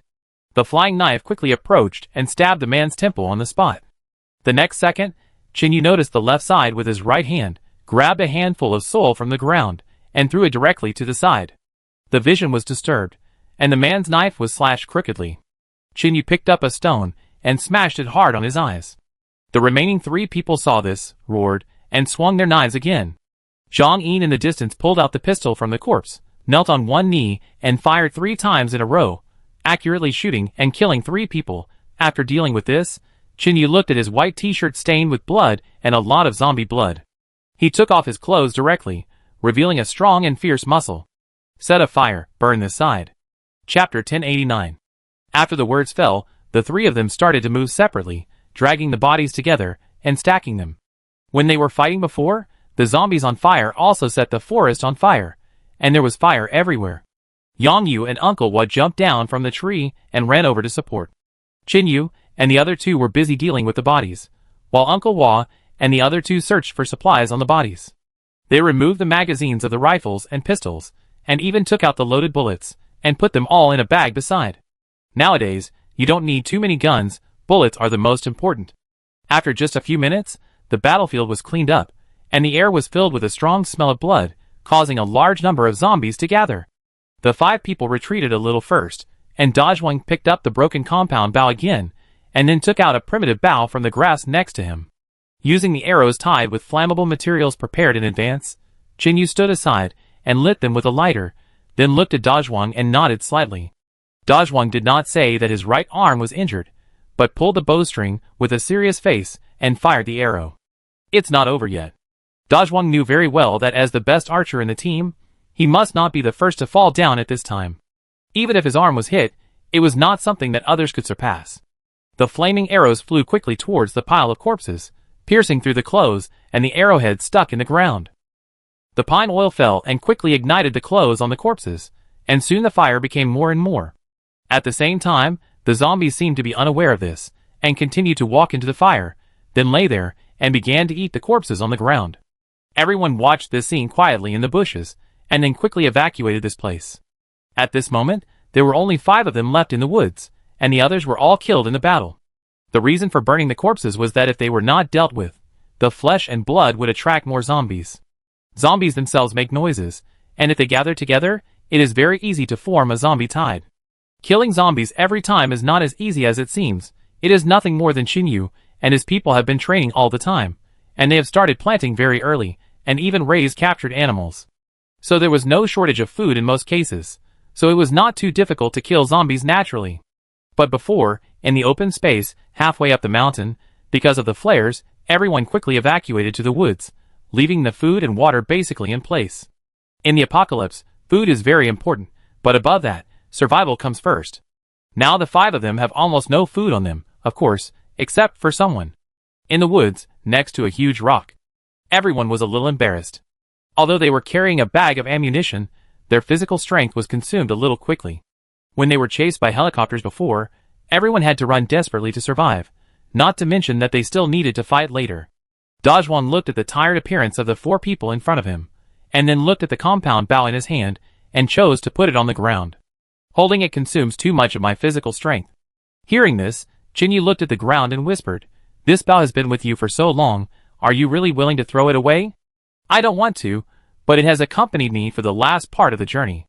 Dajwang squatted, looking reluctant, and then he stood up and said, "If it was before the end of the world, I would have a way to repair it, but now, the time cost required is too much. I can't go looking for parts at this time." After saying that, Dajwang reached into his arms and took out a plastic bag. This is the emergency supplies he carries with him every time he goes out on a mission. There is a lighter and several plastic strips in it, the latter of which are used to ignite fire in extreme environments.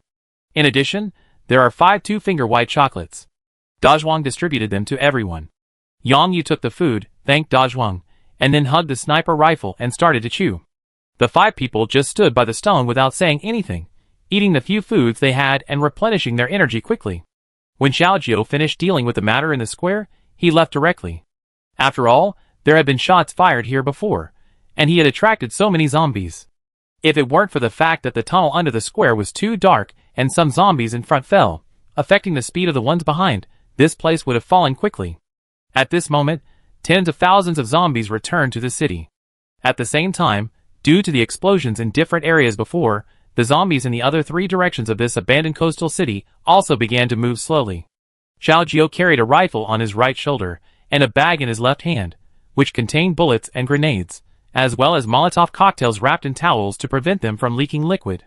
He moved neatly through the city, and met some people wherever he went, but they were no match for Xiaojio at all.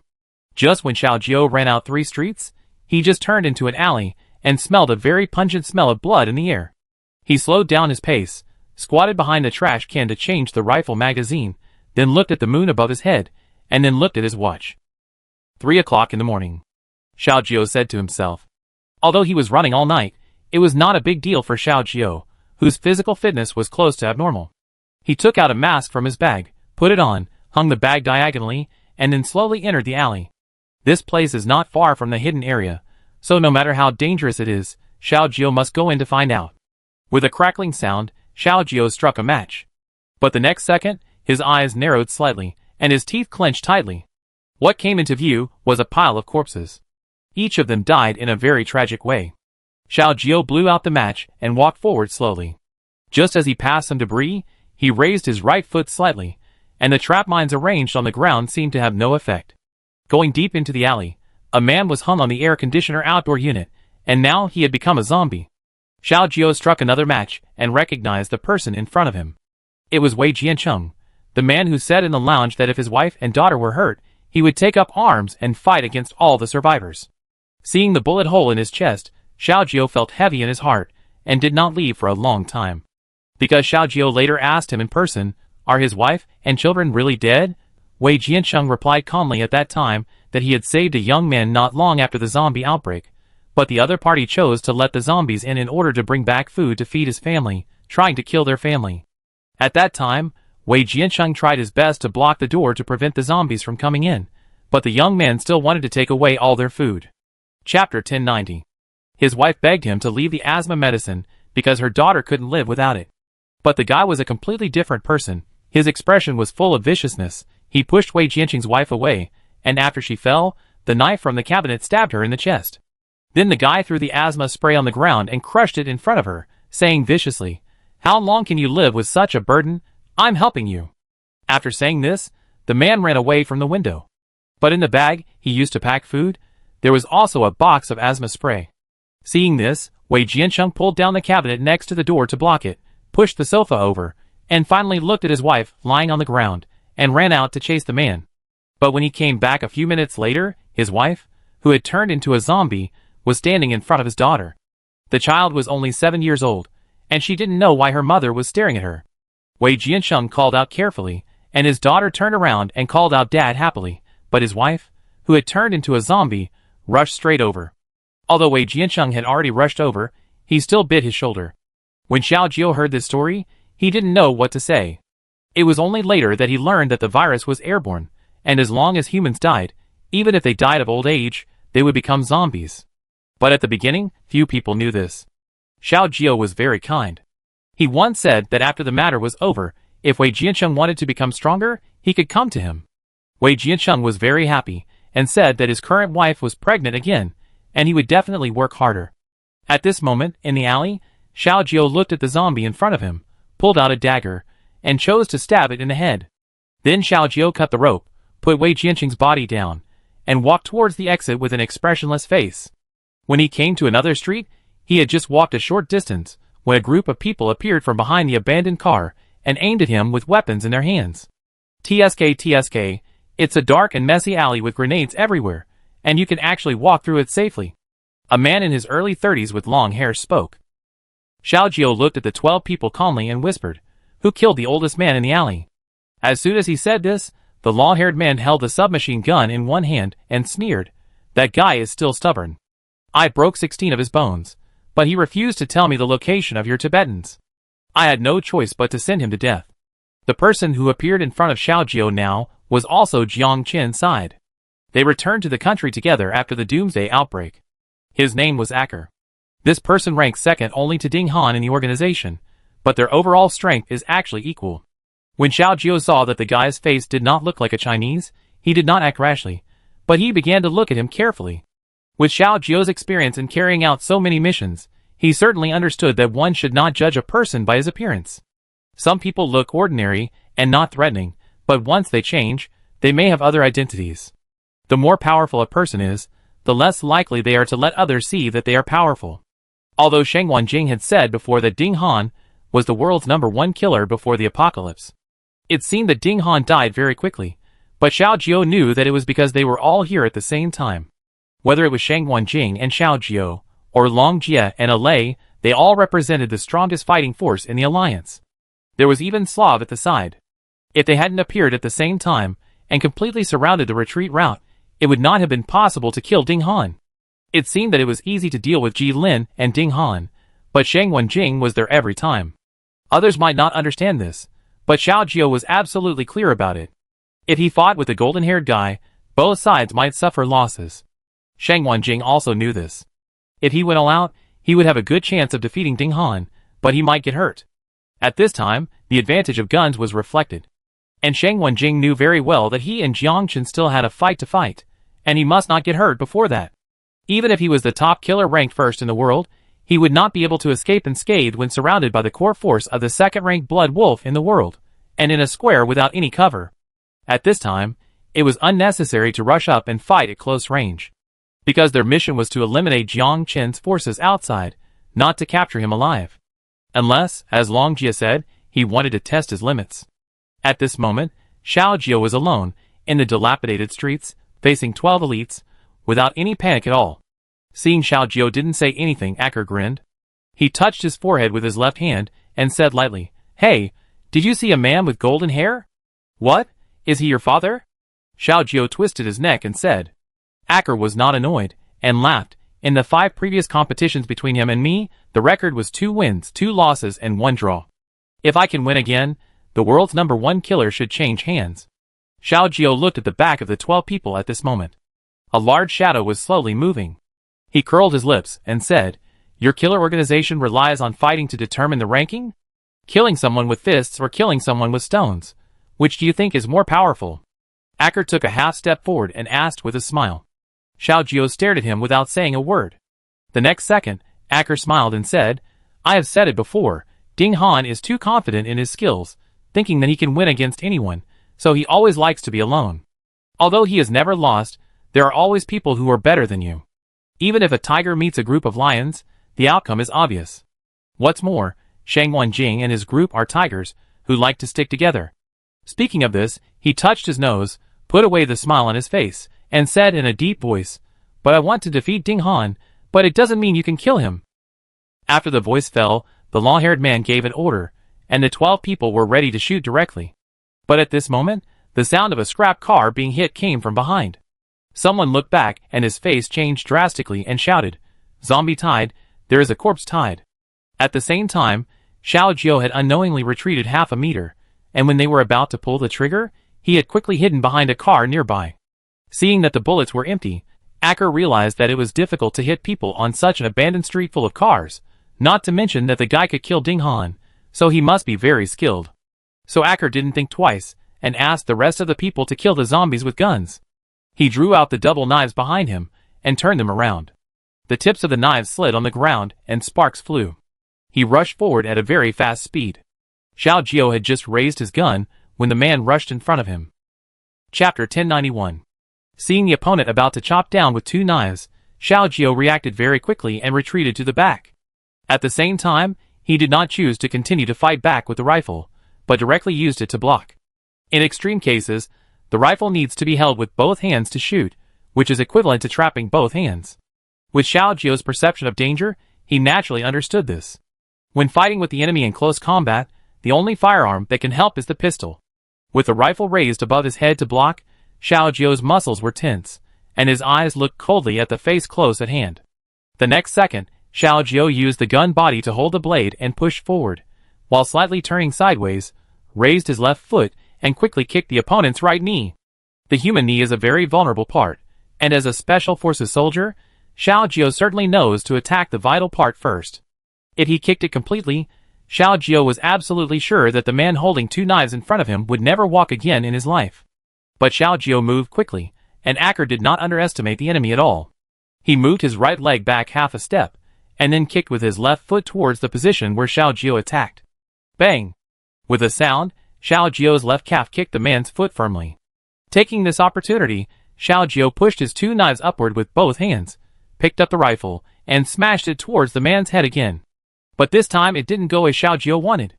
Acker took a half step forward, and his right arm elbowed horizontally, hitting Xiao Jiao's right cheek on the spot. At the same time, Xiao Jiao also threw the butt of the gun on the man's left arm. In less than 3 seconds, both of them were injured. Acker quickly retreated, looking at his unconscious left arm with a gloomy face, his eyes slightly narrowed. "You used to be a special forces soldier?" The reason why he could guess the identity quickly was that Acker had fought with Shang Wanjing before, and he had seen this kind of attack method that was deadly, and left no room for maneuver. And Acker knew that this kind of soldier was best at inflicting heavy damage to the enemy when there was no escape. What made him feel even more depressed was that the shaved head, 1.9 meters tall man in front of him was not weaker than Shang Wanjing in strength. You know, Acker fought with Shang Wanjing 10 years ago, and he didn't even last a minute at that time. If Brother Chen had not appeared in time, Acker would have been killed. Xiao Jiao stood there straight, threw away the gun that was almost deformed by the chopping, stretched out his thumb with his left hand, and wiped the blood from the corner of his mouth. His face was solemn, and his right hand also pulled out the nearly 20-centimeter long dagger from his waist. At this moment, Xiaojiu guessed that the guy's double swords must not be made of ordinary materials, and they were extremely sharp. Acker also shook his neck like Xiaojiu before, holding the swords in both hands, and slashed the back of the left sword with the blade of his right hand, then turned half a circle in the air, and sneered, "Very good, the revenge from 10 years ago. Today I will use you to sacrifice the sword." Xiaojiu put his right foot behind him, and his left foot in front of him, and put his whole body in a guarded posture. At the same time, he clenched his left fist and held the dagger in his right hand, saying, "You are average, but you talk a lot." After saying this, Acker instantly became angry, kicked the ground with both legs, and rushed to Xiaojiu again. "You are looking for death." With a roar, Acker held 2 knives and started to slash continuously. But every time, he would be blocked by the knife in Xiaojiu's hand. Seeing this, Acker chose to attack with his left hand, and his right hand stared at his left hand without a knife. But just when the blade was about to hit, Xiaojiu pulled out the dagger from Acker's waist and quickly laid it horizontally on his left side. Seeing this, Acker cursed in a low voice. He forgot that he still had a knife on him, and ended up giving the other party a weapon. After several rounds in a row, Xiaojiu was dodging and quickly analyzing the flaws of the man in front of him. But with each failed attack, Acker couldn't help but feel a little impatient. Because he was the one who was attacking at this time, Acker himself was famous for his fierce killing methods. At close range, almost every knife could kill people. The two of them were fighting fiercely on the abandoned street, and the large number of zombies behind them gradually became chaotic. Because the zombies will not stop. Even if the front one is hit in the head and falls, the ones behind will keep moving forward. In other words, unless the guns in the hands of the 11 people do not need to be reloaded, they will definitely retreat the more they shoot. At this time, Xiaojiu naturally realized this. The gunfire here was too dense, which might attract zombies from other streets. If he was surrounded at that time, no matter how powerful Xiaojiu was, he would never be able to escape. Thinking of this, Xiaojiu roared and started to fight back. After a cut on his shoulder revealed a trap, Xiaojiu hit Acker's forehead, and the other party was dizzy on the spot. Then Xiaojiu quickly approached the other party's body, and stabbed him with his right hand. But Acker also showed his terrifying fighting level. He reacted in almost no time. He subconsciously placed the 2 knives across his heart, and instantly blocked Xiaojiu's fatal blow. Because the 2 weapons were made of different materials, Xiaojiu's dagger was chopped into pits, but the 2 knives, which were 3 centimeters wide and about 50 centimeters long, were still as good as new. Seeing this, Xiaojiu's heart sank. He knew that it would be difficult to kill this man today. He then retracted his right hand, threw the dagger upwards with both hands and caught it again, and stabbed Acker's waist again. And Acker would naturally not let him succeed. He immediately threw away the 2 knives with both hands, and grabbed Xiaojiu's wrists tightly to prevent him from succeeding. But Xiaojiu's muscles were not for show at all. His strength was simply not comparable to that of ordinary people. Acker's eyes were red, and veins on his forehead bulged. He gritted his teeth and held on. But the next second, when Xiaojiu was about to succeed, the other party suddenly withdrew his strength. Acker was desperately resisting, and his 2 hands were exerting force outwards. When Xiaojiu lost his strength, his 2 hands were swung outwards instead. At this moment, his chest area was completely exposed. Xiaojiu waited for a long time, and his right shoulder suddenly smashed over. With a muffled groan, Acker instantly felt that more than one rib was definitely broken, but he also reacted very quickly, and took away the 2 daggers in Xiaojiu's hand. No, to be precise, one of them was his own. Just when Acker thought that the bald man in front of him would make another attack, the other party jumped to the side. In the blink of an eye, the man was already 3 meters away, and at the same time picked up the bag a few meters away, and ran away. He stood there in a daze, unable to react for a moment. Just then, the men who were fighting and retreating met him, and one of them shouted, "There are too many zombies, we can't hold on." As soon as he finished speaking, a man who had just changed the magazine raised his gun, and a zombie on the left bit his arm, and screamed on the spot. Chapter 1092. However, Acker is a professional killer as famous as Ding Han, and his reaction is much faster than that of ordinary survivors. Although he couldn't figure out why the man ran away, he also understood that it was very dangerous now. When he heard the screams next to him, Acker pulled out the clean axe carried by his men, rushed over quickly, and kicked the zombie away, raised the axe with a resolute look, and chopped off the arm bitten by the zombie. The others reacted quickly and realized that they had to cut off the arm in time, but Acker was faster. Seeing the severed limbs fall to the ground, 2 soldiers stepped forward to pick up the wounded and quickly retreated into an abandoned house nearby. They broke the glass with their guns and dragged the man to the 2nd floor. At the same time, the rest of the people also began to retreat, because even if they used up all their bullets, they could not kill all the zombies on this street. What's more, new zombies continued to appear behind the zombie tide. When the others entered the abandoned house on the roadside, Acker endured the pain and turned around to look for his double swords on the ground. But now, apart from the 2 daggers, where else can there be other knives on the ground? Seeing that the double-edged swords that he had carefully forged before the end of the world and accompanied him for 3 years were gone, Acker knelt on the ground and roared with his head raised. On the next street, Xiaojiao leaned against the wall to catch his breath, looking at the 2 knives in his left hand, with an uncontrollable smile on his face. Damn it, if I can't kill you, I have to get some benefits, right? After saying that, Xiaojiao turned around and kicked away the zombie that was about to touch him, and ran forward again. If there were drones flying over this street at this time, they would have found that both Acker's group and Xiaojiao were being chased by thousands of zombies. More than 30,000 zombies had entered the city, completely surpassing every zombie crisis before. Even Xiaojiao didn't have any other thoughts, and he just ran around desperately. But it was late at night, and Xiaojiao didn't get out after running for several minutes.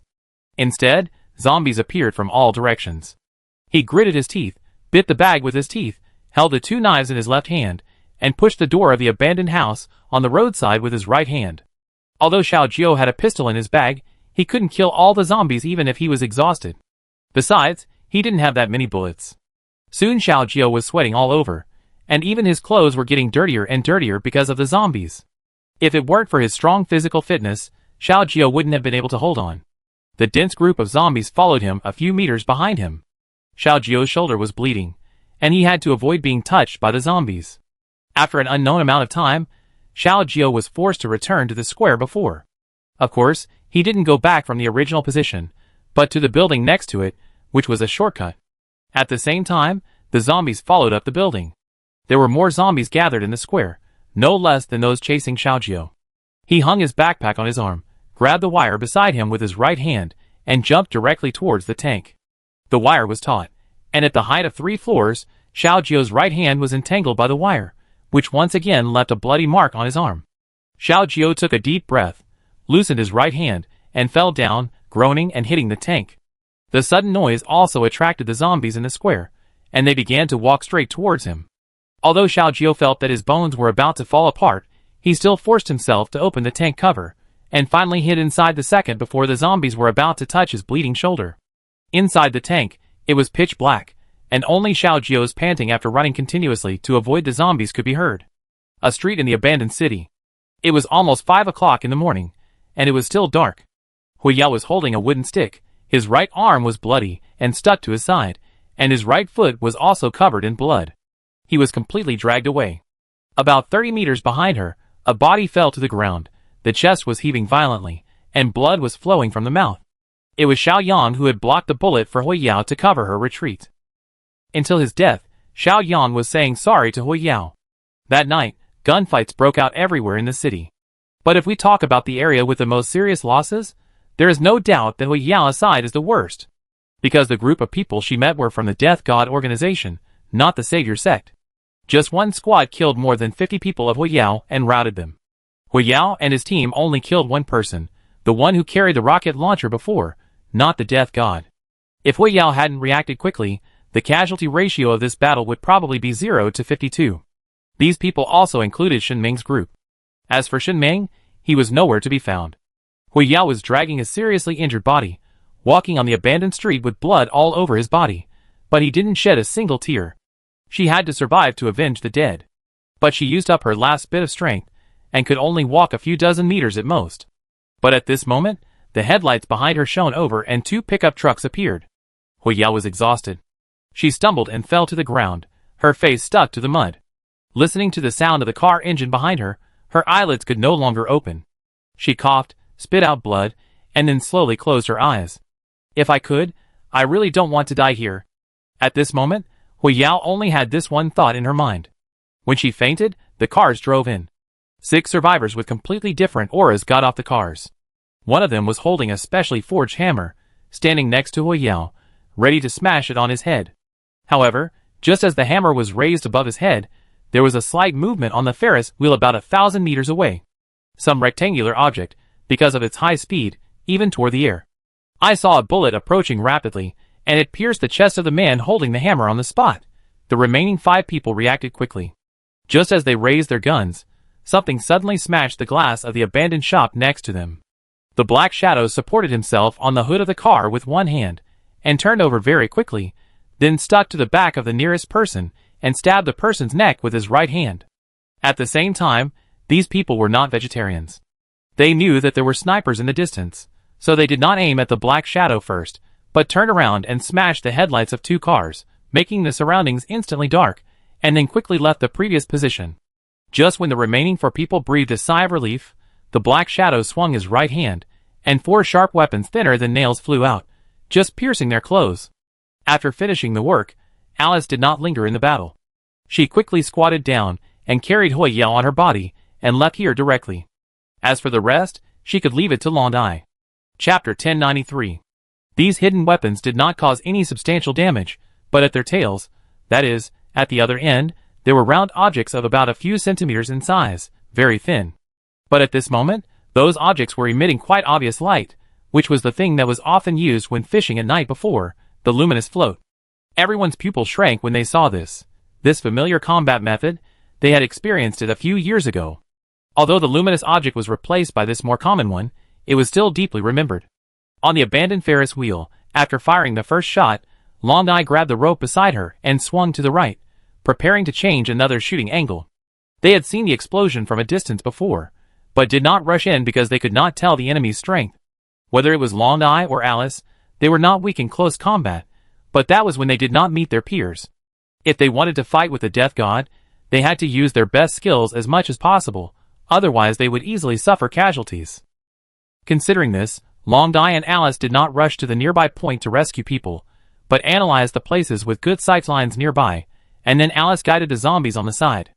In this way, Huiyao would definitely avoid it, and then let the people chasing behind fall into the trap.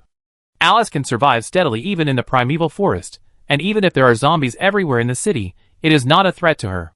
As the two's plan was successfully implemented, those people did fall into the trap.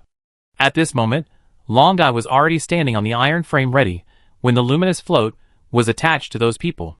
The next second, Long Dai pulled the AWM bolt with an indifferent expression and fired the second shot again. Without any error, it instantly pierced the heads of 2 people. The remaining 2 people quickly threw away the luminous float, hid behind the bunker, and raised their guns to shoot in a certain direction. But Long Dai was completely outside the rifle, and it was impossible to hit it. These people were originally very alert, but when they met the woman's team before, they almost pushed forward without any pressure. In the end, they wanted to fight quickly, and didn't want to waste a bullet on Huiyao who was unconscious. As a result, they killed all the team members. The last man and woman left couldn't help but panic. Although they were also professional killers, their ranking was not high. And before the action tonight, Brother Chen repeatedly emphasized that there might be a very powerful female sniper in Sheng Wenjing's team, so remember not to underestimate the enemy. It was also for this reason that Huiyao's team encountered the enemy's full firepower at the beginning, and could not resist it at all. Although the silence was restored at this moment, the surroundings were plunged into darkness. In another alley, Alice was carrying Huiyao and running, and the bumps caused her to wake up. Huiyao said in a daze, "We must eradicate the roots." Even though she could not save herself, Huiyao did not intend to let the enemy go, which was also the difference between her and other survivors. When Alice heard that she woke up, she stopped, put Huiyao down, let her sit with her gun, and then started to pry the lock on the iron door. She touched the heel of her shoe, and found 2 very thin wires in her hand. Huiyao leaned against the wall weakly, her face almost pale. She didn't understand why Alice didn't go back and attack from the side. In less than 5 seconds, the rusty lock was opened by Alice. She pulled out the chain and whispered, "There are too many zombies tonight. Keep shooting. I can't take you out smoothly. No matter how powerful a person is, it is impossible to deal with 2 or more zombies while carrying a wounded person. What's more, the number of zombies gathered nearby is an astronomical figure. If ordinary survivors see this, their legs will probably tremble with fear. In order to ensure that there are no accidents, Alice will naturally not take such risks. No. Every time Hu Yao coughed, her abdomen would hurt. She gritted her teeth and said, "My life is worthless, but if I can replace them, I am happy." After saying this, Alice was silent for a few seconds, and then said, "Don't worry, they can't survive." After that, Alice began to check Hu Yao's wounds. Hu Yao's leg injury looked like it was cut by a sharp weapon, and her shoulder was directly shot through by a bullet, but they could still be saved. The only serious thing was that there was a piece of glass as wide as a thumb stuck in the right waist. Alice did not pull it out rashly. She tore off her t-shirt strips and helped to deal with the injuries on her shoulders and legs, and then helped Hu Yao to continue on her way. Before, I didn't know that she had a stomach injury, so it was no problem for her to carry it, but now that I know it, I have to avoid causing secondary injuries. As the two of them walked further and further away, Long Dai also put on her sniper rifle and quickly evacuated from the Ferris wheel. From her perspective, many zombies were already rushing towards that street. The remaining two were almost certain to die, not to mention that they had fired before. And zombies are extremely sensitive to gunshots. When the remaining two killers just stood up and walked out of the bunker, what came into view was a group of zombies that could not be seen at a glance. They fled frantically, but there were zombies everywhere. After a while, gunshots were heard again in the city, and after a while, it was completely quiet again. Long Dai stood on a rooftop and looked at the zombies through the sniper rifle scope. She found that there were a lot of zombies surrounding two places, and then she recognized that they should be the last two people. But Long Dai did not lead directly, because she knew very well that to deal with the enemy, she had to watch them die with her own eyes. Until dawn, Long Dai saw the zombies slowly get up again through the scope, and then two zombies that were bitten and looked like no human appeared on the ground. After confirming that everything was correct, Long Dai slowly left. At the same time, the city became quiet again. After Jiang Chen returned to the camp on the mountain, he went to the Underground Research Institute, and then drove out one car after another, and the surroundings were gradually arranged to be impassable. At about 8 o'clock in the morning, Qin Yu and the other 5 reached the edge of the woods again, because it seemed that no enemies continued to come in. But strangely, there was no one outside. To be precise, there were more than 30 corpses on the ground, and there were many supplies left, but they were not weapons, but food. Zhang Yin and Uncle Hua were on guard, while Qin Yu and the other 2 went forward to check. A few minutes later, Yang Yu said in a deep voice, "All the bodies had fatal injuries on the back of the head, but the strange thing is, why don't these people show any signs of resistance? Maybe the reason lies here."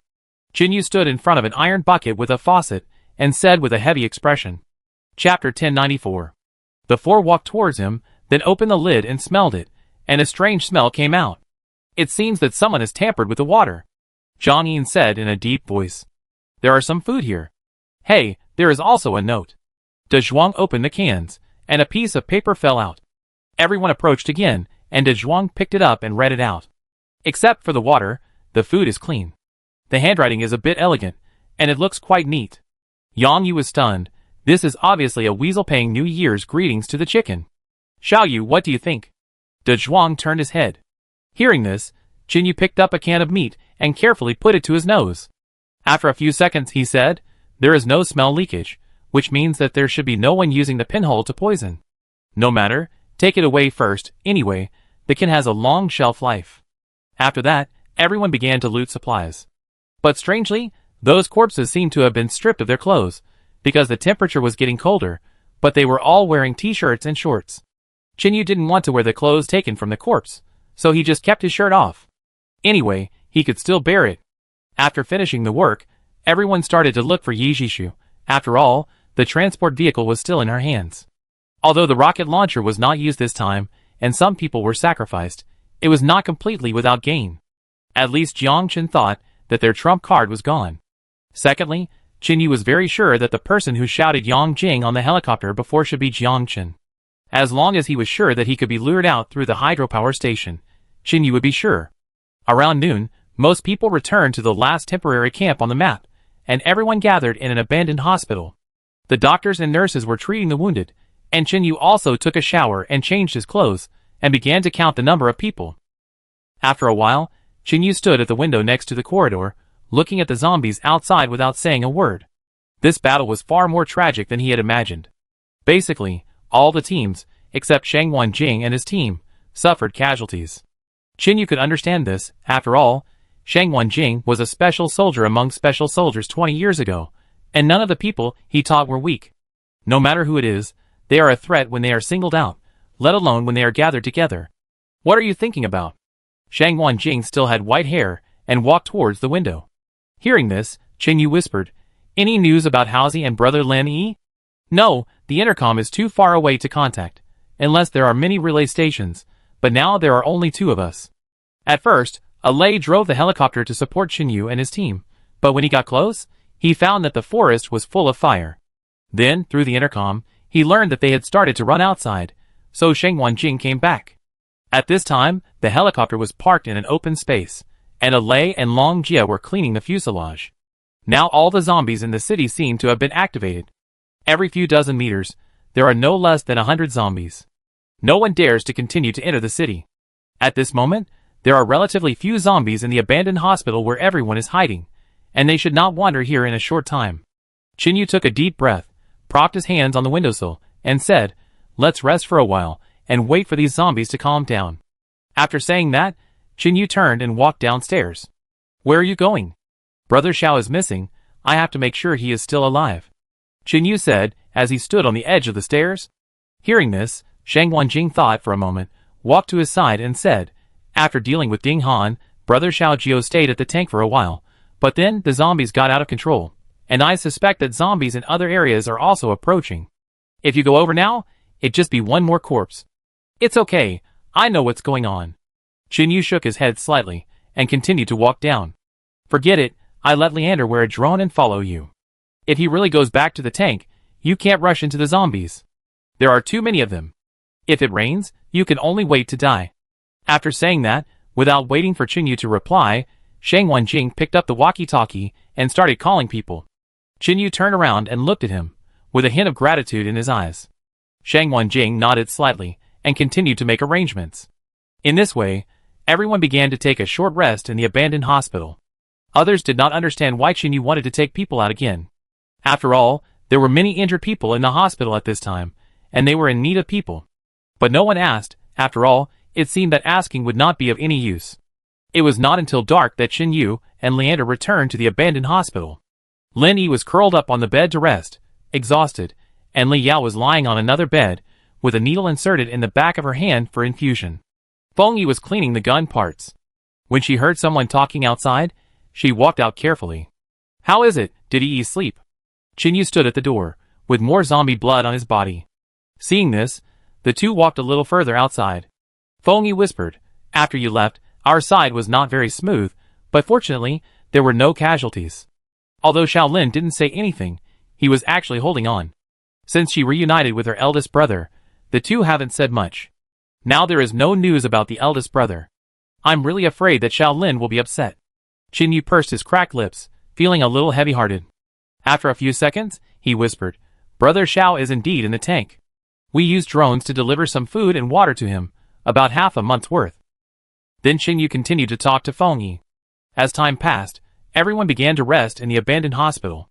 In a blink of an eye, another 2 weeks had passed. Many zombies gathered outside the hospital, but fortunately, the wall was made of cement, so the zombies could not get in. Every day, someone would stand in the area where chairs were piled up by the wall, using a long stick to kill the zombies outside. Qin Yu's spear also became extremely smelly at this moment, and the red tassel even turned black. Later one evening, on the roof of the hospital, Lin Yi held Qin Yu's arm, and while looking at the sunset, she joked, "In the future, put the spear in water and soak it, and I guess it can be poisoned." Although he stayed in the hospital for half a month, the good news is that Lao Cheng can already walk on crutches. Fong Xian used all her skills every day to think of various ways to treat people, and even later everyone went out in batches several times to find a lot of medicinal materials. There were even 4 more clay pots for boiling medicine. The roof of the abandoned hospital was filled with the smell of medicine every day. Mainly, there were still many medicinal materials left in some Chinese medicine shops at the end of the world.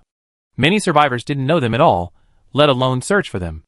After all, taking medicine you don't know casually may have serious consequences. In the end, it gave Fong Xian a chance to show her ability.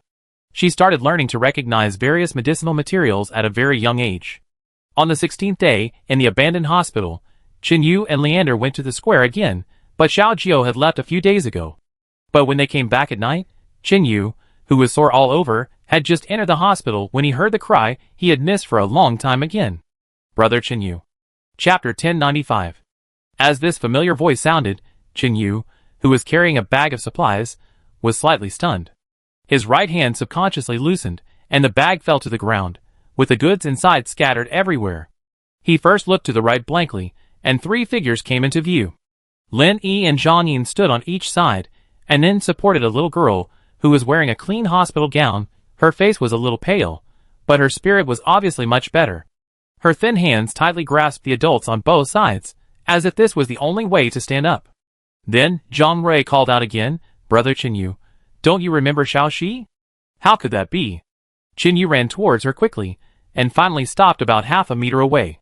When Chinyu saw Zhang Rui waking up, his expression was shocked at first, then he was happy from the bottom of his heart, and finally turned into a little self-blame.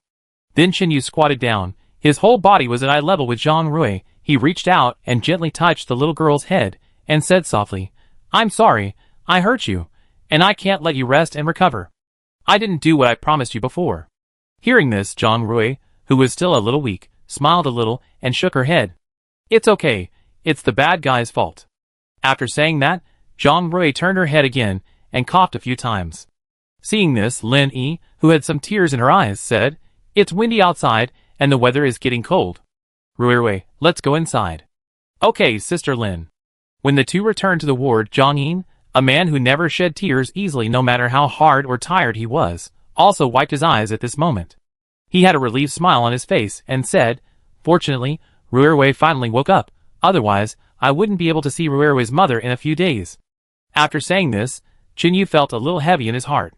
He put his arm around Zhang Yin's shoulder and whispered, We may not lose. Next, we will change our tactics and launch a general attack on the Savior Gate directly, and try not to sacrifice anyone. But there is not much food left. Zhang Yin sighed and said. Hearing this, Chinyu said seriously, That's why we should win. After the voice fell, the two walked towards the yard.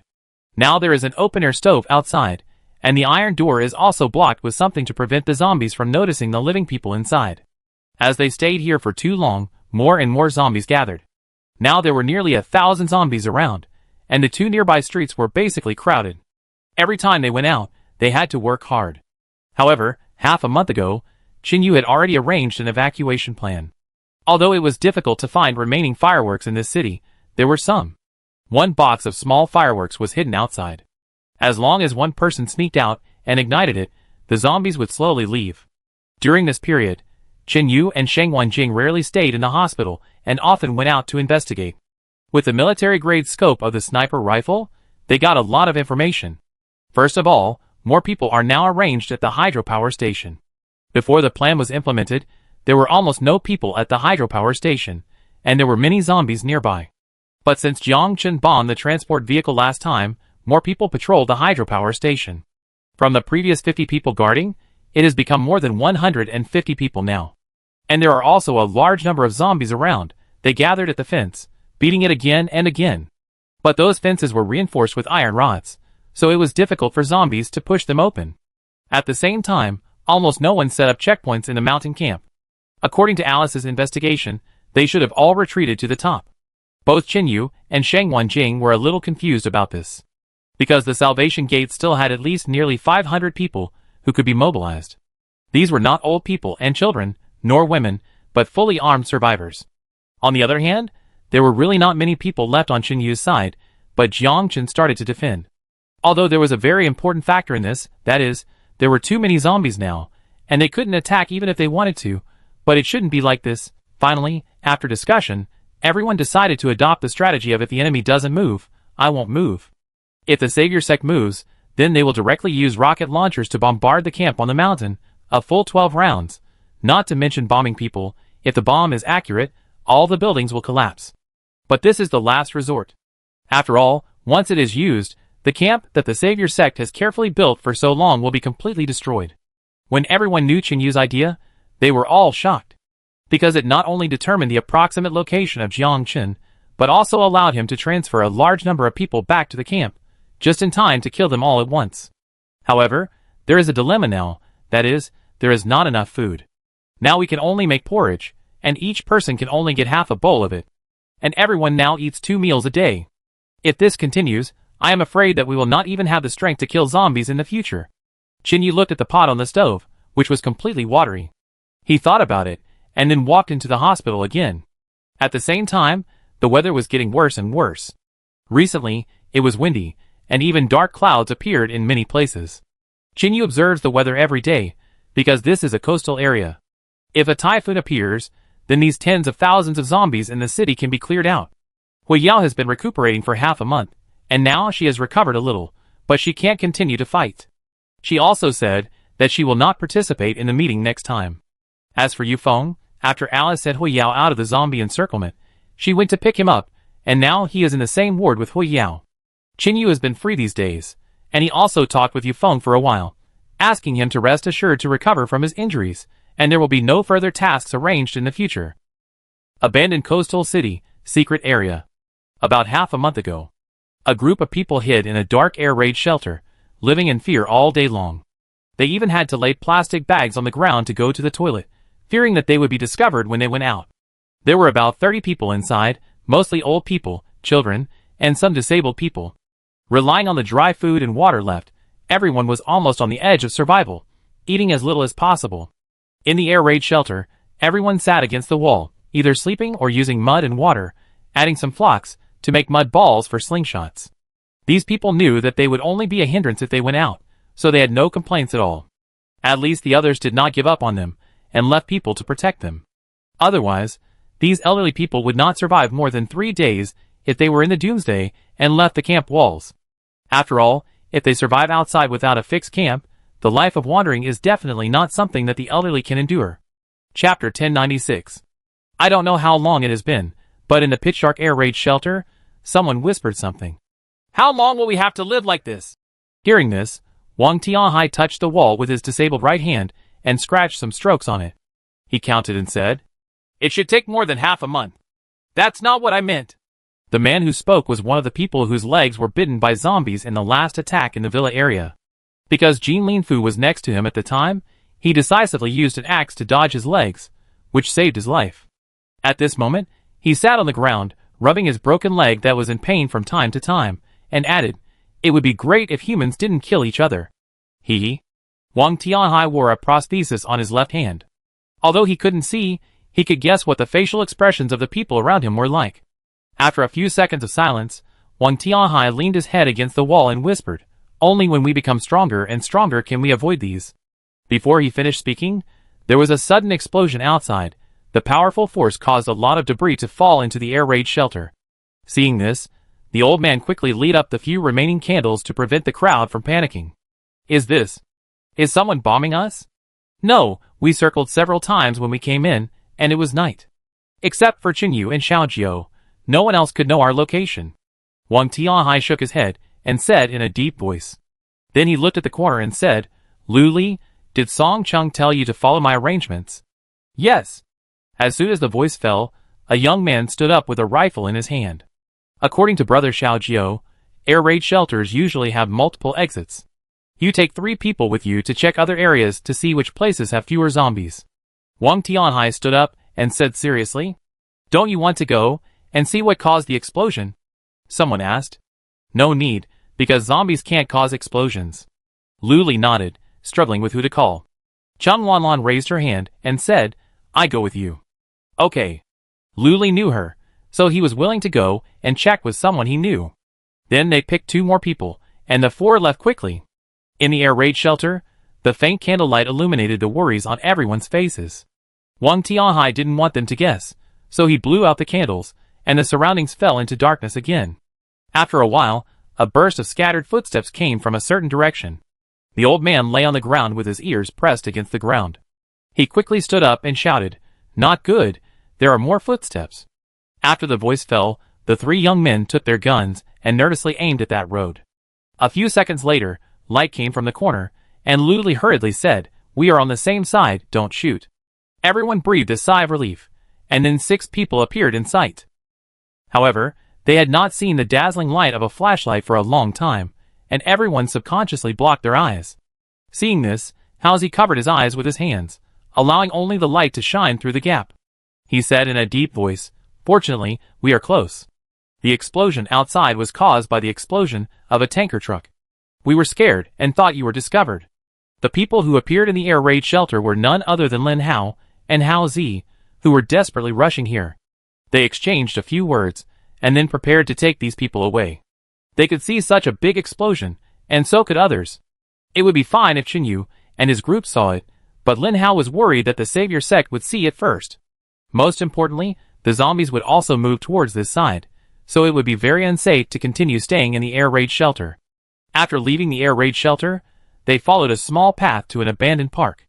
Because of the wall, there were only a few zombies scattered inside. They were all security guards before. After being bitten, they hid inside and turned into zombies again. Haozi and Lin Hao cleaned up the inside in advance. The area was not small, which was very suitable for hiding. After settling everyone, Haozi picked up a few grenades and started to set traps nearby. Lin Hao helped to guard on the side. These grenades would not trigger zombies, only humans could. But just 2 days after staying in the park, an accident happened. Haozi and Lin Hao were originally checking the gun parts in the guardhouse. Haozi subconsciously looked up and looked out the window, and found a kite flying above the park. You know, zombies don't make such a thing. When Haozi and Lin Hao ran over, they saw a woman in her 30s squatting on the ground in an open area. In front of her, there was a crying child. The woman was coaxing the child, not realizing that danger was coming. "Do you want to die?" Haozi roared, walked to Goli who had just arrived, took the bow and arrow in his hand, and quickly shot the kite down. But unfortunately, the kite has already flown out of the area higher than the tree. In other words, if someone is at a higher position than the park, then they will obviously find that something is wrong here. At this moment, a group of people are watching the show here, and they don't realize that the kite will reveal their position. Who released it? Lin Hao looked around and asked in a deep voice. Soon Wang Tianhai also rushed over, and after a quick understanding, he walked up to the woman and shouted, "I told you that this thing can't be released. Are you deaf?" The woman stood up and turned around. She covered her child's mouth with her hand and said aggrievedly, "I thought it would be fine if I just made the line shorter, but who would have thought that the line would break?" Lin Hao took a line reel on the ground, grabbed the line and pulled it, breaking it on the spot. He said coldly, "This thing has been exposed to the sun for more than a year, and it has been exposed to wind and rain, and it has completely accelerated aging. How strong do you think it can be?" The woman was wearing a face scar, and her face was scarred by the burn she accidentally fell into the fire when the camp was attacked before in order to protect her child. At this moment, she was crying. Seeing this, Haozi patted Lin Hao on the shoulder and shook his head, saying, "Forget it, she just wanted to make the child happy." This disgusting doomsday environment can really drive people crazy. I won't dare to do it again." The woman bowed to everyone and said nervously. It was a small episode, but it did not let Haozi and Lin Hao relax their vigilance. The two returned to the guard post and prepared to assemble the guns and distribute them to some people and continue to move. But just as they returned, an extremely fast object flew over their heads. Because it was broad daylight, visibility was good, and Haozi and Lin Hao saw it almost instantly. At the same time, the woman squatted on the ground to wipe the child's tears, and then prepared to lead him away. When she just stood up, she saw 2 men running towards her, naturally Haozi and Lin Hao, but they were still shouting something. Unfortunately, they were far away, and the woman's ears were injured, so she couldn't hear anything at all from a distance. She waved her hand, and was about to turn around and leave. The next second, a shell hit her 2 meters in front of her accurately. Chapter 1097. In an instant, a large number of bricks were blown everywhere. As the mother and son were in the center of the explosion, they died almost on the spot. Haozi and Lin Hao stopped and looked at the 2 bodies in the distance, and couldn't help clenching their fists. They looked at each other, quickly summoned the remaining people to run inside, and continued to go back to the guard post to get guns. The sudden explosion scared everyone. Everyone knew that the enemy had already taken action, so they took out the few remaining homemade smoke bombs while running. As Haozi and Lin Hao got their guns, Goli also ran over. The 3 nodded to each other, and began to move towards the wall. When they found their position, the second shell followed closely, and even a big tree was blown down. At the same time, Haozi used a small hole in the wall to see a truck approaching quickly. The car stopped in an area more than 200 meters away, and then a dozen people wearing camouflage combat uniforms approached quickly with guns. Seeing this, Haozi said in a deep voice with a walkie-talkie in his hand, "Be careful, it's not an ordinary survivor." After the words fell, the three began to set traps again. In the doomsday, weapons and grenades are not the only things that can cause harm, but sharp sticks and zombie blood. After finishing this, Halsey called Lin Hao and Go Li and ran back directly without staying to fight the enemy. Those who came over were completely professional in terms of tactical actions and the direction of alert. Halsey was not naive enough to think that 3 people could easily beat more than a dozen opponents. They had never joined the army, nor were they Xiao Jiao and Uncle Hua. Once any accident happened, they would definitely die. So Halsey had to make sure to use all available resources, and then inflict heavy damage on the enemy. In this way, this fully armed team began to hunt. About 8 days later, in an abandoned school, on the rooftop of the teaching building, a group of people squatted in a corner, and everyone's face was exhausted. After almost a week of running around, Halsey and his 2 friends were almost at the limit of their physical strength. Chinger was taking the collected and filtered rainwater and boiling it on a simple outdoor stove to prepare to clean Go Li's wound. No one in the team died at this time, but there were many more wounded, and none of them were gunshot wounds. Halsey looked at the gun that had run out of ammunition and said in a deep voice, "These guys deliberately surrounded us." Lin Hao held the bow and arrow and said, "Do they want to capture us alive and then threaten others?" "It's possible." Halsey gritted his teeth and glanced at the old men with gauze wrapped around their heads. These were all because of falling while running. At this moment, an old man about 70 years old stood up and said tremblingly, "Or, you can leave us and run away by yourself." "Yeah, it's hard for us old men to survive in this doomsday, but it's different for the children, you just take them away." At the same time, another old lady also added. Halsey didn't say anything, but curled his lips. Now it's not a question of whether to leave or not, but whether to survive. Of course, he didn't say this to avoid causing panic. At this moment, Halsey almost guessed what those people wanted to do. If he and Lin Hao hadn't robbed a lot of ammunition before, they wouldn't have been able to hold out for 8 days, and they would have been wiped out 3 days ago. After resting for a while and treating the wounds, a group of people continued to go downstairs and prepared to leave from the back. But just as they walked out of the back door, rifle bullets came over, and this time, the bullet hit a person's calf. Blood flowed in an instant, and then those people disappeared on the street and stopped shooting. "Damn, they want to tire us to death." Halsey quickly went back and helped the wounded man up. Soon the smell of blood began to spread, and in just 10 minutes, the figure of the zombie slowly appeared again. Seeing those approaching figures, Lin Hao reached back with his right hand to grab the arrow, but found that it was gone. This was the 7th time these zombies had appeared. Although Jean Linfu helped to treat the wounds, they had to stop every time. As time went on, Halsey and his group could not break out of the encirclement. And a few days ago, Halsey climbed up the signal tower in the middle of the night and observed the streets farther away. There were zombies everywhere.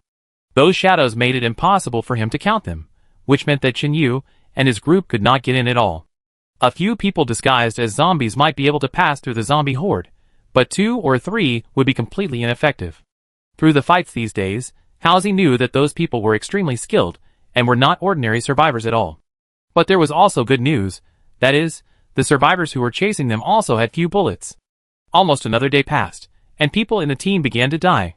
Lin Hao squatted in front of the corpse with a dagger in his hand, and directly destroyed the head without waiting for it to turn into a zombie, and then everyone continued on their way. They had already decided that if they had to be captured alive, they would hug each other, pull the last 2 grenades, and commit suicide together. Chinger was holding a 1-year-old baby, and her knees were broken all the way. As for the others, they could not hold on any longer. Lin Hao picked up a stone and threw it at the glass on another street, but unfortunately, it was just a drop in the bucket for the more than 100 zombies behind. A few zombies changed their routes, which had no big impact at all. "We can't go on like this." Lin Hao came to Halsey and whispered. At this time, Halsey pursed his dry lips, looked at the fenced basketball court in front, and whispered, "Let everyone hide inside, and we will lead the zombies away." When he said this, Halsey didn't have much confidence that he could do it, because zombies are attracted by sound and blood. They were tired, not to mention making loud noises, but they could win by using some iron basins and knocking with daggers, but how to get rid of the zombies was a problem. The people around him had no idea where they were. Although they also started to attack with bows and arrows, they were all in the dark. Halsey was annoyed by the feeling of having no place to use his strength. He had so many weapons and ammunition before, but most of them were used to kill zombies. After all, young people can run, but what about the elderly? What about the women holding children? Even later, Halsey had a little resentment. If it weren't for these people, then Halsey, Lin Hao, and Go Li, the three of them could at least fight their way out. But Halsey's character would not allow him to abandon his teammates, so he would not run away alone. He just shot and killed the zombies, but the sound of gunfire would attract more zombies, and he could not kill them all. The only good thing was that it rained frequently these days, and the zombies could not tell who was the enemy and who was the friend, so they would also attack those outside. Chapter 1098. When the others entered the basketball court, Go Li also closed the door and crossed his left hand with Qing'er through the gap. Then he smiled bitterly and said, "Do you regret following me here?" Hearing this, Qing'er held the child in one hand and shook her head quickly. "I regret many things in my life, but I will never regret becoming teammates with you." Go Li's skin color is similar to Uncle Hua, and he doesn't like to smile usually, but at this time he has a smile on his face and said, "Are we still teammates now?" Hearing this, Qing'er's ears turned red and she whispered, "I really hope that one day I can hold our baby." At this moment, Lin Hao and Halsey were killing zombies, retreating while dealing with them. Lin Hao looked back and saw this scene, and was so angry that he almost jumped up on the spot. He turned his head and shouted, "I say, you two, do you think you are dating now?" Go Li smiled at Qing'er again, then turned around and rushed over to support. "Here we come!" After a while, when the three of them took great effort to lead the zombies away and returned to the basketball court, they found a group of people. Those people were holding knives in their hands, standing 50 meters away, and had not entered the basketball court at all. Seeing this, Halsey and the other two looked puzzled, and quickly went around to the other side, only to find that there was a man standing in front of the group of people. After Halsey saw who it was, he was immediately happy and said, "Brother Xiao is coming." As soon as the voice fell, the three hurried over. At the same time, another group of people walked out of the abandoned house, a total of 7 people. Xiao Jiao held 2 double knives wrapped with red cloth in his hands, and narrowed his eyes slightly as he looked at them. It was the previous owner of the 2 knives. Acker said with a fake smile, "I want to see how you can escape from this trap with these trash." "Who said I'm going to run away?" Xiao Jiao heard the footsteps behind him, and knew it was Halsey and the others. He didn't say hello, but continued to look forward. "Haha, I really don't know how to write the word death. Acker and his group now have no bullets. There is no way, there are too many zombies in this city, and now it is not like the previous wars, where resources can be replenished quickly. In the apocalypse, if you go out and run out of bullets, you're really dead. And the most important thing is that the survivors on this street now all have a tacit understanding and dare not use their guns. Because there are thousands of zombies migrating just 2 streets away, and they appear about every 5 minutes. Shooting at this time is completely a waste of your life." At this time, Xiao Jiao, Halsey, Lin Hao, and Go Li looked at the 20 or so people in front of them with solemn faces. Lu Li in the basketball court wanted to sneak attack with an arrow, but as soon as he picked up the bow, someone stared at him directly. Seeing this, Halsey said calmly, "Keep the arrow to save your life." Soon, the people around Aker lined up, each holding a knife nearly half a meter long. Aker did not take action directly, but took 2 steps forward and said softly, "People like you should not die here easily. If you can hand over those behind you, you can join us." When Aker said this, he set his sights on Xiao Jiao. Hearing this, Xiao Jiao turned his head and spit out a mouthful of saliva, and said happily, "Why are you like that idiot before, always thinking that I am the same kind of person as you beasts?" At this moment, Lin Hao said in a deep voice, "What are you going to do by arresting these old people and children?" After saying this, Acker looked at him, frowned at first, and then said, "I know you." When the people in the basketball court heard this, they thought things had taken a turn for the better. The next second, the man took the knife and aimed at Lin Hao, smiling. "Brother Chen said that anyone can live, but you must die today." After the words fell, more than 20 people stepped forward with their left feet in unison, began to pull out strips of cloth from their bodies, and then tied the knife tightly to their right hands. In this way, no matter how hard you swing, the knife won't fly out. But it also means that the 2 sides will fight to the death. Seeing this scene, Halsey's eyelids twitched twice. Because he had heard Shin Yu say last time that the guy named Alei also tied the knife in this way before he chopped down 27 people by himself. Later, Shang Wanjing also said that if someone in the Savior sect also did this, it means that they are at least members of Jiang Qin's organization. At this moment, a total of 23 people, all of them are from the Death God organization, and Xiao Jiao doesn't even know how to win. But the good thing is that he is not alone at this time. Halsey has never fallen behind in training for more than a year, but he rarely practices in front of others. In other words, Halsey has never been weak, but he rarely takes action. Similarly, Lin Hao also knows that in this doomsday of cannibalism, if he wants to find his sister and protect her from harm, he needs a strong skill. So Lin Hao always remembers what Shang Wenjing taught him before, and practices it day after day. If we really count them, then Halsey and Lin Hao are second only to Qin Yu now. But even so, Xiao Jiao has no chance of winning, because he can only hold back Acker, but Halsey and Lin Hao can't deal with the other 22. As for Goli on the side, he has been ruled out by Xiao Jiao. He looked slightly to the left and said, "Goli, these people are not something you can deal with." But the next second, Goli also tore off his clothes and began to tie the knife, while saying calmly, "After the outbreak of the doomsday, I have never thought about how to live in my life, but I don't plan to die on my knees." Acker sneered, "I give you one last chance. Hand over those people, and you can leave. Brother Chen will turn these faces you once knew the most into zombies in front of Shang Wenjing." Xiao Jiao held the knife in both hands, took a step forward, and stood in front of all the old people and children like a mountain, and said in a deep voice, "I would rather die in battle with 2 knives than sacrifice the elderly and children and live in the world. You hold my knife and say this to me. Don't you think it's funny?" Although Acker is a foreign killer, he is proficient in 7 languages, so there is no communication barrier at all, and he doesn't even have an accent. The one who is holding the knife is wrong, not the knife. Xiao Jiao shouted fiercely, speeding up, and rushed directly forward. "Humph, overestimating your own abilities." Acker, holding the new weapon in one hand, also disappeared on the spot. 4 people and 23 people quickly approached, and the 2 sides started a life-threatening decisive battle. At the same time, near the abandoned hospital, Qin Yu, who had slipped out, stood on the rooftop of a 3-story abandoned building, lit fireworks to lead the zombies away, and prepared to go to the camp on the mountain. Just a few minutes ago, an armed helicopter took off and headed in a certain direction. Chapter 1099. Due to the difference in strength, Xiao Jiao and his team had no chance of winning against Acker's team. Although there were still a few young men left in the basketball court, they were just office workers before the apocalypse, and their physical fitness was slightly better now. They could barely deal with ordinary survivors, but they would not be able to deal with more people, let alone the death squad. What's more, these people were well trained, and did not lose their composure at all. So Xiao Jiao did not let them join the battle, because when the opponent is particularly strong, the difference between 4 people and 10 people is that there are more people to block the knife. But just after the 2 sides had fought for a few rounds, the 3 people except Xiao Jiao secretly exchanged glances, and then Halsey used his knife to block the attack and quickly rushed to the right. At the same time, Goli took out a handful of dust scraped from the wall from his pocket, and threw it forward very quickly.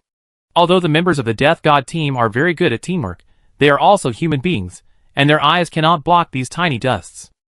When a large number of people quickly retreated, Halsey, Lin Hao, and Goli rushed towards Acker with sharp blades in hand. In an instant, Acker, who was originally fighting with Xiao Jiao, was double-teamed. He was not Superman, and he had no eyes behind him. He did not realize that the other 3 were rushing over desperately. Halsey was the fastest. As soon as he arrived, he chopped down diagonally with both hands holding the knife.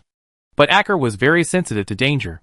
He noticed the change in Xiao Jiao's eyes, and then rushed forward half a step without thinking, and then his clothes on the back were directly cut.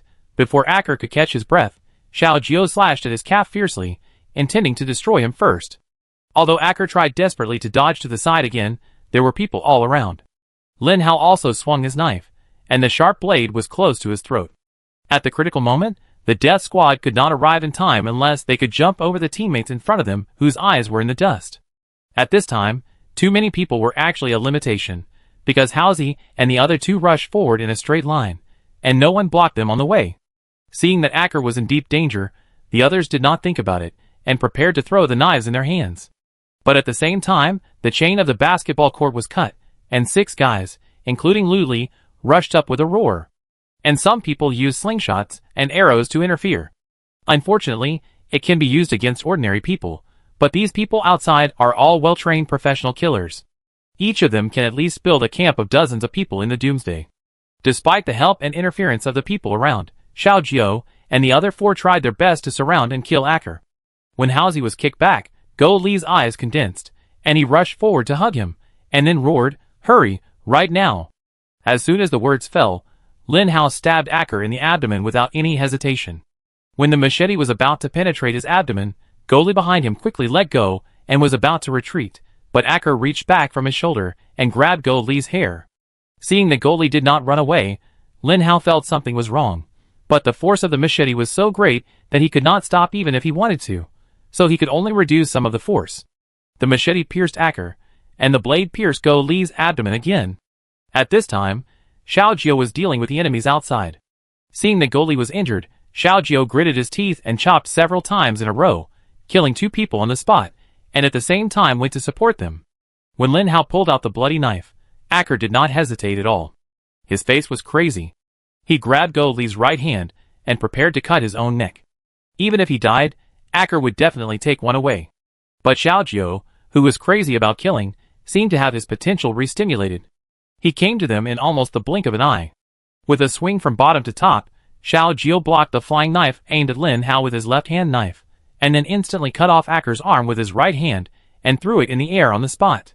At the same time, Haozi, who was almost unable to get up after being kicked, forced himself to get close to Acker despite the pain of broken ribs in his chest, and pierced Acker's heart again with a knife. With the cooperation of the 4 people, this time, in less than a minute, the once invincible Acker died under the knife. But all this time was earned by others desperately. When Haozi and Lin Hao, who were covered in blood, supported Goli, when the 4 turned around, the remaining 20 members of the death squad looked at them expressionlessly again. At this time, 6 bodies that had just died were lying on the ground. In the basketball court, the elderly, children, and other women saw Luli fall down after being stabbed several times. Xiao Jiao and the other 4 slowly moved to the side, and the members of the death squad came to the opposite side of the basketball court and blocked the only way out. Acker's death did not make these people too emotional. At this moment, they were all thinking about how to kill Xiao Jiao and the other 4, and then avenge Acker. Soon, 2 girls ran out of the basketball court again, and hurriedly helped Goli in, and quickly treated his wounds. Fortunately, the first aid kit prepared this time was sufficient, and there was no need to worry about insufficient gauze. Xiao Jiao, Haozi and Lin Hao, the 3 stood side by side, looking at the 20 people opposite. Their faces were extremely gloomy. What they didn't expect was that these people were so difficult to deal with. 6 of their companions sacrificed their lives to delay them for just over 30 seconds. Haozi turned his head to look at the ground on the left. Lu Li, who was chopped into a human form, fell in a pool of blood. Just when the situation was about to break out, an armed helicopter approached quickly. When they saw this scene, Xiao Jiao and the other 2 felt even more depressed. The enemy in front of them had not been dealt with yet, but the other side came to support again. The people of the death squad recognized that this was a helicopter in the camp, and then they slowly retreated a little, intending to leave space for the helicopter to land. Because the information was not exchanged in time, these people did not know that a helicopter had disappeared, and they thought that Jiang Chen or Ding Han was sitting inside. Little did they know that this action just separated them from Xiao Jiao and others. In the helicopter, the pilot had been replaced by Sheng Wenjing. At this time, R was wearing sunglasses, holding a large machine gun in one hand, and standing at the cabin door. At the same time, Slav and Leander opened the cabin doors on both sides and threw a rope down each.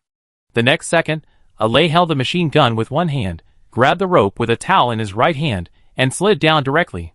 While he was in the air, he had already pulled the trigger, and the bullet flew mercilessly into the crowd. On the other side, Long Jie followed closely behind, carrying a shotgun and began to rappel. When he was about to leave the ground, he let go of his hand and jumped down, rolling forward when he landed. Then Long Jie stood up, quickly pulled the bolt with his left hand, and shot down 3 people directly. Chapter 1100. The rest of the people wanted to escape, but the helicopter was hovering in the air. Slav, wearing a vest, grabbed a bunch of items from his bag with his right hand, grinned and shouted in a foreign language, "I treat you to a big meal." As soon as he finished speaking, he threw several carefully made small explosives all at once, hitting the crowd accurately again. At the same time, Alice held a rifle and started indiscriminate shooting. At this moment, things took a turn for the better. On the helicopter, the rope in the air and on the ground, shooting from 3 directions respectively. The 20 men had no power to resist at all, and almost all of them were beaten into holes. You know, no matter how strong you are in close combat, you have to get close first. Humans are human after all, and in front of powerful military firepower, they are almost like paper. Moreover, our strength is not weak at all. For him, carrying 2 bags of 50 kilograms of cement is like playing, so even if he holds the machine gun with one hand and fires, he has no difficulty at all. In just a dozen seconds, the ground was covered with blood. After the battle was resolved, Shang Wanjing asked the others to sit down and then parked the helicopter in the open space. The crowd did not communicate, but first carried the seriously injured goalie onto the plane, while Lei and Long Jia stayed behind to cover these people to rush out of the zombies. If nothing unexpected happened, the zombies would soon surround them again after the gunfire ended, and it would be a pipe dream to try to lead them away at that time. It was an emergency, and even finishing off the corpses on the ground was not allowed. As the living died, the number of zombies increased again. 2 days passed again. The outer area of the camp on the mountain, that is, the foot of the mountain. At this time, Qin Yu and Shang Wanjing had already approached the point. With the last 2 tanks and the helicopter, they opened the gap in almost half a day and killed their way in. Now Jiang Chen felt that he had no place to use his strength. Before the end of the world, leading equipment had always been his forte. But now, Shang Wanjing, with his powerful firepower advantage, completely equalized his advantage in numbers. Just one air-to-ground missile killed dozens of his men. And the most important thing is that 2 days ago, when he found Shang Wanjing flying a helicopter, he was about to send another one, but a typhoon appeared. The power should not be underestimated at all. A large number of zombies were swept into the sky, causing the 2 groups to have to hide separately. But the problem is that the Salvation Gate camp where Jiangchen is located has 6 high-rise buildings. The typhoon passed by mercilessly, destroying many facilities, and many people were killed by glass or doors and windows. Although both sides suffered casualties due to the typhoon, the Savior sect was the most seriously affected. On Qin Yu's side, all the elderly died in this natural disaster again. They escaped the zombies and evil forces, but in the end, they were still killed by the natural disaster. Many of them died of exhaustion in the end. They couldn't keep up with the physical strength, and they had to move frequently because of the zombies chasing them. Moreover, the physical strength of the elderly was not even comparable to that of children. When the typhoon ended, Qin Yu and Shang Wanjing once again gathered all their firepower and took advantage of the situation to bomb the camp on the mountain. Because after this natural disaster, they found that they had no ability to rebuild facilities in the doomsday. If this was in the past, even if there was a typhoon, it could be repaired, but how can it be done in the current environment? So from this moment on, the camp of the Savior Gate was actually destroyed. When they no longer had any concerns, they used the last killer weapon, that is, this rocket launcher, to start bombing. A full 12 shells almost razed it to the ground. However, the Savior Gate had evacuated long ago, just in time to avoid this round of attacks, but many people were still sacrificed. Qin Yu had several more wounds on his body at this time. He stood by the fire at the foot of the mountain with a bandage on his left hand, looking at the mountain in front of him without saying a word.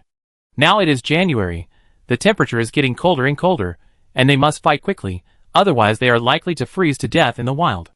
Hearing footsteps coming from behind, Qin Yu said softly, "I thought we would fight the Savior sect to the death, but unexpectedly, the typhoon accelerated this war." Xiao Jiao was also leaning on a cane at this moment, and said, "There are good and bad things. If we didn't know that the other survivors of the Savior sect were not here, we wouldn't be able to bomb." At the last moment, they found that Jiangchen had also transferred the survivors to another community a few kilometers away from the camp on the mountain.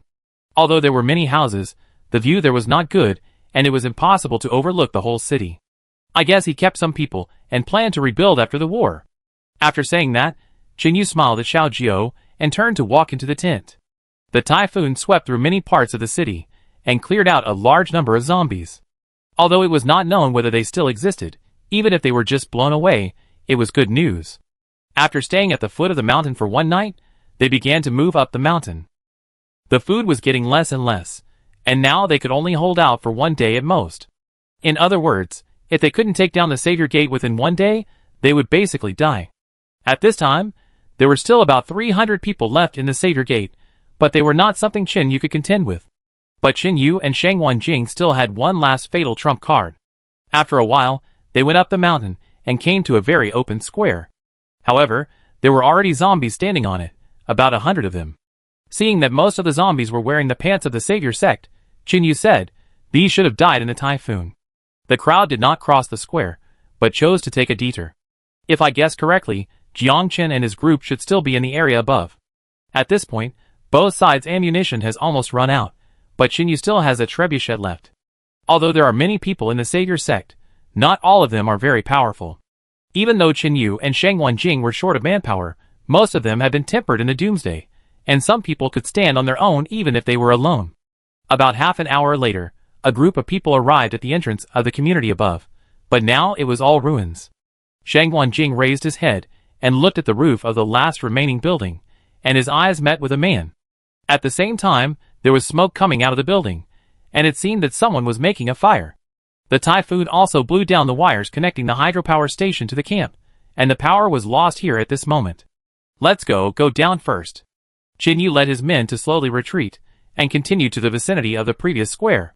After moving the wood from the catapult down, Shang Wanjing drove the car, and started honking the horn to attract the zombies in the square. The reason for going to so much trouble was that in addition to staying here, traps had to be set. Chapter 1101. In a dilapidated building. There are about a dozen people sitting in the living room. To be precise, there is no furniture here now, it is just like a rough house. Jiang Chen, who has not been seen for a long time, stood in front of the window, watching the backs of those people leaving. From this distance, Shang Wanjing and others seemed as small as ants in his eyes. Although he could not see their faces clearly, Jiang Chen knew that they were old opponents who had fought for more than 10 years. At this time, those sitting on the ground were all Jiang Chen's confidants, a total of 14 people, who rarely appeared in the public eye. In the corner, a young man with a resolute face and about 30 years old asked the man of the same age next to him, "Brother Peng, does the plan really require the sacrifice of so many people?" Hearing this, Peng Wei, who had become more vicissitudes of life, remained silent. After a few seconds, he stood up and walked towards the window, then bent his upper body slightly, and said respectfully, "Brother Chen, the brothers have been a little."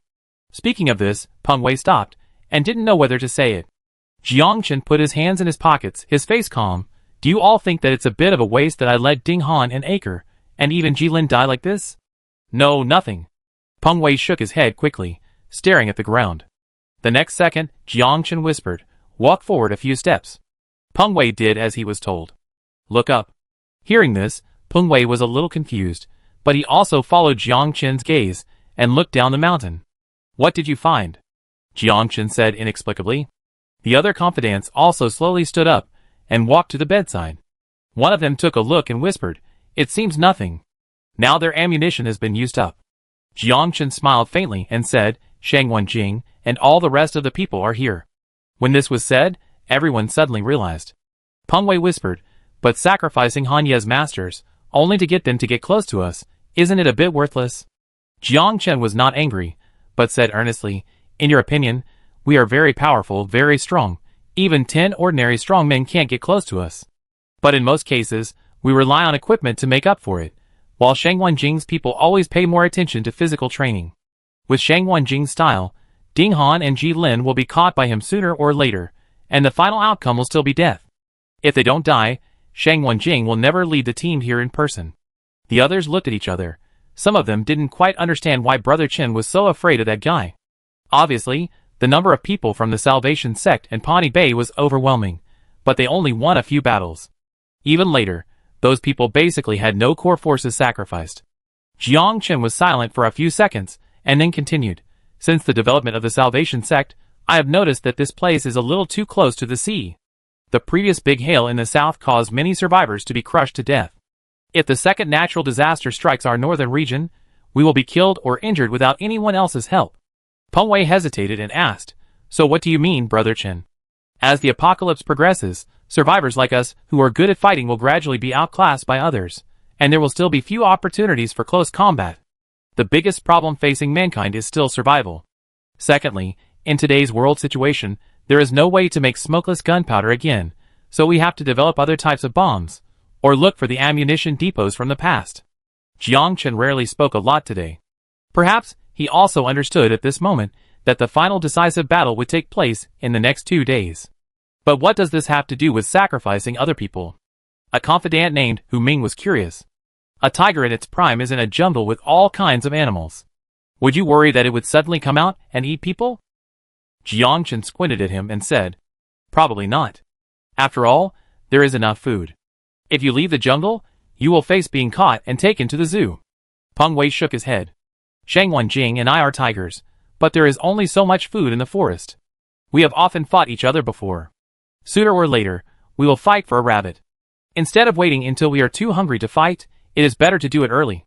Before he finished speaking, a voice came from the intercom on Jiang Chen's shoulder. "Brother Chen, the things have been prepared. A total of 301 items. Well, distribute them one by one." Brother Chen held the intercom, but he suddenly thought of something and asked, "Who led the team to find the shoes?" "Sister Ting." Hearing this name, Jiang Chen frowned slightly. A bunch of people died strangely in the woods before. He went to check it out himself, but unfortunately they were surrounded by a large number of zombies, and could not be checked up close. Although Jiang Chen was not surprised that those people could kill them, how could it happen after Liang Ting appeared? However, although Jiang Chen was a little suspicious, he didn't say anything. He continued the previous topic again and said, "Nowadays, although we have a lot of medical and research personnel, we can't quickly mass-produce pills that attract zombies, and Shang Wenjing happens to have the antidote to restrain us. Although the possibility of him developing it is basically zero, it is not impossible. If he really develops it, all the zombies in the world will be weapons for Shang Wenjing." When these words came out, the confidants looked puzzled as if they didn't understand. Then Hu Ming frowned and said, "But if it is as you planned before, then our medicine will attract zombies, right? It is good to attract zombies, but in the final analysis, they will still be interested in humans." Jiang Chen shook his head and said, "And what Shang Wenjing has can drive away zombies through smell, so that they will no longer attack humans. This thing is not an antidote, because it cannot cure the virus, but to put it in a larger sense, if we have this thing, we will definitely be able to unite the remaining humans.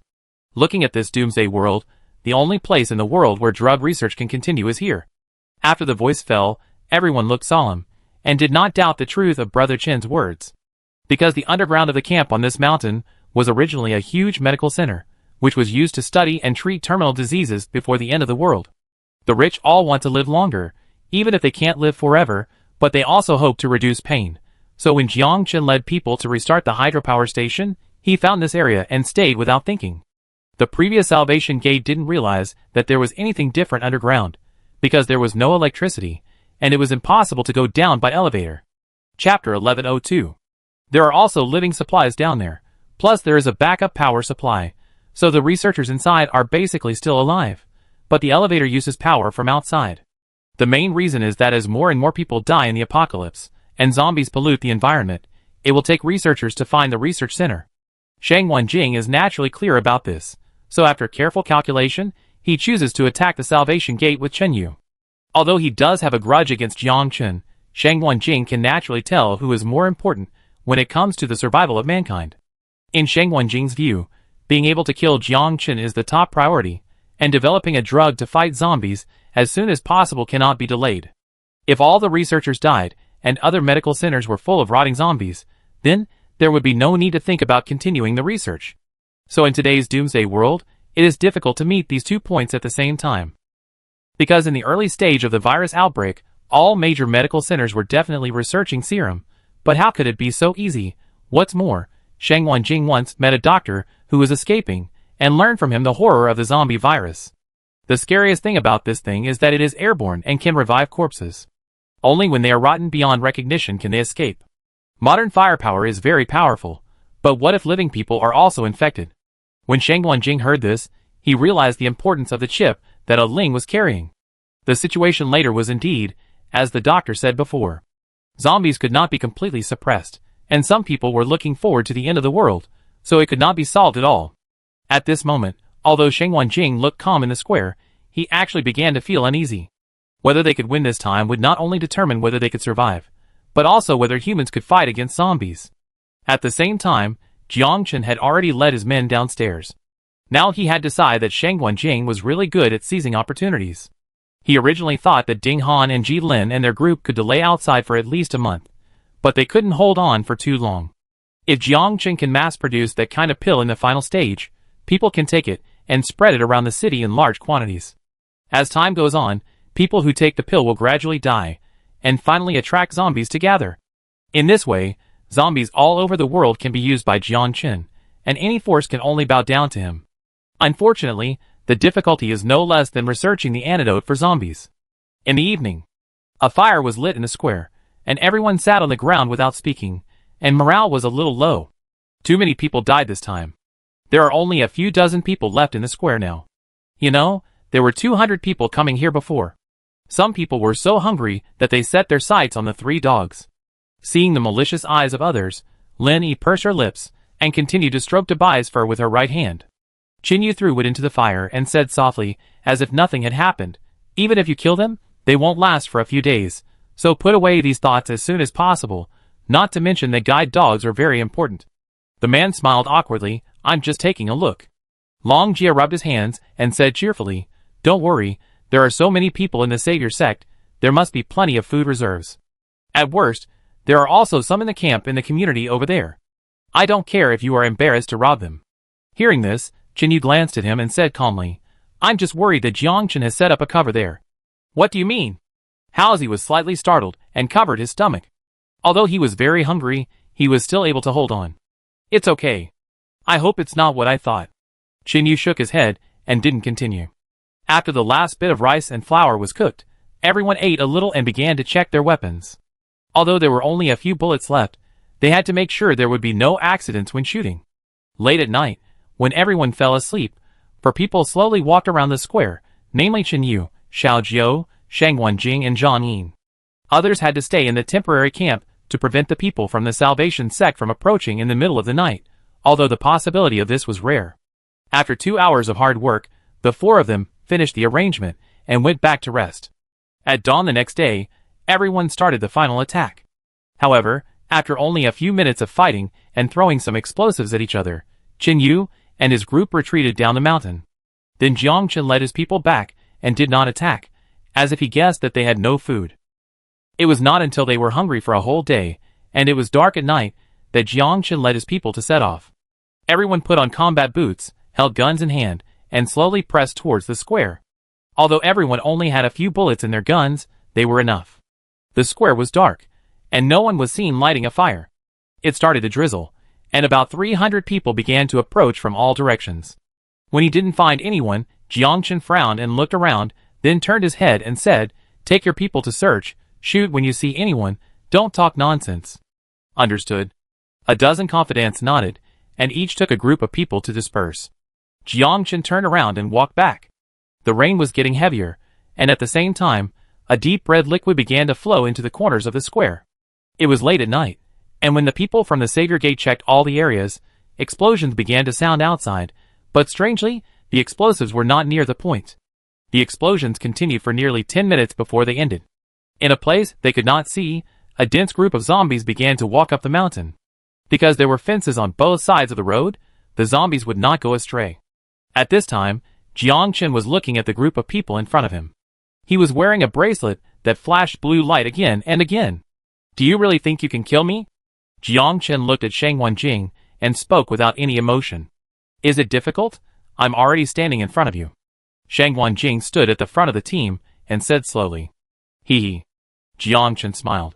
He raised his left hand and said, "This thing is connected to the bottom of the medical center. It transmits a signal every 5 seconds. If it shakes too much, it will automatically stop sending.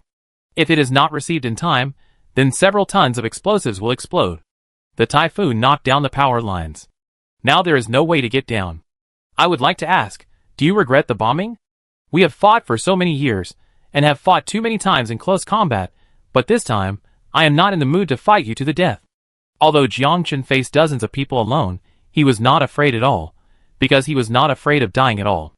The bracelet not only controlled the bombs in the medical center, but also controlled the food area. Now Jiangchen has actually become more and more crazy. In his eyes, human lives are of no use. He only thinks about how to control the zombies. Chapter 1103. The surroundings fell into silence, and everyone looked at the man in front of them with a solemn expression. What they didn't expect was that Jiangchen actually appeared so openly. As Jiangchen finished speaking, Shang Wanjing narrowed his eyes slightly, and looked at him thoughtfully. At this moment, Jiangchen raised his left hand to face everyone, and his whole body exuded a sense of oppression that made people feel a little difficult to breathe. Because if it were someone else, then neither Qin Yu nor Xiao Jiao would believe a word he said. But the Savior sect is different. They sacrificed so many people along the way to stand here now. If they hadn't been very lucky and found the arsenal where the road was blocked by ruins and others couldn't go into search, and there were still a lot of weapons and ammunition left, they would have had no way to compete with the Savior sect.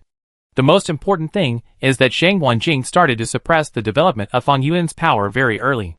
When Su Dali was still wantonly plundering other people's camps, Shang Wanjing had already ordered people to destroy all the excavators they saw. It is no exaggeration to say that even if Shang Wanjing and his team were not the first to discover the arsenal, if they wanted to dig a way in and transport the weapons, only Shang Wanjing could do it. In the Doomsday, it is almost impossible to find an excavator that can be driven in an abandoned city, and a flatbed truck is also needed. At this time, more than 30 people were all intimidated by Jiang Chen alone, and no one dared to act rashly. They didn't know whether the bracelet was connected to other areas. Qin Yu stood behind Shang Wanjing, on the same level as Long Jie and others, and whispered, "Is there any other solution?" Hearing this, Long Jie shook his head slightly, and replied in a low voice, "Jiang Chen also used this trick before the end of the world. At that time, he was surrounded by a large number of military personnel, but this guy used the bracelet to control 4 hospitals in the city center. Almost all of them were civilians. Even if the signal was blocked, there would be an explosion, and then he ran away." Chen Yu nodded and did not continue speaking. At the same time, all the remaining men of Jiangchen also began to approach. They stood on the hillsides on both sides of the road and surrounded Shang Wanjing and his group. Jiangchen estimated the time and smiled. "You want to use the explosion to attract the zombies, and then consume the last bit of ammunition we have left. Am I right?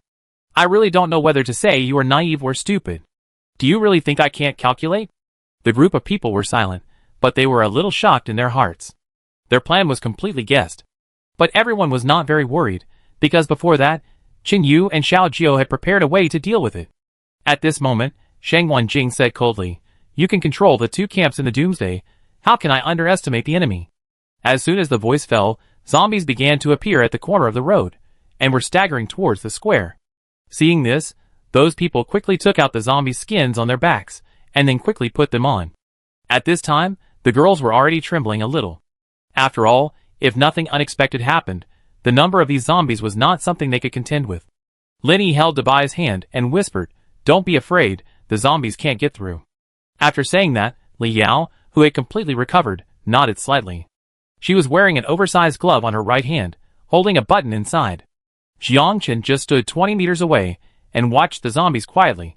He did not order to shoot, but directly let Shang Wanjing watch the people he was protecting being bitten to death in front of him. During this process, Jiangchen occasionally looked at the girl with light blue hair, hesitating in his heart. But until the zombies got closer and closer, he did not make any noise to interfere. In Jiangchen's view, the end of the world could not be changed. Humans are destined to coexist with zombies. As the zombies slowly approached, someone soon discovered something was wrong. The zombies actually spread out to both sides and climbed straight up the slope. They leaned on the left side of the road, and their dry hands dug the soil. Because the typhoon had just ended, the place was already soaked by rain. "No, the zombies are targeting us!" Someone shouted in panic. Without paying attention, the man fell directly from the hillside and landed in the zombies. In an instant, more than a dozen zombies surrounded him, and screams resounded in the middle of the night. Hearing this, the others looked down at their feet and said with a pale face, "Our shoes are all covered in blood." Because the 2 sides fought frequently during this period, and there were dead bodies everywhere, so as long as the survivors had been to the scene, everyone's perception of the smell of blood was decreasing. What's more, there was the smell of rotting corpses in the air, and rusty ironware was everywhere.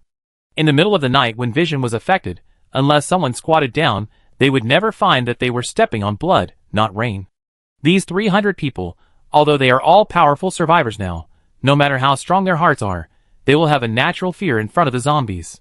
This is like being stabbed by a stick. Many people may only worry about the wood chips being left in the skin, and they don't think about whether there will be other accidents. But what if the stab is a rusty nail? For the survivors, zombies are a walking killer, because everyone knows that if they are bitten by this thing, the limbs will be separated at the least, and the worst is waiting to die on the spot. Secondly, they also know that the Salvation sect has been researching drugs, but the more they understand, the more they fear how terrible the virus is. So even though Jiangchen hadn't given the order yet, these people had already picked up their guns and fired at the zombies, but it was a pity that it was completely useless. You know, Qin Yu and his men used all the few explosives to detonate, with the purpose of leading the zombie army in the city up the mountain. Even if the typhoon blew away a large area before, if they didn't hit their heads after landing, they could still move. At this time, some zombies on the ground were hanging on another zombie, and their hands were desperately grabbing the survivors on the ground. When the chaos broke out, Li Yao pressed the switch. At the same time, in an open space behind the square, Song Chung, Xiao Kong, and Huang Lulin were already ready.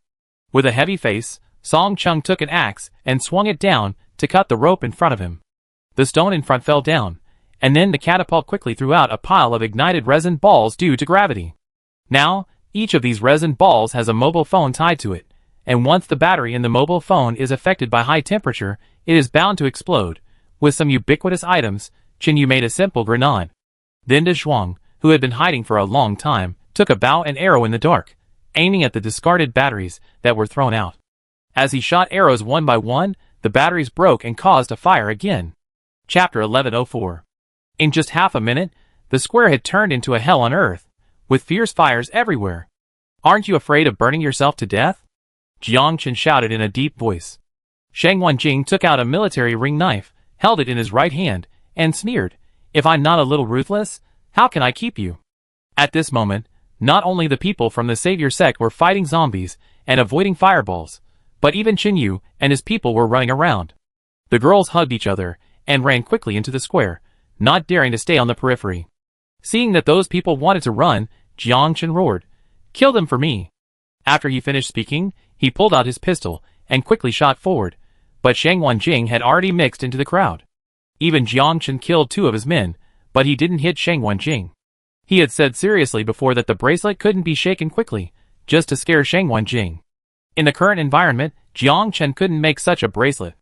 After all, it was difficult to just transmit the signal.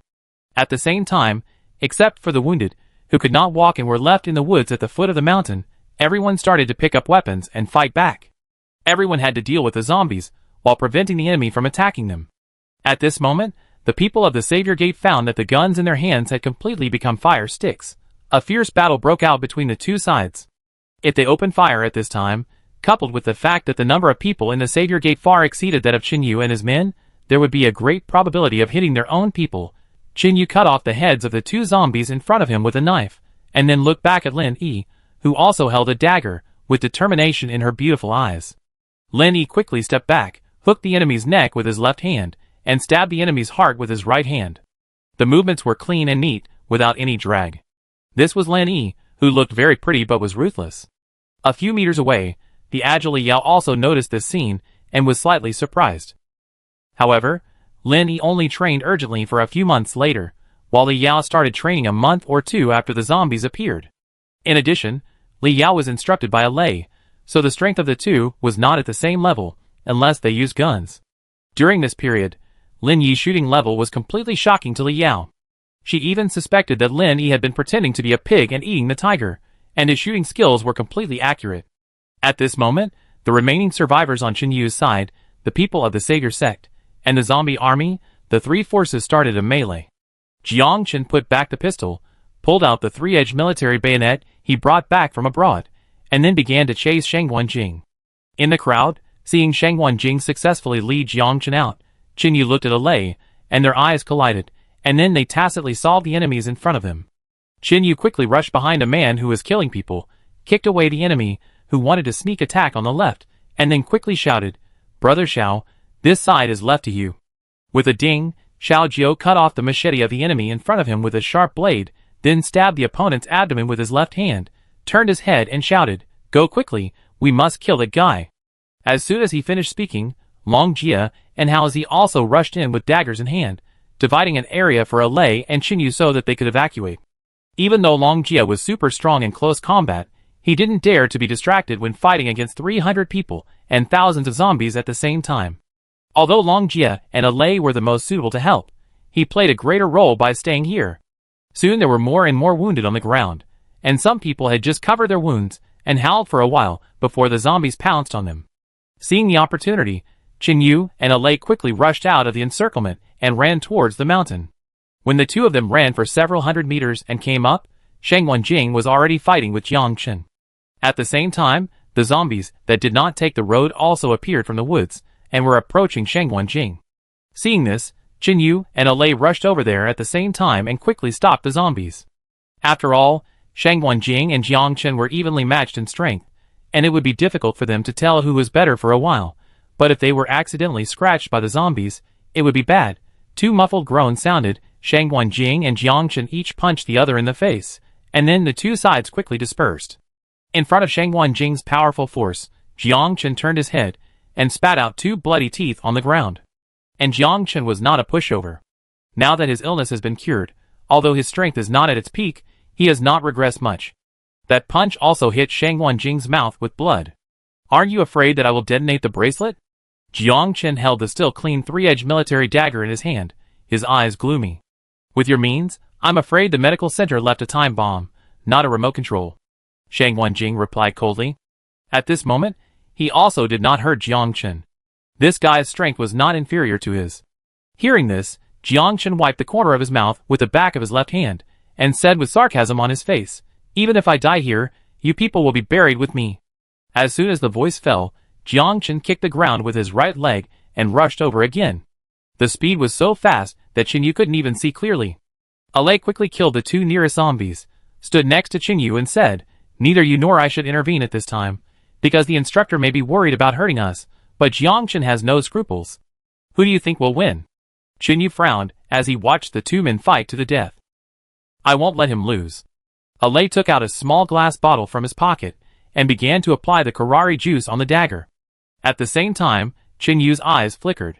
He pondered for a moment, touched his trouser pocket with his left hand, and took out the same small glass bottle. Alei took a look and said, "Is the thing you brought with you spoiled? Why is the color not right?"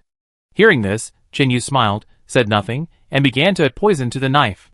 Shang Wanjing and Jiang Chen fought for nearly 5 minutes, but neither of them could inflict any wounds on the other.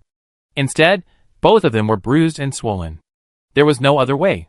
With their strength so close, neither of them would resort to exchanging injuries. Moreover, Jiang Chen knew very well that Shang Wanjing's level of using the ring knife had reached the pinnacle.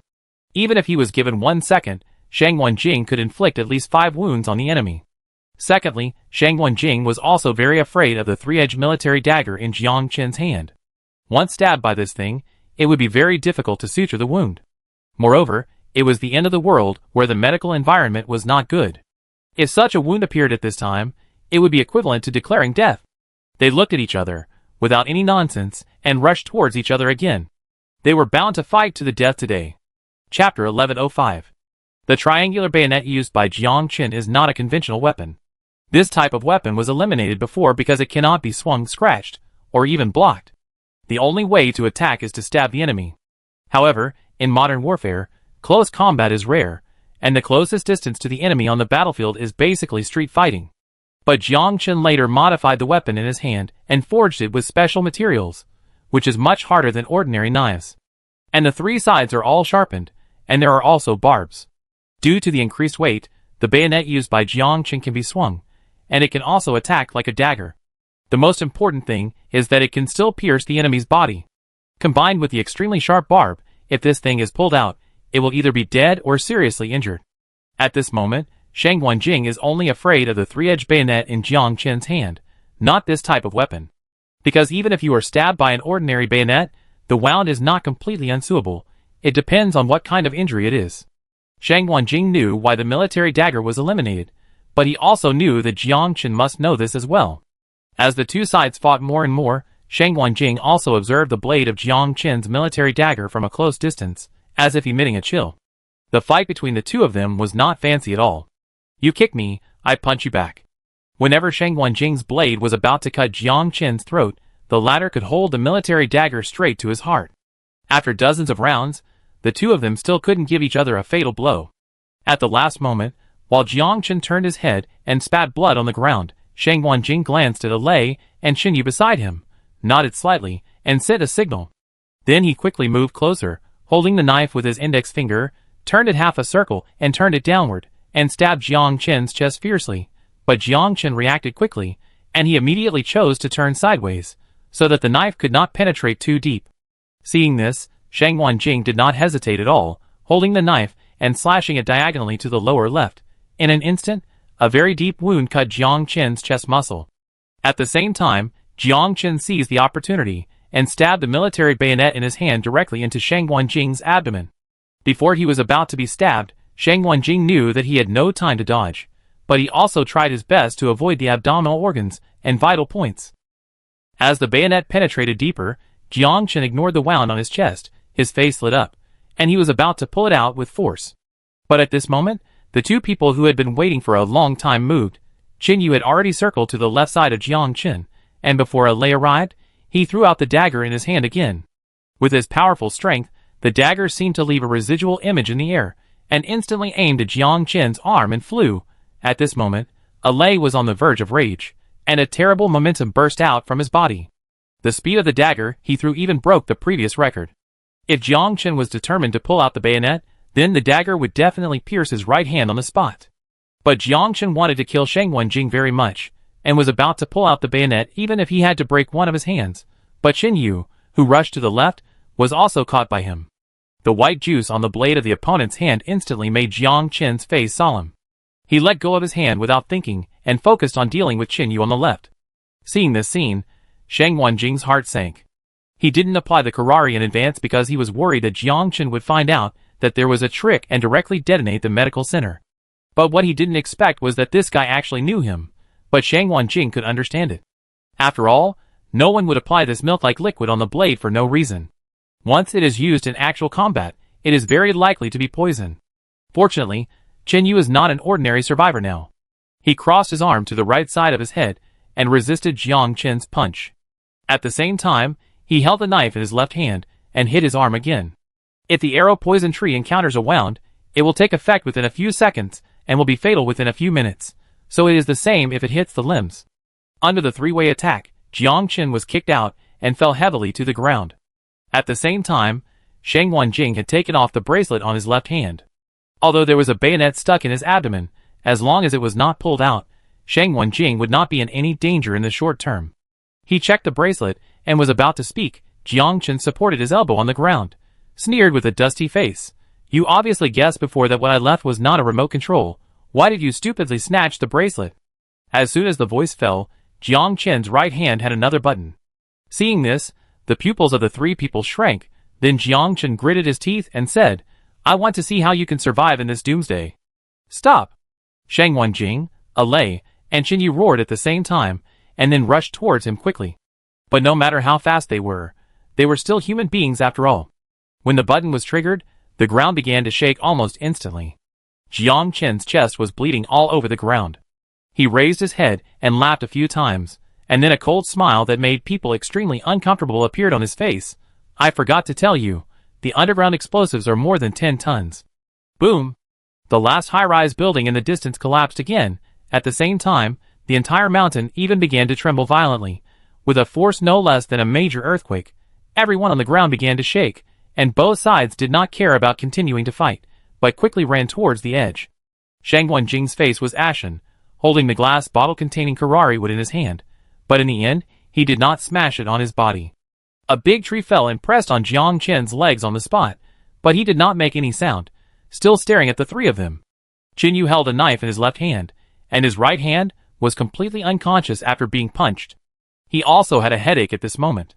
Because of this mountain, various mines were laid in the outer area before. If the ground collapses and causes the ground to shake violently, the mines will be easily triggered. Once one of them explodes, then the next one will explode in a chain. I want to watch him die with my own eyes. After Shang Wenjing finished speaking, he could no longer stand up and almost fell down. After all, he was stabbed in the abdomen, but he could hold on for dozens of seconds without falling down, and finally kicked Jiang Chen away, which was a miracle in itself. Arya did not hesitate at all this time, and quickly supported his master, his former instructor. The next second, Arya looked at Qin Yu and nodded slightly. At this moment, many trees began to fall, and the tall buildings above collapsed, bringing a lot of rubble to roll down the mountain, and dust was flying everywhere. Qin Yu came forward with a knife, stood behind the tree where Jiang Chen's legs were crushed, looked at him calmly, and said, "I'm curious, you have been doing evil for so long, have you ever thought that you would die here today?" Hearing this, Jiang Chen seemed to have heard a joke, and he laughed. "Can you save more survivors than me?" Chapter 1106. But you killed dozens of times more survivors. Qin Yu did not take action, but looked at the bloody man. "I don't know if it was God's will, the moon was rounder than before, making the light unusually good. If I hadn't left Sudali, Do you really think that you little bastards could develop? When Jiangchen said this, he was almost in a roaring state. He didn't know Qinyu, but he knew that this guy was the leader of that camp. But you don't understand. Even if it's the end of the world, what's the point of civilization without humans? Qinyu held the knife, pointed the tip vertically downward, and then let go. The blade fell straight down under the action of gravity, and instantly cut Jiang Chen's calf.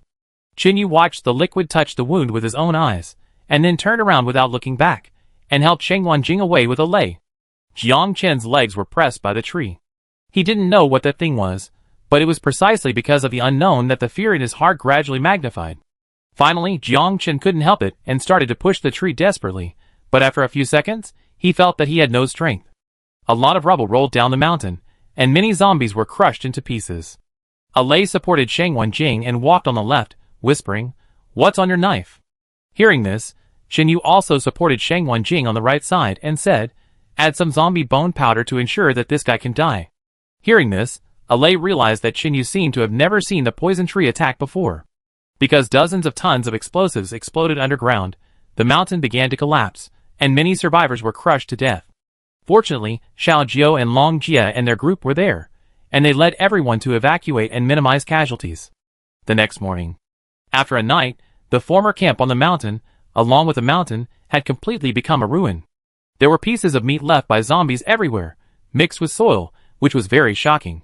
Dabai ran out of the ruins first, and then ran quickly to a patch of soil, desperately digging the soil with his claws. At the same time, the other survivors who were lucky enough not to be buried alive also led the remaining 2 guide dogs, and began to try to search and rescue others.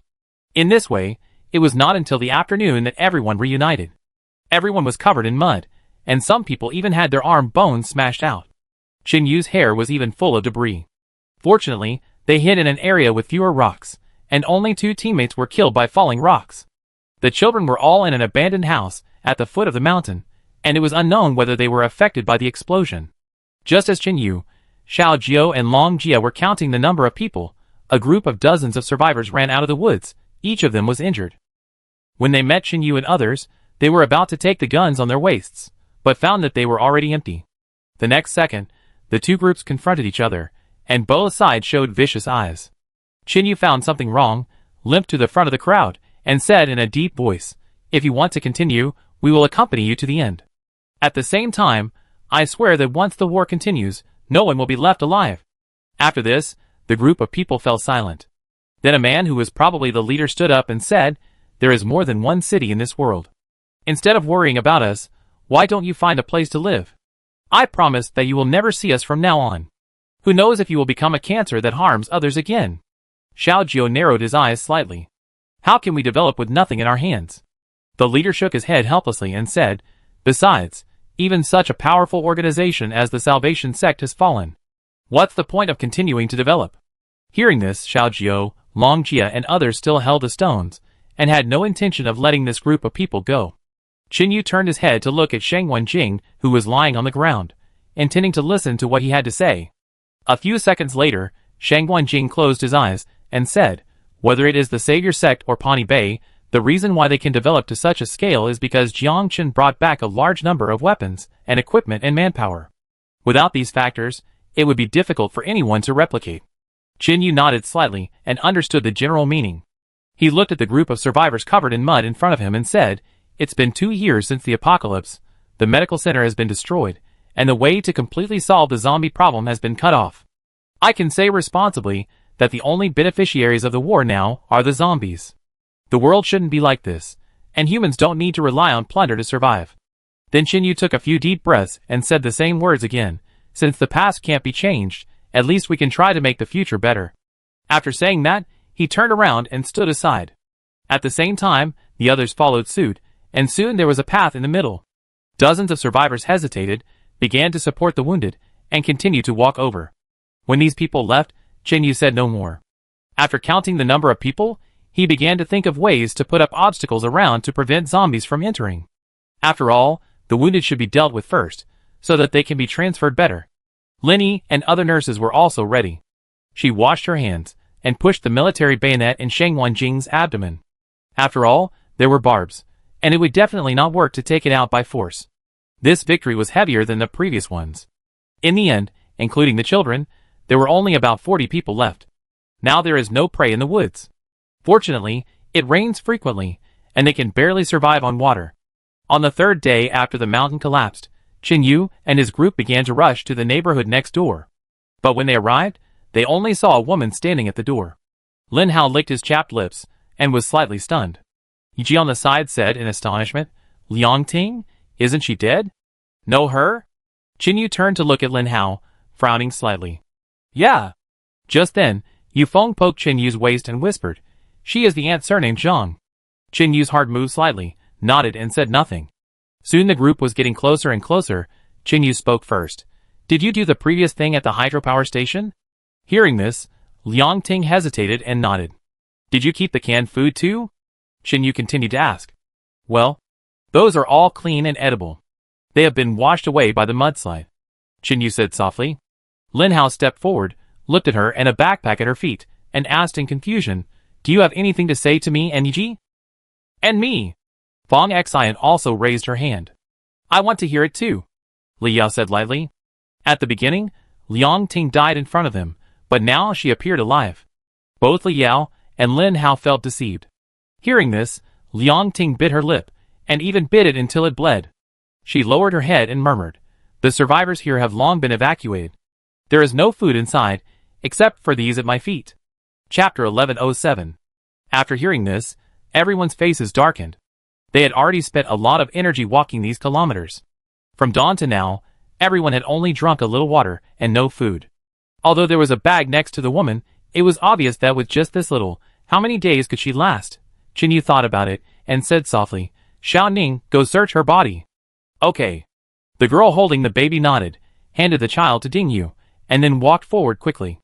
Then, under everyone's gaze, Xiao Ning quickly checked Liang Ting's clothes and trouser pockets, and even her arms and legs, to prevent any daggers from being tied. After everything was confirmed, Xiao Ning continued to return to the team, and then Qin Yu also stepped forward to stand on the right side of Lin Hao, squatting down to check the supplies in the bag. There was no water in it, but some canned food, compressed biscuits and other foods with a long shelf life. The amount was not much, after all, it was just a normal backpack. Before Lin Hao continued to speak, Liang Ting said in a slightly begging tone, "I did these things, and Brother Chen must not find out." "He's dead?" Qin Yu said calmly. "Ah?" Liang Ting was slightly stunned and stood there. Hearing this, Liang Ting began to look at their group and found that there were only so many left.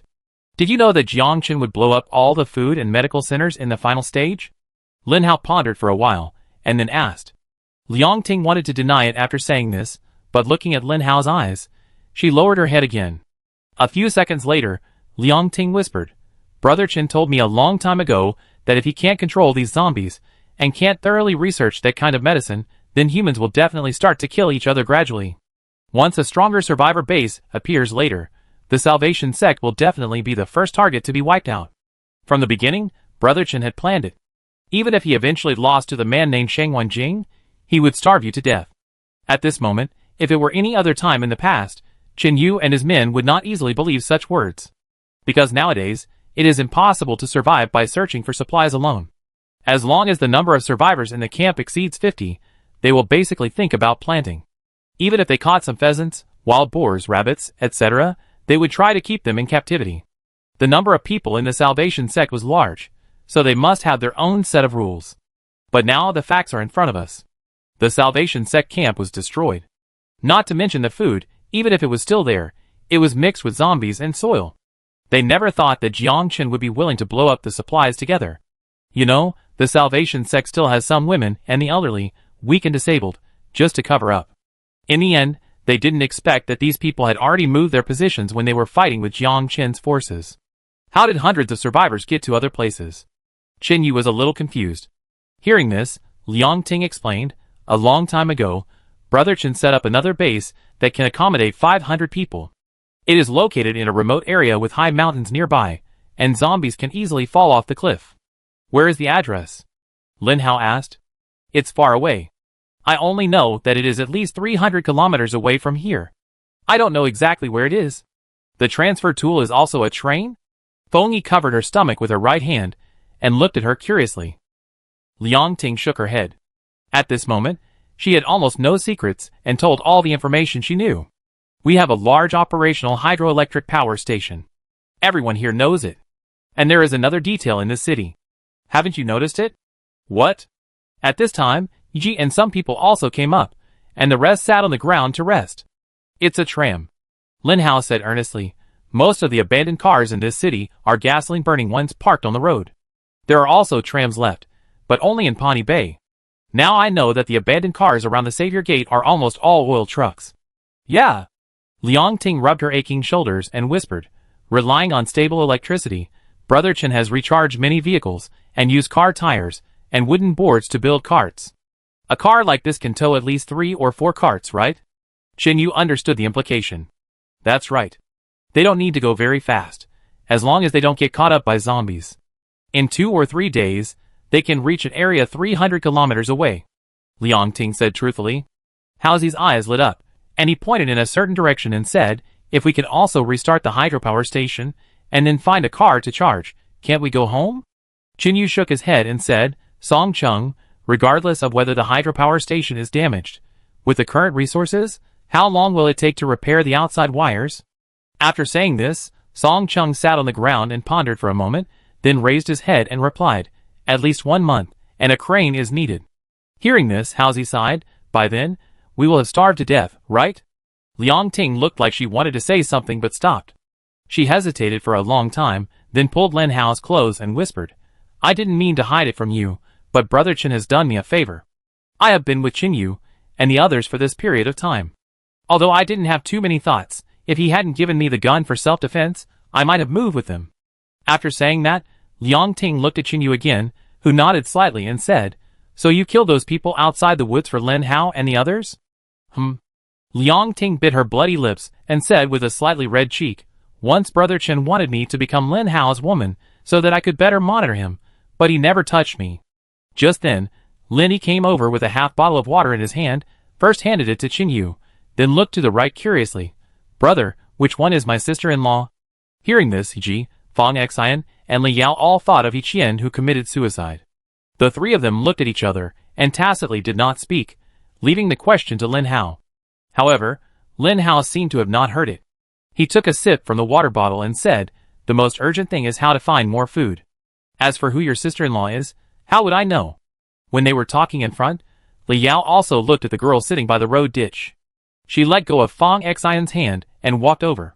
Wu Rui, everyone was very busy before, and I was still recovering from my injuries, and didn't have much time to chat, but why didn't you come to me? Chapter 1108. Hearing this voice, Wu Rui quickly turned around and stood up, pinching the corner of her clothes nervously. She looked at the ground and whispered, I dare not go to see you. After all, if I hadn't left, you wouldn't have been captured, and you wouldn't have been disconnected from everyone for so long. Looking at Wu Rui's uneasy appearance, Li Yao's heart sank slightly. When the doomsday just broke out, she was also like this, thinking that many things were her fault. Before, when Li Yao and Xiao Jiao and a group of people walked out of the basement, they were scared by the zombies hitting the fence and approached Chen Yu. This was completely a subconscious impulse at the time. However, after just a period of training, Li Yao's mentality has also changed greatly. It can be said that since her disappearance, Li Yao has never blamed Wu Rui. Instead, she is very grateful that Wu Rui did not abandon her and choose to escape alone. After all, Wu Rui was exhausted at that time, but she had to drag the unconscious Li Yao to avoid zombies. Thinking of this, Li Yao took a half step forward, hugged Wu Rui directly, and then whispered in her ear, "Thank you for what you did back then." As soon as these words came out, Wu Rui's tears immediately fell, and then she also hugged Li Yao and began to sob. Seeing this, the others also moved forward tacitly, leaving some space for the two of them. Chen Yu glanced at Li Yao and Wu Rui, then continued to look at Liang Ting and said, "We can understand the choices you made because of your different positions. After all, if you hadn't passed on the message, we wouldn't have been able to completely bomb the Salvation Gate camp later. Food is scarce at the moment. If you plan to use the food around you to make some deals, it's not impossible. For example, let you live." As soon as he finished speaking, Chen Yu had already drawn the dagger from his waist. Now that the matter with the Savior sect is over, according to his previous mentality, Chen Yu would not let Liang Ting go, provided that she had not run away. But now she took the initiative to show up with food, so Chen Yu would not turn his face directly. If the woman surnamed Yuan had not been making trouble all the time, Qin Yu would not have executed her in person in front of everyone in the camp. After all, Qin Yu actually knew that in the end of the world, many things are beyond one's control. When he saw Qin Yu holding a knife, Lin Hao was a little stunned. Liang Ting didn't react much. She wiped the blood from the corner of her mouth with her right hand and whispered, "If you kill me, these foods will still be yours. Why bother to negotiate a deal with me?" After saying this, Qin Yu pondered for a while, then put the dagger back and said, "I hope you have really thought about what you should do." After saying this, Qin Yu didn't say much, but looked at Lin Hao and nodded slightly. The latter understood, picked up the bag of supplies, thought about it, picked out a few cans from it, and stuffed them into Liang Ting's arms. However, Liang Ting did not reach out to take it, but stepped back half a step and said, "Take it, boil it into soup, and let the children drink it. Since I am here, it means that I am ready to give all these foods to you. What about you?" Yi was silent for a few seconds, looked at her and said, "Don't you want to eat it? Why waste food on a dead person?" After the voice fell, Liang Ting looked at the three of them again, then turned and walked towards the zombie dozens of meters away. At this moment, under the sun, Liang Ting dragged her thin body and slowly walked towards the stuck zombie. Seeing this, Lin Yi turned her head to look at Qin Yu, who was sitting on the ground with his back to him, and her elder brother, who was distributing food to everyone, then ran over to grab Liang Ting and pulled her back to stand next to her brother. Then Lin Yi patted Lin Hao again and said, "Leave it to you." Seeing his sister's actions, Lin Hao felt a headache and whispered, "What are you doing?" Lin Yi muttered softly, "Qin Yu told me that he had long suspected Zhang Liping. No, she should be called Liang Ting now. Although she sold the information, she also solved the 30 enemies. Secondly, the information did not directly kill our own people. She mentioned the rocket launcher and the plan to bomb the hydroelectric power station, which led to Jiangchen. As for Hui Yao's men and our partners, including the missing Shen Ming, they all met the Savior Sect team in this city. Later, Liang Ting also did something to make up for it. At least if she hadn't taken action at the beginning, Qin Yu and Zhang Yin might have been delayed by those people, resulting in not being able to return in time, and thus a series of subsequent events would have been affected. So what? Lin Hao glanced at Liang Ting, who was standing a few meters away without saying anything, and was a little confused about whether to keep her. After all, Liang Ting had helped Lin Hao a lot before. She was in charge of the medical team. At that time, Li Yao was able to recover from her injuries thanks to Liang Ting's help in keeping an eye on her, and not handing her over to Jiang Qin. Although Lin Hao didn't know why Zhang Liping was Liang Ting, he didn't want to kill her, so he simply turned a blind eye. Seeing that her brother didn't understand, Lin Yi rolled her eyes and said, if Qin Yu wanted to do it, he wouldn't let her solve it herself. There are not many teammates now, so we have one more. The main reason why Lin Yi chose to pull Liang Ting, who was about to commit suicide, back to the team was that how to get food next was the most important thing. Secondly, since Liang Ting was familiar with Jiang Chen's plan before, she must know a lot of things. Just now, Qin Yu also looked at Lin Yi and nodded slightly. As a very smart Lin Yi, he naturally understood his thoughts instantly. There are some things that Qin Yu can't make decisions on his own now, but Lin Yi's identity is different.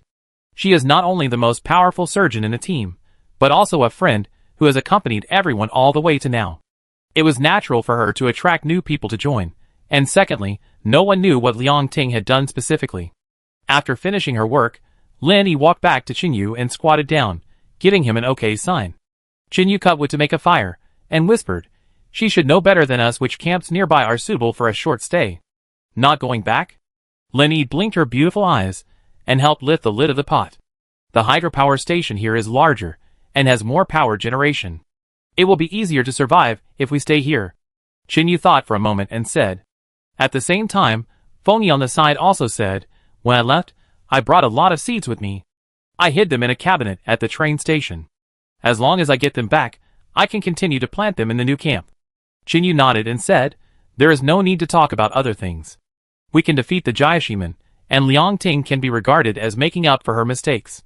When a group of people started to make a fire to heat food, Ding Yu stood by the road. She looked at the area at the foot of the mountain with a flickering look. Chapter 1109.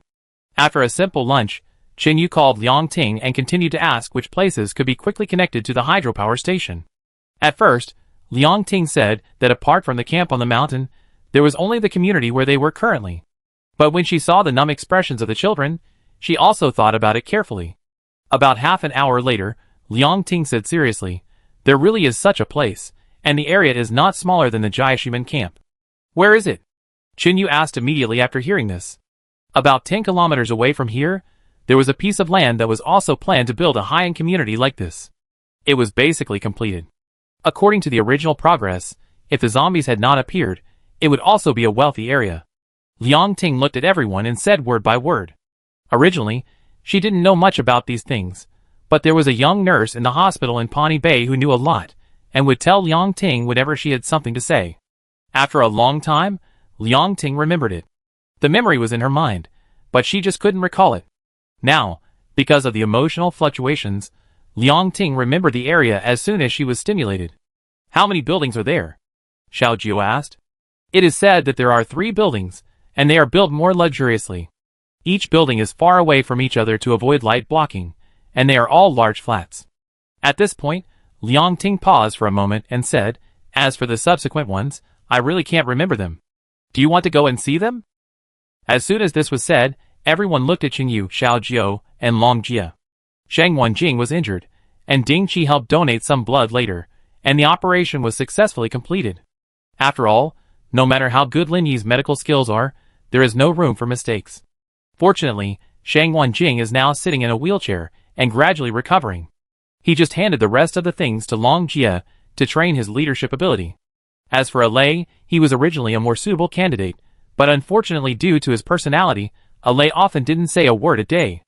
As a leader of the camp, this is definitely not qualified. The 3 discussed for a few minutes and decided to leave some people here to rest in this abandoned community temporarily, and split into 3 groups.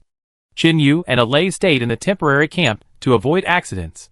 Long Jia took 2 people to investigate the area 10 kilometers away, and check whether there was aviation fuel at the airport. If the armed helicopter could be restarted, they could quickly return to the villa camp to replenish supplies. But whether it was Xiao Jiu or Zhang Yin, they knew that this hope was a little slim. After all, if the Salvation Sect could find 2 helicopters, it was impossible for them not to look for special aviation fuel. The airport might have been plundered long ago. Others were not very clear about this, but Xiao Jiu and Zhang Yin had served in the army and knew some details. For example, in order to deal with emergencies, armed helicopters can use civil aviation fuel in war states, but regular gasoline cannot, although they don't even have gasoline now. The reason for the second check is equivalent to the last glimmer of hope.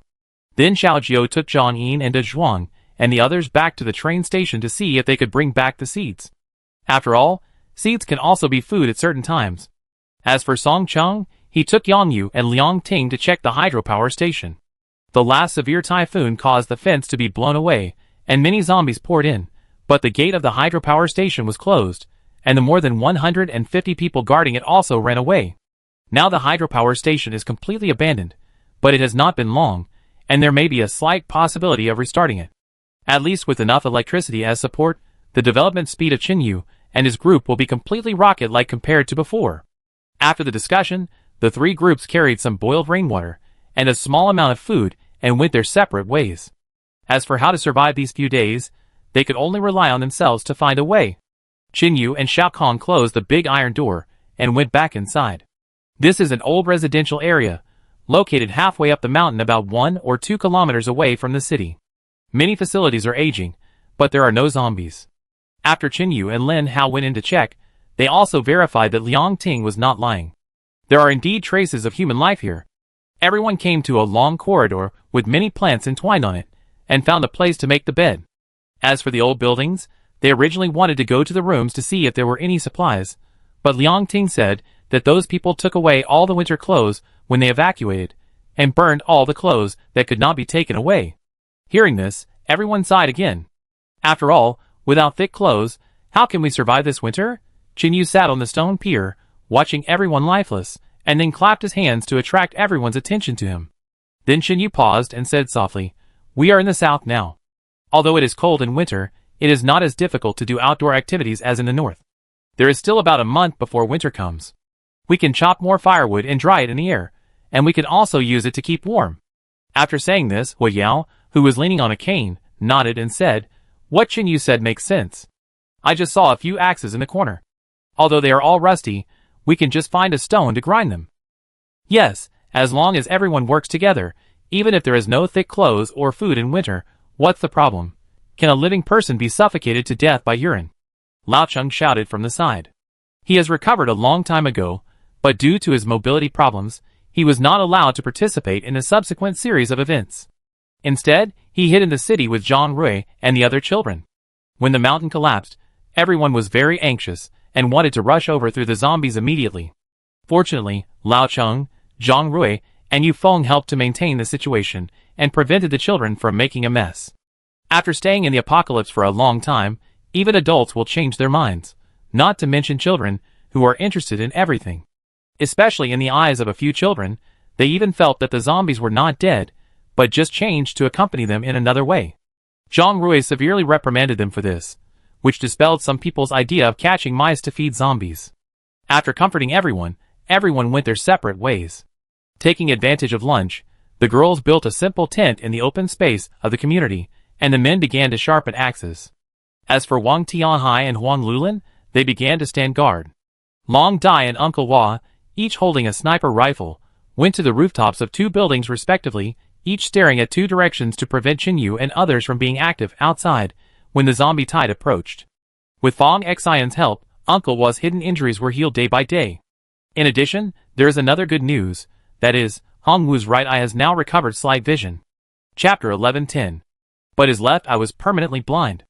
Originally, Lin Yi had hoped to have the medical department of the Savior sect check it out, but to her surprise, the guy chose to explode directly.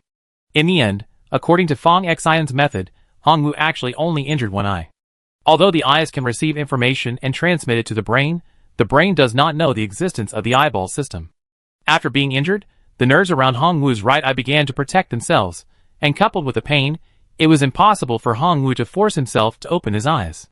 Later, he thought he couldn't see the images, but in fact, it was just that his left eye couldn't receive information. Others couldn't understand these, but Lin Yi understood Fong Xian. After all, before modern medicine came out, there were people with eye injuries. In this way, Hong Wu can now see some things outdoors without relying on guide dogs and sticks when the light is good. Lin Yi also said that Hong Wu could stay outdoors in good light more often, and maybe a miracle would happen. After all, it was a miracle that the 200 of them could defeat the nearly 1,000 people of the Salvation sect. 3 days later. People in the abandoned community rarely go out. At first, Qinyu went to the woods alone and tried to kill some squirrels, but there was no trace of them. Because this was the woods on the edge of the city, not the outside area. In addition, there were explosions everywhere for more than a month, and even if there were animals, they would have been scared away long ago. In the temporary camp, everyone leaned against each other with blank expressions, and everyone was very hungry. It was 4 o'clock in the afternoon, and there was a knock at the door. Wu Rui, who was standing guard, stood up and walked over to open the door. Soon, a lay, wearing a zombie skin and a face scarf, came in. Behind him was Li Yao, who was carrying a bag on one shoulder. Seeing the 2 of them appear, everyone slowly got up from the ground and looked at them with hope. Li Yao took off her face scarf, and her bangs swayed a little in the wind. I only found some expired biscuits. Li Yao, who hadn't drunk water for a long time, had a hoarse voice. Lin Yi heard that the voice was a little different, took out the last bit of water and handed it to her, saying, "Drink some, it will also help moisten your throat." Li Yao nodded slightly, and carefully poured herself a bottle cap. Feng Yi then looked at the dozen or so packets of biscuits and said, "We have been in the apocalypse for a long time now, and our stomachs may not be as fragile as before. I suggest you try it. It is better than starving to death. Grind it into powder, then dry it in the sun and boil it with water. It should be edible." Lin Yi frowned and said softly. Hearing this, the hungry Xiaoyin sighed and said, "What the hell, there is not even a decent stone outside, and the water is almost gone." Now Xiaoyin also tied her hair into a high ponytail like Lin Yi. No longer long hair draped over her shoulders. First, it is not easy to get dirty, and second, it is easy to take care of. Qinyu looked up at the sky and said, "No matter what, while there is sunshine now, do the first step of preparation first, it may rain later." After saying this, Qinyu looked at Fong Xian, who was yawning. The latter was stunned for a moment, then suddenly realized something, and ran to pick up his medicine box, took out a medicine mortar for grinding herbs, and said, "After use, just help me wash it and dry it." "No problem." Xiaoyin took it with both hands with a smile, turned around, and a group of people started to get busy. Qinyu walked towards Li Yao and whispered, "Take a break, these are probably the only supplies we can find." I can go further. Li Yao looked at Qin Yu with a firm look. I know. Qin Yu looked at Lei, who was taking off his zombie skin, and added, but the zombies in the city have not yet calmed down. If we go in too frequently, accidents will inevitably happen. Otherwise, I would not let Brother Xiao take Zhang Yin and De Zhuan with him. Li Yao wanted to say something, but Qin Yu shook his head slightly, then turned and walked out the door. He planned to check the traps in the woods. Until it was almost dark, someone knocked on the door again. This time, Long Jia and his group were the first to come back. Everyone was exhausted, but there were no casualties. As soon as Long Jia approached, he handed a bucket of water to his sister, panting and saying, I'm so tired. This is the rainwater I collected yesterday. It's a little turbid and needs to be filtered. Long Dai nodded and told her brother to sit down and rest for a while. Then she and Yi Jishu went to the bottom of the corridor, where there were filters made of large plastic bottles, charcoal, and other materials. How is it? Can people live there? Shang Wanjing came over and asked in a deep voice. Hearing this, Long Jia slowed down his breathing, then raised his head with a smile, and said, not to mention living there, the resources there are quite good, there are a lot of wasteland, there are concrete walls, and there is a park a few hundred meters away, there is a lake in it, and there are fish in it. As soon as these words came out, everyone's eyes lit up. But the next second, Dong Jun said helplessly, there are no less than 100 zombies in the park. With our best weapons now being bows and arrows, it is almost impossible to deal with them all. Long Jia also added, and we also need fishing nets. But in the current environment, even if we can find them, they may not be usable. What about the wires? Shang Wanjing was silent for a moment and continued to ask. The infrastructure is intact. Judging from the direction, it does lead to the hydropower station. There may be a few collapsed electric poles, but as long as they are rebuilt, they should be able to be repaired. When they were chatting here, Qin Yu also came back with a plastic bag in his hand. Seeing this, Lin Yitsai relayed the information to Qin Yu, then looked at his right hand and asked, what is this? Some earthworms that we dug, they should be edible after being roasted. Not should. Fong Xian walked over from a distance and said seriously, earthworms are also medicinal materials. Since they can be taken, people can certainly eat them, but they need to be completely roasted. Don't eat earthworms raw like Xiaolin's brother. Ah? Lin Yi was slightly stunned, looked at the man chopping wood in the distance, and asked in confusion, my brother has eaten earthworms raw? This sentence reminded Li Yao of something. She whispered, if Xiao Jiao and Zhang Yin hadn't appeared in time, the three of us would have had to survive by drinking urine. Hearing this, Lin Yi patted Li Yao on the shoulder and said seriously, in an emergency, drinking urine to save your life is no problem. No, I have to ask my brother what earthworms taste like. At the same time, the door opened again, and Xiao Jiao and Song Cheng also returned to the temporary camp. Chapter 11:11. How is it? Qin Yu looked at them and asked. Hearing this, Xiao Jiao lifted the bag in his hand and said, the place where Feng Yi stored it is very safe. Although there are many zombies in the train station now, the waiting room is very large. It took some effort, but it was successfully taken out. At the same time, Feng Yi smiled and said, it's a pity that there are no potatoes. It would be great if we could grow this thing. After saying this, Liang Ting, who was standing behind Song Cheng, was silent for a few seconds and then whispered, I left some potatoes, and they seem to have sprouted. Where is it? Feng Yi's eyes lit up, and she looked at her and asked. Over at Pawnee Bay, on the thickest tree, I hid it in a bird's nest. Feng Yi now has learned a lot of planting experience from some old people. If we say who has changed the most, then Qin Yu is first and Feng Yi is second. There was no way before. The old people she met in her community basically didn't know how to grow things, and secondly, there were no seeds. It is almost impossible to survive for a long time just by searching for resources, so the camp must do planting. With those books and her experience of exploration day after day, Feng Yi will learn more and more. In addition, there are some older survivors in the villa camp later. There are always a few who have farmed and survived until now. In addition, she has recently exchanged experiences with Xiaoyun and her group. As long as there are seeds and land, Feng Yi is very confident that she can grow crops. After listening to Liang Ting's words, she found that others also focused on her. Feng Yi smiled and said, potatoes are usually planted in March or October. Now the conditions on both sides are not met. It will be the same if you go to get them later. There shouldn't be anyone who has nothing to do in the doomsday to rob bird nests. Hearing this, Qin Yu remembered what he had done in an abandoned village before, and then whispered, when things get a little more stable here, I take people to get it. Song Chung then began to introduce. The hydropower station was not damaged. There were 2 or 3 survivors who didn't run out, but they starved to death inside and turned into zombies. Fortunately, we got there early, and the zombies didn't affect the inside. That's good. Chen Yu nodded. If you need manpower and resources, you can mobilize them at will. Now the priority of restarting the hydropower station is the first. Well, I have an idea. Song Chung held the child handed over by a girl in one hand, and he whispered, I will prepare some plans first, and try to start construction within 7 days.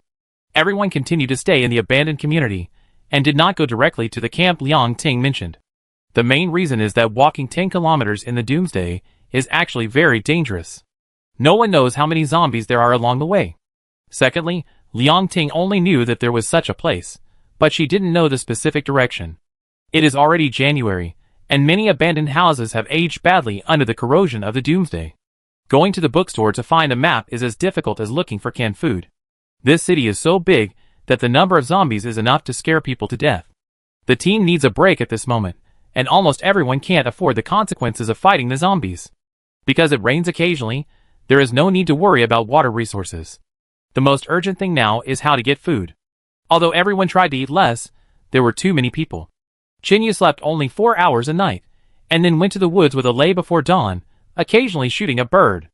In this way, a group of people barely survived.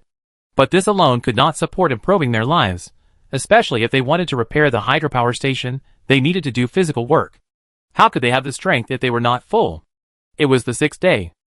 Everyone was starving. If it weren't for the abundant water resources, some people would have given up 3 days ago. The 1 or 2-year-old children cried non-stop because of hunger, and the adults also felt sad. Chinyu stood on the roof of the sentry box at the gate, looking at the abandoned city, and didn't know what to do at this time. Although his skills are now far better than ordinary people, Chinyu can't find food for everyone. He has been an orphan since childhood, and it can be said that he can endure hunger more than anyone else here. Chinyu also knows better what people will do in the face of hunger. At this time, the 3 dogs have been tied up, and are tied to the tires of an abandoned car. Lenny tied the dog herself. She couldn't stop her tears, but she also understood that it was a life-or-death moment. Someone climbed up the stairs. Chinyu didn't look back. In fact, he could guess who it was. A few seconds later, a pair of jade hands hugged Chinyu from behind, wrapped around his now very obvious abdominal muscles, and then a voice sounded, How about, let everyone do it. Chinyu gently put his hand on Lenny's hand and whispered, You finally overcame your fear of dogs. You have raised them for so long. Are you really willing to give them up? Do you want to hear the truth? Lenny is now somewhat malnourished. Her face is yellow, and her chin is resting on Chinyu's left shoulder. She said, I don't want to see people around me starve to death. No matter how much I like pets, in the end, they are not as important as human survival in the apocalypse. Chinyu felt the wetness on his shoulder, and knew that Lenny must have cried again, but there was no way. Next, he would either eat seeds or dogs. These 2 days were a little difficult for anyone to accept, not to mention the 2 Labradors, which were well-trained guide dogs, and they were also very important in the apocalypse. Time passed by minute. Chinyu looked into the distance and whispered, Wait a little longer. Uncle Hua and Zhang Yin will go to the hydropower station to catch fish. Maybe they will get something. Another day passed. Uncle Hua and Zhang Yin returned to the community empty-handed on their bicycles. They couldn't even speak. Nowadays, almost everyone was so hungry that they looked skinny. There were indeed fish in the dam over there, but the key problem was that there were too many zombies. To work inside, they needed to lead away the zombies nearby, but there was no place to store the zombies around, so they could only wander around. If there are living people staying by the river, the zombies will come from the woods in less than a minute. That afternoon, when he saw everyone lying on the ground sleeping, Chinyu gritted his teeth, drew out his dagger, stood up and slowly walked towards Dabai, who was curled up on the side. At the same time, Lenny turned her head away, trying not to look at that side with her rosy eyes. But at this moment, a hoarse voice sounded. Chinyu, come here. It was Dingyu who spoke. Now that the water was gone, and it was not raining, everyone's voices were a little different. Hearing the shout, Chinyu put the knife in and walked towards her, whispering, What's wrong? Chapter 11-12. Dingyu forced herself to sit up, and said with pale lips, Do you believe me? This time, not only Chinyu frowned, but everyone else looked at her blankly. Dingchi couldn't help but say, Sister, it's already this time. What else do you have to do?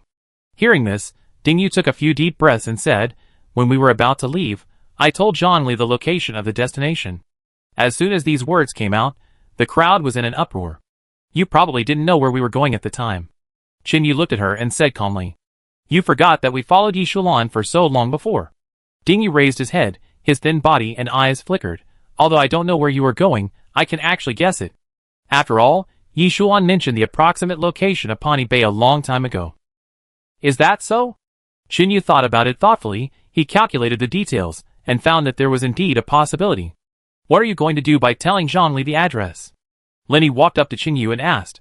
At that time, I thought you might perish together with the Savior sect, so I told Zhongli to find a way to bring food to Pawnee Bay in 1 month or 2 months. If you lose, we can also take over.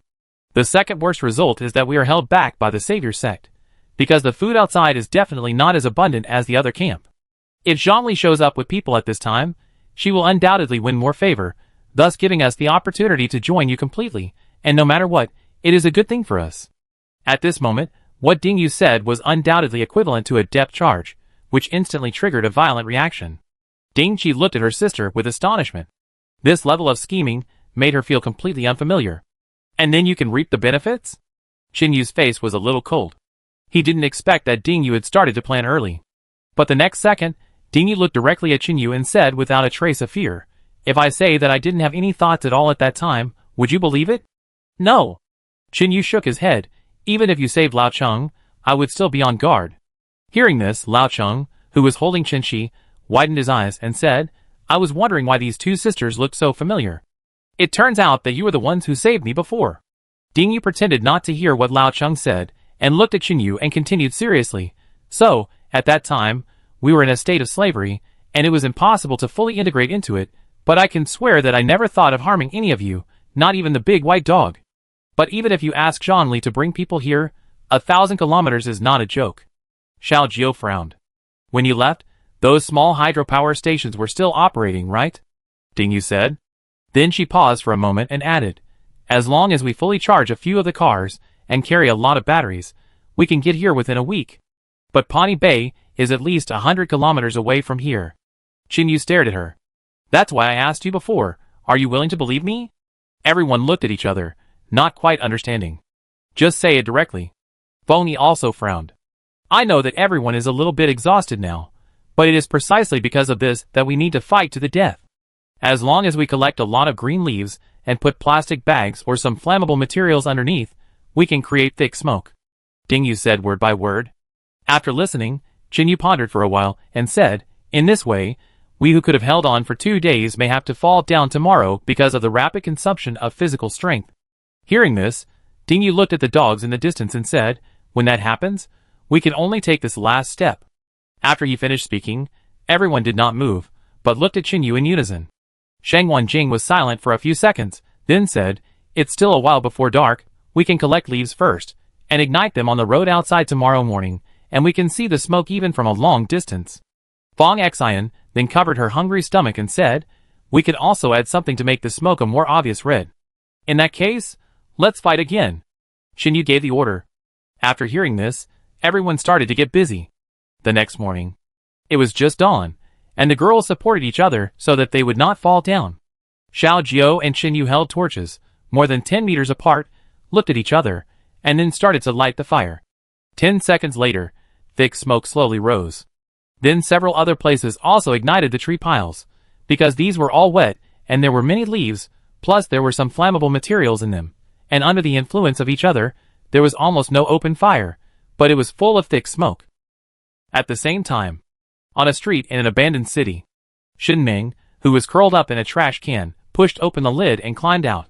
Before, the surrounding streets were full of dense corpses. Shin Ming was alone and separated from Hui Yao and the others. In addition, there were gunshots everywhere, so Shin Ming could only hide by herself. Now she has been wandering in the city for a long time alone. Without a map and unable to distinguish directions, Shin Ming is completely lost. Relying on an abandoned pet store that she accidentally discovered, Shin Ming used the dog food and cat food there to barely survive. At this moment, Shin Ming was severely malnourished, with a thin face and sunken eyes, walking on the street like a zombie. She walked aimlessly, and even the zombies who passed by occasionally mistook her for their own kind. The main reason for this was that Shen Ming was too dirty.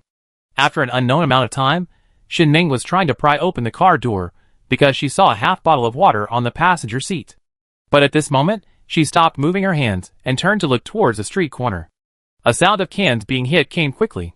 Shen Ming clearly remembered that there were no zombies on the street over there. But at this moment, there was a noise. Shen Ming didn't know what the current situation of Chen Yu and others was. She was happy at first and prepared to run over there, but she was worried that it was someone from the Savior sect. Then, without thinking too much, Shen Ming quickly ran to the abandoned car next to her and turned under the chassis, staring at the street corner. More than a minute later, a green-plate electric SUV first entered Shen Ming's sight. At this time, Shen Ming had no idea that this group of people were the survivors in the villa area. The driver was Zhongli, who was once given a gun by Qin Yu. There were 6 cars in total, driving fast through the street and getting closer and closer, but Shen Ming was completely unaware of this. However, the SUV just passed the abandoned car in front of Shen Ming and slowly stopped. The next second, Zhongli opened the car door and came to the left side of the road, looking directly at the thin wire inserted into the car frame. Shen Ming was immediately annoyed. She ran too fast at the time and forgot to take off the wire. Zhongli picked up the thing, looked around, and shouted loudly, "There must be survivors around here. Search carefully. Remember, don't kill people. We come here to deliver supplies to Qin Yu and others. Don't hurt our own people." Hearing this, Shen Ming widened her eyes and looked at them in disbelief. Chapter 11:13. On the road outside the abandoned community. The smoke floated for a whole morning, but there was no movement. Although Qin Yu and Xiao Jiu were exhausted, they still forced themselves to throw the last few leaves up. At this time, there was a noise from the crowd behind them, and a zombie came out of the woods and slowly walked towards the crowd. Sun Hua was closest to it, so he picked up the wooden stick he had sharpened before and prepared to kill it, but as soon as he stood up, his calves softened and he fell to the ground. Seeing this, Sun Han hurriedly prepared to help her brother, but she hadn't eaten for a long time. Under the influence of low blood sugar, Sun Han just took 2 steps, her eyes went black, and the whole person fell to the side. The ground outside was hard concrete. If she fell down like this, her head would definitely be broken and bleeding. But everyone had no strength. Even if they saw Sun Han was about to fall, they couldn't get there in time. But just when Sun Han's head was about to hit the ground heavily, a big hand grabbed her. Everyone was relieved to see Long Jia arrive in time. Since Shang Wenjing and his group had been trained before on how to conserve their energy in extreme environments, they could bear it better than anyone else at this time. At least they would not be unable to walk. Long Jia ran over again, and it also took a lot of effort. He pursed his dry lips and helped Sun Han to lean against the stone slowly. Then Long Jia forced himself to walk forward a few steps again, squatted down to confirm that Sun Hua was still alive, and then nodded to the doctor and the team. The next second, Long Jia picked up the stick and stood still until the zombie approached, then he stabbed it hard into its chin. When everyone saw that Long Jia, who was once agile and high-spirited, had to wait for a zombie to come to him, they gradually understood that the enemy in the Doomsday, besides zombies and humans, is survival. Whether in the past or now, survival is the top priority for humans. But because every camp has planted crops, they seem to have forgotten this. Even if there are not many supplies in the wild, there are always some in other people's camps. No matter how bad it is, you can still rely on those people to survive. But Jiang Chen's final actions completely taught everyone a lesson. Not to mention Qin Yu didn't expect it. Even Shang Wenjing, who was very familiar with Jiang Chen, was wrong. He thought that no matter how beastly Jiang Chen was, he was still a human. At this time, if we use the facilities in the medical center, plus stable electricity, and those researchers, we only need to read the contents of the chip again, and this crisis between humans and zombies will end. Although it is impossible to save the billions of people who died around the world, at least the remaining people can be protected from zombie attacks. At this time, thermal weapons can exert their maximum power because there is no need to worry about missiles hitting living people. As a result, at this moment of life and death for mankind, Jiang Chen still did not leave a single chance, but killed all the medical staff, blew up the underground medical center, and even destroyed all the food. Even Shang Wenjing, who has been a powerful figure for nearly 20 years, now does not know how to lead these 40 people to survive. Jiang Chen's ruthlessness completely refreshed Shang Wenjing's cognition. If he had known that he would do this, Shang Wenjing would never rashly launch a general attack, but would make sure that the drug could be successfully developed before taking action. But now, everything is too late. Shang Wenjing stood on the side of the road, staring at a bend below, and did not move for a long time. He knew very well that humans would have to go with zombies next. At this moment, everyone was lying on the ground, looking at the blue sky and white clouds above their heads, hoping for a little rain. Jinyu sat on the edge of the flower bed by the roadside. Lin Yi rested her head on his shoulder, closed her eyes, and rested. A few seconds later, Jinyu turned his head slightly, tied Lin Yi's hair on her forehead with his left hand, and said softly, "I'm sorry, I still couldn't take you to live well after all." Lin Hao, who was standing by, looked at the two of them, and his heart was also mixed. Although there are still 3 dogs now, what's the use of eating them? When they were too hungry before, someone was staring at them. But now that they were exhausted from hunger, no one cared about the 3 dogs. After waiting for a while, Lin Yi opened her eyes and sat up, looking at Jinyu. She stretched out a hand and placed it on Jinyu's shoulder, saying, "It's okay, I've been following you for so long, I've seen so many landscapes, and I've met so many people. For me, it's already great." Then Jinyu wanted to say something. Lin Yi shook her head slightly. "I never regretted following you to leave the villa." Then, she once again showed the smile she had long ago, and said gently, "Don't worry, don't think too much, it's not you who caused the current situation. I'm so hungry, I want to sleep for a while." After saying that, Lin Yi lay on the edge of the flower bed, resting her head on Jinyu's legs, and slowly closed her eyes. Now she also knows that perhaps everyone will never see the sun tomorrow. It was unknown how long it took. A sharp break sound was heard. It was almost evening at this time. Jinyu blocked his eyes with his left hand, looking at the cars in the distance, and fell into confusion. In a trance, he saw several girls getting out of the car, running towards this side in a hurry with boxes in their hands. 1 year later. Next to a park in a camp. A young man in a black down jacket stood by the lake, holding some inferior grains in his hand, feeding the little goldfish in front of him. After a few seconds, a soft little hand stretched out from behind and held his right hand. Jinyu turned his head and looked at Lin Yi standing beside him, smiled and said, "It's cold outside, why don't you stay at home? Be careful not to catch a cold." Hearing this, Lin Yi, who was a little bloated, shook his head, stroked his abdomen with his other hand, and said very gently in his eyes, "The little guy is disobedient, kicking me when he lies down, just come out for a walk." Hearing this, Jinyu put down the small bowl in his left hand, knelt on one knee on the ground, put his ear close to Lin Yi's now bulging belly, and then he said softly, "Baby, be good, don't be naughty." At the same time, there were 6 people standing neatly behind the 2 of them, 2 of whom were directors of gynecology before the end of the world. Jinyu supported Lin Yi, and slowly walked towards the luxurious villa on the side. A year ago, because Shinming led Zhongli and others to the direction of the Salvation Gate, they successfully saw the thick smoke on the hillside before dark. This time Zhongli and her friends had weapons, so Shinming went straight to that area without any hesitation. Finally, before everyone was about to starve to death, Shinming found them. With the supplies in several cars, everyone managed to calm down and started to rush to another camp. After arriving, I found out that in addition to the 3 buildings, there was also a high-end villa area on the other side of the park, with almost more than 100 buildings. It was fully furnished and equipped with everything. As long as it was connected to electricity, it would be no different from life before the end of the world. The only drawback is that there are hundreds of zombies, which have destroyed the lawns and trees inside. But these zombies are not a big deal for them now. Because they have food now, everyone started to work hard. Zhongli and her friends carried batteries, which just happened to help restart the hydropower station. In just half a month, Jinyu led Song Chung and others to successfully repair the large hydropower station. Fengyi did not rest at all. When she first arrived at the new camp, she took Xiaoyuan and a few survivors to quickly build a greenhouse with rain cloth and other materials, and then planted vegetables with a faster maturity cycle. With sufficient and stable electricity, everyone worked overtime day and night. Later, Xiao Jiao and Zhang Ying got a lot of diesel from the abandoned truck, and then drove a tank each to drive around the city. In 2 days, the zombies were attracted together. With Leander controlling the drone to shoot at a high altitude, Xinyu followed the map and the walkie-talkie to direct, and they successfully led a large number of zombies into Pawnee Bay. Of course, they also took back the potatoes on the tree.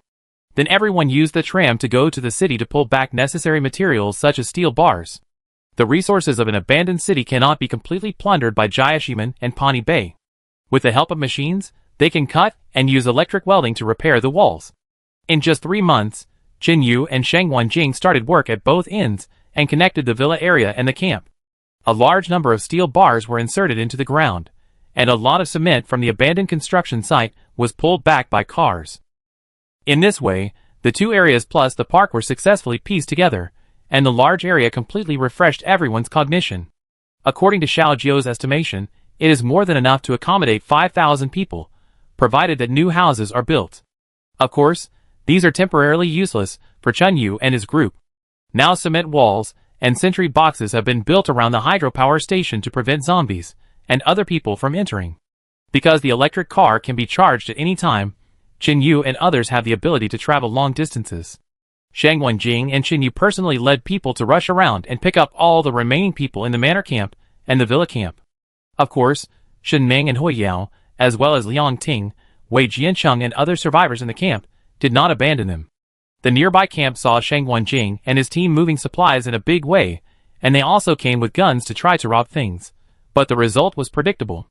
It took almost no effort, Chen Yu and Shang Wenjing, just two people, to send those people to feed the zombies. Time passed slowly, and the new camp moved back a lot of equipment from the hospital. Unfortunately, many of them could not be used because they had been shelved for too long, but some of them could still be used. During this period, I also met two survivors who were engaged in gynecology-related work before the end of the world. Later, Chen Shi also gave birth smoothly, the baby was very healthy, and the mother and daughter were safe. Compared with the community and villa area where Chen Yu had stayed before, the new camp was larger and had more complete facilities. There was no need to go out to search for any supplies. As more and more survivors came, the camp began to develop light industry, as well as clothing and food industries. All survivors are equal, and there is no class. But in fact, everyone who enters the gate knows that as long as they do not violate those rules, they are free here. What surprised Chen Yu the most was that he actually saw someone reopen a cake shop in the Doomsday. It has been a year and a month since I first came here. At the gate of the new camp, rows of figures stood on the stone slab several meters high. After about a few minutes, Zhang Rui raised her head and said, "Brother Chen Yu, what do you think the world will be like in the future?" Hearing this, Lin Yi, Zhang Yin, De Shuang, Yang Zi, Li Yao and others also looked at him one by one. Chen Yu was silent for a while, then squatted down, gently placed his right hand on Zhang Rui's shoulder, and said seriously, "In the past 3 years, everyone has experienced a lot. For us, this world is cruel and ruthless, full of killing and plunder. But from now on, we will become stronger step by step. Since we can't find those powerful hot weapons, we will make them ourselves. Will the world be peaceful?" Zhang Rui, who had grown taller, asked again. Peace is never something that can be achieved by just talking about it. So now, in addition to surviving, we must continue to improve our ability to protect ourselves. After saying that, Chen Yu stood up, looked at the snowy scene outside, and whispered, "I don't know what the world will be like in the future, but at least, it shouldn't be like before. Humanity shouldn't fall into endless fratricide. Let's go, it's time to prepare for this third spring festival. Yeah, we can wear new clothes again." When a child heard this, he cheered, and everyone smiled. Chen Yu and Yang Zi supported Lin Yi, and walked down one by one. In the open space in the distance, no less than 100 survivors were busy preparing for this spring festival, and everyone had a smile from the heart on their faces.